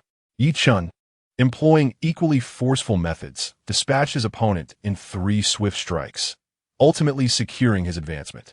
The day's matches concluded swiftly. Gu Jian exhibited no vulnerabilities. However, Hu Linglong's attention remained firmly fixed upon him. In her mind, the individual who had framed Yi Chun was likely also participating in the martial examination, as demonstrated by their ability to stealthily eliminate numerous demons. This indicated an extraordinary level of strength. Should he participate in the assessment? The likelihood of him advancing to the finals through forceful means is not insignificant. That evening, Jian returned to his courtyard. After partaking of some sustenance, he began to reflect on the events of the day. Under the scrutinizing gaze of the Fox Demon Empress, Hu Linglong, he had made no missteps. Nevertheless, it was evident that the Empress had begun to harbor suspicions about him. Jian felt that as the examination for the martial champion deepened, the probability of his exposure was increasing. If he were to ultimately slay Yi Chun on the arena, even if Hu Linglong had no prior doubts, her gaze would inevitably shift towards him. This scenario was becoming increasingly conspicuous. Given that the chaos in Maidu was aimed at Yi Chun, should he eliminate Yi Chun, he would become the prime suspect, regardless of the justification. In light of this, perhaps it was time for another endeavor. Wasn't Hu Linglong quite astute? Next, I shall present her with a riddle. Where might I be? Jian's eyes flickered momentarily as he resolved to act. After Feng Yintong and Tu Xiaowu returned to their chambers, Jian promptly exchanged for a teleportation talisman. He donned a silver mask and instructed the little demon, Ling, to utilize the power of the Eternal Life Palace to transform his appearance to that of a black-haired individual. With a thought, Jian activated the teleportation talisman. The space within the room warped, and moments later, he materialized 2,000 miles away from Maidu. After a brief sprint of about 15 minutes, Jian beheld a desolate city, long consumed by demons. Utilizing his divine sense, he scanned the area and soon discerned a legion of demons stationed within the empty city. Jian had encountered this demon battalion en route, having taken a longer path then. This time, he intended to execute a bold maneuver to mislead Hu Linglong. Under the cover of darkness, as the demons slumbered, Jian activated the phantom spirit steps, infiltrating the city. He did not immediately commence his slaughter. Instead, he meticulously surveyed the entire demon encampment with his divine sense, confirming that the strongest among them was merely a 7th-level demon, comparable to the reincarnation realm. Jian then raised his sword and began his onslaught. In the depths of night, employing the phantom spirit steps, Jian moved like a specter. The slumbering demons fell one by one beneath his blade. Jian's prowess was formidable. None of the demons could withstand his ambush. 1, 2, 3, 10, 20, 30, 50. With each demon he dispatched, he cast their corpses into the Eternal Life Palace. It was not until he had slain over 300 demons that the encampment erupted with a sound akin to a horn. Following this, the anguished roars of demons reverberated through the air. Who dares to cause chaos within our ranks? Seeking death. Amidst the cacophony of rage, a demonic shadow materialized from the heavens. It was the colossal form of a bear demon, towering at 10 zhong, emanating an aura of sheer terror. Jian cast a glance and swiftly discerned that the bear demon was the leader of this military camp, a formidable entity of the 7th level, comparable to a human in the cycle of reincarnation. You old tree, Jian cursed under his breath, yet he refrained from engaging in a futile confrontation. After dispatching 2 nearby demons with a swift swing of his sword, he flashed a wicked smile, gradually fading from sight, thus eluding the gaze of the bear demon leader. Damn it, who is it? Who could it possibly be? The bear demon leader charged to the spot where Jian had vanished, unleashing a furious roar. It was merely a display of impotent rage. At that moment, Jian's presence had already dissipated from the city. Approximately 15 minutes later, Jian returned to his courtyard in the enchanting city. Without delay, he entered the Hall of Eternal Life to assess his spoils. As he surveyed the plaza of the hall, littered with a mountain of demon corpses, Jian's expression brimmed with excitement. The majority of the demons he had slain were 4th-level demons, comparable to those in the Spirit Sea realm. With an average of 300 to 400 longevity points per demon, he stood to reap a significant fortune. Chapter 62, Millennium Longevity. Exchanged for the Emperor's banner in a moment of elation, Jian was approached by the little demon, Linga, who fluttered over and, with a playful blink of her enchanting eyes, exclaimed, "Yea, master! Congratulations on vanquishing so many fiends." With a smile, Jian replied, "Ah, my dear Lin, it is but a trifling matter. Come, assist me in burying these corpses, and let us tally the total longevity value." "Certainly, Ye." The little demon, Linger, flew closer. She first cast a spell, transporting all the corpses of the fiends to the entrance of the divine demon's tomb. As Jian focused his thoughts to open the tomb, he and Linger commenced the burial. Burying the dog demon's corpse. Level 3, gained 200 longevity points. Burying the wolf demon's corpse. Level 4, gained 400 longevity points. Burying the dog demon's corpse. Level 3, gained 200 longevity points. Burying the wolf demon's corpse. Level 4, gained 400 longevity points. A cascade of messages flooded Jian's mind, and his longevity points surged rapidly. 50,000, 60,000, 70,000, 80,000. Once all the fiendish corpses were interred, a dense aura of chaos enveloped the entire temple. To his astonishment, Jian discovered that his longevity points had reached a staggering total of 135,000. He had already possessed over 40,000 points. This signified that in a single night, he had amassed over 100,000 longevity points. This exchange was akin to a magical transport talisman for air travel, costing him merely 10,000 points. Yet, the rewards were monumental. However, Jian did not allow himself to be swept away by pride. He first took a cleansing bath within a longevity demon palace to wash away the fiendish aura from his body. Subsequently, he exchanged 10,000 longevity points for years of life as a reward for himself. Through the longevity demon palace, Jian beheld his remaining years of life, a remarkable total of 1,432 years. Such a lifespan was extraordinary. Even those of the Nirvana realm seldom exceeded 1,000 years. He had achieved this at the Wheel of Life stage. A sense of joy filled Jian's heart. It was uncertain how long this chaotic era overrun by fiends would persist, yet with ample years of life, he could surely traverse through it. Gazing at the remaining 125,000 longevity points, Jian returned to the divine demon's tomb with Linger. Little Linger with 100,000 longevity points. Shall we unlock the second layer beneath the tomb? With her captivating charm and sparkling eyes, Linger replied, "Yea, indeed. Shall we do so now, master?" "Yes." Jian nodded eagerly, anticipation bubbling within him. Without hesitation, he expended 100,000 longevity points as per the previous method. In the next moment, the divine demon's tomb trembled slightly. As the second layer of the tomb was unveiled, a radiant light burst forth, coalescing before Jian into the form of the Emperor's banner, adorned with enigmatic runes, exuding a powerful essence. Jian cast a glance, and a stream of information seamlessly integrated into his mind. Human Emperor Banner, a divine-grade artifact of the demonic path, possessing numerous extraordinary abilities such as soul capture, soul devouring, soul annihilation, and soul control. This artifact is a growth-type treasure. Its power amplifies with the number of souls absorbed. After a drop of blood to recognize its master, it can be utilized.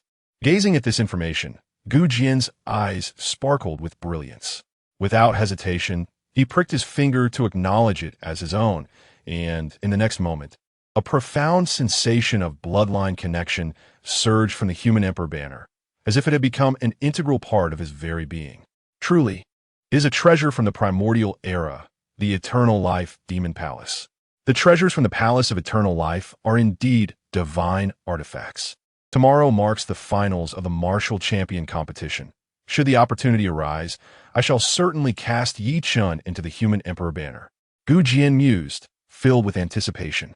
He then made his way to the center of the plaza within the Eternal Life Demon Palace. At this moment, all the corpses of the demons have been decomposed by the god and demon tomb, transforming into the purest chaos energy in the universe. Consequently, the chaotic essence within the grand hall coalesced into dense spiritual mist. As Jian inhaled slightly, he felt a significant boost in his power. With such an abundance of chaotic energy, to what heights might I ascend? Jian contemplated and then sat cross-legged on the spot. He placed his hands upon his dantian and began to cultivate the chaotic divine suppression technique. A unique radiance, characteristic of divine-grade martial arts, emanated from his being. In the next moment, the surrounding spiritual energy coalesced into a vortex, surging towards Jian with an insatiable force. as he rapidly absorbed the chaotic energy. Gu Jian's cultivation soared once more. Cycle of Fate, 3rd level full. Cycle of Fate, 4th level. Cycle of Fate, 5th level. Cycle of Fate, 6th level. When all the spiritual energy within the Demon Palace had been entirely absorbed by Gu Jian, his cultivation reached the 6th level of the Cycle of Fate, perfected. Upon concluding his meditation and opening his eyes, a brilliant light radiated from his ink-black irises, accompanied by an overwhelming aura that surged forth from his being. Thus, his strength had significantly increased, yet he yearned for further enhancement. Xiao Iya, is there a way to elevate my swordsmanship? Xiao Iya suggests that the master exchange for the 5 elements sword intent. 5 elements sword intent? Gu Jian's eyes lit up. As a prodigy endowed with supreme bones, he understood that the 5 element sword intent was immensely powerful, one of the mightiest sword intents in existence. Currently, he wielded the metal sword intent, granting his blade unparalleled destructive capabilities, yet was merely a branch of the 5 elements sword intent.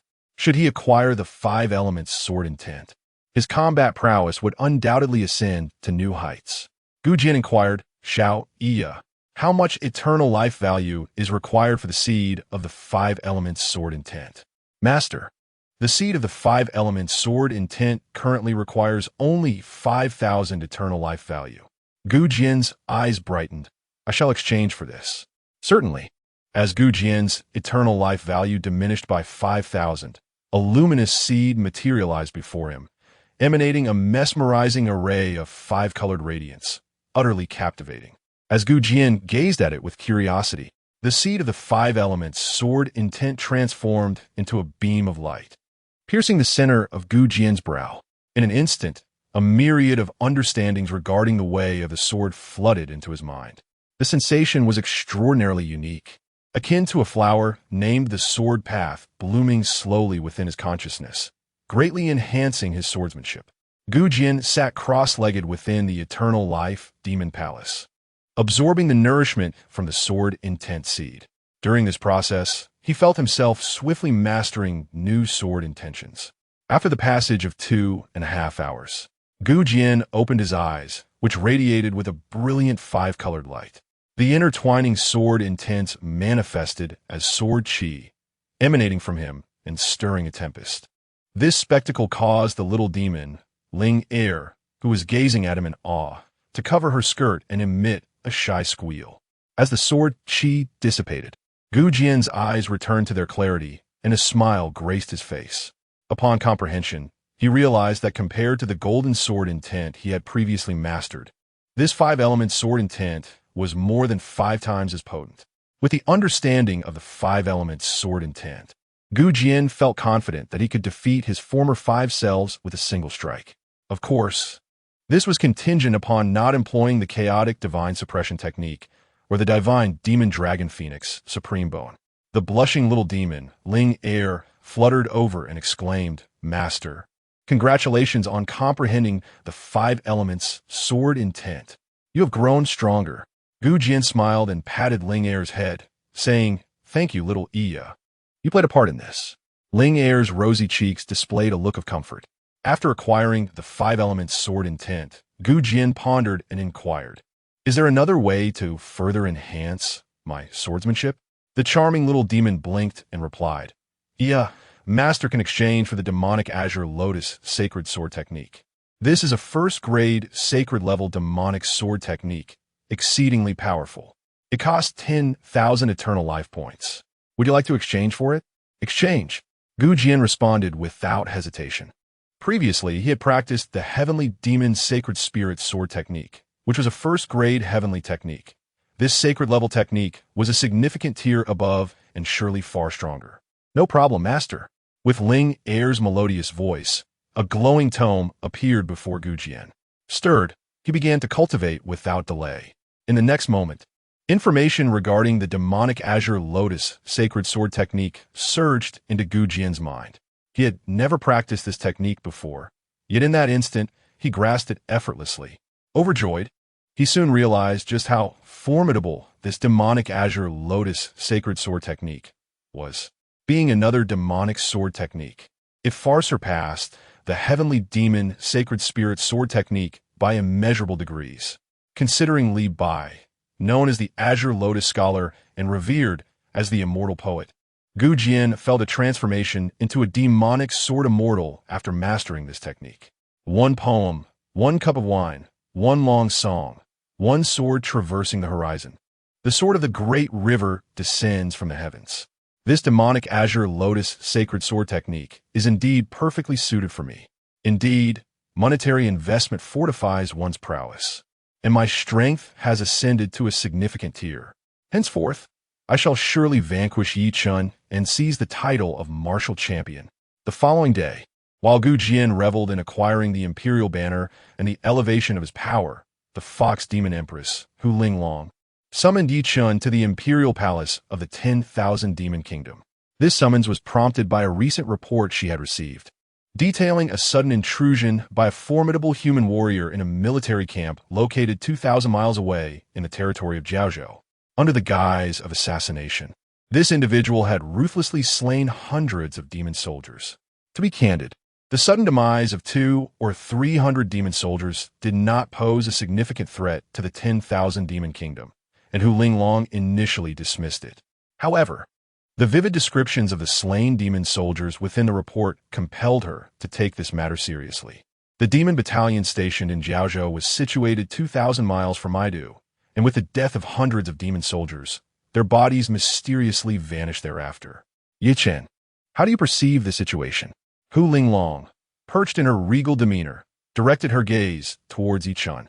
He furrowed his brow and replied, "Your Majesty, are you suggesting that this is the work of someone attempting to frame me?" "Indeed," Hu Linglong affirmed, her alluring eyes narrowing slightly. "From the method employed, is undoubtedly the work of that individual. Yet, considering the distance of 2,000 miles from here," before Hu Linglong could finish her thought, Yi Chun had already grasped her implication.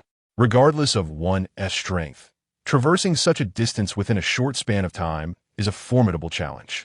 Yi Chun contemplated this and remarked, "It appears we assumed this individual was likely a participant in the martial champion assessment.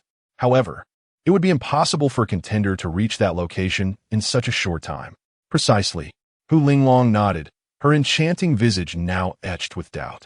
She pondered whether she had indeed erred in her suspicions. After Li Taibai's ascension, she had already fixated her doubts on him, intending to probe his soul, regardless of the outcome of his match against Yi Chun. Yet, the current events had caused her to hesitate. Moreover, Hu Linglong's curiosity regarding the identity of this person intensified. Who could possess the audacity to frame Yi Chun? Furrowing her delicate brows, Hu Linglong suddenly recalled something and inquired, "Yi Chun, may I pose a question?" "Your Majesty, please proceed," Yi Chun responded. Hu Linglong regarded him intently and slowly articulated, "Is your elder martial brother, Gu Jian, truly deceased?" Yi Chun was taken aback. "Your Majesty, my elder martial brother has indeed perished. His body still rests in my storage treasure." Hu Linglong's seductive eyes narrowed slightly as she commanded, "Bring it forth for me to see." Yi Chun sensed the suspicion directed towards him by Hu Linglong, causing a flicker of displeasure within. However, recognizing that his life was precariously in her grasp, he reluctantly retrieved Gu Jian's body and placed it before Hu Linglong. Chapter 63. The day of the finals, Yi Chun retrieved the lifeless body of Gu Jian and placed it before Hu Linglong, stating, "I have examined it thoroughly, and this is indeed my senior brother Gu Jian. He is deceased." Hu Linglong nodded in response, for she too could discern no flaws in the corpse. Yet, for reasons unknown, she harbored a lingering belief that Gu Jian could not have fallen so easily. Last year, when she led the vast army of the 10,000 Demons Kingdom against the Misty sect, Gu Jian, as the chief disciple endowed with prodigious talent in formations, had utilized the power of the formations on Misty Peak to vanquish numerous demons, causing her considerable trouble and leaving a profound impression on her. Once more, Hu Linglong gazed upon Gu Jian's remains and, after a brief pause, declared, "This body shall remain with me for the time being." "As you wish, Your Majesty." Yi Chun acquiesced, albeit puzzled by her intention. To him, with Gu Jian's demise, the corpse held no further significance. Hu Linglong then turned her attention to Yi Chun, inquiring, "Do you feel confident about tomorrow's finals?" Yi Chun responded with a confident smile. "Merely Li Tai-bai, a trifling figure from a third-rate force, is of no concern to me." Hu Linglong shook her head, replying, "I perceive this individual as far more formidable. The strength he has exhibited likely rivals your own." Yi Chun's displeasure was palpable upon hearing her words. Even under Hu Linglong's authority, he resented her praises for another man, for he had long resolved to subdue the enchanting woman before him, driven by immense ambition as one who had inherited the legacy of the demon-sealing lineage. He would not let the alluring, talented, and powerful demoness slip through his fingers, intending to make her his furnace after conquering her. Suppressing his irritation, Yi Chun asked, "Your Majesty, do you hold him in such high regard?" To him, Li Tai-bai was but a mere pretender. Hu Linglong glanced at Yi Chun and laughed lightly. "Indeed, I have great faith in him, if he harbors no issues. I dare say he is more suited to be the martial champion of the 10,000 Demons Kingdom than you." Jealousy surged within Yi Chun, and he clenched his fists, demanding, "Your Majesty, what merits do you see in him?" Without hesitation, Hu Linglong replied, "His literary talents surpass yours. Should he defeat you tomorrow, it would signify his superiority. The martial champion of the 10,000 Demons Kingdom must be a paragon of both literary and martial prowess." In Hu Linglong's eyes, a man capable of composing Song of the Wine was no ordinary mortal. She even speculated he might be a celestial being descended to Earth. Of course, Yi Chun possessed his unique advantages, notably his identity as a demon sealer, a bane to demons. Should he ascend to the position of martial champion, he would become her strategist, facilitating the expansion of the 10,000 Demons Kingdom's territory. Yi Chun's jealousy nearly reached its zenith, yet he retorted, "I see. However, I shall prove myself superior to Li Tai-bai. Is that so? Then I, too, shall await the outcome with keen anticipation." Fox Linglong chuckled softly. One was a person she held in high regard, and the other was someone she could completely control. Whichever one of them emerged as the champion, she would accept it with grace. However, the thought of the troublemaker in the enchanting city still evading justice left her feeling unsettled. Who could that person be? If she ever caught him, she would undoubtedly peel off his skin. Meanwhile, upon returning to the military demon minister's residence, Yi Chun remained preoccupied with thoughts of Li Tai-bai. Whether it stemmed from jealousy or some other reason, he sensed something amiss with Li Tai-bai. Fortunately, he had already placed an informant beside Li Tai-bai. Yi Chun retrieved a communication jade slip, and shortly thereafter, a captivating woman appeared before him. Yi Chun spoke directly, "Snake Lady, have the informants reported anything in recent days? Have any issues been uncovered?" The Snake Lady replied, "Master, the informants report daily, and thus far, no problems have been detected." Yi Chun, not easily convinced, pressed on, "What about Li Tai-bai? Is everything normal there as well?" The Snake Lady shook her head, responding, "Master, everything with Li Tai-bai appears to be quite ordinary, just like the other competitors." Yi Chun furrowed his brow. Could it be that he was overthinking? Nonetheless, he remained resolute in his determination to keep a close watch on Li Tai-bai, as he perceived this individual as a potential threat. For Yi Chun, it was merely a matter of threat. Tomorrow's battle would surely be his victory. He would publicly execute Li Tai-bai before all eyes. As the day of the finals arrived, the atmosphere was electric, with thousands of spectators eagerly anticipating the showdown. When Jian arrived at the arena accompanied by Feng Yintong and the Little Rabbit Demon, the stand were already brimming with an audience. Tens of thousands of demons and cultivators fervently debated the impending clash. One contender was Jian, the esteemed senior brother from the mysterious Cloud sect, while the other was the young master of the Cold Sword sect from within the borders of the 10,000 Demon Kingdom. Who would emerge victorious? Many believed Jian to be superior to Li Tai-bai, given his status as the senior brother of the mysterious Cloud sect. Yet it was hard to say. Jian had demonstrated an overpowering ascent, with no one able to withstand even 3 of his moves. Li Tai-bai was no less formidable, and it was clear that a monumental battle awaited. 3 years prior, I had caught a distant glimpse of Li Tai-bai when the Cold Sword sect had not yet fallen, and he was still known as Li Bai. I never anticipated that 3 years later, he would have grown so powerful. He had even become a demon cultivator, undoubtedly having secured some extraordinary opportunities. I have heard that the ancestors of the Cold Sword sect once basked in glory. His fortune may very well be linked to their legacy. I also place my faith in Jian. After all, he is the foremost disciple of the mysterious Cloud sect. To be candid, just yesterday, I sold my house and wagered all my possessions on Jian's victory at the gambling den. If he wins, I shall ascend to the pinnacle of life. If he loses, I shall be left in ruin. I too will place my bet on Jian. I'm all in, confident that he will triumph. It appears that all of you have placed your bets as well. I have joined in too. However, I purchased the tie-buy, and similarly went all in. A series of sounds echoed continuously. Upon hearing these sounds, Jian couldn't help but smile faintly. It must be said that the identity of a young master of the Cold Sword sect is indeed quite advantageous. Had he assumed a different persona or fabricated an identity of his own, he would have undoubtedly aroused suspicion by now. Nevertheless, the matter of going all in is rather intriguing. Jian was aware that it was the largest casino in the city of Maidu, which had commenced its betting.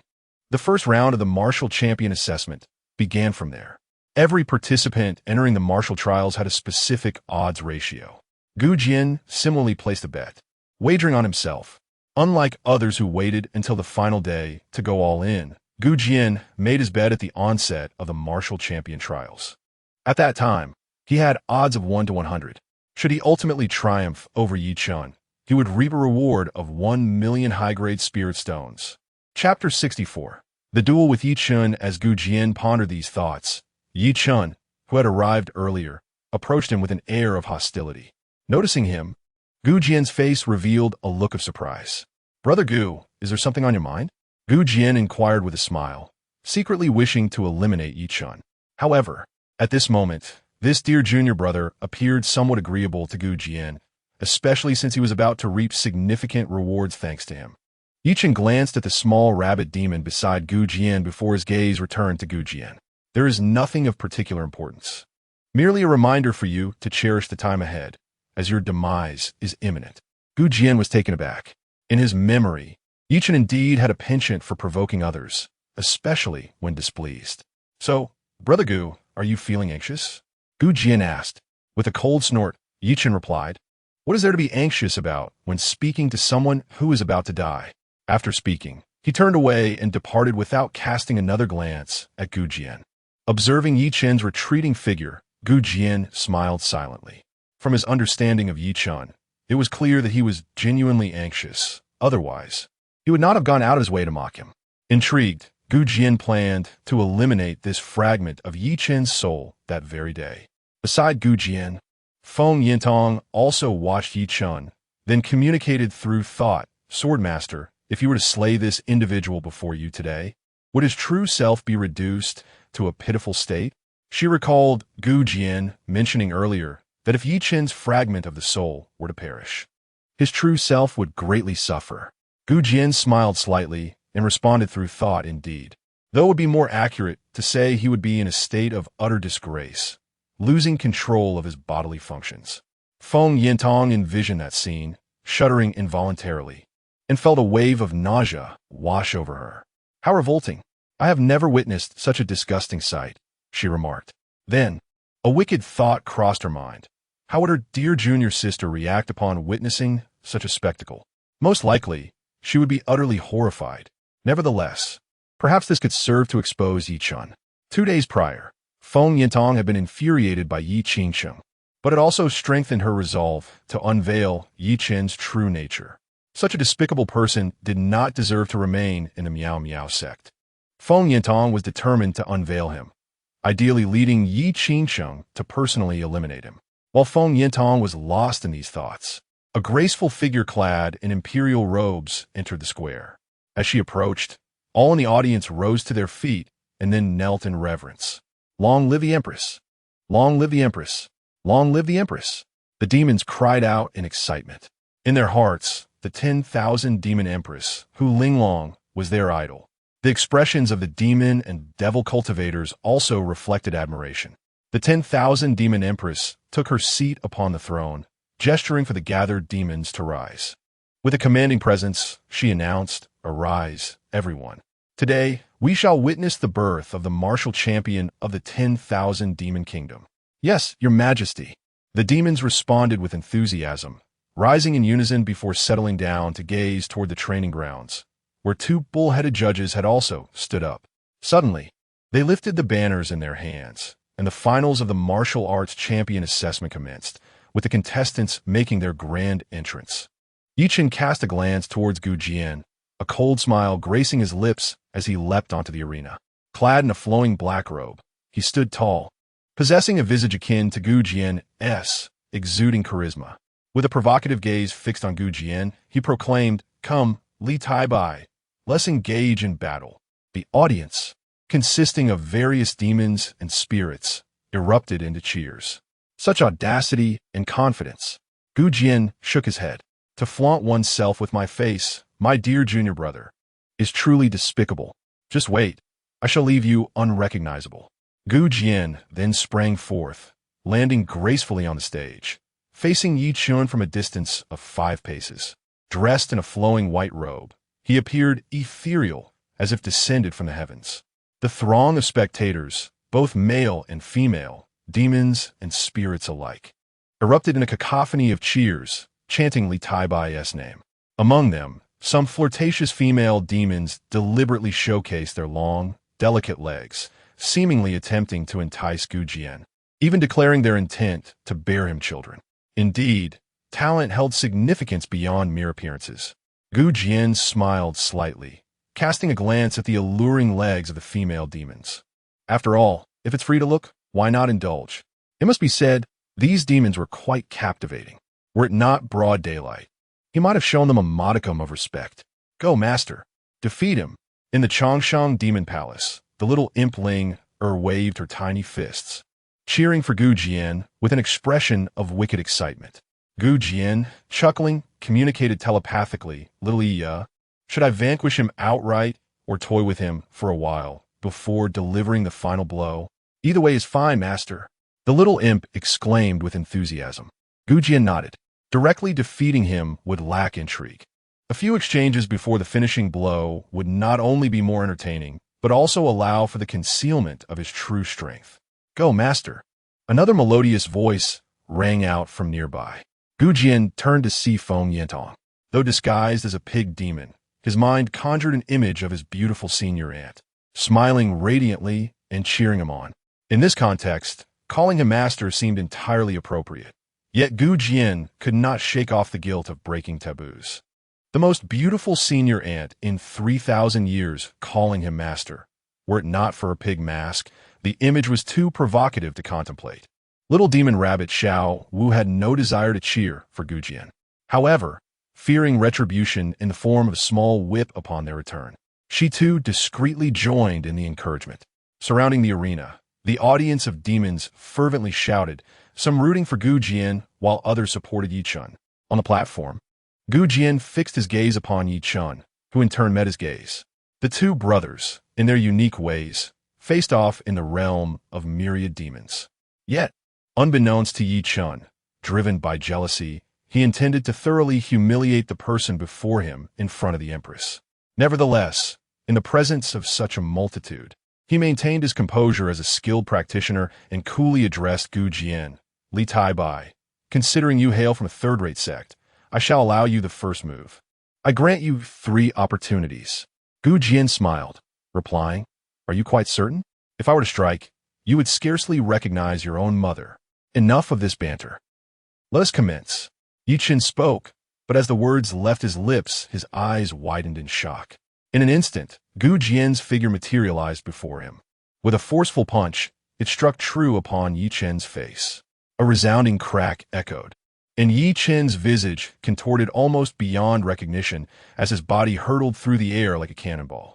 Before he could even touch the ground, Gu's figure teleported behind him, delivering a powerful kick.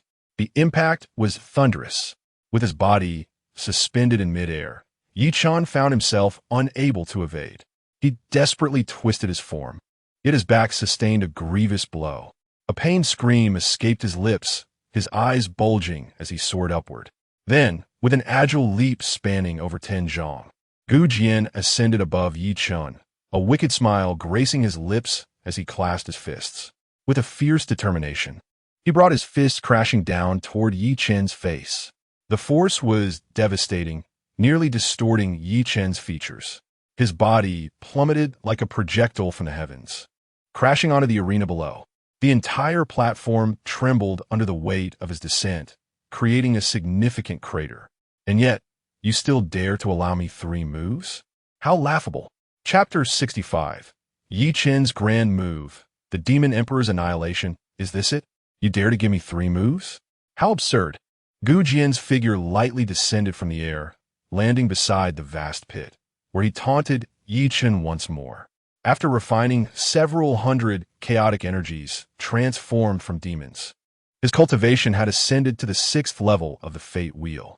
Just moments ago, he had merely unleashed the physical prowess of the 6th level, without even employing any martial techniques. Yet, it was still beyond Yi Chen's capacity to withstand. The 2 bull-headed judges were left dumbfounded. Such formidable combat strength. The spectators supporting Gu Jian erupted in cheers, while those backing Yi Chun were left in bewilderment. Wasn't Yi Chun exuding an air of confidence just moments ago, claiming he would allow Li Tai by 3 moves? And now this was the outcome? Those who had wagered all their spirit stones on Yi Chen's victory were no longer at ease. Was it truly to end so soon? This was their entire fortune. Even the Fox Demon Empress momentarily froze, having anticipated Li Tai Bai's prowess, but she believed the gap in strength should not be so vast. After all, Yi Chun possessed the legacy of a demon sealer and should not be facing such a dire defeat. Indeed, the next moment, a terrifying aura began to emanate from the pit, accompanied by a chillingly cold voice. Li Tai Bai, you have provoked me. An intense fury surged within Yi Chun as he slowly rose from the pit. His body was stained with crimson blood, his teeth gritted, and his hair stood on end, as if he had achieved the transformation of a scion. Seething with rage, Yi Chun had intended to give his opponent 3 moves, yet he never anticipated such blatant audacity. Before he could even finish his words, he was ambushed. Fortunately, due to the nature of his puppet body, the attack inflicted limited damage. Nonetheless, the humiliation of being embarrassed before so many, especially in front of Fox Linglong, ignited his fury. Yi Chun gradually emerged from the pit, taking deliberate steps toward Gu Jian. With each step, his aura intensified. By the time he fully exited the pit, his presence had reached the level of the fate wheel. The demon spectators were astonished. Gu Jian had suddenly become immensely powerful. Could this truly be his authentic strength? It was unclear, but it certainly felt as though he had attained the fate wheel stage. Wasn't Li Tai Bai still at the Spirit Sea realm? It seemed Li Tai Bai was in peril. I told you, Gu Jian from the Misty Sect must prevail. Murmurs began to circulate. Feng Yintong's face beneath her pig mask revealed a look of astonishment. Gu Jian gazed at Yi Chun, a smile gracing his features. So, this is your true power? You are merely a puppet, yet you can still grow stronger. Truly, you are a remarkable disciple, akin to a protagonist. This is but a fraction of my strength. However, it is more than sufficient to end you. The 3 moves have passed. Now, you may meet your demise. Yi Chun declared with an air of arrogance as he drew his sword. Without hesitation, he unleashed the River of Setting Sun sword technique. A single thrust sent the sword sweeping forth in all directions. The blade radiated a dazzling brilliance, which swiftly transformed into a sword light stretching 10 zhong, descending towards Gu Jian with lethal intent. One must admit, Yi Chun's innate talent was extraordinary, even when merely utilizing his soul division. He had manifested the Eternal Sunset sword technique to its utmost pinnacle. Moreover, his speed was astonishing. Gu Jian immediately discerned that he had employed the wind sword intent he had mastered. This infusion of sword intent empowered the blade, rendering the sword technique even more formidable. However, such prowess was, to Gu Jian, akin to that of an ant. The unparalleled demon sword behind him was drawn forth and grasped firmly in his hand. He then raised his arm and unleashed his own sword technique, the celestial demon's sacred spirit sword technique. With a cry of kill, flames enveloped the unparalleled demon sword. A pitch-black demonic flame that melded with Gu Jian's five elements sword intent. On the arena, Gu Jian and Yi Chun clashed fiercely, exchanging dozens of blows in the blink of an eye. Yi Chun, utilizing a secret method, had augmented his combat strength to the Fate Wheel realm. Yet, Gu Jian already possessed the complete mastery of the 6th level of the Fate Wheel. Although Gu Jian did not exert his full strength, he still forced Yi Chun into a retreat step by step.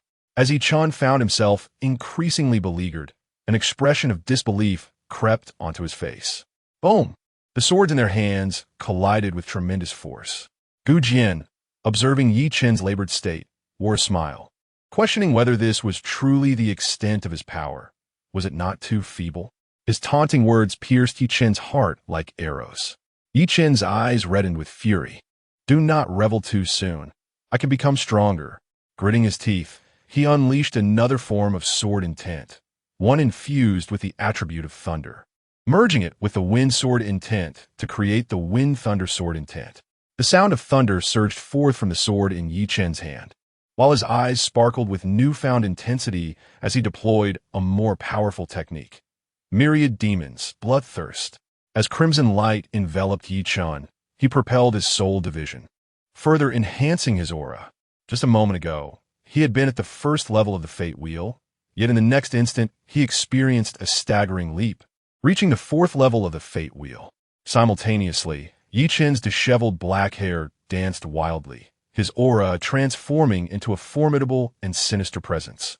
In that moment, he gripped the sword with one hand, resembling a humanoid demon. Slaughter démon sacré démon sword technique, sacré démon annihilation. Yi Chun shouted coldly, executing a lethal maneuver derived from the demon sealing lineage. The long sword in his hand emitted a blinding radiance, and a will to kill emanated from his heart. Spreading outward, annihilation radiated, destined to obliterate all in its path. This was the strongest sword technique Yi Chun could summon through his soul division, a sacred level sword art. As it was unleashed, the radiating sword light enveloped the entire arena, causing Gu Jian's cheeks to sting painfully, as if he would be shredded to pieces the very next moment. In the audience, countless demons and monsters were astonished. The sword technique wielded by Gu Jian of the mysterious Cloud sect was terrifying beyond measure. Even from a distance, it struck fear into their hearts, as if this sword technique was their bane. Should the sword light descend upon them, they would perish instantaneously. Gu Jian's expression shifted to one of surprise. This was becoming interesting. Indeed, a sacred-level sword technique. The sacred-level sword techniques are exceedingly rare, even within the entire Misty sect. The swordplay currently exhibited by Yi Chun does not originate from the Misty sect. However, does this individual believe that he is the sole possessor of sacred-level sword techniques? Gu Jian, with unwavering resolve, unleashed a sword strike. In the next moment, he decisively executed the demonic azure lotus sword immortal technique. Simultaneously, a melodious song resonated through the air. A long melody accompanied a sword that traversed the horizon. The sword of the great river descended from the heavens. Whoosh! With the ethereal song, Gu Jian transformed into a celestial sword immortal, yet exuding an ominous aura, akin to a demonic sword immortal. Grasping his long sword, he unleashed the demonic azure lotus sword immortal technique. Waves of sword radiance, resembling a blood-red galaxy, cascaded from the sky, intertwining with Yi Chun's apocalyptic sword light. Hiss! Boom! The arena continually fractured.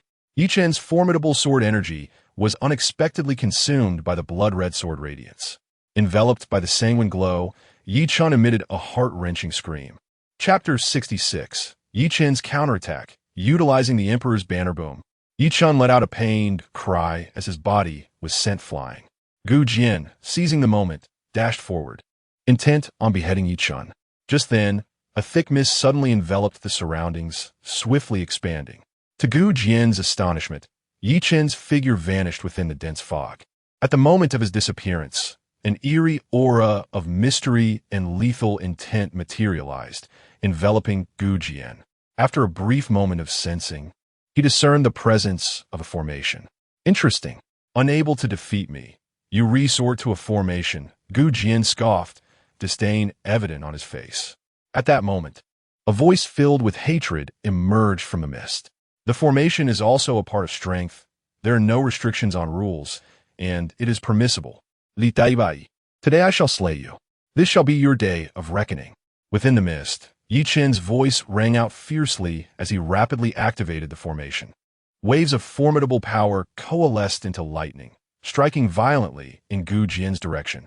The sudden onset of the mist astonished everyone in the training ground. The queen of all demons, Hu Linglong, frowned. This was indeed a formation, a heavenly grade formation at that.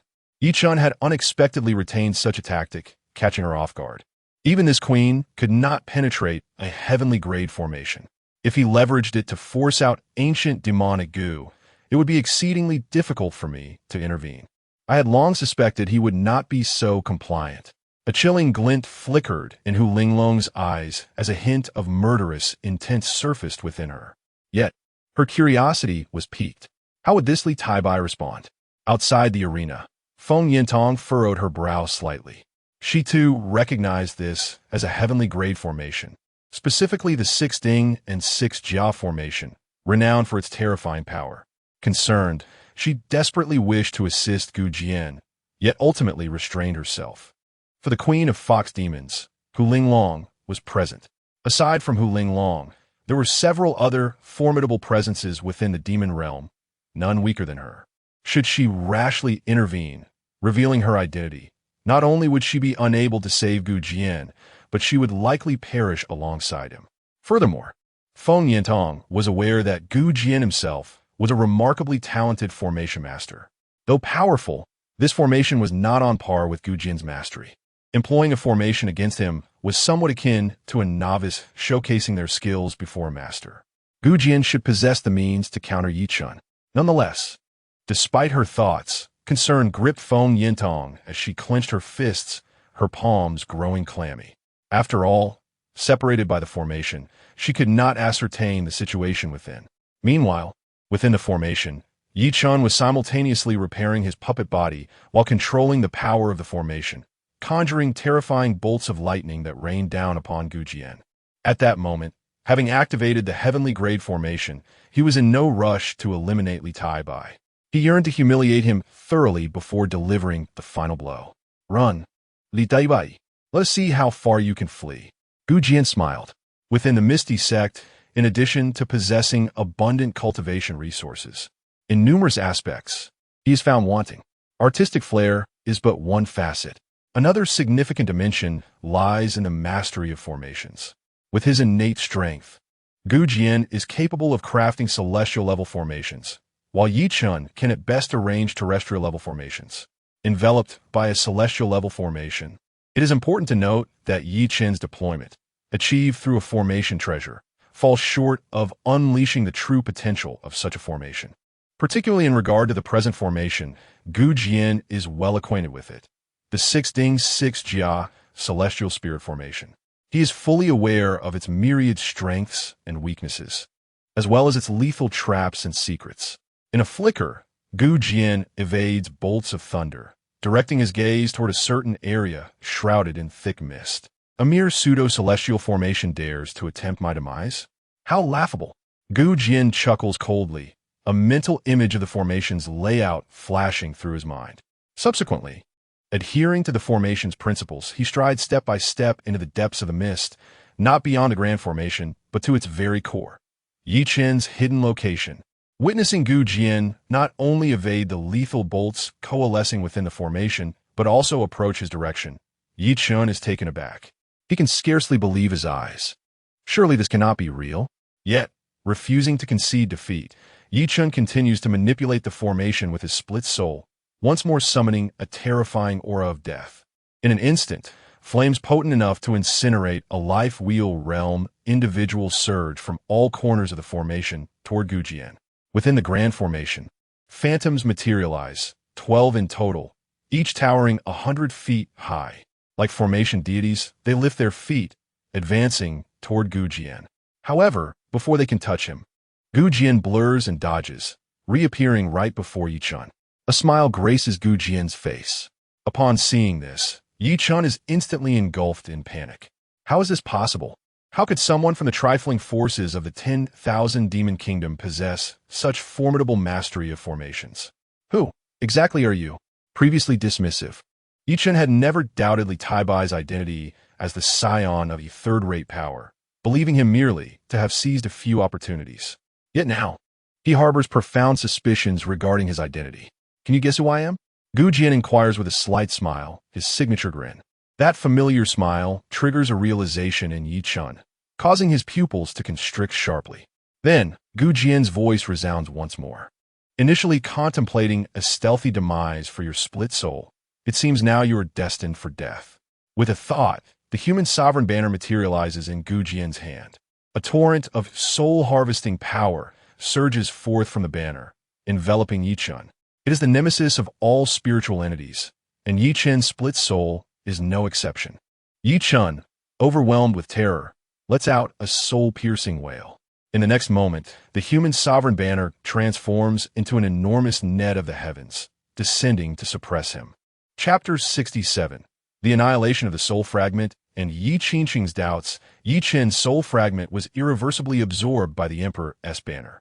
The power of the Emperor's banner instantly obliterated Jian's soul fragment, leaving mere traces of spiritual essence within its realm. Jian glanced over, recognizing that these remnants belonged to the memories of Jian's soul fragment. With this knowledge, he could uncover myriad secrets about Jian. My dear junior brother, your ambitions are indeed vast. After perusing through Jian's memories, Jian shook his head. He then stowed away the Emperor's banner and turned his attention to the lifeless puppet of Jian on the ground, striking its brow with a swift sword strike. Having completed this, Jian formed a hand seal, employing the array technique he had mastered in his previous life to subdue the surrounding grand formation. The formation, now bereft of its master's control, offered little resistance.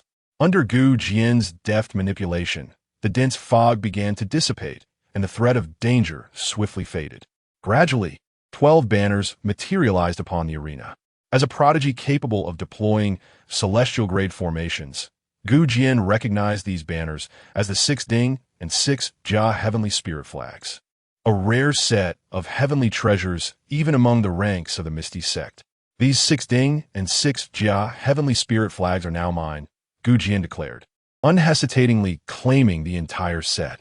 His junior brother had indeed performed admirably, obliterating the soul fragment while also becoming a benefactor. With the banners vanished, the fog over the arena rapidly cleared, revealing the scene to all spectators. Observing Jian unscathed while Jian lay like a dead dog, the audience comprising demons, demon cultivators, and demonic practitioners was left in shock. The Empress, Hu Linglong, too, appeared astonished. Feng Yintong stood momentarily stunned before her delight surged. The two rather unscrupulous judges, bull-headed in appearance, hastened to examine Jian. Upon confirming his lifeless state, they promptly announced the outcome of the match. Martial Champion Assessment, Finals, Li Taibai wins. A thunderous cheer erupted from the audience. Feng Yintong felt a rush of excitement. She had known Jian would triumph without a doubt. How could the mere Jian ever pose a challenge to Jian? However, considering Jian's demise, she imagined his true self now in a state of utter disarray. Feng Yintong swiftly utilized her identity token to send a message to Yi Qingqing. The impersonator of Jian heir is dead. Quickly check on Jian to see if he is in a state of distress. In the arena, Jian basked in the adulation of the crowd. The Empress, Hu Linglong, observed Jian's upright figure, her alluring visage revealing a blend of intrigue and contemplation. Meanwhile, in the side hall of the Misty sect, Jian remained reclined. Beside him, the caretaker had now been replaced by the third elder, Gao Yue from Misty Peak. Elder Gao was gently tending to Jian when suddenly, a prolonged sound emanated from beneath him. Instantly, a peculiar odor permeated the air. In the next moment, Jian, lying on the bed, abruptly opened his eyes and sat up, as if resurrected from the dead. Li Taibai, I wish you a most unfortunate demise. With an enraged roar, Jian's eyes turned crimson. The hatred he harbored for Li Taibai was so profound that it could not be washed away even by the waters of all the rivers and seas. In the next instant, his expression shifted dramatically. The backlash from the death of his soul fragment caused a violent agony in his head, akin to a dagger twisting mercilessly within his skull. His visage contorted in pain as he tumbled from his bed, clutching his head and howling in torment. It hurts. The pain is unbearable. Accompanied by his screams and cries, a part of Yi Chun lost control. Suddenly, he seemed to sense something, and with a desperate shout, his trousers turned yellow, releasing a foul and nauseating stench that permeated the room. Meanwhile, within Gu Jian's cave abode, following the visions of her past life, Yi Qingcheng led Lu Ruyin into the depths of Gu Jian's lair, arriving at a secret chamber. This was also the site where the celestial marriage array was set up. The array had long ceased its operations since the fusion of fortune and blessings had been completed. At this moment, gazing upon the required architecture for the grand formation, Yi Qingqing's face was awash with tears. Before her stood an altar, upon which rested a statue of pure white jade. This statue was as enchanting as a celestial being, exuding an ethereal purity and vibrancy. It was nearly identical to her own appearance, yet in Yi Qingqing's eyes, it was even more beautiful than herself. Is this the treasured array needed to arrange the celestial marriage array? Jianer, you fashioned it to resemble me, more beautiful than I could ever be. In Jianer's heart, am I truly so perfect? Yi Qingcheng murmured to herself, her heart aching anew. After a brief moment, she approached the statue of white jade, her hand gently caressing its surface as crystalline tears cascaded down once more.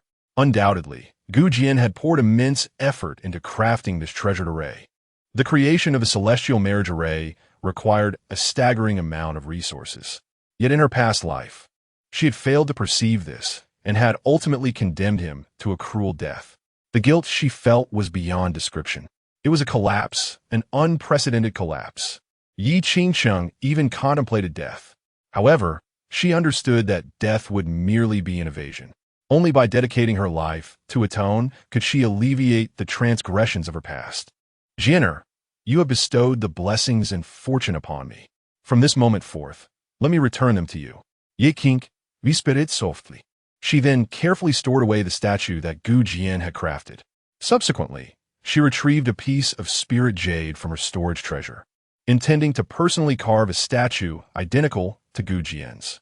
With the current array, she would return the fortune and blessings that belonged to Gu Jian. Regardless of the ultimate outcome, she would restore what was rightfully his. If this led to her demise, she would have no regrets. At that moment, the identity token hanging from Yi Qingqing's waist trembled gently.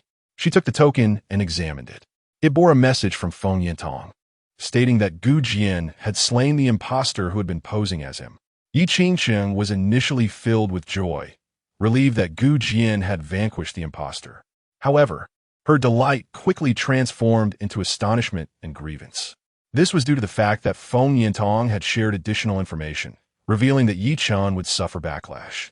It was prudent to check on Yi Chun and catch the culprit red-handed.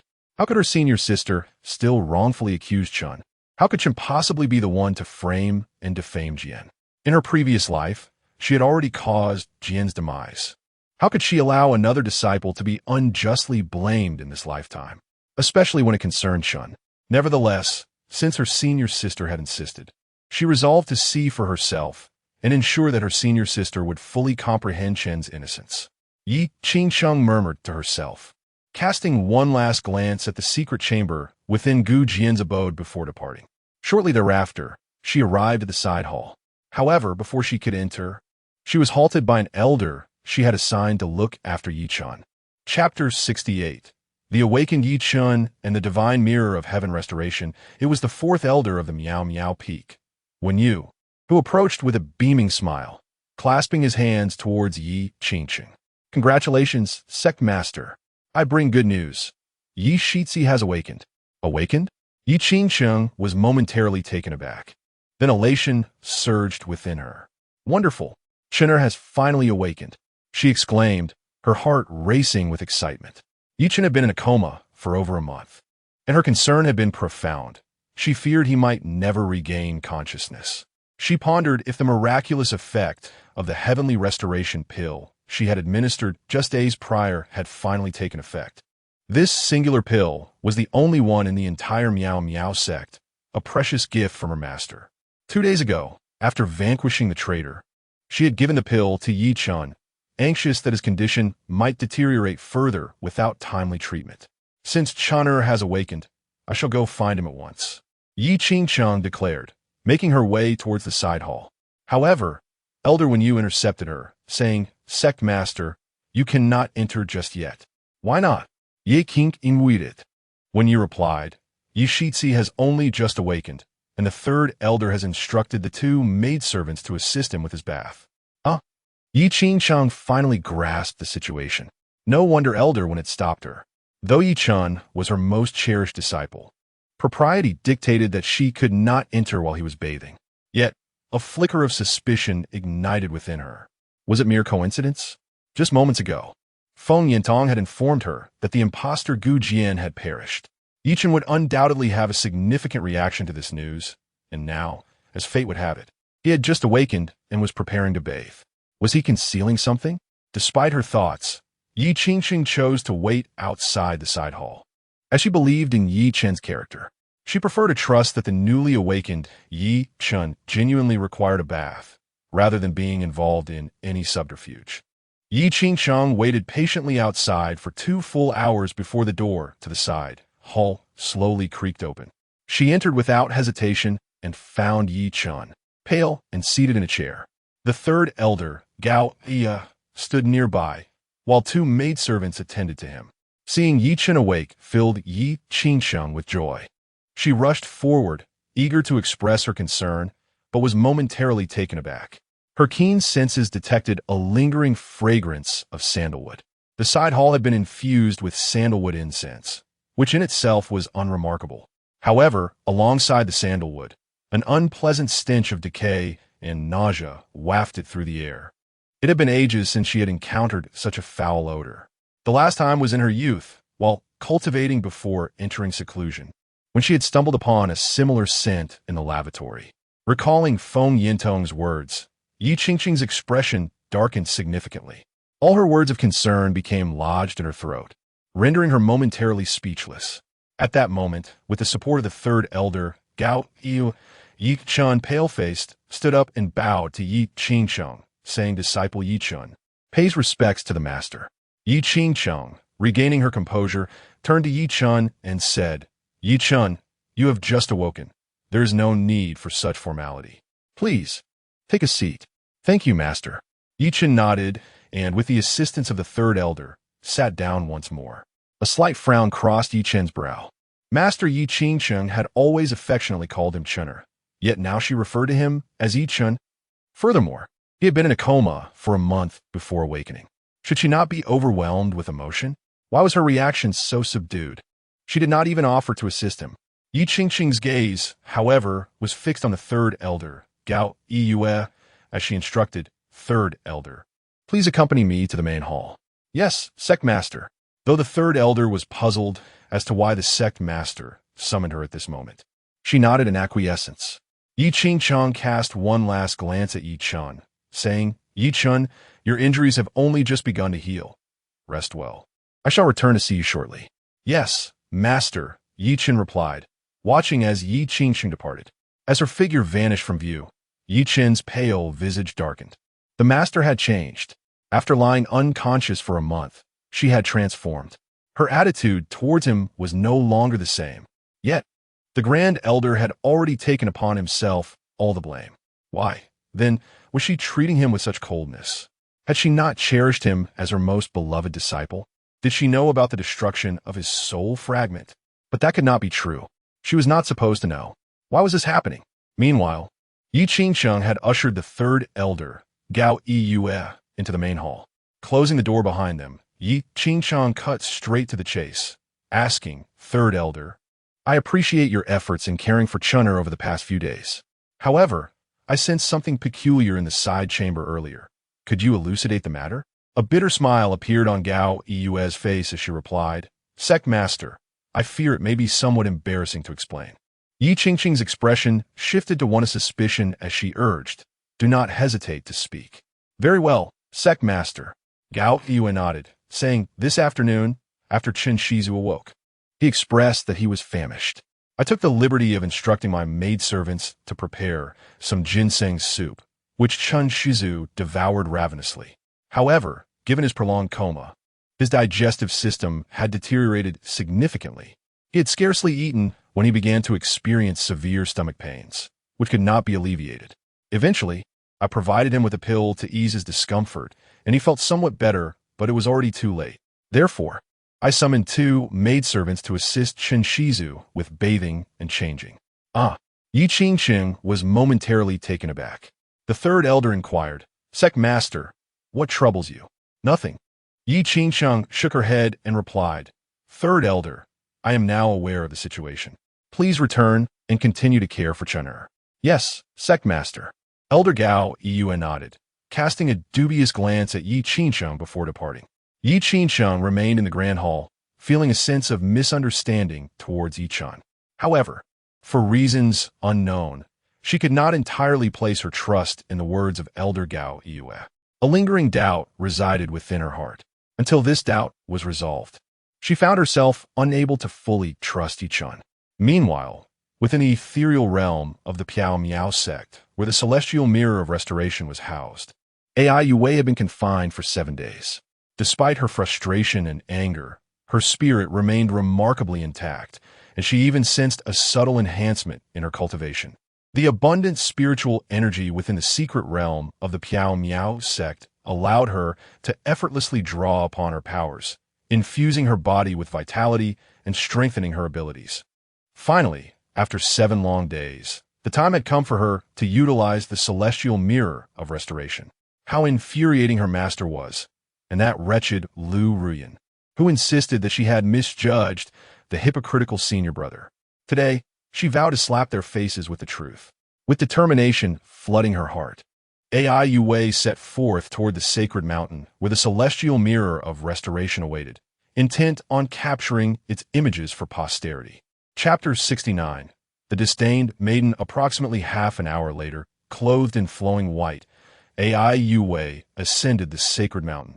At the summit there lay a lake, with the celestial mirror of mending heaven situated upon a small island at its center.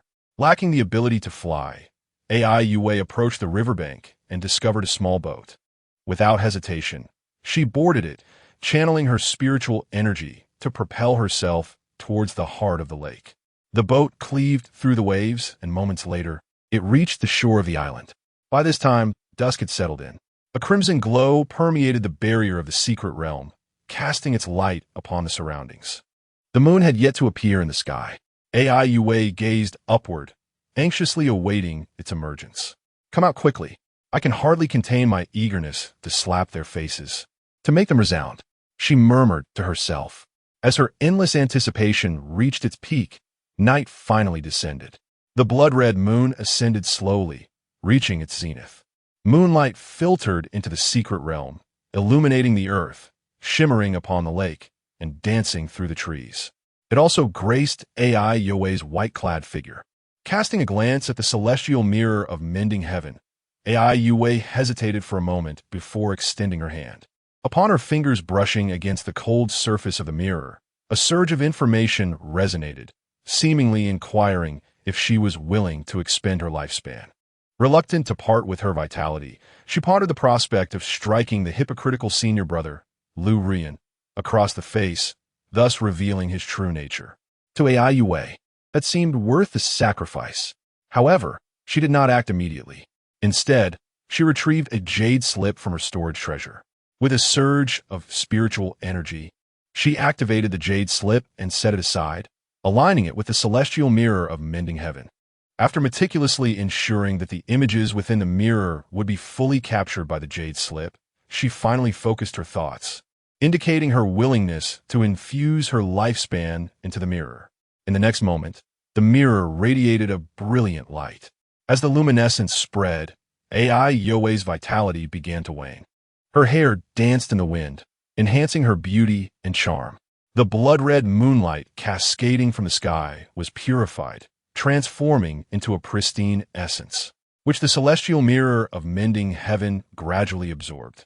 With a resonant hum, a melancholic tone emerged. Within the mirror, the surface of the lake rippled, and scenes from a past life gradually unfolded before Ai Wei.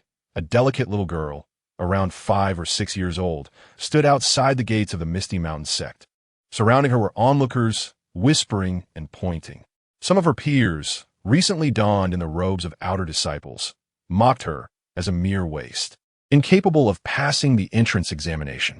The little girl wept, her sorrow evident, tears glistening like pear blossoms, yet not a soul offered her sympathy. Not far from the girl stood a vividly dressed woman, watching her cry without offering comfort. Instead, her beautiful face displayed disdain and embarrassment. Is it not my younger self? Ai Wei thought in astonishment. The first scene I behold is indeed a reflection of my childhood. That is my foster mother.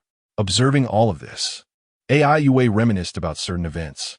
It was when she was 6 years old, the first time she attended the entrance examination at the Misty sect, accompanied by her foster mother. The reason for her tears was that she had failed the preliminary test. According to the assessment, she was still far from possessing the talent required for admission. At this moment, Ai Wei recognized the woman standing not far from the young girl. It was her foster mother, Yang Rong. What astonished Ai Wei was that, despite her deep sorrow at that time, her mother did not come to comfort her. Why didn't you console me, mother?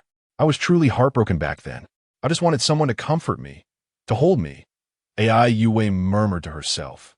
At that moment, she saw the young girl in the mirror of the moon goddess walking towards her foster mother, extending a small hand in search of solace. Mother, Yue feels so sad. Please hold me, sob. Yet, Yang Rong's face revealed a cold smirk. Cry, cry, cry, that's all you know how to do. You failed the examination and still have the audacity to weep? Look at you. How much spirit medicine has been spent on your upbringing over the years.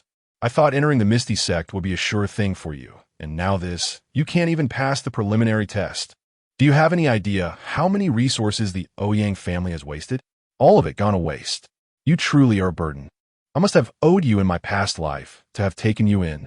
Upon hearing this, the young girl cried even louder, "Wow, mother, please don't scold Yue. I didn't mean to. I also want to enter the sect. It's Yue who is useless, Wa. Please don't scold Yue. Mother, please hold Yue." The small girl, feeling helpless, extended her little hands in a plea for a hug, but was instead pushed away by Yang Rong. She fell to the ground, crying even more loudly. Witnessing this scene, the onlookers began to murmur among themselves. Yet, Yang Rong showed no signs of restraint, addressing the small Ai Yue. "You little jinx. If you want to cry, then go ahead. It would be best if you cried yourself to death, right here. Also, since you can't enter the Misty sect, don't even think about coming home. The Ouyang family does not raise useless individuals." With that, her foster mother turned and left. Ai Yue let out a wail, crying even louder. Seeing her mother walk further away, she hurriedly got up to chase after her, but fell to the ground instead, crying even more intensely. The surrounding people cast curious glances at her. At that moment, a youthful yet slightly immature voice resonated from ahead. "How can you treat your own daughter like this?" Yang Rong was momentarily taken aback as she saw a young prodigy, about 10 years old, approaching from a distance, dressed in white and carrying a sword on his back. Despite his tender age, he exuded an air of maturity and composure. Yang Rong looked at him, momentarily stunned, then scoffed. "I discipline my own daughter. What does it have to do with you? What, do you, a mere child, wish to meddle in my affairs?" The boy did not respond, but regarded her with a glance as he brushed past her, kneeling before the young girl. "What is your name, little sister?" Ai Wei blinked through tear-filled eyes and sobbed. "My name is Ai Wei." The young boy, with a face as pure as a fresh bloom, replied, "That is a beautiful name. Please do not cry. If you wish to join the Misty sect, I can assist you." "Really?" The small girl lifted her head with hope. "Indeed," the boy said earnestly. Ai Wei, within the confines of the secret realm, was taken aback. She recognized him as her elder brother Gu Jian from her childhood. A vivid memory surfaced. During her initial assessment for entering the Misty sect, she had faced setbacks, leaving her adoptive mother deeply disappointed. It was then that her elder brother had come to her aid. Chapter 70. Encountering myself in Ai Yue's perspective. Her initial meeting with the senior brother had seemed rather inconsequential. Upon returning to the sect, the senior brother happened to encounter her. Observing her exceptional qualities, it was quite natural for him to extend a helping hand, facilitating her entry into the sect. However, the scene unfolding before her now radiated warmth, especially when contrasted with her foster mother's demeanor, which made it all the more heartwarming, like sunlight streaming into her soul. Yet, Ai Yue was also somewhat perplexed. Was she not the Xian Yin's sacred body? How was it that she had failed to even pass the entrance examination back then? Upon further contemplation, it dawned on her that she had not yet awakened her sacred physique at that time, and her innate talent had appeared rather ordinary. Thus, her inability to enter the Piao sect seemed justifiable.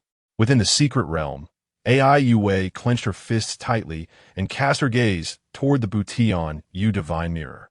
Within the mirror, Yang Rong was utterly astonished, only to soon break into a cold smile, remarking, "You little brat, what grandiose claims you make. Do you really think you can bring someone into the Piao sect? Judging by your appearance, you seem scarcely 10 years old. At best, a mere servant disciple of the Piao sect. How could a servant disciple possibly facilitate someone's entry? Don't jest with me." However, as her words fell, she was taken aback once more. A throng of disciples had rushed over from the square, calling out to this young senior brother. Additional voices echoed, declaring that this boy was a direct disciple of the Piao sect's master. They chastised her for her lack of discernment. Yang Rong's astonishment deepened, and her expression darkened. Yet, moments later, a warm smile replaced her previous demeanor as she addressed the young Master Gu Jian, saying, "I apologize, esteemed young master. I was blind to your greatness. I hope you will forgive my earlier words, for I spoke out of anxiety." With that, she approached Ai Yue. Her formerly sharp expression softened. She affectionately ruffled Ai Yue's hair, saying, "Yue, since the young master has offered you assistance, you should accompany him into the mountains. Remember to come home often during your cultivation and bring back treasures for your mother. After all, she has invested so much in your upbringing. By the way, take this money for your journey and treat yourself to some delicious food," her gentle mother said, pulling out some silver coins and placing them into Ai Yue's small hands. For the first time, the 6-year-old Ai Yue found herself in possession of such a generous allowance. Beaming through her tears, she exclaimed, "Mother, I understand. Once I have cultivated successfully, I will come back to see you and bring you many, many treasures. Mother, may I have a hug?" The young Ai Yue sought her foster mother's embrace once more. This time, her mother did not refuse and lifted her into her arms. This scene appeared to embody a tender mother-daughter bond. However, within the secret realm, Ai Yue was taken aback. She realized that her foster mother was not as affectionate as she had imagined. In the act of embracing her, there was a hint of disdain on her face. It seemed that her change in attitude was influenced by Gu Jian's presence and his promise to bring her into the Piao sect. How could this be? Wasn't her mother supposed to be fond of her? Even though she was not her biological daughter, she had always treated her well since childhood. In those years, I also thought highly of her. I had joined the sect, and she provided me with so much pocket money. Yet, it was not as I had imagined. Reflecting on this, Ai Yue's expression darkened, and she continued, "No, it must be that she is under tremendous pressure. Over the years, my foster parents from the Ouyang family have invested considerable resources in my training. My foster father has enormous expectations for me. The deeper the love, the harsher the expectations.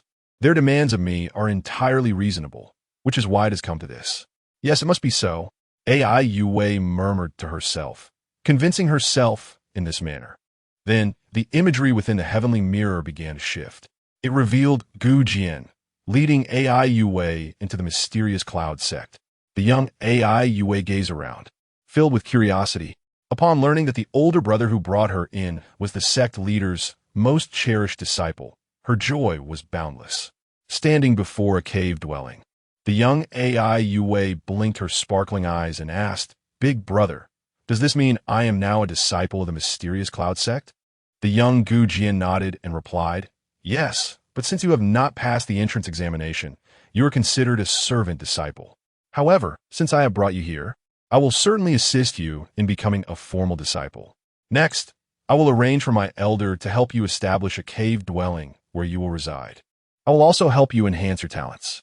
Once your abilities improve, you can take the sect's examination and become an official disciple of the mysterious Cloud sect. The young AI Yue smiled sweetly and said, "Okay, big brother, I will listen to you. But why are you so kind to me?" "Because I see myself in you," he replied. At that time, AI Yue did not comprehend, but now she vaguely understands. She had heard that the senior brother was also a child taken in by the master. Unable to bear seeing her foster mother treat her poorly, he took action to bring her into the mysterious Cloud sect. In the secret realm, as AI Yue observed all this, tears welled in her eyes. She felt that the senior brother had treated her exceptionally well during a time when she was nothing. Witnessing all this caused a pang in her heart. The imagery in the heavenly mirror transformed once more. Although AI Yue had just become a servant disciple, thanks to the care of the sect leader's beloved disciple, Jian, no one dared to make things difficult for her. Many disciples volunteered to assist her with the tasks that servant disciples were required to perform. AI Yue had previously believed that it was her charm that elicited such kindness, that her overwhelming cuteness was the reason for their actions. However, now she realized it was all due to Jian. Without him, she would still be the insignificant girl who was ridiculed and unable to gain entry into the sect. In the year that followed, Jian frequently visited AI Yue's cave dwelling. He personally taught her to read and write, bringing her various spiritual fruits and herbs to consume. AI Yue noticed that whenever Jian arrived, many servant disciples living on the same peak would gaze at her with envy. The little maiden's vanity was greatly satisfied, her face perpetually radiating with happiness. Each time Jian brought the spiritual fruits, she devoured them completely. Those fruits were coveted treasures that other junior disciples could only dream of possessing. Within the secret realm, witnessing all of this, AI Yue felt a stirring in her heart. Even with her current perspective, she regarded her past self as remarkably fortunate. That hypocritical senior brother had indeed treated her well during those times. However, things changed. AI Yue murmured to herself. Soon, she observed Jian revealing his duplicitous nature. In the mirror of heaven's repair, he audaciously demanded that she remove her clothing. Yet, she was so young then, merely 6 years of age. He harbored thoughts about someone so small. But swiftly, AI Yue realized she had misinterpreted the situation. Chapter 71.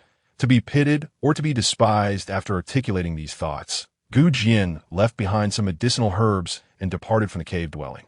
The subsequent scene revealed the female elder who had accompanied Jian, assisting her with a medicinal bath and cleansing her marrow. AI Yue was taken aback.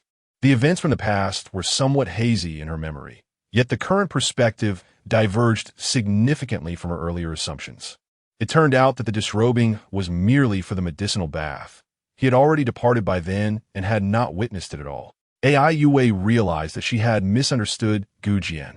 So it was this way. I misjudged my senior brother. However, I cannot believe that his kindness towards me is entirely selfless. Surely, he must have ulterior motives for treating me so well, she mused to herself as she continued watching. The imagery within the celestial mirror of restoration shifted once more.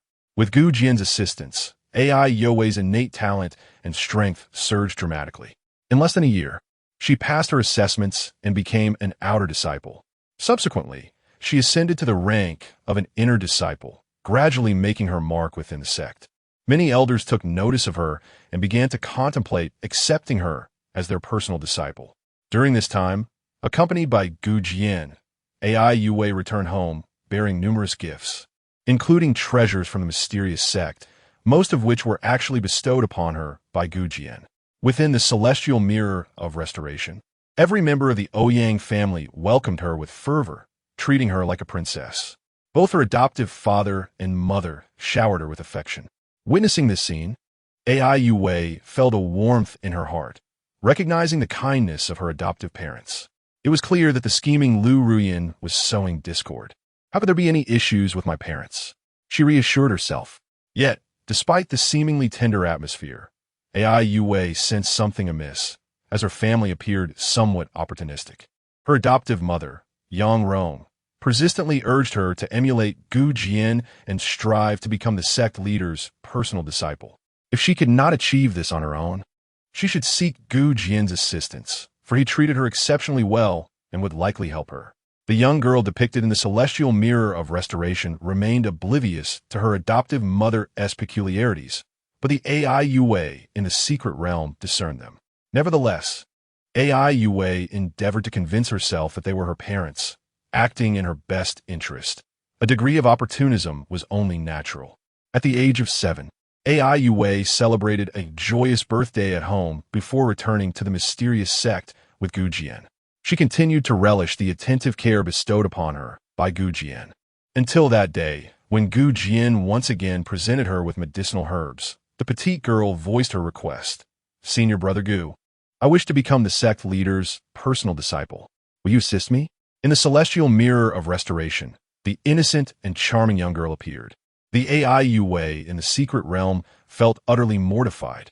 As the sect leader's most favored disciple and a prominent contender for the title of saintess of the mysterious sect, AI Yue valued her dignity. Yet now, to utter such embarrassing words in the celestial mirror of restoration was a source of great shame. Such a plea, in the present day, is something that AI Yue cannot even dare to imagine. Yet, within the celestial mirror of the moon god, Gu Jian, after a moment of contemplation, readily consented. Certainly, Yue. However, the master has become considerably stricter in accepting disciples. Here's what we shall do. You possess the latent Xian-yin bloodline. I shall assist you in awakening the Xian-yin body, and then I will take you to meet the master. Is that true? The young AI Yue's eyes sparkled with hope. Indeed, Gu Jian replied earnestly, a smile gracing his features as he affectionately ruffled the girl's hair. In the secret realm, AI Yue felt a stir in her heart, for Gu Jian's gaze was pure, seemingly devoid of ulterior motives, genuinely intent on aiding her in becoming the master's personal disciple. In the year that followed, Gu Jian became increasingly occupied. He sought out the esteemed elder alchemists within the sect, inquiring about methods to awaken the sacred body. At times, he sequestered himself within his cave dwelling, poring over tomes gleaned from the library, seemingly searching for alchemical formulas. He ventured forth repeatedly into the wilderness, seeking rare herbs, and even exchanged his monthly allowance for those that could assist AI Yue in awakening her sacred body.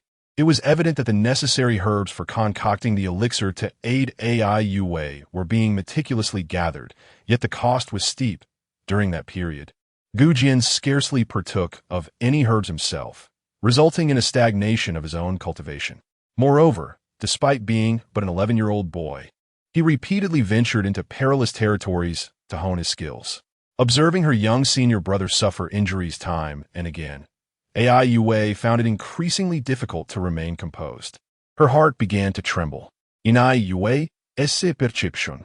She had always believed that Gu Jian's efforts to help her awaken her sacred body required little exertion on his part, considering he was the most favored disciple of the sect leader, endowed with abundant resources. Yet, the sacrifices he made were indeed substantial. Watching Gu Jian suffer injuries in the celestial mirror, AI Yue felt her heart ache, tears threatening to spill forth. Approximately 6 months later, the youthful Gu Jian returned bearing elixir. Though weary, he wore a smile.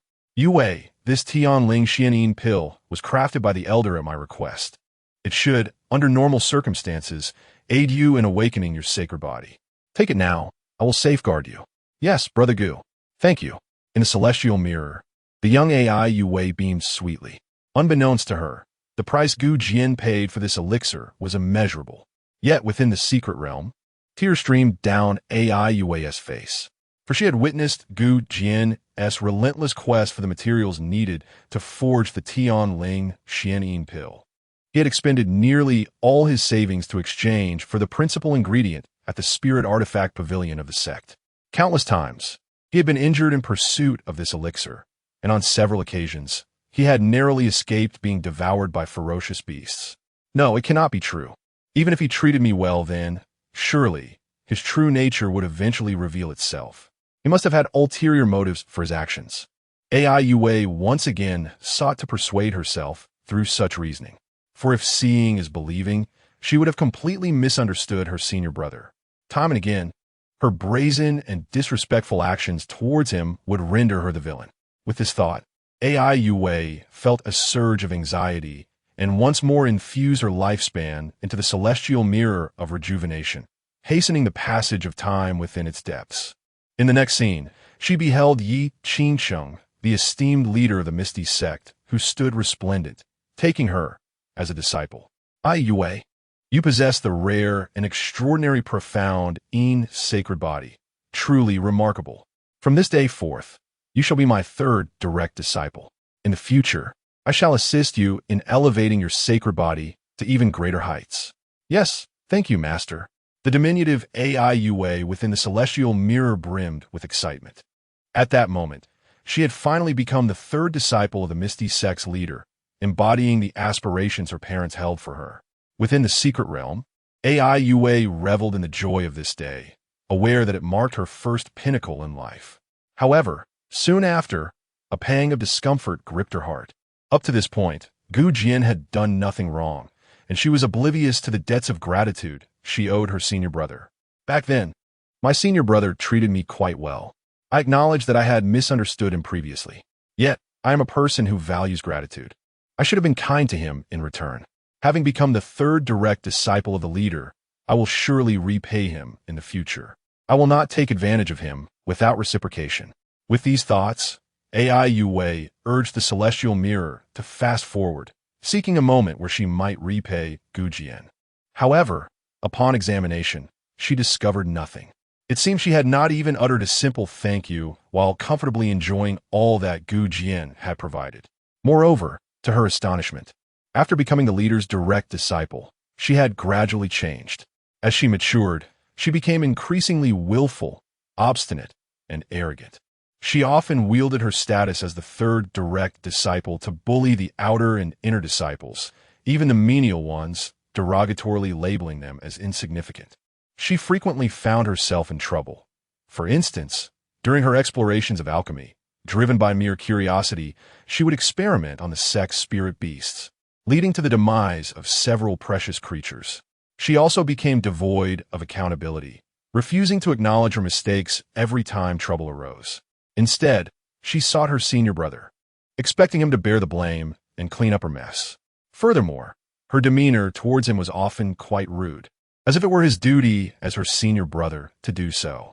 Countless times, she had shattered his desk in her reckless antics. Chapter 72. The Maligned Senior Brother. Who was the villain? Despite the circumstances, senior brother Jian bore no resentment and did not blame her. With a gentle demeanor, he educated her before shouldering the blame himself, one burden after another. Even though this would tarnish his own reputation and expose him to severe punishment from their esteemed master, he continued to endure the consequences for her sake. Each time Jian faced punishment for her transgressions, Ai Yue felt a pang of distress in her heart. At that moment, Ai Yue did not perceive the injustice of making her senior brother bear the blame. She believed it was his duty as an elder brother to protect and care for his younger sister. However, upon reflecting from an outsider's perspective, Ai Yue realized the extent of her folly. How could she have acted in such a manner? Although she once thought him hypocritical, Jian had consistently treated her kindly. Yet, she had repeatedly placed him in such compromising situations. Why did he help her time and again? He had no obligation to do so. Why? Ai Yue incessantly questioned herself. Deep down, she possessed an answer. Her senior brother was not hypocritical. He was genuinely kind and treated her as if she were his own sister. But this realization caused her great discomfort, and her heart ached with the weight of guilt. Even more unbearable was the fact that, despite all the assistance Jian had offered her in the heavenly moon mirror, she remained willful and spoiled. Whenever he attempted to guide her, her demeanor was one of impatience. Even during their outings, where he showered her with gifts, she remained ungrateful. Ai Yue found it increasingly difficult to accept her behavior. How could she be so capricious and obstinate? She even felt a touch of shame. Ai Yue couldn't help but wonder, is this truly who I am? Yet, she knew it was indeed the reality. She recalled every incident vividly, though at the time, she had not recognized how intolerable her behavior was. Surely, Her immaturity had played a part in her actions. As she matured, she believed she would improve. I will certainly not wrong him for how he has treated me, Ai Yue reassured herself. With a sense of guilt, she averted her gaze from memories she found hard to face and sought out moments where she had been kind to Gu Jian, hoping to ease her heart. However, as she delved back through the years, she found not a single instance. Instead, she was confronted with a particularly vivid memory. The young and beautiful disciples of the mysterious peak had been losing their undergarments. As if the peak were plagued by a depraved thief. Their esteemed master, Yi Qingsheng, had tasked the Grand Elder and the newly initiated fourth disciple to investigate the matter. Ultimately, the Grand Elder discovered numerous missing garments in senior brother Gu Jian's room. Almost everyone concluded that Gu Jian was the thief and called for the master to punish him. Ai Yue realized she had been a mere spectator during that incident. In her youthful face bore an expression of utter disdain.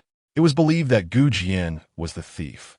However, through the lens of the celestial mirror, Ai Yue distinctly observed several female deacons deliberately inserting those undergarments into Gu Jian's wardrobe while organizing his cave abode. Someone was framing the senior brother. Why would this happen? They were clearly maligning him. How could I have believed it so easily? The senior brother treated me with such kindness, yet I fell for the deceit. Was it from that moment that I began to perceive him as a hypocrite? In the secret realm, Ai Yue started to blame herself. In her memories, she vaguely recalled that it was around that time she began to view the senior brother as a false gentleman. But it was evident that someone was plotting against him. Ai Yue called out to those within the celestial mirror, imploring them not to wrong her senior brother. Yet, her pleas were in vain. Ultimately, the senior brother faced severe punishment from their master. Ai Yue was filled with anxiety and immense heartache. Yet, the scenes within the celestial mirror continued to unfold. Time progressed to when Ai Yue was 13 years old. She saw herself cultivating in a valley, preparing for a breakthrough. Being unclothed during her practice caused her great concern, causing her to frown intermittently.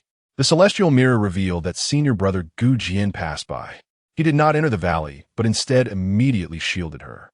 In the secret realm, Ai Yue noticed that the senior brother never glanced inside. Yet, shortly after, the fourth junior brother, Yi Chen, accused him of peeping at her. Everyone believed Yi Chen's words. Once again, they condemned the senior brother. To her dismay, she too believed it, joining in their denunciation. Watching her own ugly reflection in the celestial mirror, Ai Yue's complexion turned pale. She had repeatedly misunderstood the senior brother, colluding with those who framed and wronged him. Another 6 months passed in the celestial mirror. Ai Yue witnessed senior brother Gu Jian leading Yi Chen and herself to a perilous secret realm for training. At that time, senior brother Gu Jian urged them repeatedly not to disturb the guardian beast dwelling deep within the realm. Almost everyone heeded his advice. However, afterward, fourth junior brother Yi Chen, in his greed for the precious Longyan fruit within the secret realm, stirred the guardian beast. He fled at once, drawing the beast to the location of Gu Jian. In the end, the senior brother fought valiantly against the beast to protect her and their companions, sustaining grave injuries in the process.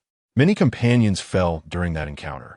Subsequently, fourth junior brother Yi Chen once again slandered the senior brother, claiming it was Gu Jian who had disturbed the beast, leading to the demise of their companions. Almost all who participated in the training believed Yi Chen's accusations, and she was no exception. Led by Yi Chen, she joined the victims in their quest to confront the senior brother, demanding explanations for the deaths. Ultimately, the senior brother faced yet another severe punishment. Witnessing all this in the secret realm, Ai Yue was overwhelmed. Tears streamed down her face uncontrollably. As she came to the realization, she recognized that every instance of labeling Gu Jian as a hypocrite stemmed from misunderstandings and the slander of others. If all these labels were born of misconceptions and defamation, how could the senior brother possibly be a hypocrite? Ai Yue felt a deep sense of guilt and anguish as tears streamed down her face. I have misunderstood the senior brother once again. Yet, why would they conspire against him? Fourth junior brother, why would you do this? Ai Yue murmured to herself, her expression revealing a storm of anger. But then, a sudden awareness struck her prompting her to hasten the images within the divine mirror of mending heaven. Chapter 73. The Malevolent Foster Father. An unbelievable truth. Ai Yue yearned to uncover the circumstances surrounding her parents' demise. Initially informed by her fourth junior brother that her parents' deaths might be linked to her senior brother, she embarked on an investigation that ultimately yielded some evidence. Ai Yue was fervently eager to ascertain whether her senior brother had been wronged. If he were indeed innocent, she would be overwhelmed with sorrow and an unprecedented sense of guilt. However, if he were the perpetrator, then the earlier misunderstandings would pale in comparison to the heinous act committed. A gentle luminescence emanated from the celestial mirror of mending the heavens. The images within the mirror shifted rapidly, and as one scene unfolded, Ai Yue exerted her spiritual power to decelerate the mirror's pace slightly. She witnessed a conversation between Jian and herself, in which he attempted to prevent her from returning home. This moment invoked memories from her past, specifically when she was 14 years old, 1 year into a chaotic era. She had intended to visit her foster parents and celebrate her birthday with them. Yet, her senior brother, citing the dangers posed by the tumultuous world outside, forbade her from leaving the sect. His stern and earnest demeanor compelled her to comply. However, within the following month, she received the tragic news of her foster parents' murder. A chill ran through Ai Yue as she realized she was on the brink of uncovering the truth from that fateful time. With her heart heavy at the thought of her parents' unjust demise, she urged the celestial mirror to fast forward once more. A flash of crimson light caught her attention, and she sensed something significant. She then willed the mirror to rewind. At last, Ai Yue beheld her foster father, Ouyang-ku, and her foster mother, Yang-rong. The scene revealed her mother lying lifeless in a pool of blood, while her father was held at sore point. Should the assailant so much as twitch, her father would meet an immediate end.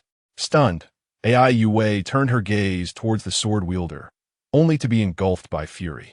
Clad in white, with a handsome visage, it was none other than her senior brother, Jian. A cacophony rang in Ai Yue's mind as rage coursed through her veins, and she erupted into maniacal laughter. She had once believed she had wronged him, but the truth was undeniable. He had murdered her mother. He was poised to kill her father as well. On that very day, he had taken the lives of her parents. Even if he had been slandered before and she had misunderstood him, the fact remained that he had committed this atrocity. That scoundrel, that murderous fiend, I shall never forgive him.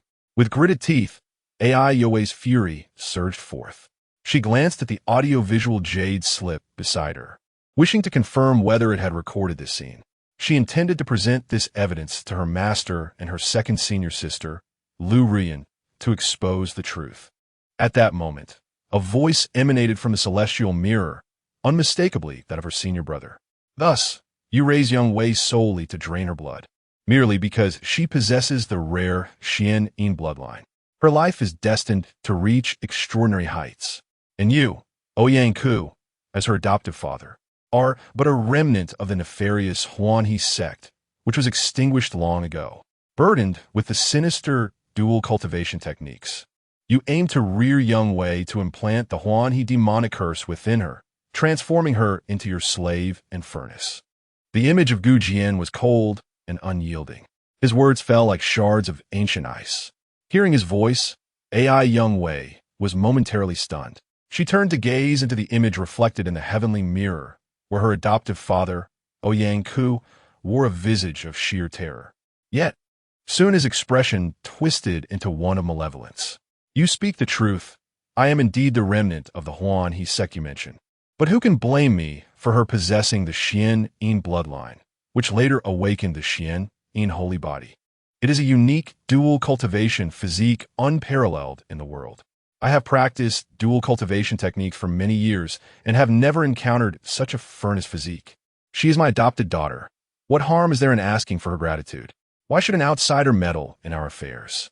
Do you comprehend the immense benefits of transforming young Wei into a furnace for me? When the Huanhe sect was annihilated, I was merely an outer disciple. Yet with young Wei as my furnace, I could restore the core techniques of the Huanhe sect. At that point, I could revive the Huanhe sect. Jian, you have ruined everything. I had prepared for her to become my furnace on her 14th birthday. But you have shattered my plans. I, Oyenku, will not rest even in death until I make you pay. A cacophony of resentment and curses echoed from the heavenly mirror. AI Young Wei felt as though struck by lightning. Her eyes widened, her mind a tempest of confusion. The words of her adoptive father, Oyenku, reverberated in her head. Gazing at the man who had nearly morphed into a demon, she trembled in disbelief. Could this truly be her beloved adoptive father? Even more shocking was Gu Jian's earlier revelation. Had her adoptive parents taken her in solely to drain her blood? Moreover, her adoptive father intended to use her as a furnace? Furthermore, on her 14th birthday, was that not the occasion when her elder brother, Gu Jian, fervently prevented her from returning? In days past, Gu Jian had adored her, allowing her to do as she pleased. Yet that time, he had been unwavering, showing no room for negotiation. His actions were, in fact, to protect her. AI Young Wei's eyes widened in horror. Her mind was blank, her thoughts swirling in a dizzying haze, nearly causing her to collapse. The realization that her adoptive mother sought only to drain her blood, and her adoptive father wished to use her as a furnace, plunged her into despair and anguish. She had believed herself to be fortunate, surrounded by loving adoptive parents and a warm home. Yet it was all facade. The bonds of familial affection were mere illusions. The true motives of her adoptive parents were sinister. At that moment, Gu Jian's voice once again emerged from the heavenly mirror. Thus, it was you who took the lives of Ai Wei's biological parents, was it not? Upon hearing this voice, Ai Wei's body stiffened, and she abruptly lifted her gaze.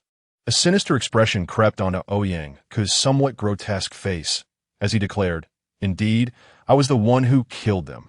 The AI family has always been my family's mortal enemy. It is entirely natural for me to eliminate them. Do you wish to know how I ended the lives of Ai Wei's parents? Since I am destined to perish anyway, I shall not hesitate to reveal it to you. With one blade after another, like filleting a fish, I skinned them alive. I listened to their agonizing screams as I brought them to their demise. I even violated many of Ai Wei's father's wives before his very eyes." Oyenku's voice was both savage and unhinged. Ai Wei felt as if she had been struck by lightning. Chapter 74. The thunderous revelation. Ai Wei was struck by a thunderbolt, her mind reeling. She widened her eyes, her pupils constricting sharply, her entire body trembling. The concept of her biological parents felt foreign to her, for she was but a mere child at the time. By the time her memories began to form, she was already in the Ouyang household. Her adoptive parents had informed her that her birth parents had been annihilated by enemies. And in a twist of fate, they had eradicated those very foes and subsequently brought Ai Wei back to their home. Yet now, her adoptive father audaciously claimed that he had been the one to murder her biological parents, to have them brutally slaughtered. The realization that the very person she had regarded as her father had taken the lives of her true parents was a searing betrayal. Had she truly mistaken a villain for a father for over a decade? For a moment, Ai Wei believed she had descended into an abyss of despair and anguish. However, she soon recognized that there existed even deeper layers of hell, a realm of blades and firearms, a fiery inferno, an endless chasm. The pain within her heart was beyond description, an emotional cataclysm. No, this could not be real. He killed my biological parents. With a desperate wail, she spewed forth a torrent of blood. Gazing into the heavenly mirror, her adoptive father, Oyenku, appeared more grotesque than a demon, and she felt herself teetering on the brink of unconsciousness. Her shattered form trembled as she grappled with the horrifying truth of having called her family's murderer father for so many years. She felt utterly hopeless, wishing for her own demise. Yet the vision within the mirror continued to unfold, revealing Gu Jian delivering a fatal blow to Oyenku. Had this been any other time, Ai Wei would have been consumed by rage, condemning Gu Jian as a cold-blooded killer. But in this moment, she felt an overwhelming sense of relief. She longed to personally annihilate the demon who had slaughtered her entire family, who had taken the lives of her birth parents and sought to use her as a vessel. Well done, well done. The wretched scoundrels must all perish. For having slaughtered my family, for having slaughtered my family. The senior brother has avenged me. Alas, I have misunderstood my senior brother. With tears streaming down her face, Ai Yue wept, her heart heavy with sorrow.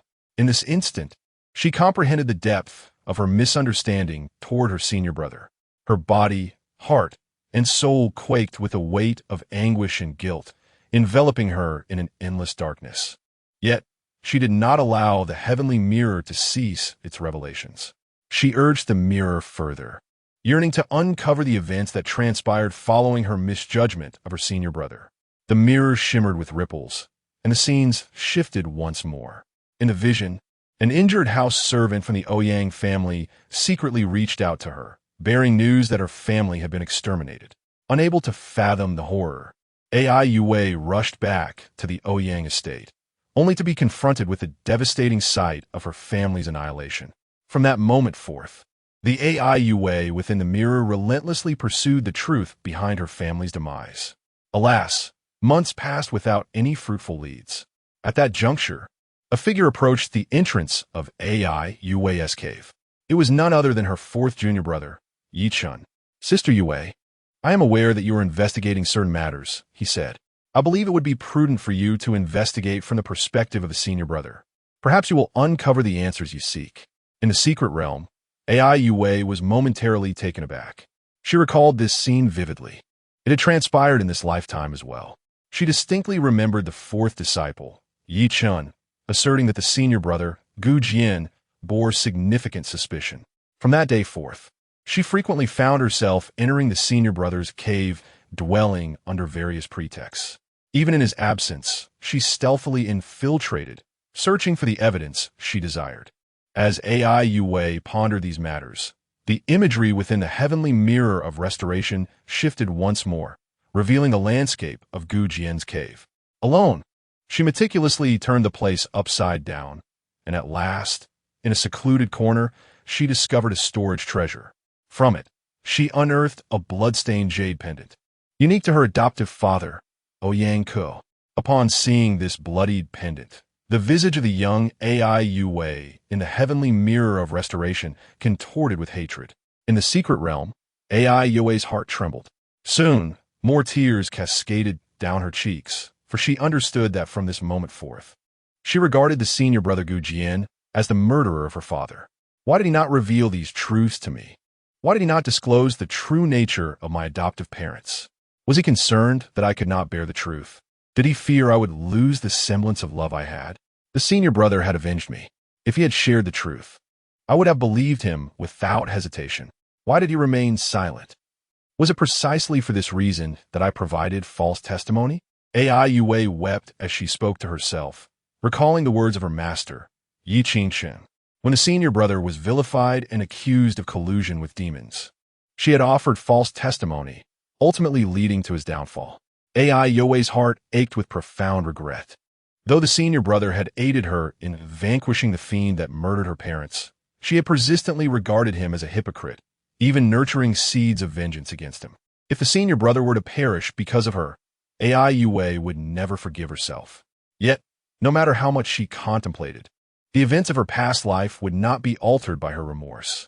As time flowed on, the imagery in the heavenly mirror of restoration shifted once again, transporting her to the plaza of the floating mist peak. In the center of the plaza, the senior brother, Jian, knelt, surrounded by thousands from the sect who condemned him, accusing him of collusion with demons. At the forefront stood the sect leader, Master Yi Qingcheng, high and aloof, coldly indifferent. Witnessing this scene, Ai Yue's heart trembled once more. She could not help but draw parallels to the recent massacre committed by the false senior brother of the 10,000 Demons Kingdom against the disciples of the Floating Mist sect, and the reactions of the sect members.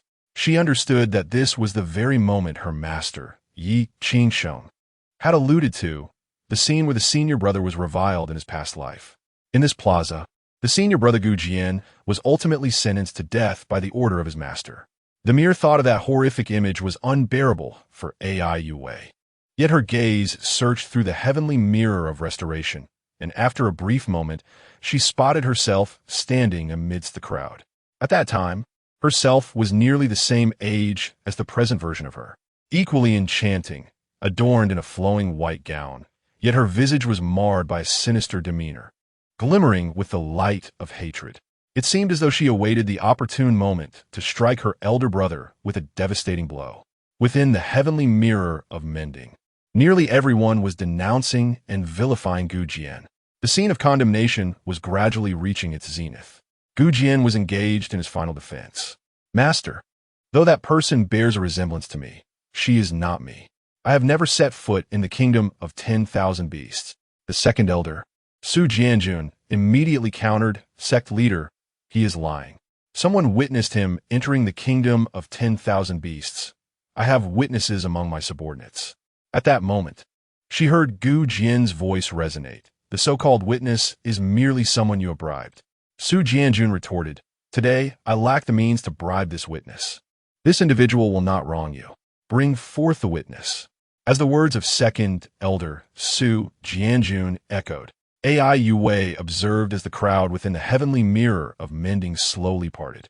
The expression of Ai Yue within the mirror turned cold as she advanced step by step towards Jian.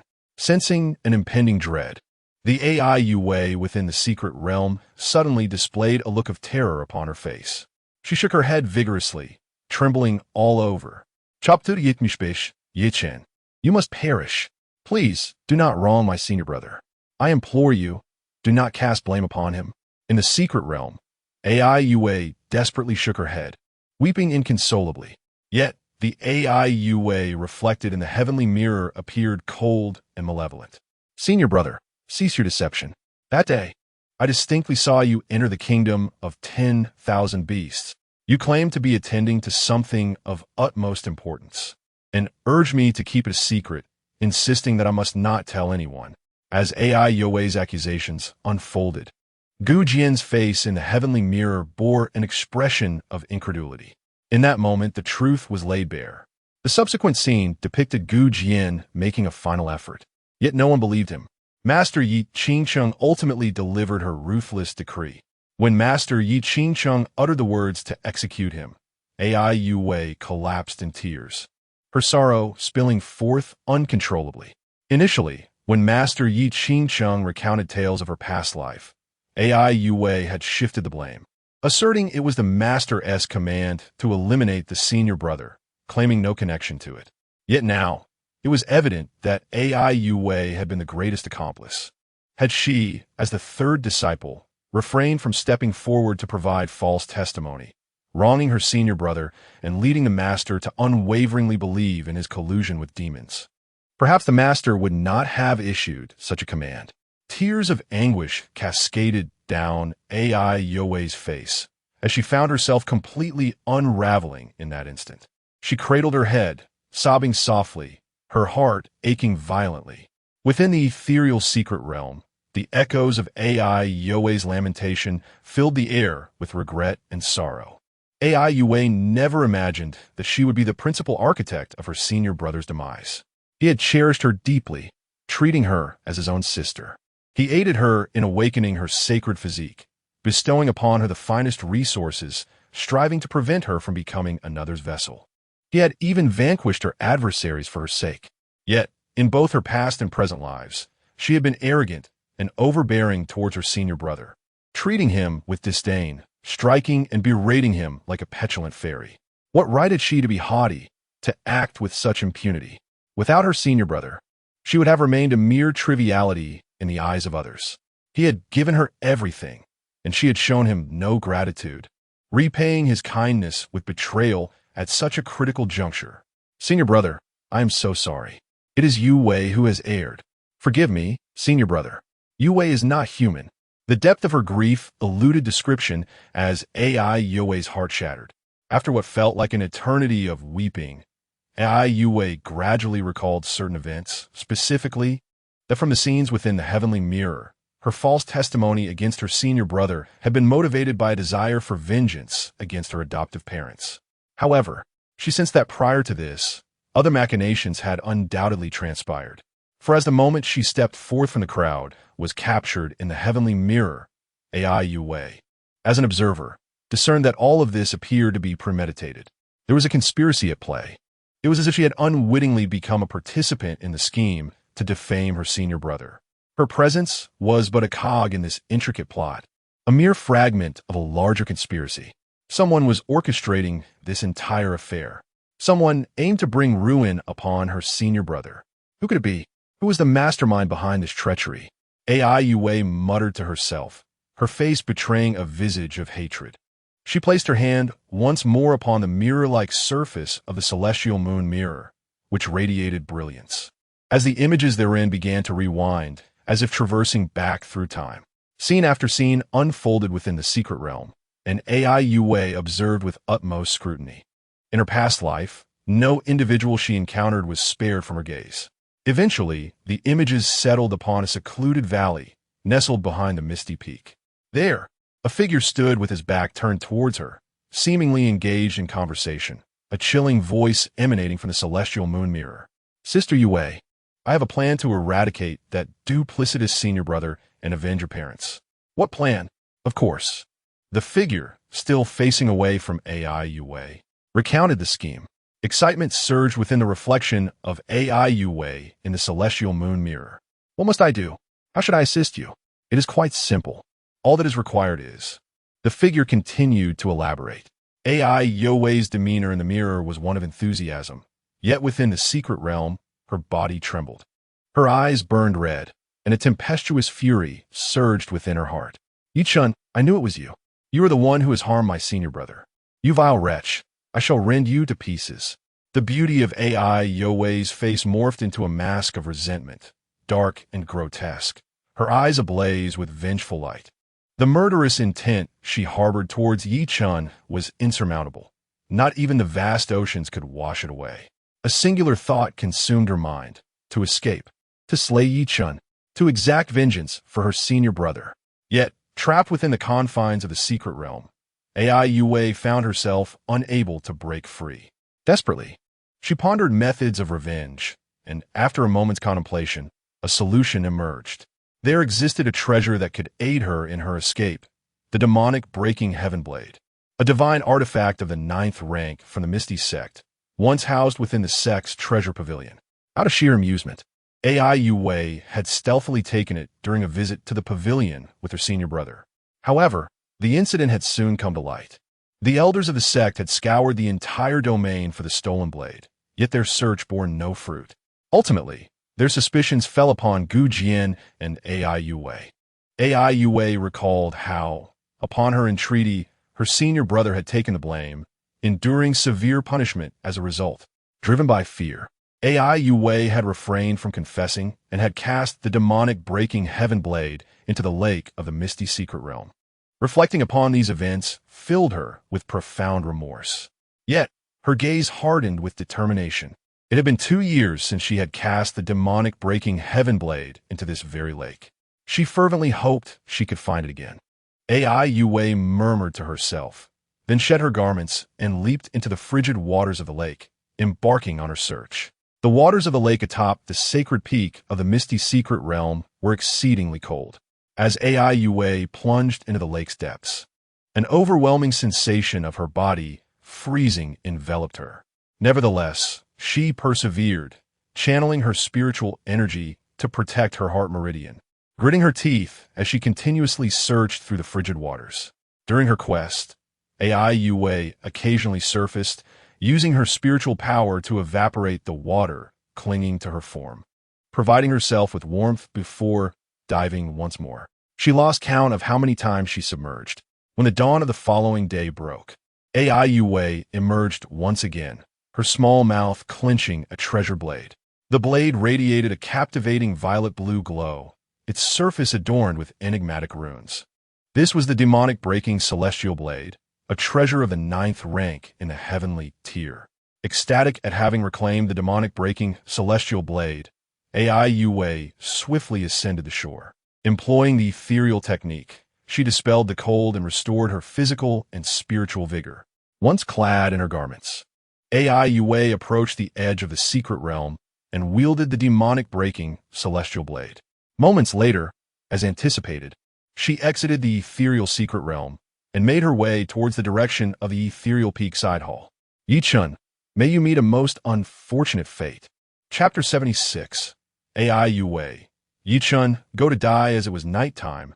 Ai Yue went unnoticed by most. Occasionally, a few who spotted her pretended not to see, as per her request. However, to her astonishment, she did not find Yi Chun, who had been in a comatose state for over a month, in the side hall. After inquiring with several patrolling disciples, she learned that her fourth junior brother, Yi Chun, had awakened a few days prior and returned to his own cave dwelling. Due to his severe injuries, Yi Chun's cultivation had significantly declined, rendering him unable to exhibit even the strength of the condensing essence stage. Nonetheless, he was attended to by several inner disciples serving as maidens. This fellow must have feigned his coma, aiming to deceive the eldest brother into relinquishing the supreme bone. With maidens at his side, how enviably carefree he must be, while the eldest brother suffers in the kingdom of 10,000 demons. You are living so luxuriously. It is utterly infuriating. Your diminished cultivation presents a tremendous opportunity for me. Today, I shall ensure your demise. You harmed the eldest brother, and today I, Ai Yue, shall repay you 100-fold, 1,000-fold. With a gaze filled with resentment, Ai Yue momentarily transformed into a vengeful spirit. Anyone who has harmed the eldest brother must perish. Following the dimly lit path of the night, Ai Yue made her way to the valley where Yi Chun resided. After a quarter of an hour, she arrived at his valley. Due to the hour, there were not many people outside, only a few sect guards. Utilizing her status as the sect leader's third direct disciple, she dismissed the guards and stepped into the valley, arriving at Yi Chun's cave dwelling. Taking a deep breath to regain her composure, she produced her identity token to contact Yi Chun. Moments later, the barrier of the cave dwelling dissipated. As Ai Yue entered, she was immediately met with a nauseating odor. Subsequently, she beheld Yi Chun, whose pallid complexion bore an excited expression. Third sister, what brings you here? Did you come to see me specifically? In Yi Chun's heart, both the second sister, Lu Ruyan, and the third sister, Ai Yue, occupied a sacred place akin to forbidden fruits. Both possessed unique physiques conducive to cultivation. From the moment he entered the mysterious Cloud sect, Yi Chun had resolved to bring these two beautiful sisters into his harem. Currently, due to the destruction of his soul fragment, he still struggled to control his desires. Yet, the sight of Ai Yue visiting him filled him with delight. The surrounding unpleasant odor caused Ai Yue to frown as she remarked, "Indeed, fourth junior brother, I can pay you a visit. However, why does your cave smell so foul?" Yi Chun, feeling embarrassed, fabricated an excuse, saying, "I haven't stayed in this cave for quite some time. It's a bit moldy." "That's quite normal. You needn't concern yourself, Sister Yue. Please have a seat." "Oh," Ai Yue nodded, taking a seat in a chair. Observing Yi Chun's pale countenance as he sat, she inquired, "Fourth junior brother, I heard you just awakened and have yet to recover your cultivation. Is that so?" Unaware that Ai Yue was probing him, Yi Chun sighed and replied, "Indeed, Sister Yue, that is the case. However, in due time, I shall gradually recover." Ai Yue nodded. Yi Chun then turned to Ai Yue and asked, "Sister Yue, did you come here specifically to see me?" Ai Yue replied, "No, actually, there is something else I wish to discuss with you." "What is it?" Yi Chun's curiosity was piqued. Ai Yue glanced at the two maidens in the cave and said, "Please have them leave. I wish to speak with you privately." Upon hearing this, Yi Chun felt a surge of joy. He looked at the two inner sect disciples and said, "Luer, Qing'e, you may step out." "Yes, young master." The two disciples, Luer and Qing'e, slowly exited the cave. The barrier was re-established, leaving only Ai Yue and Yi Chun within the confines of his dwelling. Yi Chun's heart raced with excitement. A man alone with a woman. Could it be that Sister Ai Yue was about to confess her feelings? He believed so, for ever since he had joined the sect, he had garnered her attention. At that moment, he noticed Ai Yue slightly raising her eyelids. "Fourth junior brother, first, I must thank you for helping me find the murderer of my parents." Yi Chun nodded and replied with a smile, "Sister Yue, there is no need for formalities. I had known all along that it was that hypocritical senior brother who killed your parents." Ai Yue nodded and said, "As a token of my gratitude, I plan to give you something." "What is it?" Yi Chun feigned surprise. though his heart was already racing with anticipation. Could it be that Sister AI intended to bestow her purity upon him? With his thought, he couldn't help but scrutinize AI Yue as his third senior sister. She was actually a few years younger than him, just 16 years of age, with a delicate face, elegantly arched brows, and a graceful figure. Her beauty could easily rank among the top 10 in the Misty sect. Moreover, she possessed the rare Jian sacred body, making her an exceptional dual cultivation vessel. Yichun thought that perhaps starting tonight, he would be able to enjoy the benefits of AI Yue's enchanting form. From this day forth, he could cultivate alongside her. His ambitions soared, but at that moment, he could not suppress his excitement. While Yichun pondered these thoughts, AI Yue stood up and approached him. He caught a whiff of a fragrant scent emanating from her, causing his heart to flutter. Unable to resist, he instinctively reached out his arms, yearning to embrace AI Yue. He was ready to savor her soft lips. Just then, AI Yue produced a sword from her hand and, without hesitation, thrust it towards Yichun. It was too swift. He could not evade it. Yichun's eyes perceived the movement, but his body, weakened and unresponsive, could not keep up. By the time he reacted, a sharp thud echoed as AI Yue's sword pierced his abdomen, the bloodied tip penetrating his flesh. A searing pain coursed through him, and he instinctively let out a cry of anguish. At the same time, he was bewildered. Hadn't AI Yue come tonight to offer herself to him? Yet, she had attacked him directly, stabbing him with her sword. Gazing at the blade embedded in his body, disbelief etched across his anguished face, he uttered, "Why?" Yue's face transformed into a mask of coldness and malice as she spoke. "You have harmed my senior brother, yet you question my motives. Yichun, cursed be your existence. Meet your demise."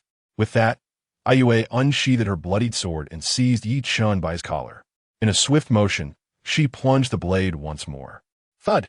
Yichun let out a heart-wrenching scream, as if his very essence was being shattered. He struggled desperately to free himself from Yue's grasp, but his diminished powers rendered him powerless. Yue held onto his collar with an iron grip.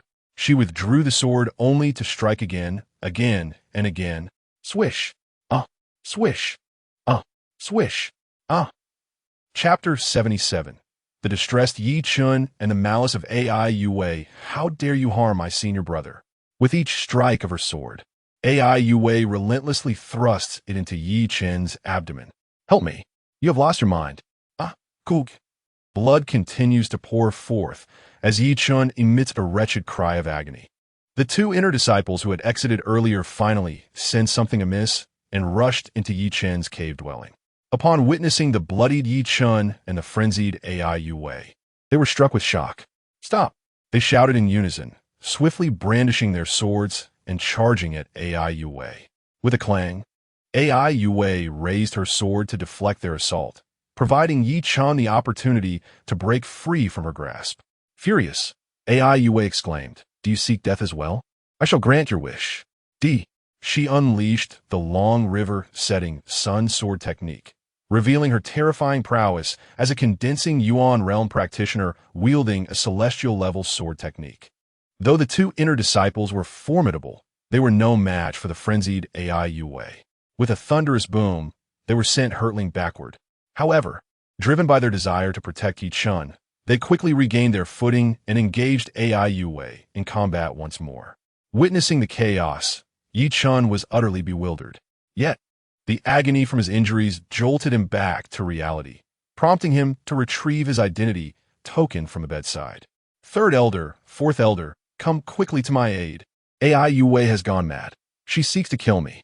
The third elder and fourth elder he referred to were none other than Gao Yu, the third elder of the mysterious peak, and Wen Yu, the fourth elder. Upon receiving the news, both were taken aback. Without delay, they hastened toward the valley where Yichun resided. Fearing for his life, Yichun fled his cave dwelling, his injuries rendering him a pitiful sight, filled with regret. Had he known this would transpire, he would never have sent the two inner disciples away, thus avoiding such grievous wounds. All of this was caused by AI Yue, this madwoman. But what had truly transpired? Hadn't AI Yue treated him well before? He had believed she held a deep trust in him, even expecting a confession of feelings, only for such calamity to unfold.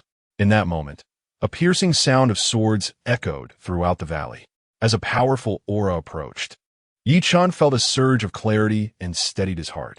The third elder Gao Yue and the fourth elder Wenyu, both possessing Nirvana realm cultivation, raced into the valley with astonishing speed. Upon witnessing Ai Yue engage in a fierce battle with the two inner disciples attending to Yichun, they were filled with astonishment. Seeing Yi Chen's injured state, their hearts ached. Stop! With a fierce shout, fourth elder Wenyu directed a palm strike toward Ai Yue. Boom! Ai Yue's cultivation was far inferior to that of the fourth elder. The strike nearly resulted in her demise, followed by a piercing scream as her body flew through the air like a sandbag, blood splattering everywhere. Master, are you all right? Elder Gao Yue hurried to Yi Chen's side. Upon witnessing the gaping wound in Yi Chen's abdomen, with intestines threatening to spill out, she gasped in shock.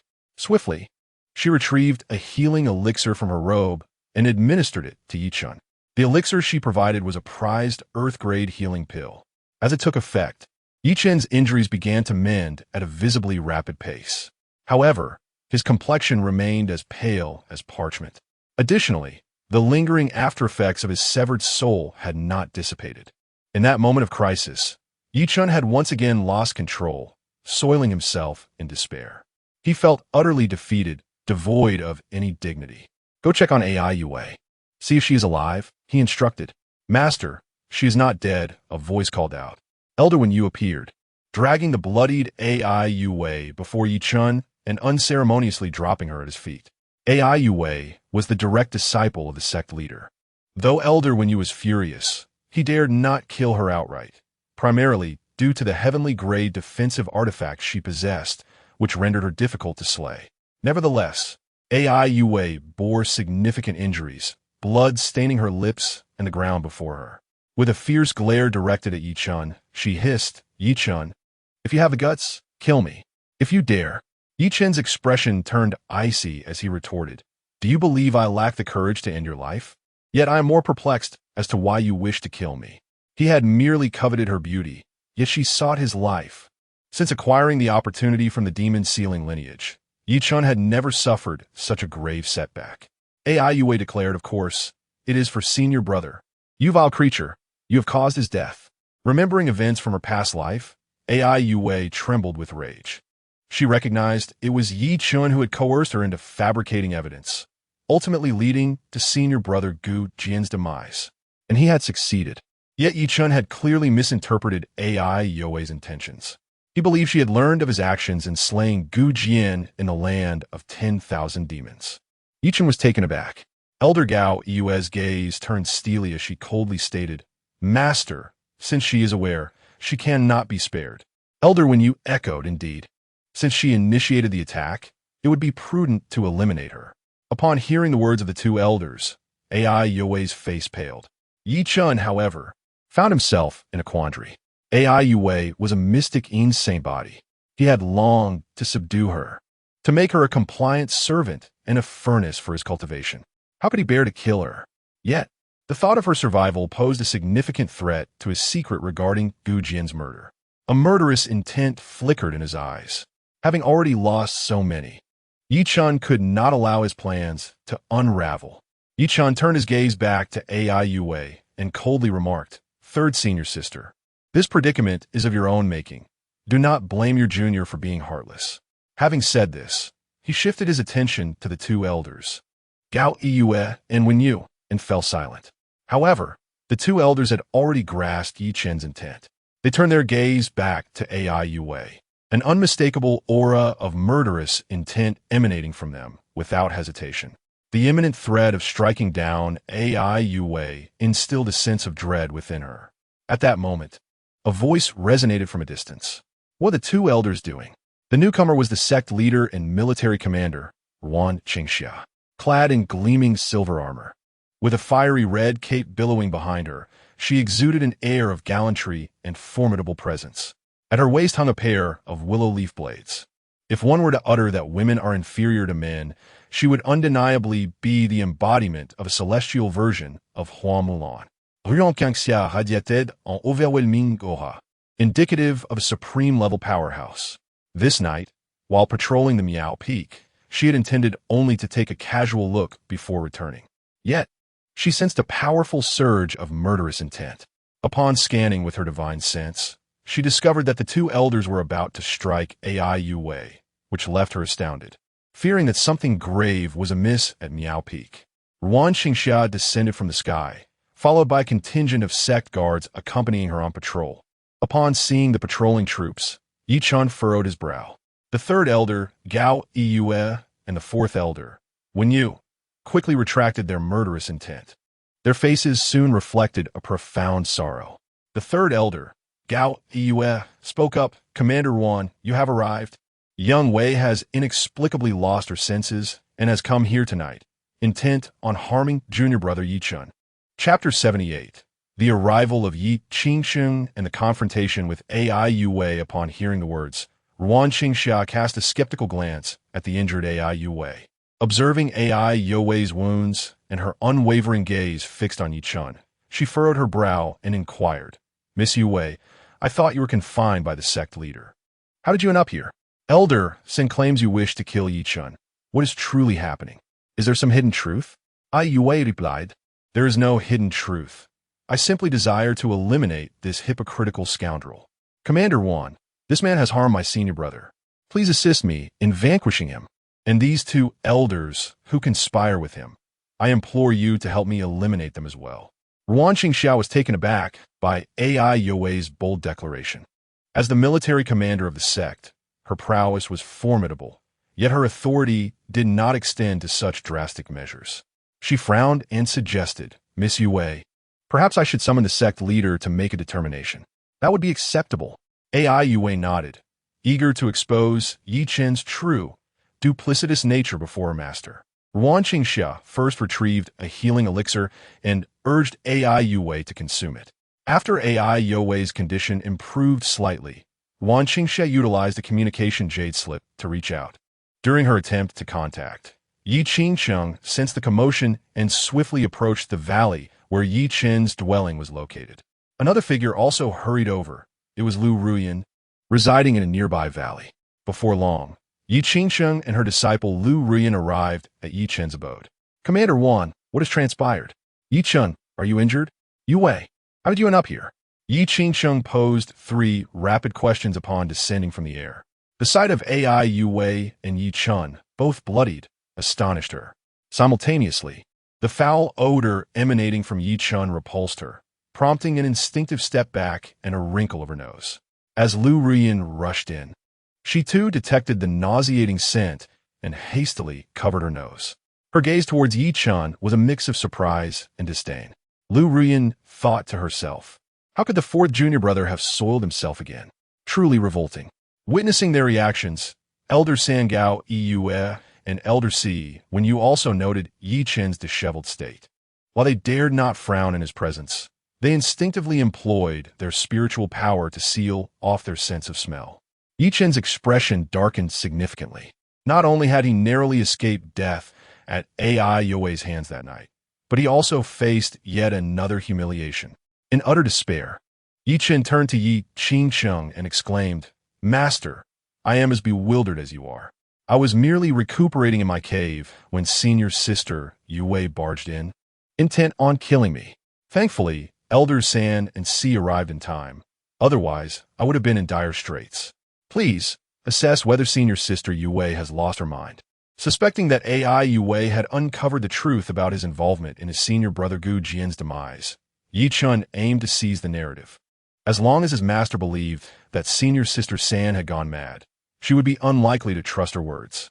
Of course, this was a manifestation of Yi Chen's own guilty conscience.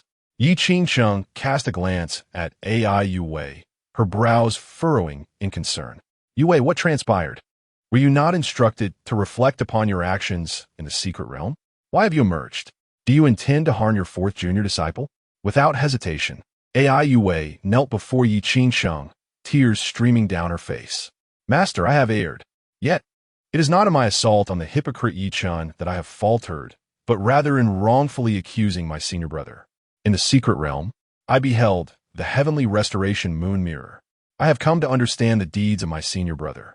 He has treated me with utmost kindness, and I have unjustly wronged him, committing unforgivable acts in the process. My actions were driven solely by a desire for atonement. Astonished, ye kink posit, recalling that she too had gazed into the heavenly restoration moon mirror. A nagging intuition suggested that Ai Yue had glimpsed the events of a past life. Do tell, what did you witness? Yi Qingsheng inquired. However, Ai Yue turned her gaze towards Yi Chun. Yi Qingsheng's brow furrowed further. Elder third, elder fourth. Escort Yi Chun to cleanse and change. Afterward, return my main hall. Yes, sect master, both elders replied in unison. Casting a glance at Ai Yue before guiding Yi Chun away, Yi Chun felt an overwhelming sense of frustration and confusion. Was Ai Yue not intent on killing him for his role in Gu Jian's demise? What connection did the heavenly restoration mirror have with this? A flicker of realization crossed his mind, sensing he might have misunderstood the situation. Nevertheless, he concealed his thoughts and allowed the elders to assist him toward the cave dwelling. As Yi Chun proceeded to bathe and change, Ai Yue had already been brought to the grand hall of the Miao Miao sect by Yi Qingsheng. Yi Qingsheng instructed the sect's military commander, Wan Qingxia, to remain outside with her entourage, while she led Ai Yue and Lu Rian inside. Seated upon her throne, Yi Qingsheng addressed Ai Yue. Yue, for now, I shall refrain from punishing you for your unauthorized departure from the secret realm. First, enlighten me on what transpired. Why did you lay hands on your junior brother? Furthermore, what did you witness within the heavenly restoration mirror? Upon hearing Yi Qingsheng's inquiry about the mirror, Ai Yue burst into tears once more. Master, I am not human. In the heavenly restoration mirror, I witnessed the recurring misunderstandings directed towards my senior brother. He has been exceedingly kind to me, yet I have repeatedly caused him harm. There are those who have conspired against him, yet I have chosen to believe their words, joining them in defaming my senior brother. Ai Yue spoke in fragmented sentences. Yi Qingsheng felt a pang in her heart, recalling her own previous misjudgments regarding Gu Jian, sharing in the sorrow that crossed her visage. However, as she listened to Ai Yue, she realized that her own misconceptions about Gu Jian extended far beyond what she had previously understood. For instance, she had once believed that Gu Jian had been driven by youthful impetuosity, unable to restrain his desires, leading him to commit such acts as the theft of female disciples and attendants' garments. Furthermore, Gu Jian, accompanied by Ai Yue, Yi Chun, and several fellow disciples of the Piamiao sect, ventured out for training, which ultimately led to the tragic demise of numerous Piamiao disciples at the hands of spirit beasts. Initially, she believed that Gu Jian was undoubtedly at fault. However, upon hearing from Ai Yue, she came to realize that she had misjudged Gu Jian regarding that incident. Yi Qingsheng's complexion turned somewhat ashen as she pondered how many other matters she had misconstrued about Gu Jian. At that moment, Lu Rian's voice resonated. Yue, what can you say about the death of your adoptive parents? Were they truly slain by the senior brother? Chapter 79. Mist and mystery. Upon hearing Lu Rian mention her adoptive parents, Ai Yue felt a sudden jolt in her heart. Pain for having misunderstood her senior brother surged within her, swiftly followed by a torrent of hatred that manifested upon her face. What adoptive father, what adoptive mother? They are nothing but deranged fiends. My adoptive mother merely seeks to drain my blood, and my adoptive father annihilated my true family, slaying my biological parents. He raised me solely to mold me into a vessel for his own cultivation. He is a devil. 2 years ago, on my 14th birthday, he intended to transform me into his furnace, even preparing the demonic poison. My senior brother strenuously prevented me from returning home. Were it not for him, I would have long since become that demon's slave. Ai Yue spoke through gritted teeth. Yi Qingsheng and Lu Rian stood in stunned silence. They had considered that Ai Yue might have misjudged Gu Jian, yet they never anticipated the truth to be so shocking. Her adoptive parents are demons. Ai Yue's heritage is so tragic. Her biological parents were murdered by them. She had mistakenly taken thieves as her parents for all these years. Tears streamed down Ai Yue's cheeks. She wept, and amidst her tears, laughter erupted, resembling a descent into madness. No wonder my senior brother cannot forgive me. Were I in his position, I too would find it impossible to forgive someone like myself. I am but a jester. I have wronged my senior brother. I have wronged him. He has treated me with such kindness, and I repaid him with deceit, ultimately causing his demise. I'm not human, sob. Ai Yue recalled the scene she had witnessed in the heavenly mirror, collapsing under the weight of her sorrow, weeping with a heart-wrenching intensity. She regretted her impulsiveness, lamented her inability to recognize genuine kindness, and cursed her own foolishness.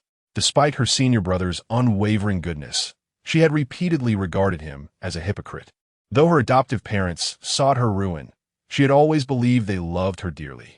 Ai Yue realized her past self was nothing but a farce.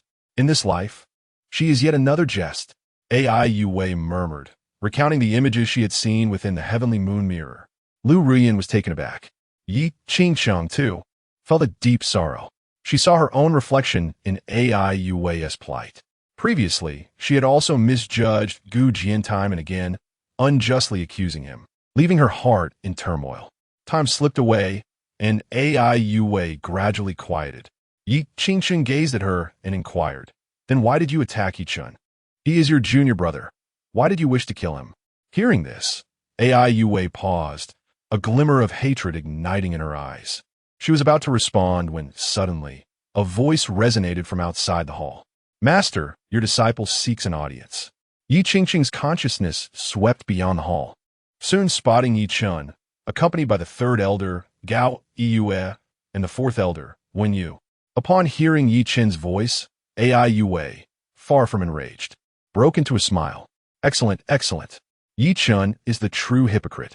Master, permit him to enter. Today, I shall expose this fraudulent persona. Let you witness his true nature." Ai Yue gritted her teeth. Observing her demeanor, Yi Qingqiang furrowed her brow slightly, but still nodded. Moments later, the doors of the grand hall swung open. Yi Chun, now clad in fresh attire, arrived under the escort of the third elder, Gao Yue, and the fourth elder, Wen Yu. Upon seeing Yi Chun, Ai Yue's excitement surged once more. "Yi Chun, you scoundrel, you have framed my senior brother. Today, you shall meet your end." Yi Chun appeared somewhat bewildered. However, after spending 2 hours refreshing himself, he had regained much of his composure. "Third senior sister, I do not comprehend your words. How could I possibly frame my senior brother, who has always treated me with such kindness? What has caused you to act so irrationally today?" Ai Yue retorted fiercely. "You are the one who has lost your mind, and your entire family is mad. My actions are driven by absolute certainty that I will bring about your demise." Yi Chen's heart jolted, but he maintained his composure. "Third senior sister, I cannot fathom the reason for your transformation, yet I am innocent. I trust that our master will uphold justice for me." Ai Yue sneered. "Continue your charade. You are the epitome of a hypocrite, yet I possess evidence." Yi Chun felt a shiver of apprehension. "What evidence?" Ai Yue retrieved a jade slip from her bosom, directing her gaze toward Yi Qingqiang. "Master, this is Yue's recording from the use of the celestial repairing mirror. It documents everything Yi Chun did to my senior brother in his past life with utmost clarity. He even coerced me into providing false testimony. I implore you to seek justice for my senior brother." The mention of the recording jade slip caused Yi Chen's heart to skip a beat. To be candid, he felt a pang of anxiety, yet he dared not reveal it. He was also eager to uncover the events of his previous life. He recalled that their master had also employed the celestial repairing mirror in the secret realm. Yi Chen pondered whether the shift in the master's attitude toward him had begun after viewing the mirror. At this moment, third elder Gao Yue and fourth elder Wen Yu also furrowed their brows. Ai Yue had already handed the recording jade slip to Yi Qingqiang. "Master, I acknowledge my misstep in escaping from the secret realm. Punish me as you see fit, but I implore you not to let the villain who framed my senior brother escape. Today he must be eliminated." Yi Qingqiang remained skeptical that Yi Chun could commit such deeds. However, seeing Ai Yue's unwavering conviction, she nodded and accepted the recording jade slip. Casting a grave glance at Yi Chun, she began to manipulate the jade slip. Subsequently, a luminous screen projected from the slip, revealing a scene where Ai Yue, with her hair flowing, placed her hand upon the celestial repairing moon mirror.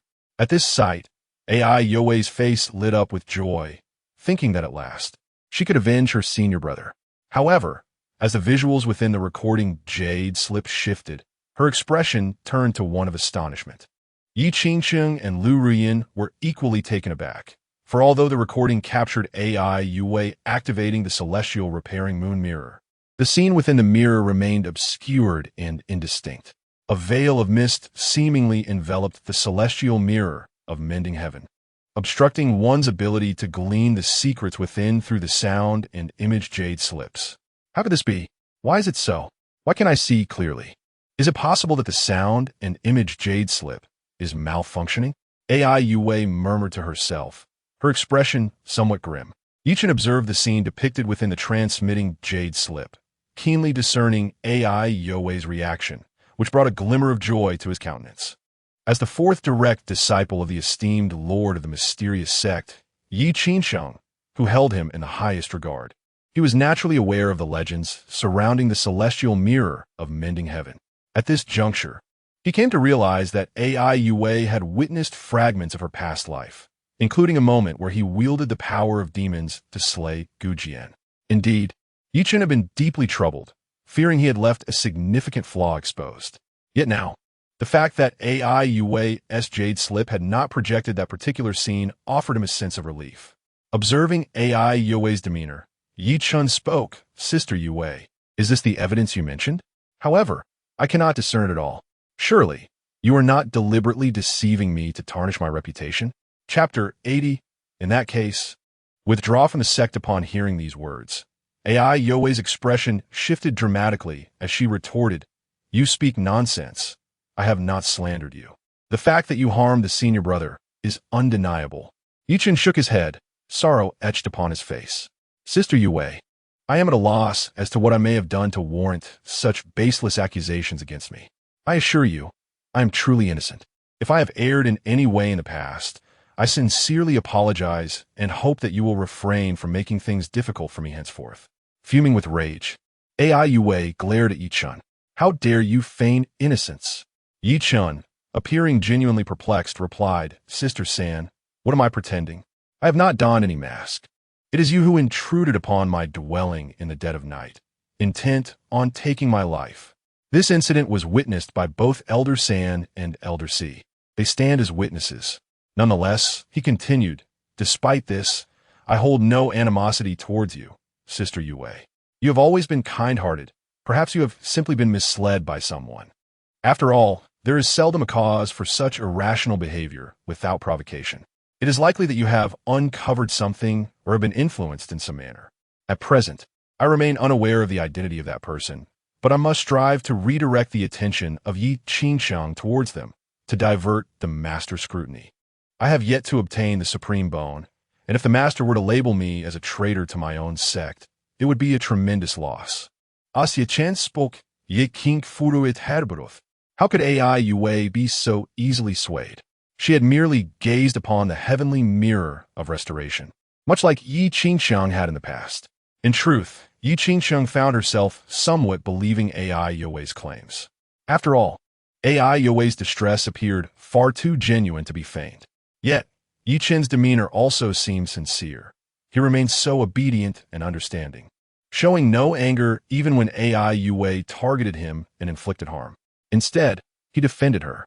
Although Yi Qingsheng's trust in Yi Chen had waned, she would not hastily condemn him in the absence of concrete evidence.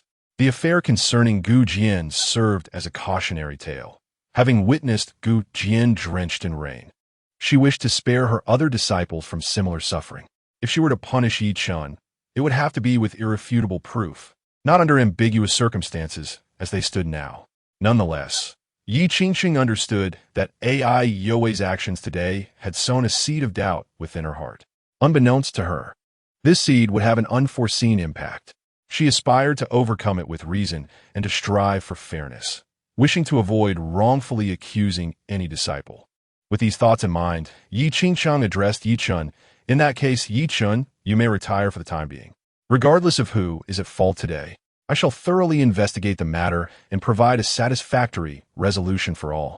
Yes, Master, Yi Chen nodded, then added, Master, should the investigation reveal Sister Yue's culpability, I implore you to be lenient in your judgment. I do not wish for her to suffer any harm. Yi Qingsheng frowned and replied, understood. Once again, Yi Chen cast a glance towards Yi Qingsheng, Elder Gao Yue, and Elder Wenyu, and said, Please take Yi Chen down to rest. Yes, Sect Master. Elder Gao Yue and Elder Wenyu nodded in agreement and escorted Yi Chen away.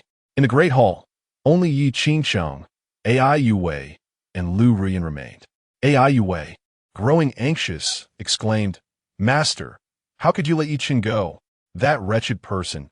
It was that very vile individual who framed our senior brother. In my previous life, it was that same scoundrel who incited me to provide false testimony against him. Do you not believe my words? Upon hearing this, Yi Chen, who had just stepped outside the Great Hall, along with Elder Gao Yue and Elder Wenyu, could not help but pause in their tracks. Yi Qingsheng furrowed her brow and replied, Yue, in comparison, I naturally place my trust in Chen. Over the years, you have either caused trouble or been on the path to creating chaos. How can I possibly believe you? A smile broke upon Yi Chen's face. Elder Gao Yue and Elder Wenyu exchanged glances, their expressions softening with amusement. Their earlier concerns dissipated, and they quickened their pace towards the valley where Yi Chen resided. As they observed their departure, Yi Qingsheng sighed inwardly. Indeed, once the seeds of suspicion are sown, they can lead to outcomes she wishes to avoid. Just moments ago, she had been testing Yi Chen's reactions, contemplating how to let him lower his guard, for she felt that perhaps Yi Chen truly had committed those acts.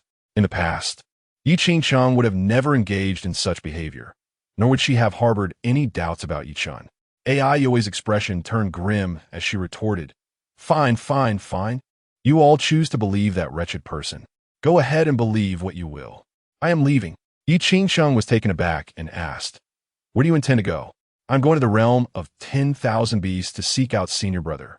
I wish to implore for his forgiveness, and I shall sever ties with you all. Yi Qingsheng, if you continue to believe that vile person, then consider me no longer your disciple. What did you say?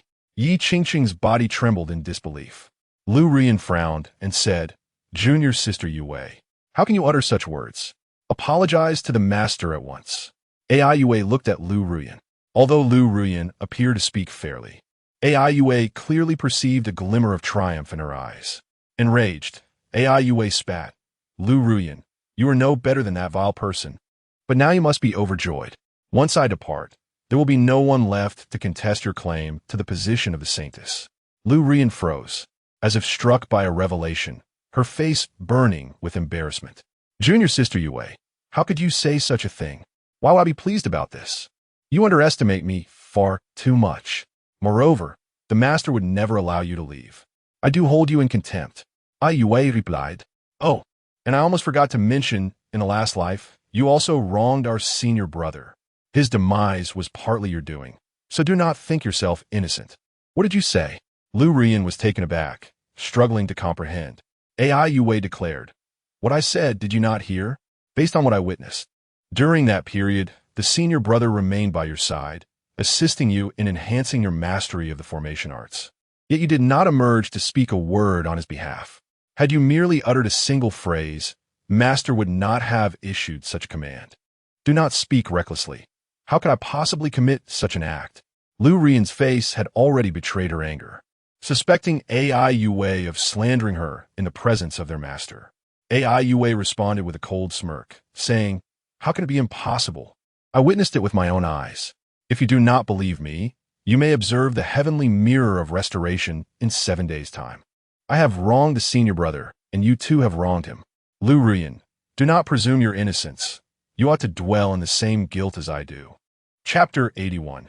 In pursuit of Gu Jian's forgiveness with a pallid expression, Lu Rian turned towards Yi Qingsheng and implored, Master, do not heed my junior sister's folly.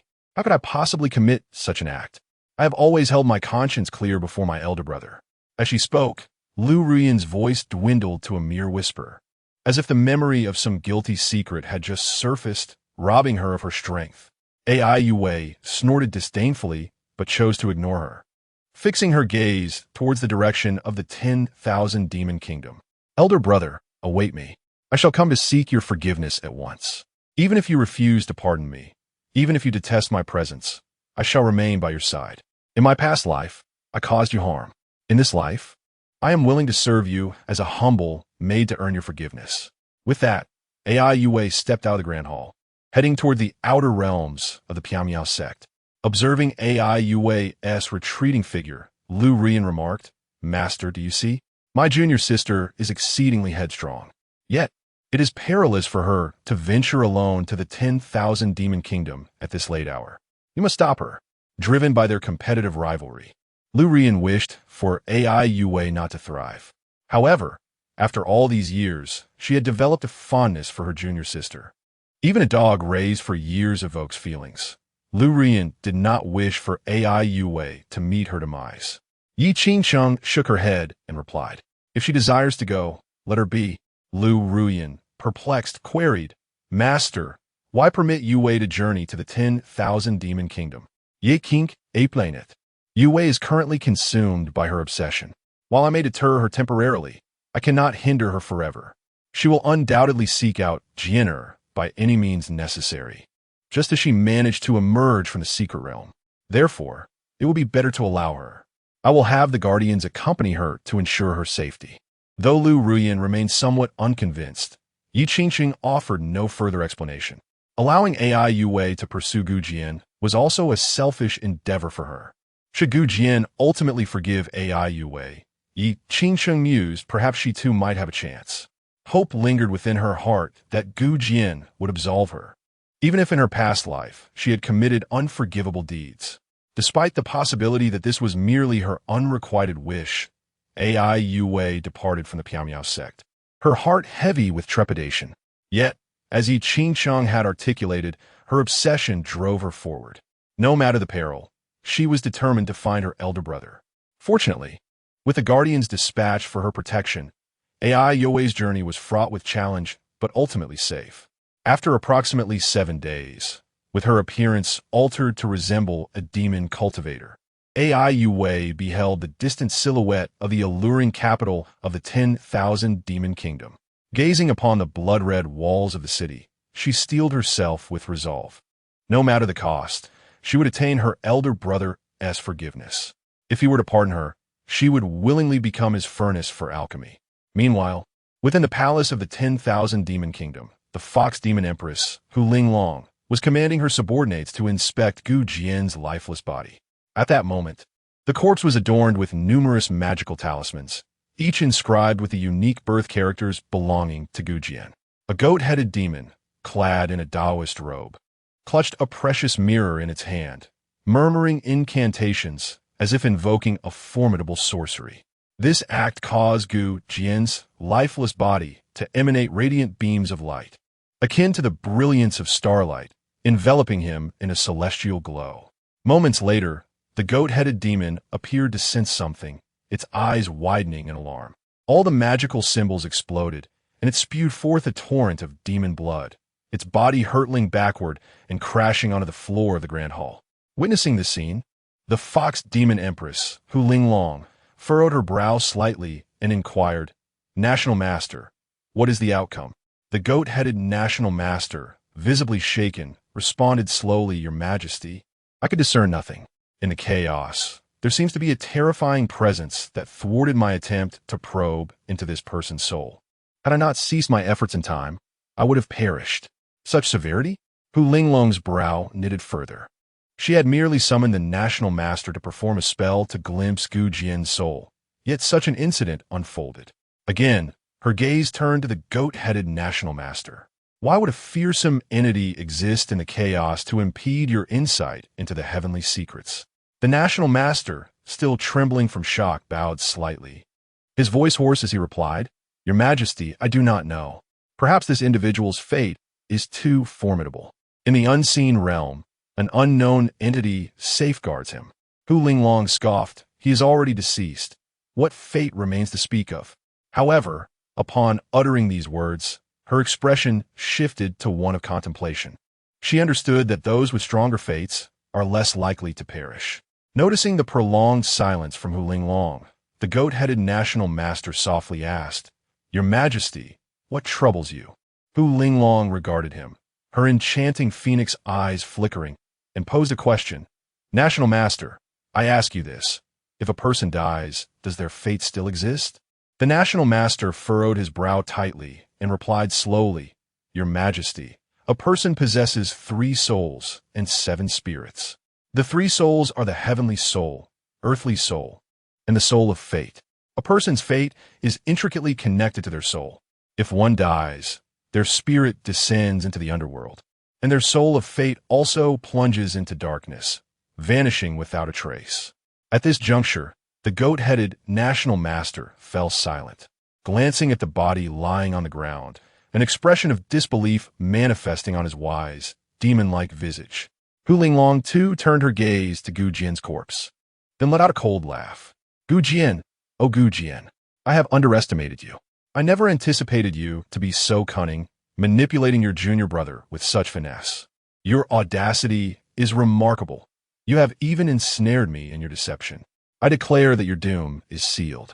Now, let me ponder, where might you currently reside? Could it be in the enchanting city?" Hu Linglong mused to herself, recalling the demise of Yi Chen's soul.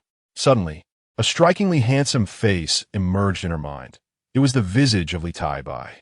Her eyes narrowed slightly. She remained uncertain whether Li Tai Bai was indeed Gu Jian. Yet, as I ponder the deeds of Li Tai Bai, my doubts intensify. "Approach," spoke the Fox Demon Empress, Hu Linglong, her voice frigid. "At your service." A guard, a bull-headed demon clad in golden armor, stepped into the palace. Hu Linglong regarded him and commanded, "Tomorrow morning, proceed to the residence of the martial champion and invite him to a private banquet I am hosting, requesting the attendance of several esteemed ministers." "As you wish, Your Majesty." Chapter 82. Yi Qingsheng.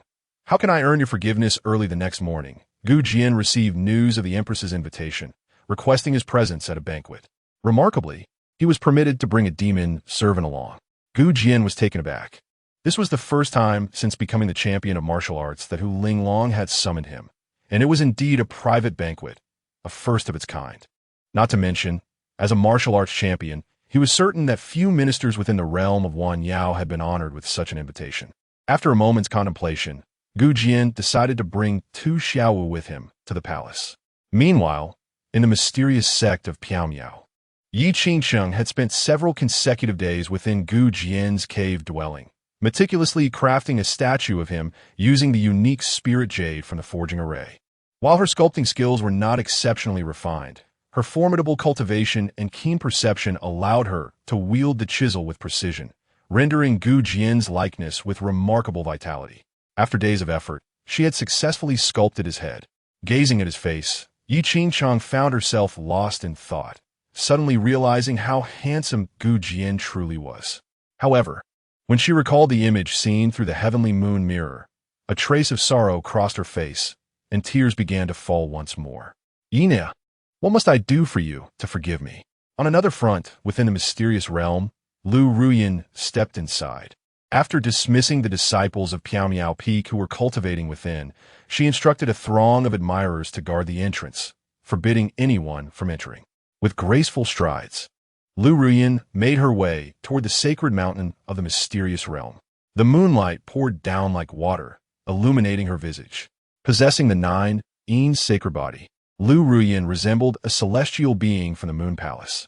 As she approached the sacred mountain, her mind wandered back to a conversation held over a month prior with Yi Chun, a moment in a secluded valley when he had earnestly presented her with a bouquet of flowers. "Second senior sister, these flowers represent my heartfelt intentions. Would you consider becoming my Tao partner? You possess the 9 Yin sacred body, making you the perfect companion in my eyes," he had said. Lu Ruyin recalled her laughter in response. "Fourth junior brother, while your talent is remarkable, and you possess the supreme phoenix bone, you still fall slightly short of my expectations." Yi Chen had been taken aback. "Senior sister, pray tell, where do I lack?" With a gentle smile, Lu Ruyin had replied, "My heart, as chosen, must at least command the world and soar through the skies." Should you become the holy son of Pyamyao sect one day, perhaps then you may have a chance to be my Tao partner. But for now, you are still lacking. Jian had grinned confidently. The title of Holy Son is merely within my grasp. Lu Rian had chuckled lightly. Fourth junior brother, do not boast. Even if the master dotes on you, I believe our senior brother has more hope for that position than you do. Him? Jian had scoffed dismissively. Lu Rian had inquired, what? Do you look down upon senior brother? Jian had replied nonchalantly. How could Gu Jian possibly compare to me? Who? Jian. Am destined by fate, and the heavens themselves stand by my side. Elder sister, just watch. I am the sole heir of the Misty sect. Observing the skeptical expression on Lu Rian's face, Jian added, do not doubt my words, elder sister. In no more than a month, you shall comprehend. The events of that day still echoed in her mind. Lu Rian had never confided these matters to anyone. In truth, in Lu Rian's eyes, Jian possessed greater promise than the senior brother, for he was the most favored disciple of their master. The senior brother, on the other hand, was despised by all. Even she harbored some disdain for him. Yet now, more than a month had passed since Jian's promised time, and it seemed he had achieved nothing. This astonished Lu Rian. Her curiosity grew. What had Jian been engaged in during this month? Moreover, she had heard from their master that in the previous life, the senior brother had given his supreme bone to save the fourth disciple. Lu Rian was eager to discern whether this was a mere coincidence or part of Jian's design. Additionally, in that previous life, the senior brother had been falsely accused of colluding with demons and ultimately executed by the master's decree. What was the truth behind this matter? Ai Yue had also mentioned that in that past life, she had provided false testimony. Lu Rian found this hard to believe. For her original intention was to let Jian and the senior brother compete, and unless a victor emerged, she would not take sides or make hasty decisions.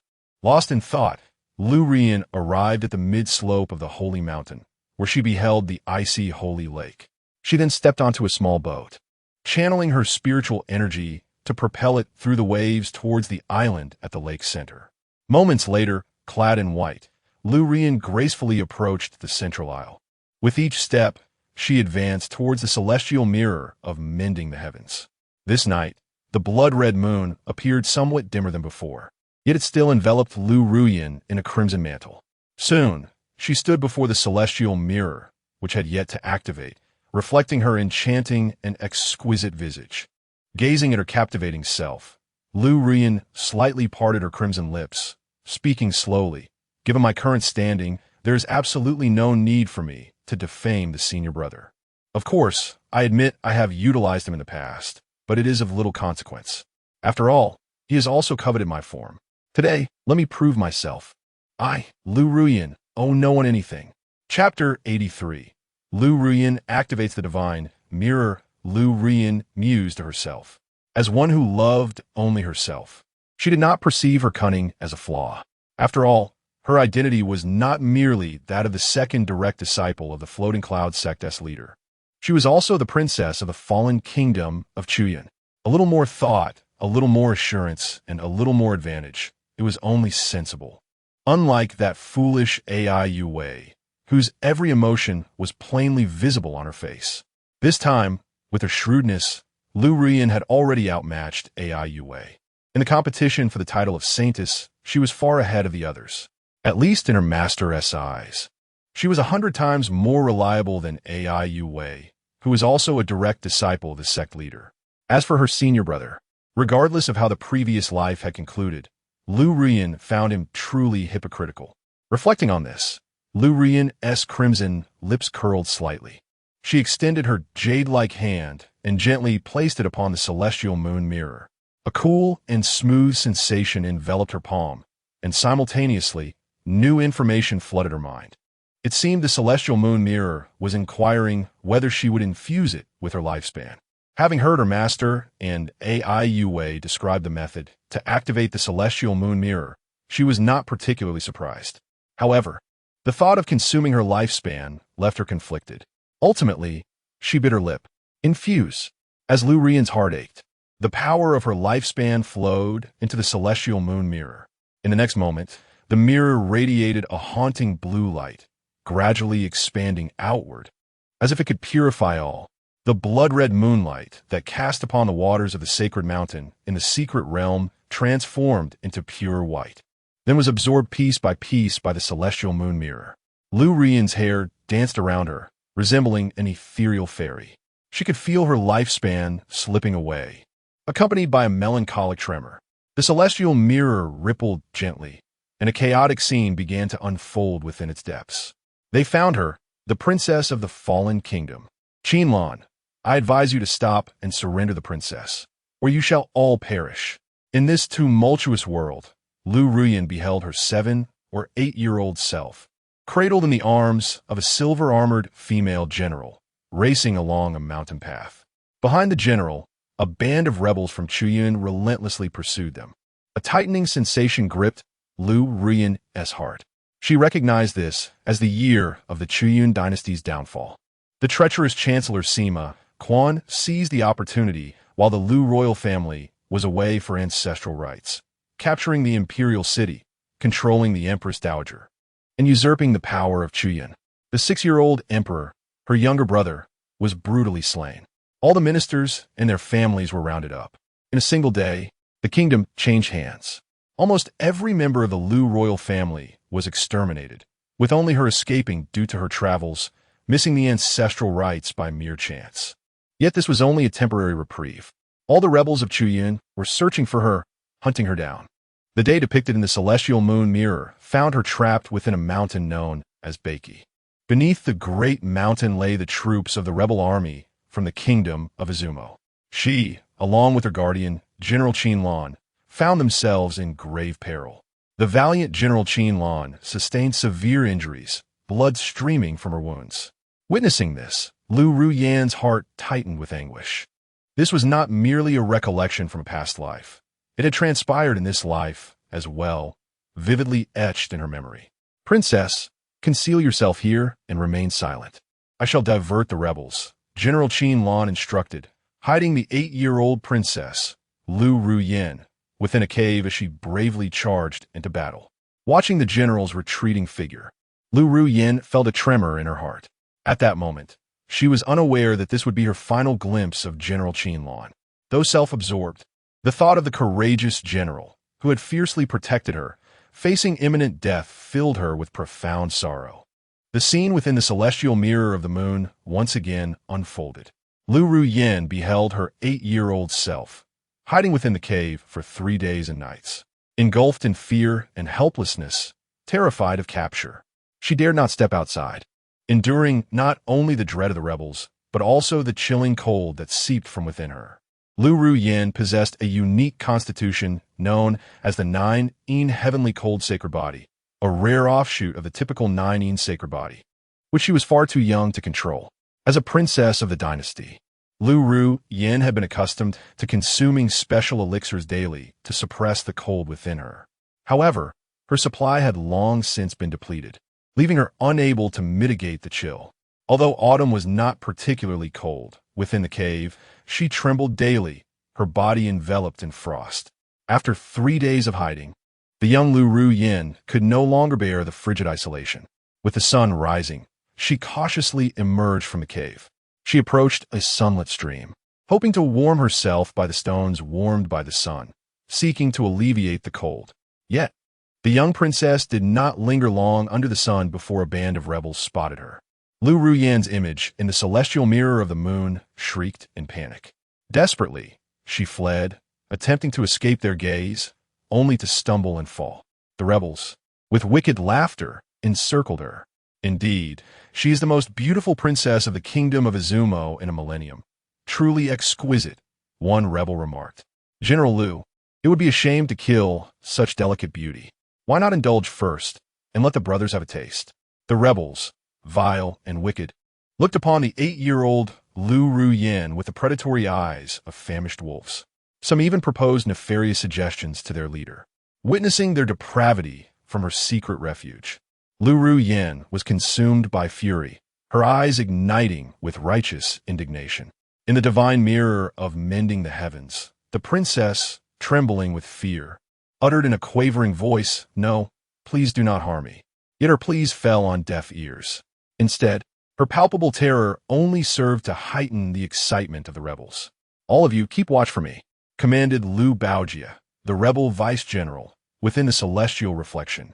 The remaining rebels promptly retreated with exhilaration to serve as sentinels for their leader. With a sinister grin, the vice-general advanced step by step towards Lu Ruoyan, extending his hand toward her face. Paralyzed by fear, Lu Ruoyan could only gaze at the vice-general with wide, terrified eyes. At that moment, a cacophony of anguished cries erupted within the divine mirror of mending the heavens. Accompanied by the shrill whistle of a sword, blood splattered in the air. A youth clad in a white swordsman's robe plunged into the midst of the rebels, swiftly dispatching 3 of them in the blink of an eye. He appeared to be no more than 10 years of age, yet his formidable strength and commanding presence were undeniable.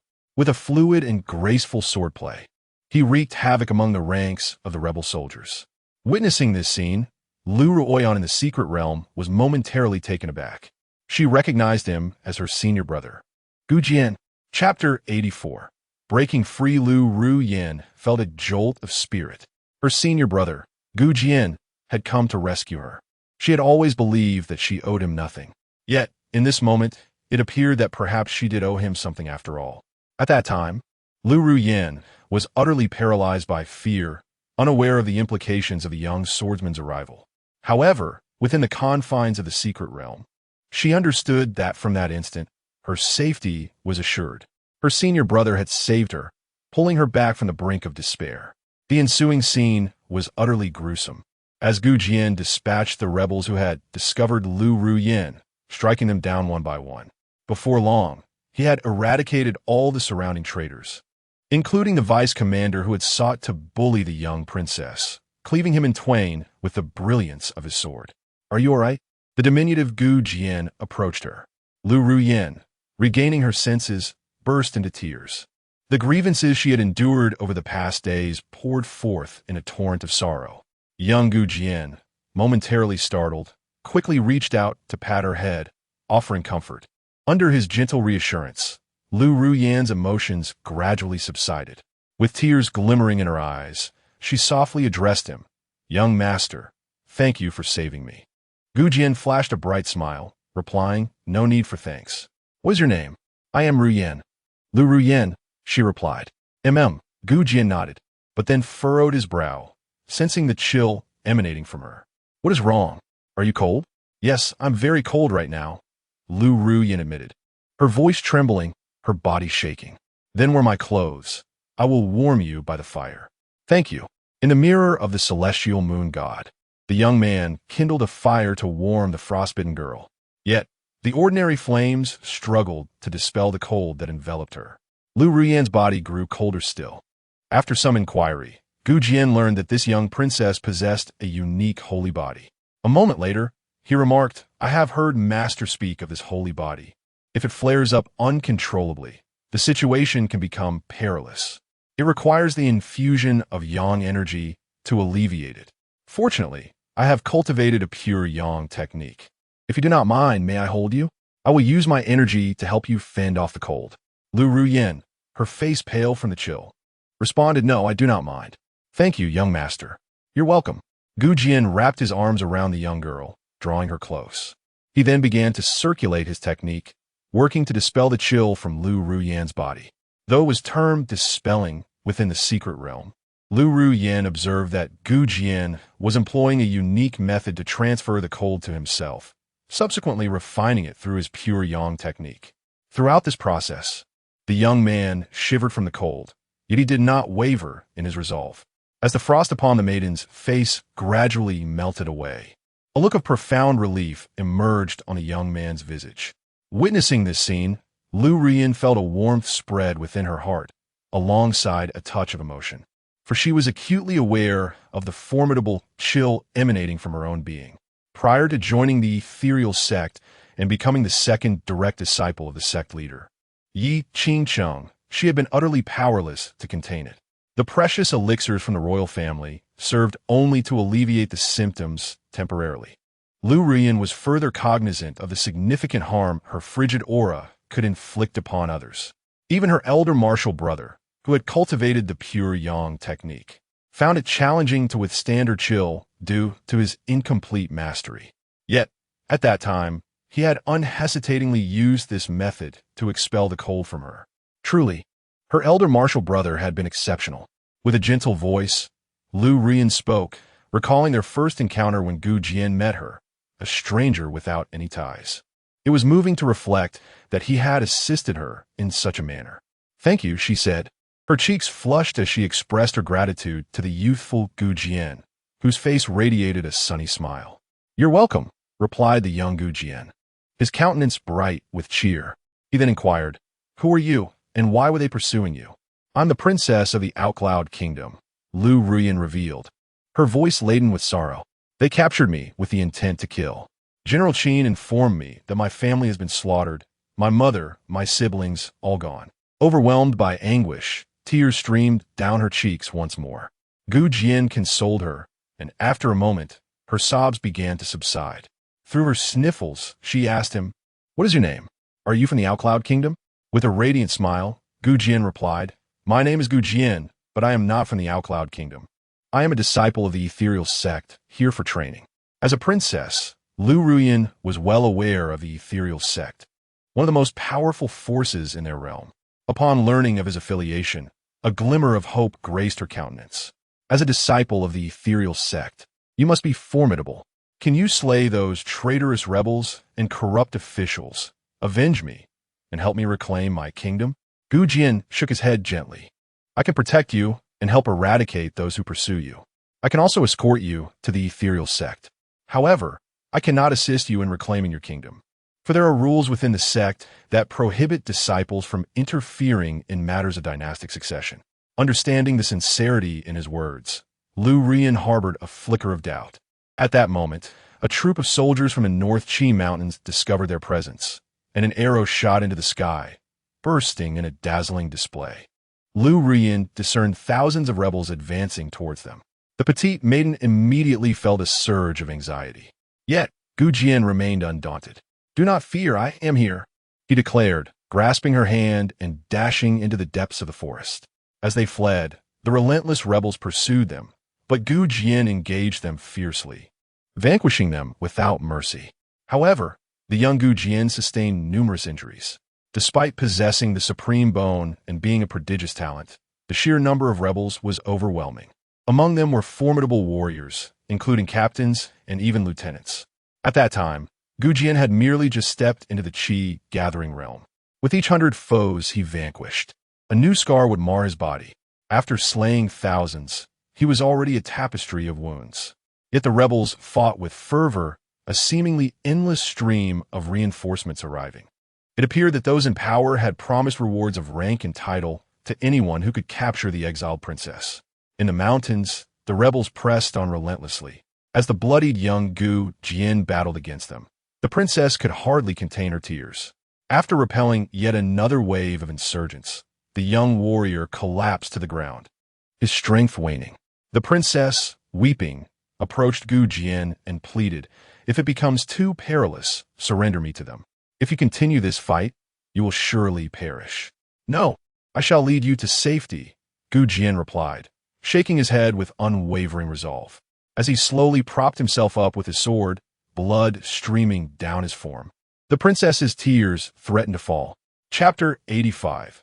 Yearning to be with Brother Gu Jian, the young Gu Jian, having consumed a medicinal pill that restored some of his injuries and strength, grasped Lu Ruyan's hand and continued to charge outward. Kill, kill, kill. This was a path paved with blood. Countless times, the sword in the hands of young Gu Jian was wielded, claiming the lives of many. The power of the supreme bone erupted repeatedly. He fought relentlessly in the North Qi mountain range for a full 3 days and nights, instilling terror in the hearts of the rebellious forces who dared not advance further. At last, he emerged from the North Qi mountain range, leading the young princess by his side. As they departed from a mountainous terrain and boarded a carriage bound for the mysterious sect, the young Gu Jian found himself utterly exhausted. The princess wept, expressing her gratitude. Thank you. I will surely repay you." Observing this scene, Lu Ruyan in the secret realm fell silent. During that time, everything had felt so wonderful. The senior brother fought valiantly, rescuing her from what seemed an inevitable demise. It was a tale of heroism, reminiscent of a story from a biographical novel. Yet, why did this moment not resonate deeply within her memory? Even when she occasionally reflected on it, she felt that her senior brother's actions were merely to be expected. As the foremost disciple of the mysterious sect, one of the most formidable powers in the human domain, it was natural for him to intervene in the face of injustice and extend his hand in rescue. For a time, Lu Ruyin even mused that, even without her senior brother Gu Jian, she would not have perished. If Gu Jian had not appeared, perhaps another figure, such as Li Jian, Yang Jian, Sun Jian, or Wang Xiao Jian, would have come forth to save her. She believed herself to be favored by destiny, the chosen one of heaven. Fate would not forsake her. Gu Jian merely happened to be present at that moment. Upon realizing this thought, Lu Ruyin was momentarily taken aback. She recognized her mindset as utterly distorted and devoid of gratitude. From the images within the heavenly restoration mirror, it was clear that without Gu Jian's intervention, she would have long since perished. Not a swift death by sword, but a tragic end. As this realization dawned upon her, Lu Ruyin's complexion turned pale. No, that cannot be. I'm not such a person. Something must have occurred afterward to alter my perception of my senior brother. Yes, it must be so, Lu Ruyin murmured to herself, attempting to convince her own heart, and continued to gaze into the heavenly restoration moon mirror. The mirror revealed the carriage racing across the fields. The young Gu Jian, who had been resting for several days, gradually regained his strength. He conversed with the young princess, revealing his true identity to her. The princess was instantly filled with excitement. So you are the esteemed disciple of the sect master of the mysterious sect, Brother Gu Jian. How impressive you are. This was evidently the first time young Gu Jian had been addressed in such a manner, rendering him somewhat bashful. Yet, the princess grew ever more fervent. Brother Gu Jian, with your remarkable abilities, surely you can avenge my family, can't you? Luyan implores you, please help me slay those treacherous ministers. A person of your stature must have protectors. Can you summon them to annihilate those villains? If you rid us of those treacherous ministers, Lu Yin can restore the glory of the Cloud Nation. In the future, should Lu Ruyin ascend to the throne as empress, she would appoint you as the national advisor. Yet, the young Gu Jian furrowed his brow. The princess, a youthful beauty, linked her arm with his and asked Gu Jian, "What troubles you?" It seemed the young man was somewhat taken aback, responding, "I apologize, but such matters contravene the rules of our sect. I cannot comply. My master has decreed that those from the Piao sect must not interfere in the mortal realm's dynastic changes." Lu Rian was momentarily taken aback, then continued, "Gu Jian, why not let your protector handle it? Have him keep it from your master. Wouldn't that spare you from punishment?" She pleaded, "Please help me, Gu Jian. If you assist me, I shall repay you handsomely." Within the divine mirror of the heavens, Gu Jian remained silent. In the secret realm, Lu Ruyin found herself in a daze. Was she truly being coy? They had known each other for such a brief time, and here she was displaying such vulnerability. Furthermore, this sentiment seemed to transcend mere playfulness. It bore an essence of strategy as well. Lu Ruyin was aware of her cunning nature, yet she was astonished at her own early development of such traits. In her recollections, her childhood was filled with innocence and devoid of guile. How could this be? Was it the destruction of her kingdom, the usurpation of her homeland, and the slaughter of her family that had altered her character so profoundly? Indeed, that must be it. Her thirst for vengeance must have awakened this side of her. She reassured herself, "I am not truly devious. I merely desire to safeguard myself and restore my Baiyun kingdom. After all, that is my homeland. Those villains took my family from me." As Lu Ruyin engaged in this self-reflection, her gaze shifted back to the divine mirror, resting upon the young Gu Jian. He had not acquiesced to the princess's request and withdrew his arm from her grasp. "I am sorry, but I seek no reward. My act of saving you is driven solely by my conscience. If you insist that I act against the sect's regulations, then you must depart." Witnessing this scene, Lu Ruyin's cheeks flushed in the secret realm. She recognized the sting of his rejection, having heard such words before. However, the girl in the mirror widened her eyes in disbelief at Gu Jian's refusal. She implored softly, "Forgive me, Gu Jian, please do not be angry. I am merely desperate to avenge my family. Since it contravenes the sect's rules, I shall not trouble you further in reclaiming my kingdom. I will find my own way to gain strength and seek revenge." The youthful Gu Jian nodded in agreement. Lu Rian pouted slightly and added, "Gu Jian, I wish to join the sect. Could you recommend me for admission to the Piamiao sect?" This time, Gu Jian nodded, stating, "That is possible. Your physique is exceptional. If the elders take notice, you need only pass the entrance examination to become a direct disciple of the elders." Lu Rian shook her head, inquiring, "Can I become a direct disciple of the sect leader, like you?" Gu Jian appeared notably surprised. The young maiden, Lu Ruyan, implored Brother Gu Jian, "Would you be so kind as to introduce me to your esteemed master?" Ruyan yearned simply to become a cherished apprentice under Gu Jian's guidance. After all, he had come to her rescue, and she wished to express her profound gratitude by being near him. Chapter 86. "I shall bear all consequences." The young Gu Jian furrowed his brow and said, "Very well." The scene within the heavenly mirror shifted once more. Half a month later, Gu Jian arrived at the Misty Cloud sect with the youthful Lu Ruyan. During this fortnight, Lu Ruyan exhibited great warmth, and her relationship with the young Gu Jian blossomed into a profound bond. She affectionately referred to him as Brother Gu Jian, which perpetually brought a smile to his face.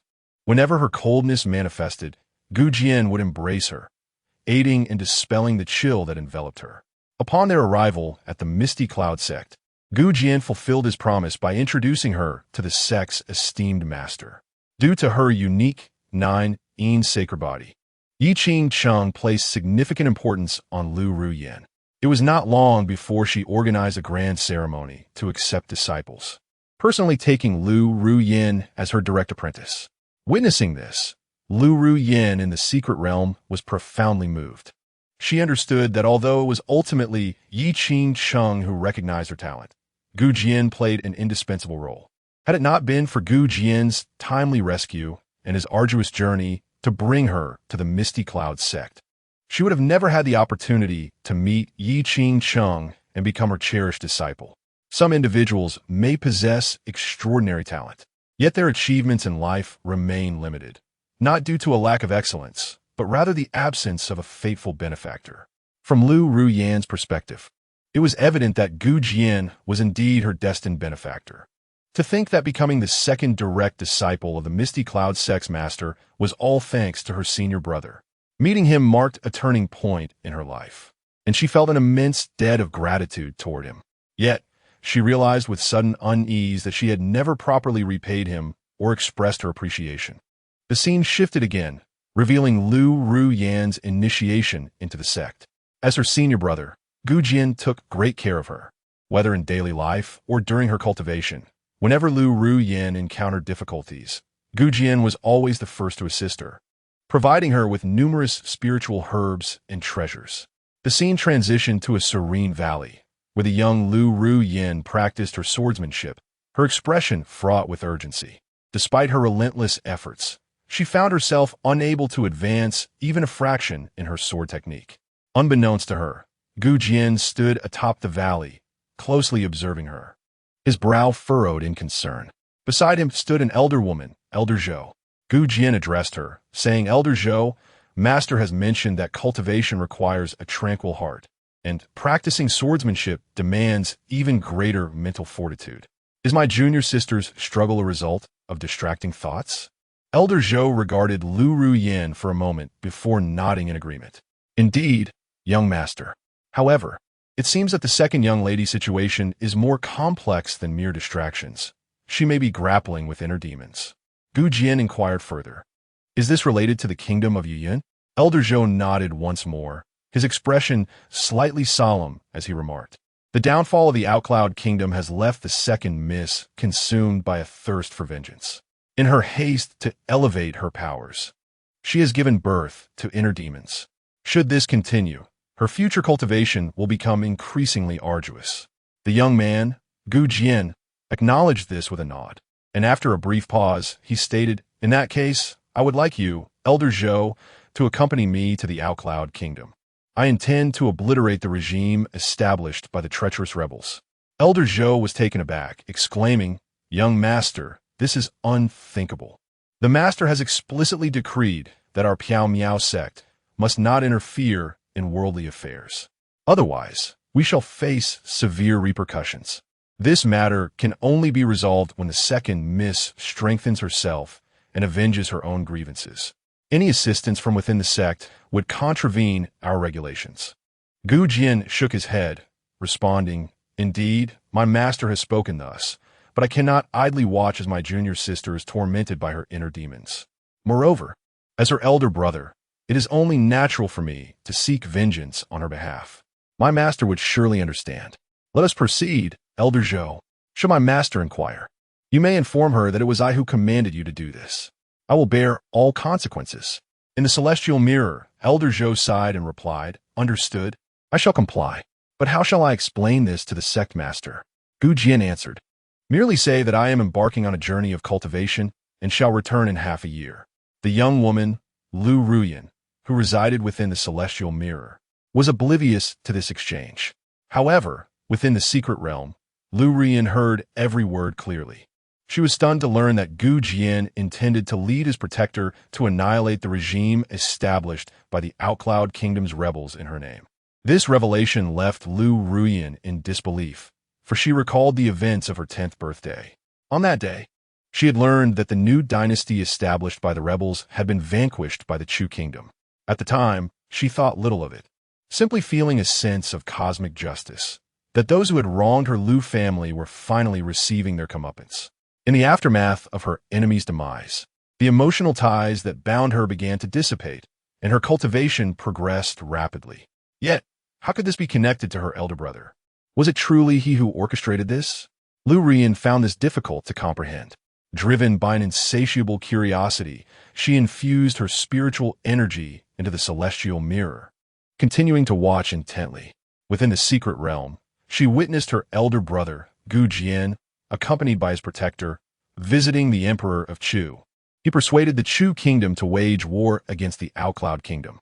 Throughout this endeavor, Gu Jian repeatedly commanded his protector to eliminate formidable foes among the rebel ranks.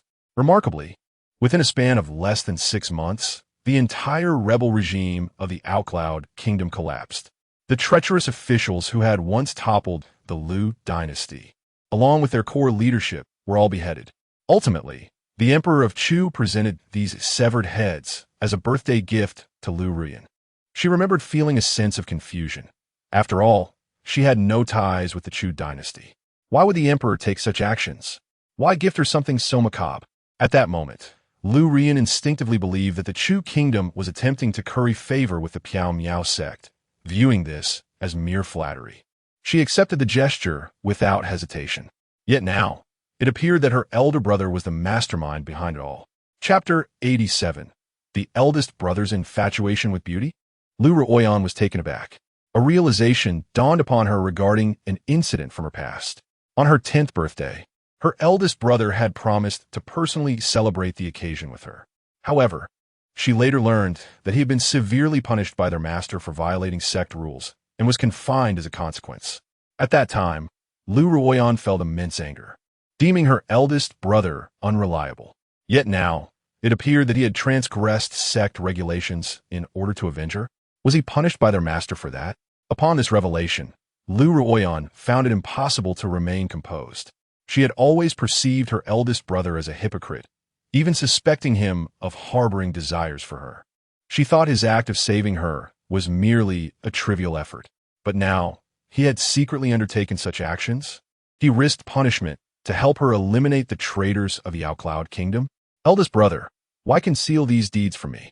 Lu Ruyan pondered.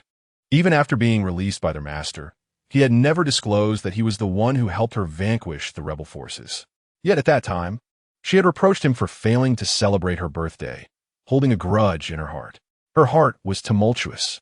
She even speculated on the reason behind his silence. Perhaps he wished to spare her feelings of guilt. Lu Ruyan found this hard to accept. She never believed she owed him anything. Yet, after this brief reflection, she realized how much she truly owed him. Why is he so kind to me? Could it be that he harbors feelings for me, prompting him to undertake these actions? Lu Ruyan mused, yet no answers emerged. At that moment, despite her guilt, She continued to observe the unfolding events. In the mirror of the moon god, after the downfall of the rebel regime, the heart of young Lu Ruoyan gradually found tranquility. The emotional turmoil that had almost consumed her dissipated. However, within her heart, there was a growing distance from her eldest brother. It seemed that she had held onto her resentment for the time he had let her down. Nevertheless, being a person of cunning, Lu Ruoyan did not outwardly express her sentiments. She simply became reluctant to share her joys with him. Of course, when in need of assistance, she still sought him out multiple times. Observing her own cunning nature within the mirror of the moon god, Lu Ruoyan found it hard to accept. She longed to leap into that world and tell her younger self that her eldest brother was not in the wrong. He had secretly done so much for her, and she had unjustly blamed him. Yet, such an action was beyond her reach. The scenes within the mirror of the moon god continued to unfold. Over the next 3 years, the progress of young Lu Ruoyan's cultivation soared. One day, in search of the legendary holy herb that could perfect the 9 sacred body, she implored her eldest brother to accompany her. In the midst of a frigid, snow-laden landscape, the famed 10,000-year sacred lotus lay before her. Lu Ruoyan was overwhelmed with excitement and rushed forward, only to be bitten by a 10,000-year ice silkworm guarding the sacred lotus. The chilling cold was so formidable that even she, possessing the 9 ice body, found it difficult to withstand. The dormant cold poison within her, which had not manifested for years, reemerged. Upon witnessing her plight, the elder brother immediately employed his mouth to extract the ancient ice silkworm's venom from her arm. Without hesitation, he then embraced her, applying the methods he had learned in their childhood to expel the cold poison. At that time, Lu Ruoyan was already 13, her figure having matured considerably. She had long been aware of the propriety of male and female interactions. When embraced by her elder brother, she felt a deep sense of shame. Yet she did not resist, for she truly required assistance in dispelling the cold poison. If the venom from the Millennium Ice Silkworm was not eradicated, she risked freezing to death. However, in the aftermath, Lu Ruoyan perceived her elder brother as a hypocrite. Within the confines of the secret realm, Lu Ruoyan heard her own reflection in the mirror of the moon god, where she, having recovered, regarded Gu Jian's nearly frozen form with disdain, silently scoffing. How hypocritical my elder brother is. Not only is he hypocritical, but also despicable. He watched the ice silkworm ambush me without intervening, merely seeking an opportunity to take advantage of me. In the mirror of the moon god, Lu Ruoyan lamented. Having absorbed the cold energy from the Millennium Ice Silkworm, Gu Jian's body was paralyzed with frost, rendering him immobile. Yet, Lu Ruoyan did not spare him a glance.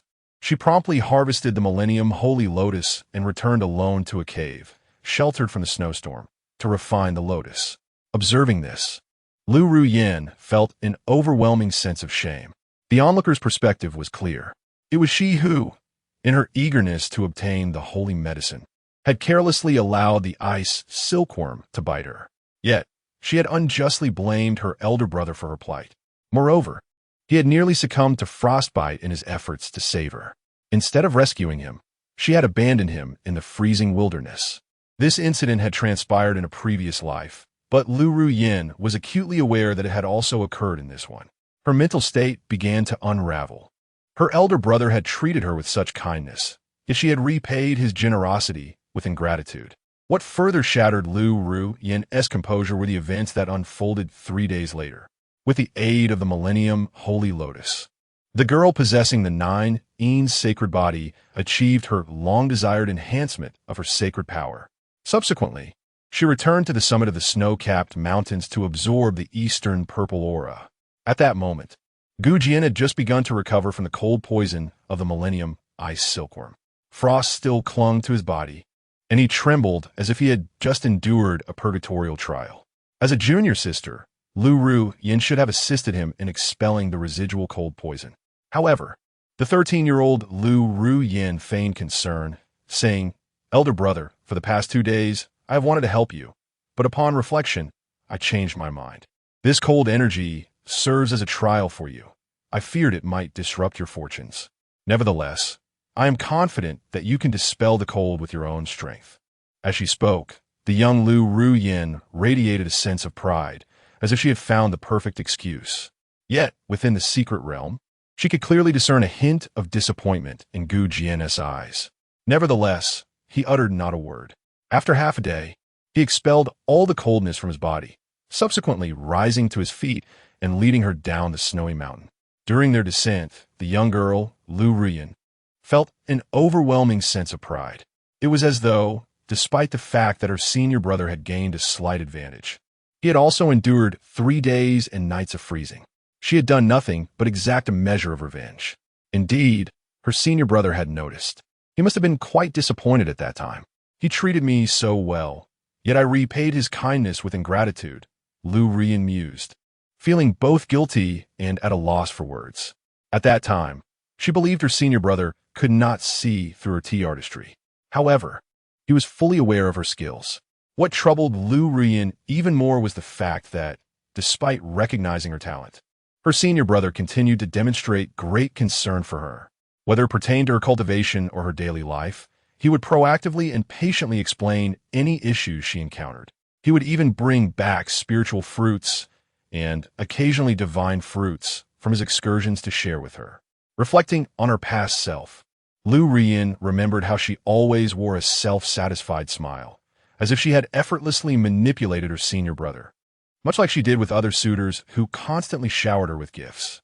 Her senior brother truly embodied the virtue of magnanimity, while she found herself lacking in comparison. Lu Ruyin spoke to herself, her heart beginning to ache. Through the celestial moon mirror, she realized just how wicked she had been, akin to a villain. However, shortly thereafter, another thought crossed her mind. She reasoned. Even if her senior brother had done nothing wrong previously, his infatuation with my form could not be mistaken.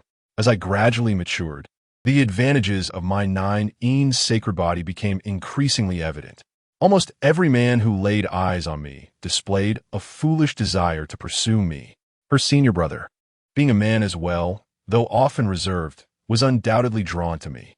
Otherwise, how could he have repeatedly spied on me while I bathed in the mountain spring? Many elders could attest to this. He could not deny it. Chapter 88. Framing an entrapment, Lu Ruyin murmured to herself, feeling guilt over past events.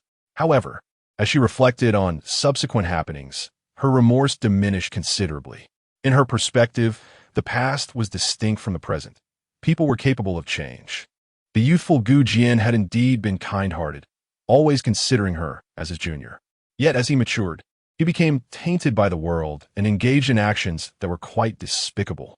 The transformation from good to evil is often a mere thought away. With this contemplation, Lu Ruyin directed her spiritual energy into the Bushang moon mirror, accelerating the imagery until it reached the age of 14, at which point the motion slowed once more. Gazing at the luminescence emitted by the mirror, her thoughts drifted back. She recalled that during this year, there had been numerous instances of her senior brother peeping at her while she bathed. Their master had even punished him several times for his transgressions. Moments later, Lu Ruyin observed the Bushang moon mirror revealing a scene of her bathing in a valley reminiscent of a paradise. With its warm springs, it was a favored spot for her and her third junior sister to frolic and wash. Within the secret realm, Lu Ruyin saw her reflection in the mirror, entirely absorbed in her bathing. Suddenly, she heard peculiar footsteps approaching from behind. Assuming it was a maid, she turned to look, only to see a shadow swiftly fleeing the valley. Though she could not discern the figure's face, she unmistakably recognized the distinctive white swordsman robe worn by her senior brother. Gu Jian. Relief washed over Lu Ruyin as she finally grasped the hypocritical and disgraceful side of her senior brother. Had she not found him out, her resolve might have faltered.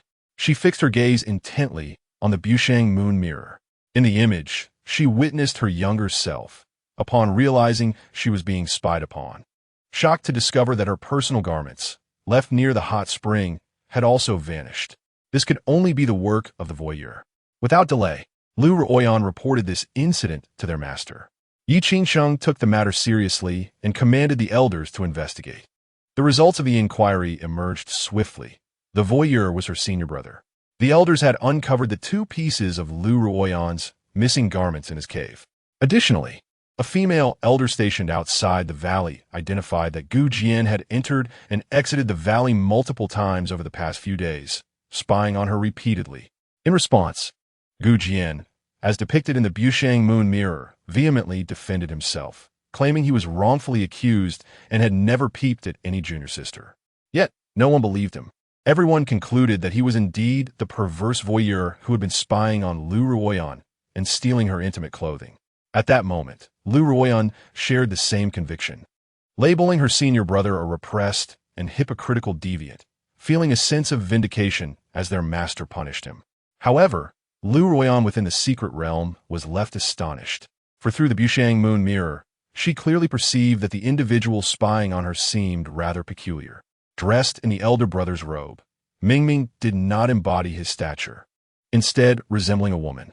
Upon this realization, Lu Ruoyan felt a tightening in her heart, accompanied by an ominous premonition. Hastily, she exerted control over the Butian Yu Shunjing, commanding it to regress the imagery within. Soon, she beheld the visage of the individual, indeed a woman. This woman, Lu Ruoyan recognized as by Lu an inner sect disciple and a maid summoned by their master, Yi Qingsheng, to attend to the daily needs of the fourth disciple. Yi Chen, why was it her? What would she be spying on? Lu Ruoyan muttered to herself, then quickly grasped that this was not the crux of the matter. The true question was, why was she adorned in the elder brother's attire? Lu Ruoyan was instantly taken aback, her countenance darkening.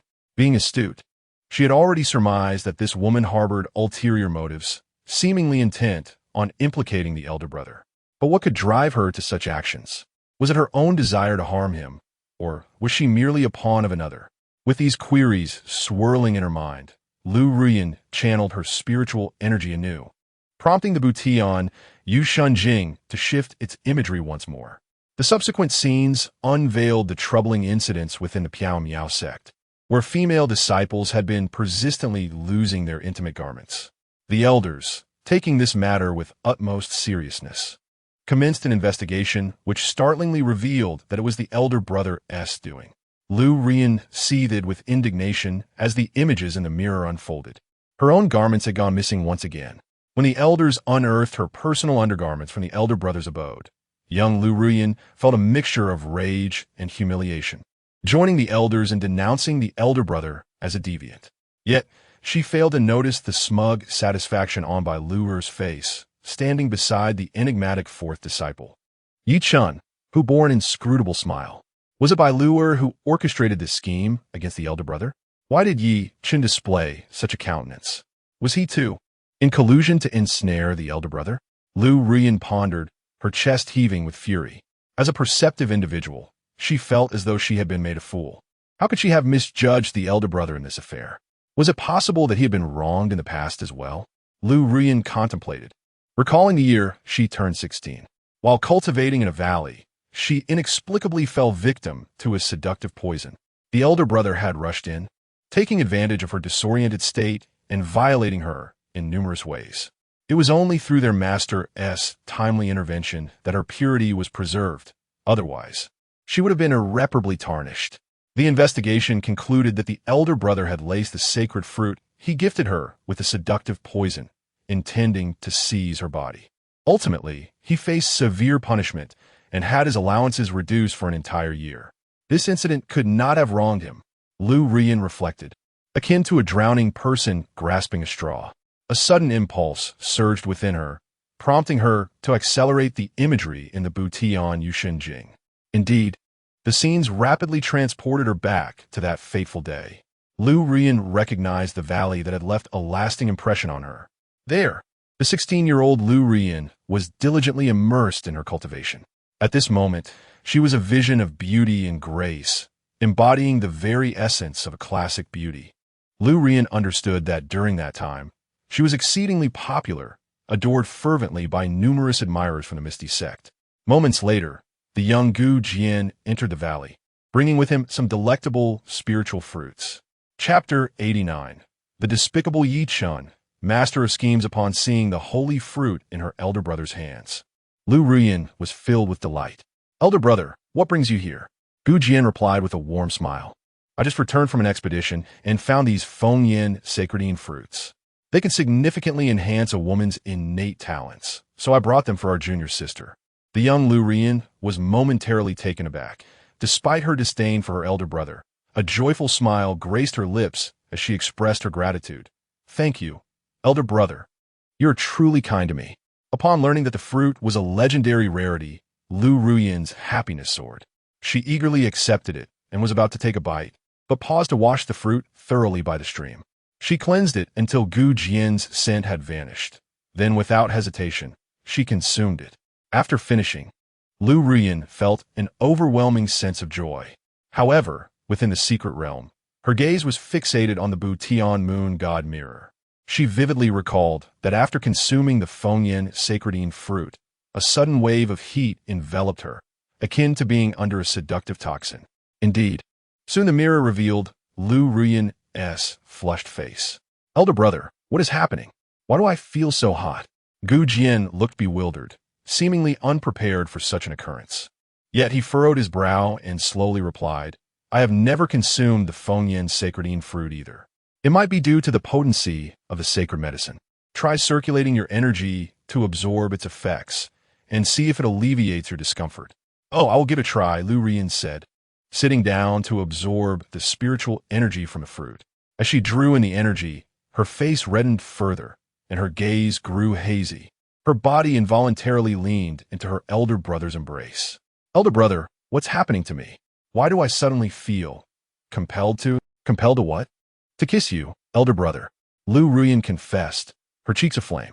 It appeared she was struggling to restrain herself. Gu Jian's expression shifted to one of astonishment. As Lu Ruyan's gaze became increasingly dazed, she leaned in closer to her elder brother. At that moment, a sharp voice suddenly echoed from outside the valley. Elder brother, how dare you poison the spiritual medicine and administer an aphrodisiac to our junior sister? You are utterly shameless.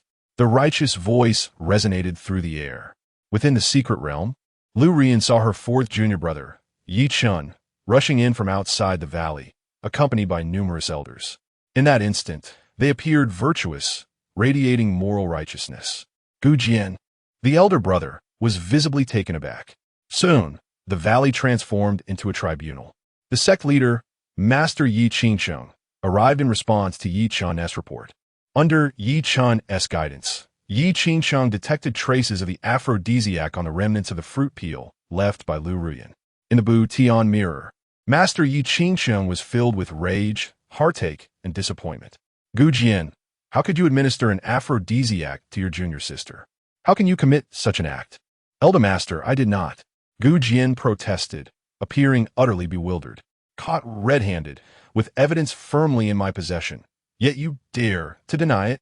Gu Jian, I never expected you to be such a person. Ye kink iklamet koldi. Observing Lu Ruyan's condition, she produced a sacred medicine and administered it to Lu Ruyan. The seductive poison afflicting Lu Ruyan was swiftly dispelled. Upon realizing that her senior brother had indeed poisoned her, Lu Ruyan was filled with both shock and fury. She promptly knelt before Yi Qingcheng, pleading, I beseech my esteemed master to uphold justice for your disciple. My senior brother has attempted to tarnish my purity. I implore you to punish him severely. The disdain for the senior brother was palpable among everyone present, with some even suggesting his expulsion from the sect.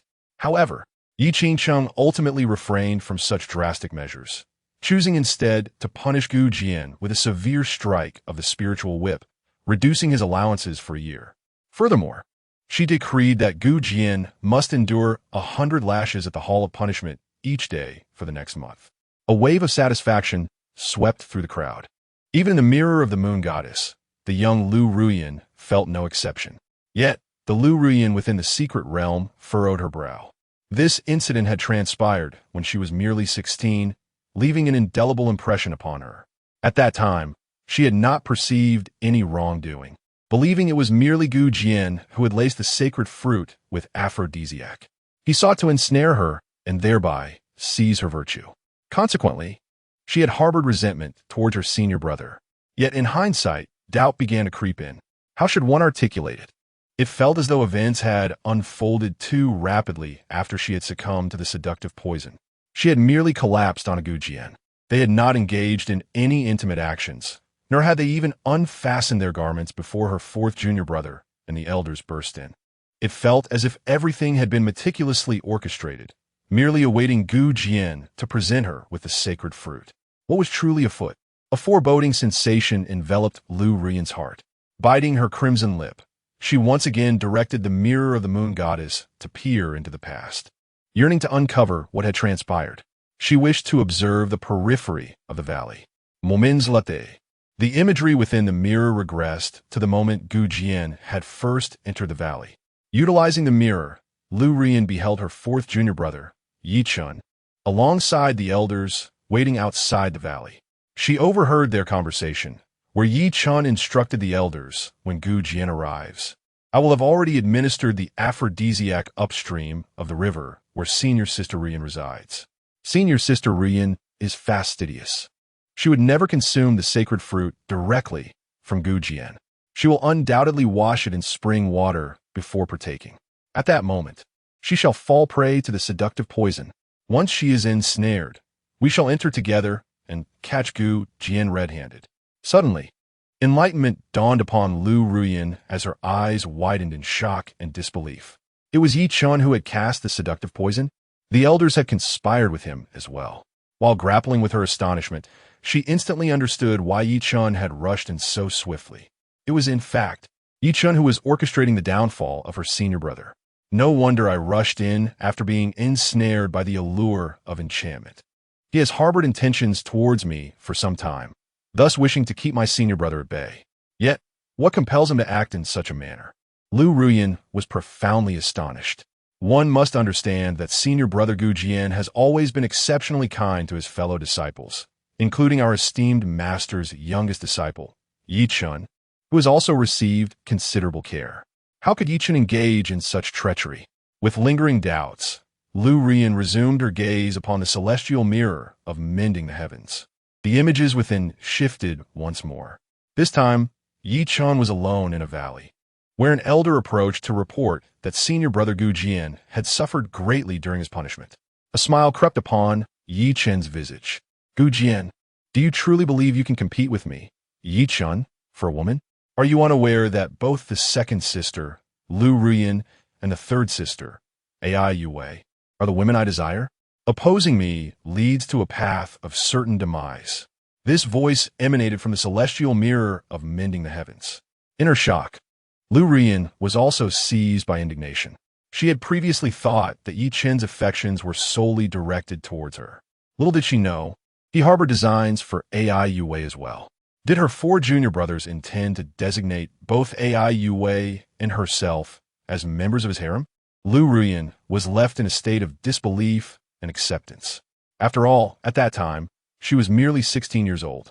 Despite the attention of numerous admirers, she had never reciprocated their affections, accepting only their gifts while rejecting their hearts. Not once had she allowed even a single touch. As for Ai Yue, she was but 14. That very year marked the first emergence of the demons. Yet, her fourth junior brother, Jian, chose not to defend against these malevolent beings, instead engaging in the betrayal of his own kin. Chapter 90. The unforgivable self within the secret realm. Lu Rian gritted her teeth. Consumed by a desire to plunge into the divine mirror of repairing the heavens and eliminate that despicable individual, Lu Rian felt a wave of foolishness wash over her. Despite her many thoughts, she had been toyed with by Jian in this matter. It was evident that Jian was the one who harmed her senior brother, Jian, yet she had failed to perceive it. In hindsight, the slander against her senior brother by Lu must have been orchestrated by Jian. After all, how could an unremarkable inner disciple dare to harm a senior brother? Contemplating Jian's covetous gaze and the machinations against her senior brother, Lu Rian infused her spiritual energy into the divine mirror, accelerating the flow of time within it. She witnessed Jian venture forth to vanquish demons, only to return grievously injured. The wounds were severe. After an examination by the elders, their expressions turned grave. They concluded that unless Jian possessed the legendary Dragon Phoenix Supreme Bone, he would have at most a month to live. Lu Rian was both shocked and enraged upon witnessing this. She realized that Jian had deliberately allowed a bear demon to inflict harm upon him. Was everything part of Yi Chen's grand scheme? Lu Ruyan had always prided herself on her cunning, but in the presence of Yi Chen, she felt overshadowed. Thus, Yi Chen was plotting against her senior brother, intentionally allowing himself to be injured in order to acquire the supreme dragon bone. Lu Ruyan was left in astonishment, her scalp tingling, for she had seen with her own eyes, within the divine mirror, her master, Yi Qingsheng, personally extracting the supreme dragon bone from her senior brother's chest and transplanting it into Yi Chen's body. Witnessing this, Lu Ruyan's body trembled. She finally understood why her senior brother could not forgive their master. Once again, she channeled her spiritual energy, hastening the divine mirror's imagery. The scene shifted to a valley strewn with falling blossoms, where Yi Chen, wearing a smile, approached her. At that moment, he had already assimilated her senior brother's supreme dragon bone. His potential and aura had surged tenfold, exuding an extraordinary charisma. Yi Chen's lips curled into a devilish smile reminiscent of a dragon king as he addressed Lu Ruyan. Senior sister Ruyan, do you see? I always knew that senior brother Gu Jian could not compare to me. Now that he has lost the supreme bone, he has become a mere shell of his former self, while I possess the supreme dragon phoenix bone. Master has said that one who wields the supreme dragon phoenix bone is akin to an unparalleled prodigy, destined to transcend supremacy and breach the sacred realm. It is merely a matter of time. Senior sister Ruyan, I have now become the most extraordinary genius in the 30,000 years of Piao Miao sect's establishment. Attaining the position of Saint's son is only a matter of time. Am I now worthy of you? Upon hearing these words, Lu Ruyan's fury escalated within the secret realm. Yi Chen had employed despicable means to obtain her senior brother's supreme bone, yet he dared to utter such words. It was utterly shameless. Lu Ruyan had never encountered someone so devoid of dignity. At that moment, gazing into the divine mirror, she silently prayed that her past self had not acquiesced to Yi Chen's advances. Yet in the next moment, Lu Ruyan felt as though struck by lightning. She beheld the image within the celestial mirror of mending the heavens, where she smiled gently and remarked, "Fourth junior brother, not bad at all, although you may have employed some means. The outcome indeed suggests that you surpass the eldest senior brother and are far more suited to be the heir of the Miao Miao sect." Yi Chen's lips curled into a smile. "So, senior sister, does this mean you consent? Will you be my partner from this day forward?" Lu Ruyan giggled. "Fourth junior brother, why the haste? Marriage and union are matters of mutual standing. You are nearly the designated holy son, yet I have yet to become the holy maiden. Unless, of course, you assist me in achieving that status." Yi Chen's eyes sparkled. "Second senior sister, what difficulty lies in this?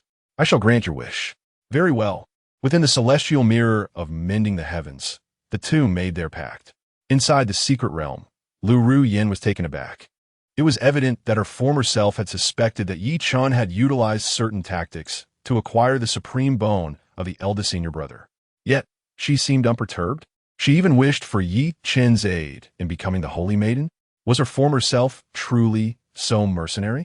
Had she transformed into such a person? Lu Ruyan found it hard to accept. However, she soon realized that she was indeed capable of such actions. After all, becoming the holy maiden of the Miao Miao sect had always been her heartfelt aspiration.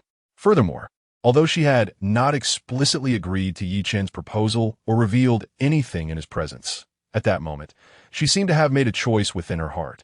Realizing this, Lu Ruyan felt a wave of despair wash over her. How could she, who once found Yi Chen so detestable for repeatedly scheming against the eldest senior brother and causing her to misunderstand him time and again, arrive at such a decision in her previous life? Lu Ruyan even mused that this was the reason she had not come forth to testify for the eldest senior brother at the crucial moment. A tremor coursed through her body as she grasped this truth. She had never imagined that her former self would transform in such a manner, believing the eldest senior brother to be hypocritical and unworthy. Yet, the truly unworthy one turned out to be herself. The imagery within the celestial mirror of mending the heavens continued to unfold. It soon reached the fateful day when the eldest senior brother Gu Jian was publicly accused. Lu Ruyan stood outside the grand hall, observing the scene unfold. When the eldest senior brother cried out in his innocence, recounting the days they had spent together, Lu Ruyin witnessed her own inaction. She did not step forward to defend him, but rather remained calmly observing. As the eldest senior brother turned his gaze toward her, she retreated into the hall. Watching this unfold, Lu Ruyin's complexion turned pale. Just days prior, when Ai Yue had spoken of these events, Lu Ruyin had thought perhaps she was merely frightened, which was why she did not stand up. Yet, at this moment, through the lens of the celestial mirror, she felt the chill of her own indifference. She understood that her coldness stemmed from perceiving the eldest senior brother as dead to her. She had no intention of saving him. His life or death bore no consequence for her. In fact, witnessing him perish brought her a tinge of satisfaction, for he had repeatedly offended her in the past. How have I become this way? He is my savior, my master brother. He has rescued me countless times. Never once betray my trust. In the secret realm, tears streamed down Lu Ruyin's face. When the cold command from the master echoed through the heavenly mirror, Lu Ruyin screamed, then collapsed to the ground in despair. He is her benefactor, since he saved her from the kingdom of Chao Yun at the cost of his own severe injury. He has treated her with genuine sincerity.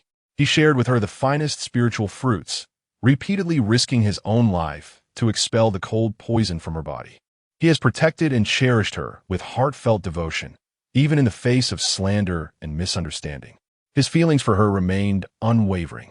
Yet, at the final critical moment, not only did she fail to save him, she coldly watched as he was executed. Lu Ruyin never imagined she would become this way. Even with her cunning, she felt it was inconsequential, merely a means to safeguard herself.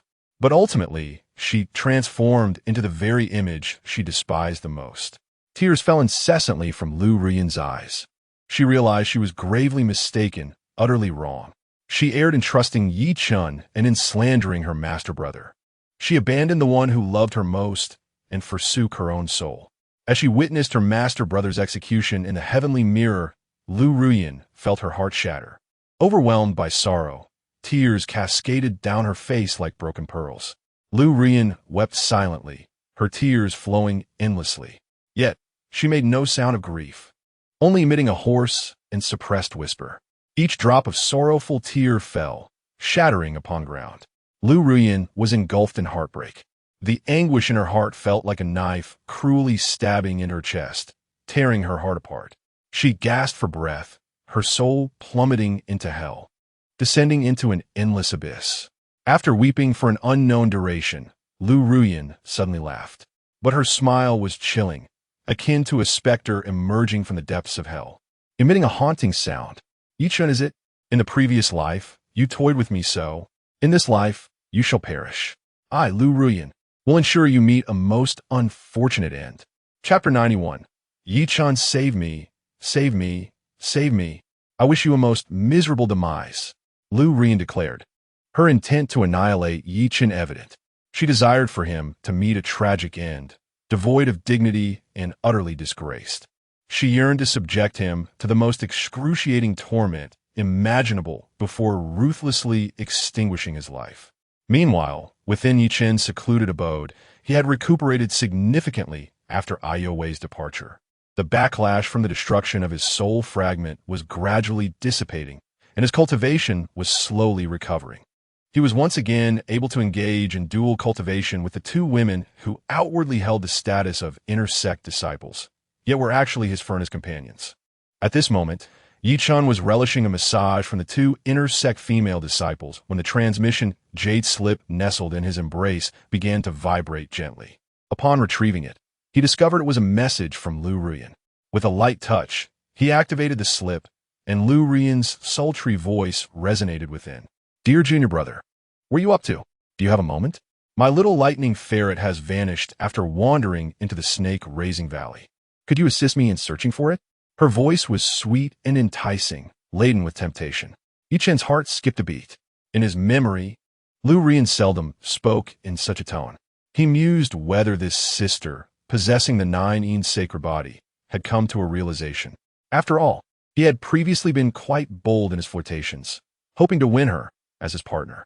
Though the snake-raising valley was teeming with serpents, including venomous ones, its secluded location made an ideal venue for a rendezvous. allowing him to showcase his heroic demeanor and captivate his sister's attention. Resolutely, Yi-chan grasped the transmission jade slip and replied, "Sister Rian, I have time. Await my arrival. I shall come at once." "Wonderful. I will be waiting for you outside the snake-raising valley." Her soft voice resonated again, causing Yi-chen's heart to flutter. Anticipating their private encounter, he chose not to bring even a single attendant and made his way directly to the valley. Approximately half an hour later, Yi-chen arrived at the entrance of the snake-raising valley, where he spotted Lu Ruyan awaiting him, clad in a flowing purple gown. Her delicate and exquisite visage was enchanting, with a gracefully pointed nose and alluring red lips. Her figure was enticing, exuding an ethereal aura that stirred Yi-chen's desires. While he felt an urge to embrace her affectionately, Yi-chen understood the necessity of restraint. Presently, Lu Ruyan had perfected her 9-yin sacred body and was safeguarded by an icy spiritual energy. As long as she willed it, no one could dare to impose upon her. Upon noticing Yi-chen, Lu Ruyan's face brightened. "Junior brother, you've arrived."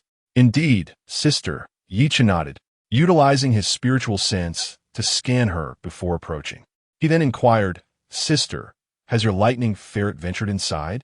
The lightning ferret was a spiritual beast, and Yi-chan was aware that Lu Ruyan typically kept it as a pet. She nodded gently, responding, "Yes, that mischievous creature always enjoys wandering about." The individual merely brought it for a stroll, yet it ventured into the valley on its own. "Fourth junior brother, they are afraid of snakes. Would you kindly assist in retrieving the little ferret?" "Certainly, leave it to me." Yi-chen smiled faintly. He would not let such an opportunity slip by. He thought to himself, once he located the lightning ferret, he must seize the chance to embrace Lu Ruyan.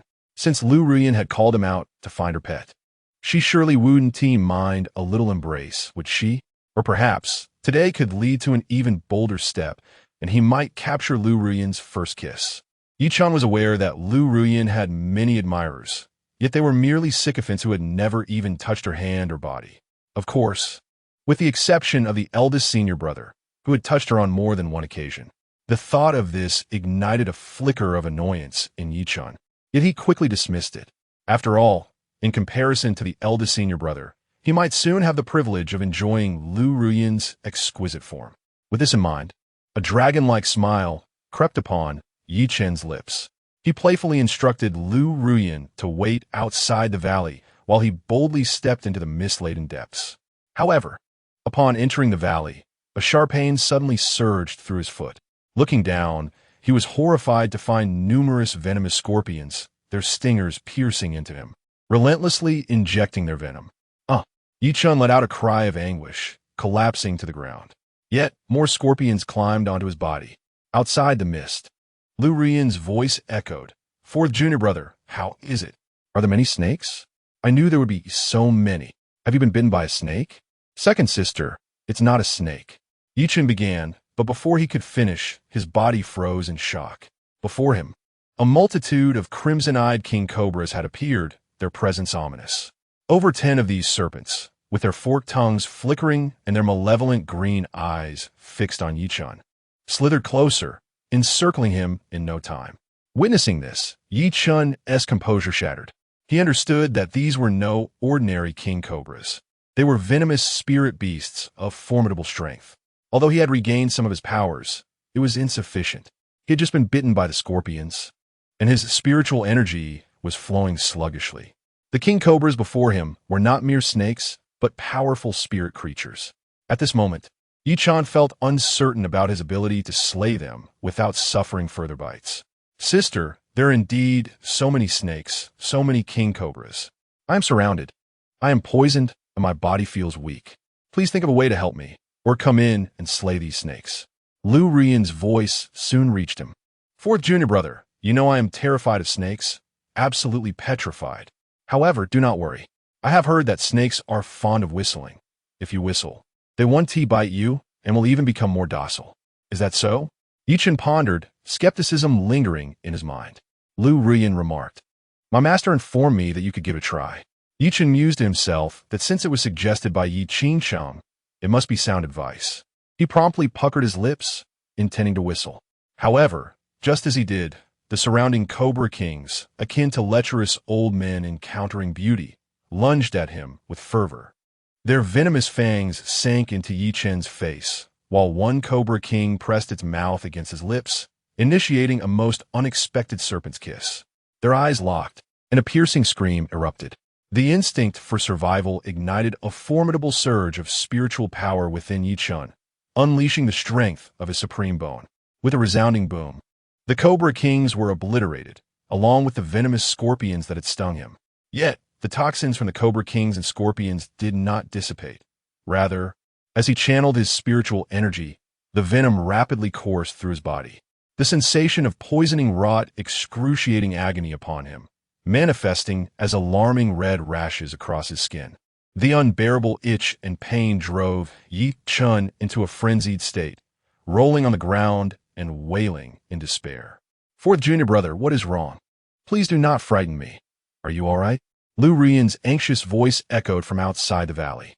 As Yi Chen's tea art reached its pinnacle, he could not discern whether Lu Ruiyan was jesting or genuinely concerned for him. The venom from the snakes and scorpions rendered him uncontrollably writhing on the ground, leading him to tumble down a slight slope and collide with a cluster of venomous cacti. In profound agony, his eyes widened in disbelief. How could there be cacti in such a place? For a fleeting moment, he was bewildered, but the overwhelming suffering left no room for contemplation. Enduring the searing pain, he crawled and rolled towards the valley's exit.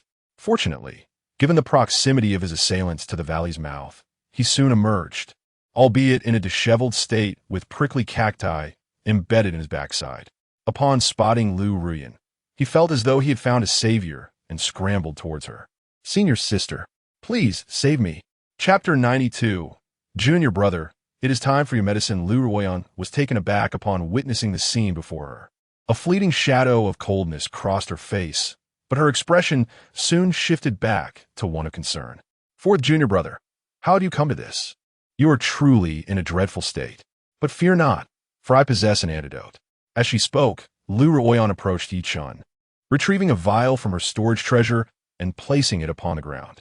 Give it to me. Yi Chen, believing it to be the antidote, eagerly reached for it. In his desperation to counteract the poison, he hastily uncorked the jade vial and swallowed the contents without hesitation. However, as soon as he ingested it, a sharp pain gripped his abdomen, and blood erupted from his mouth, followed by a frothy discharge. An excruciating sensation coursed through his entire being, causing his body to convulse. No, this is not the antidote. Ah, it hurts. Senior sister, what is this?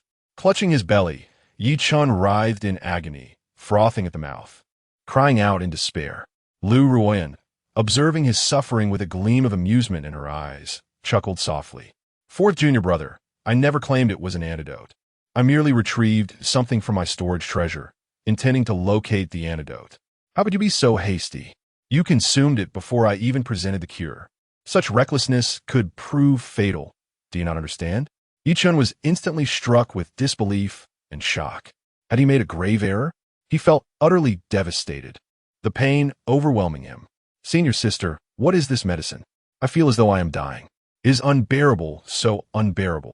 In his torment, Yi Chen wailed, his hands scraping against his body, leaving trails of blood in their wake.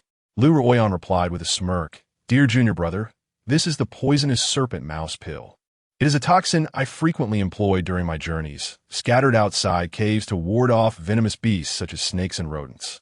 Those creatures, upon ingesting this poison, perish with blood gushing from all their orifices. What? Yi Chen was struck with horror, realizing the true nature of the poison. Moreover, he sensed several toxins within him merging into an even more fearsome concoction. Save me, senior sister. Help me, third elder. The terror in his heart was uncontainable as he screamed, more blood spilling from his mouth. A gruesome mixture of saliva and dark red blood flowed forth, creating a ghastly sight. Following the expulsion of blood, Yi Chen's body convulsed a few more times before collapsing to the ground, motionless. Witnessing this, Lu Ruiyan smirked coldly. Yet, she was aware that with Yi Chen's resilience, death would not come easily. However, she saw an opportunity to strike. A glimmer of malice crossed her face as a chilling blue dagger materialized from her sleeve. With deliberate steps, she approached Yi Chun, crouching down, poised to plunge the dagger into his heart. Yet, in the next moment, she withdrew the dagger, as urgent voices suddenly echoed from the heavens above. "Young master, what troubles you?" A figure rushed in, revealing the third elder, Gao Yue. Upon seeing Yi Chun, motionless and covered in blood, she was taken aback. Swiftly, she flew to his side, crouching down to lift him into her arms, her fingers probing for his breath. Noticing that he still had a pulse, she sighed in relief. Grasping his acupoint, she inquired of Lu Rian, "Second miss, what transpired? How has young master fallen victim to poison?" Lu Rian, feeling disheartened, lamented that she was so close to achieving her goal when this elder appeared. Having glimpsed the celestial mirror, she was aware that the third elder was an ally of Yi Chun. A worried expression creased her face as she responded, "Third elder, your arrival is fortuitous. My junior brother ventured into the valley to assist me in finding a little ferret, only to be bitten by a venomous snake. He inadvertently ingested my poison, which is why he is in this state." The third elder, Gao Yue, was instantly astonished. She understood that the Valley of Serpents harbored numerous toxic creatures. A bite from such a creature could lead to the downfall of even the strongest beings. Although Yi Chun was no ordinary individual and possessed a higher resistance to toxins, she feared for his well-being. With this in mind, Gao Yue hastily retrieved an antidote from her storage device and administered it to Yi Chun. As the antidote was consumed, Yi Chun's complexion gradually improved, yet the situation remained dire.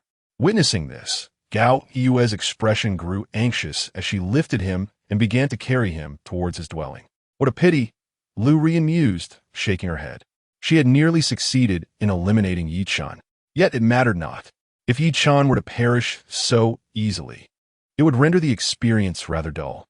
In her previous life, he had caused her master brother great harm, and Lu Rian yearned for him to suffer the utmost agonies of life, ultimately to be tormented to death. With this thought, she broke into a smile, the sunlight illuminating her features, rendering her grin both enchanting and eerily radiant. The news of Yi Chen's poisoning swiftly spread throughout the sect, reaching Yi Qingsheng, who summoned Lu Rian for questioning. Initially, Lu Rian contemplated revealing the scenes she had witnessed in the celestial mirror to Yi Qingsheng. However, observing her master's genuine concern for Yi Chun, she refrained, knowing that even if she disclosed the truth, her master might not believe her. She was not like Ai Yue, the fool who, despite knowing her master would be skeptical, had confronted Yi Chun, resulting in her expulsion from the sect. As a master of tea artistry, Lu Rian promptly expressed to Yi Qingsheng that although her actions were unintentional, she still felt remorse for her junior brother's predicament.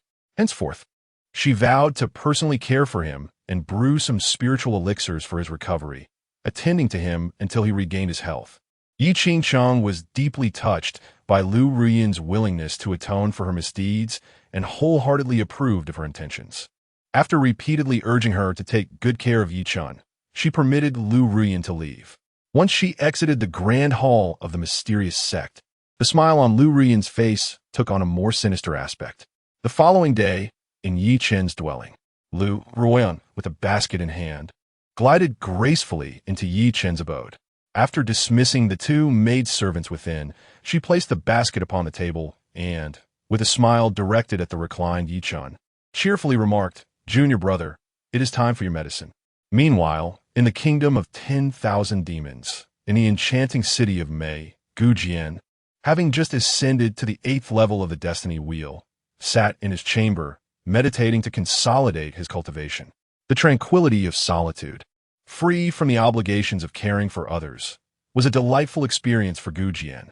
In his previous life, he had been burdened with the responsibilities of honoring his master, attending to his junior sister and brother, and safeguarding his fellow disciples, which consumed a significant portion of his time and energy. Despite possessing talent on par with Yi Chun, his cultivation had lagged far behind. Now, Jian needed only to focus on his own growth and advancement.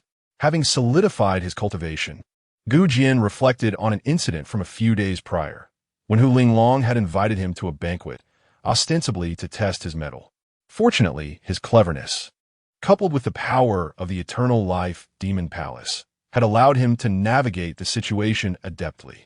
Moments later, Gu Jian emerged from his bedroom into the living room, where Feng Yintong and Tu Xiaowu were seated together, seemingly engaged in conversation.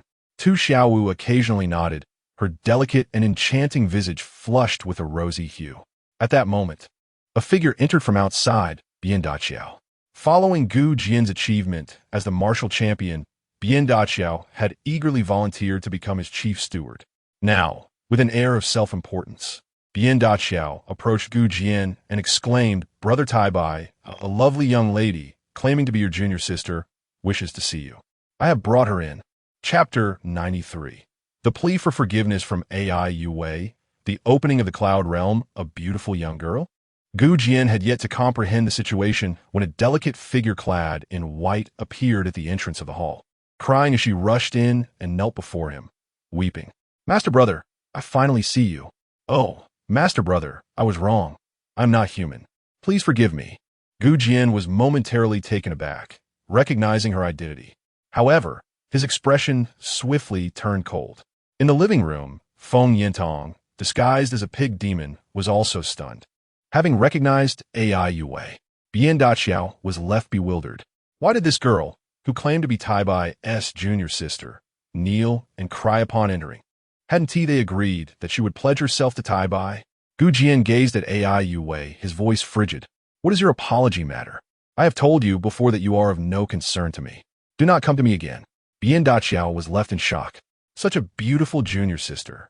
Yet Tai Bai remained so indifferent. What was going on? AI Yue, however, anxiously clung to Gu Jian's leg, exclaiming, "No, Master Brother, you are my dearest Master Brother. Please do not cast me away. I understand my mistakes. I know how good you have been to me. Please, do not send me away." Seeing her in such a state, Gu Jian frowned.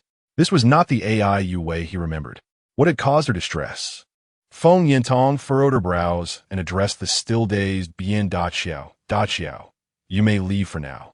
"Understood," Bian Daqiao nodded. Although she was a pig demon, he had long considered her akin to a sister-in-law due to her constant companionship with Gu Jian. He quickly exited, thoughtfully closing the door behind him. Feng Yintong then employed a treasure to shield against any prying demonic consciousness before turning to AI Yue. "Yue, did you not return to the Piamiao sect? Why have you come back?" AI Yue looked at Feng Yintong and replied, "Aunt Feng, I did leave long ago. I returned to the sect and saw the sky-repairing moon god mirror. I witnessed the events of my past life. I was wrong, Master Brother. You have treated me so well, yet I wronged you. I am not human. It was Yi Chun, that wretched person, who urged me to provide false testimony against you. He said that you murdered my parents." As AI Yue spoke, she recounted the visions from the sky-repairing mirror in a fragmented manner. Then, turning to Gu Jian, she cried, "Master Brother, I was wrong. I understand now that everything you did was for my sake, to avenge my biological parents." She continued to express how well he had treated her, yet she had never trusted him, perceiving him instead as her father's murderer. Ultimately, on that fateful day of despair, she had given false testimony. Listening to her, Gu Jian remained unperturbed, his expression calm. His heart had turned to stone, and her words stirred not a ripple within him. Feng Yintong was astonished, her eyes widening in disbelief. She had never imagined that AI Yue could commit such an act, albeit born from misunderstanding. However, it seems that AI Yue possesses even less conscience than her foolish junior sister. Even more astonishing to Feng Yintong is the revelation regarding AI Yue's adoptive parents. One desires to siphon her blood, while the other wishes to use her as a furnace vessel, even going so far as to plant a demonic curse upon her. Meanwhile, Gu Jian silently avenged AI Yue without anyone's knowledge. AI Yue's voice resounded once more. "Senior brother, I was wrong. I am not human. Before coming here, I sought out Yi Chun and stabbed him a dozen times. Had it not been for the intervention of the third and fourth elders, I would have killed him." As AI Yue spoke, Feng Yintong was once again taken aback. AI Yue had gone to confront Yi Chun and stabbed him multiple times? Gu Jian was equally surprised. Nevertheless, given AI Yue's temperament, such an act was not entirely unexpected. At that moment, AI Yue, in tears, turned to Gu Jian and implored, "Senior brother, considering that Yue has acknowledged her mistakes, could you forgive me? For the rest of my life, I will never trust anyone else. I will only be good to you." She knelt before Gu Jian, weeping incessantly, pleading for his forgiveness. Gu Jian gazed at AI Yue in silence. What would he say now? Yet, what would it matter? What had he done before? He had treated her as his own sister, but what had he received in return? Accusations of hypocrisy. Even though she was arrogant and overbearing, he had always believed that she would come to understand. Yet, all he received was betrayal from behind. Observing AI Yue's heart-wrenching display, Gu Jian coldly remarked, "Are you finished?" "Senior brother, AI Yue lifted her tear-streaked face with a pitiful expression. Gu Jian's demeanor remained icy as he said, "You are done. You may leave now. Tu Xiaowu, throw her out." "Yes, master." Although Tu Xiaowu feared Gu Jian, she could not defy his command and approached AI Yue. Panic surged within AI Yue. "Senior brother, please do not cast me away. I will not leave even in death. Senior brother, I beg you not to make me go. I wish to atone by your side. Senior brother, as a Xiannian sacred body, I could serve as your furnace vessel. If only you could forgive me, I would do anything." Ai Yue, in tears, clung to Gu Jian's leg. Witnessing this scene, Tu Xiaowu found herself in a quandary. Should she pry AI Yue's hands away from her master's body? What if, in doing so, she accidentally touched something inappropriate? Despite AI Yue's pitiable state, a certain thought crossed Tu Xiaowu's mind, causing her innocent yet enchanting face to flush. Her heart racing. Gu Jian, however, merely scoffed. Even if AI Yue had engaged in actions that appeared to seek atonement, he had no intention of forgiving her. In his past life, he had already succumbed to despair, not only towards Yi Qingsheng, but also towards his two junior sisters. In this life, he only wished for them to remain as distant as possible. The notion that AI Yue would propose becoming a furnace vessel as a means of atonement left Gu Jian both astonished and disdainful, as he coldly laughed. "You wish to become my furnace vessel? How could such a thought even cross your mind? I would never allow you to serve as a furnace, even if I were to compel Rabbit Xiaowu to take on that role, for you are unworthy." The mention of Rabbit Xiaowu's name by Gu Jian caused her to flinch slightly, casting a glance at him, a mixture of fear and blush adorning her features. Is her master truly intent on transforming her into a furnace? Should she perhaps first learn a dual cultivation method for self-protection? If she were to inadvertently become pregnant, should the child be brought to term or not? What name would be fitting then? Gu Changge or Gu Changsheng? As these thoughts coursed through her mind, Rabbit Xiaowu shyly lowered her head. Unaware of her inner turmoil, Gu Jian turned to Feng Yintong and said, "Master Feng, please cast her away as far as possible, so that I may never see her again." Feng Yintong sighed, understanding that Gu Jian would never forgive AI Yue, no matter the circumstances. "Yue, it's time to go," she stated. "No, I refuse. I cannot leave my senior brother. Please, do not make me depart." AI Yue pleaded desperately, clinging to Gu Jian's leg. Yet her efforts were in vain. Feng Yintong infused her with spiritual energy, causing AI Yue to lose consciousness instantly. After rendering her unconscious, Feng Yintong took her away from the martial championess estate. Subsequently, she used her spiritual awareness to locate a familiar figure, AI Yue's protector. After entrusting AI Yue to her and advising her to safeguard the girl, Feng Yintong returned to the martial championess estate. However, as Feng Yintong stepped back into the estate, a majestic palace apparition began to materialize in the air. Ethereal celestial energy surrounded the scene, with phantom cranes circling the palace, resembling a heavenly abode. Accompanying this spectral palace was the sacred gate of the heavenly path in the secret realm of Yinshao, inscribed with 8 ancient and weathered characters, exuding an aura of profound mystery, as if a divine miracle had descended upon the skies of the 10,000 demon kingdom. Simultaneously, within the 10,000 demon kingdom, nearly all demons, demon cultivators, and demonic practitioners were captivated by this sudden spectacle, their faces reflecting astonishment. Some appeared to grasp the significance, their expressions ignited with excitement. Feng Yintong hurried towards the courtyard where Gu Jian resided, and upon finding him, she inquired, "Jianer, do you know what that is?" Gu Jian nodded, responding, "It appears to be the Yunshao secret realm. I have encountered references to it in some ancient texts within the library of the Misty Sect.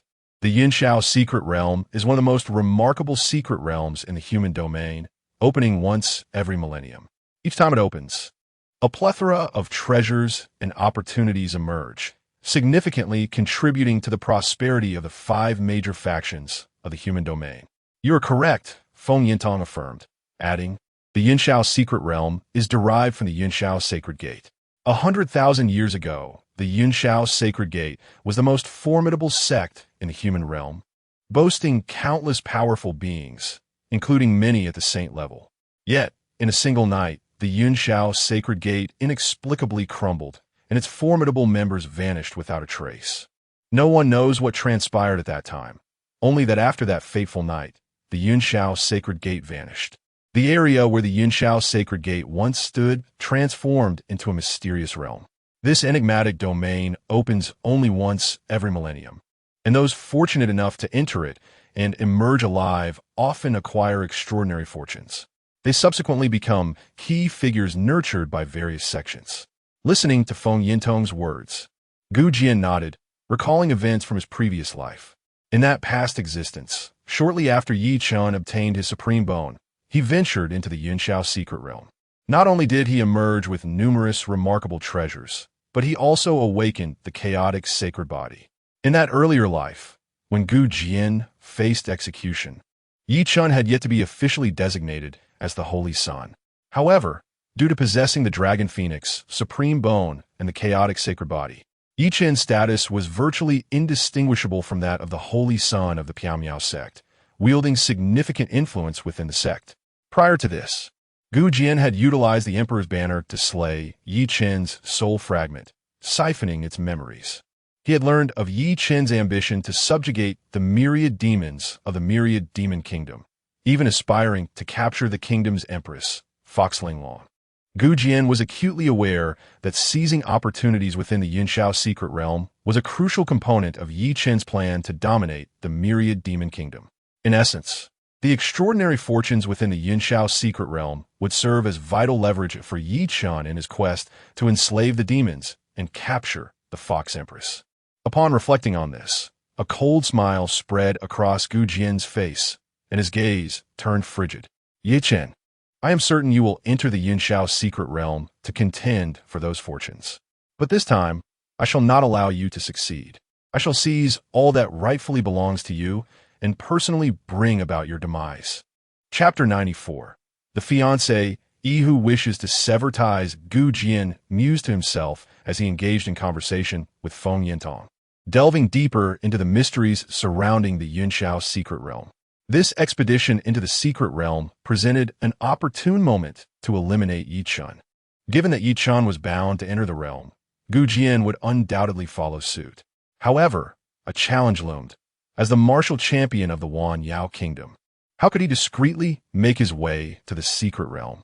His sudden disappearance from the kingdom would surely raise suspicions in the astute Fox Linglong. At that moment, a royal guard mounted on a mystical beast approached swiftly, arriving at the residence of Gu Jian, the martial champion.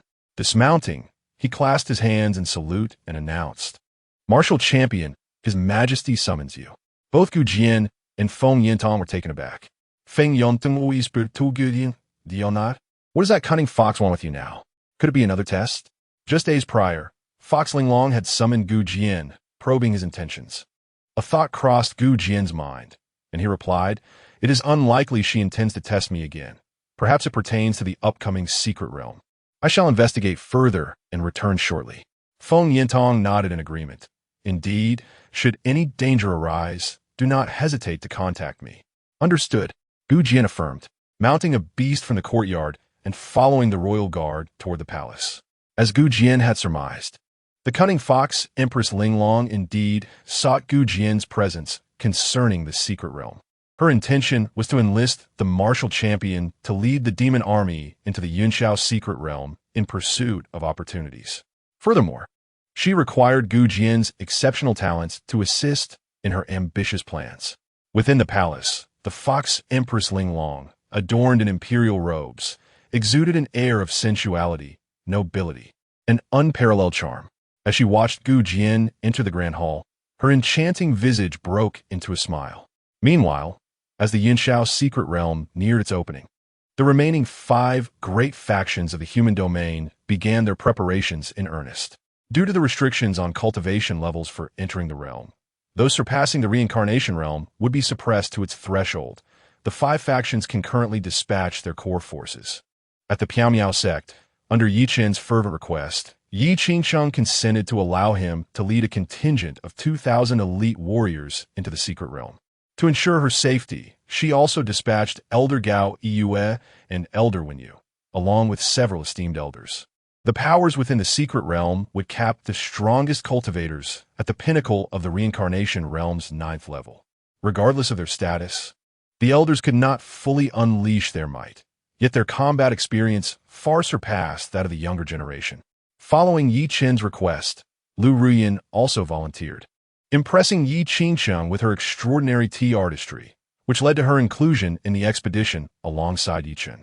Elsewhere, atop the Tianyao mountain, amidst ethereal mists that rendered the summit a celestial realm, a graceful figure clad in white gazed skyward at the shimmering apparition of the secret realm. She appeared to be around 18, her breathtaking beauty resembling a dream, surrounded by a constellation of radiant stars, akin to a fairy of the starlit heavens. If Gu Jian were present, one glance was sufficient to recognize her. Her name was Su Mingyao, the saintess of the Tianyao sect. She was also the betrothed of Gu Jian, a promise made by Yi Qingsheng when he awakened his supreme bone at the tender age of 10. Su Mingyao's eyes sparkled with brilliance, her flawless visage adorned with a smile, for the long-anticipated secret realm was finally set to open. If I were to seize the opportunities within, I would undoubtedly awaken the most powerful sacred body of the human race. At that moment, my ineffectual fiancé would no longer be worthy of me. Very well, once I awaken the supreme, sacred body of humanity, I shall sever ties with Gu Jian, confident that the entire Tianyao sect will rally behind me. Meanwhile, at the Yuling sect, a young maiden clad in white also gazed at the heavens. Her name was Qiao Shir, the most exceptional prodigy of the Yuling sect and the frontrunner for the position of saintess.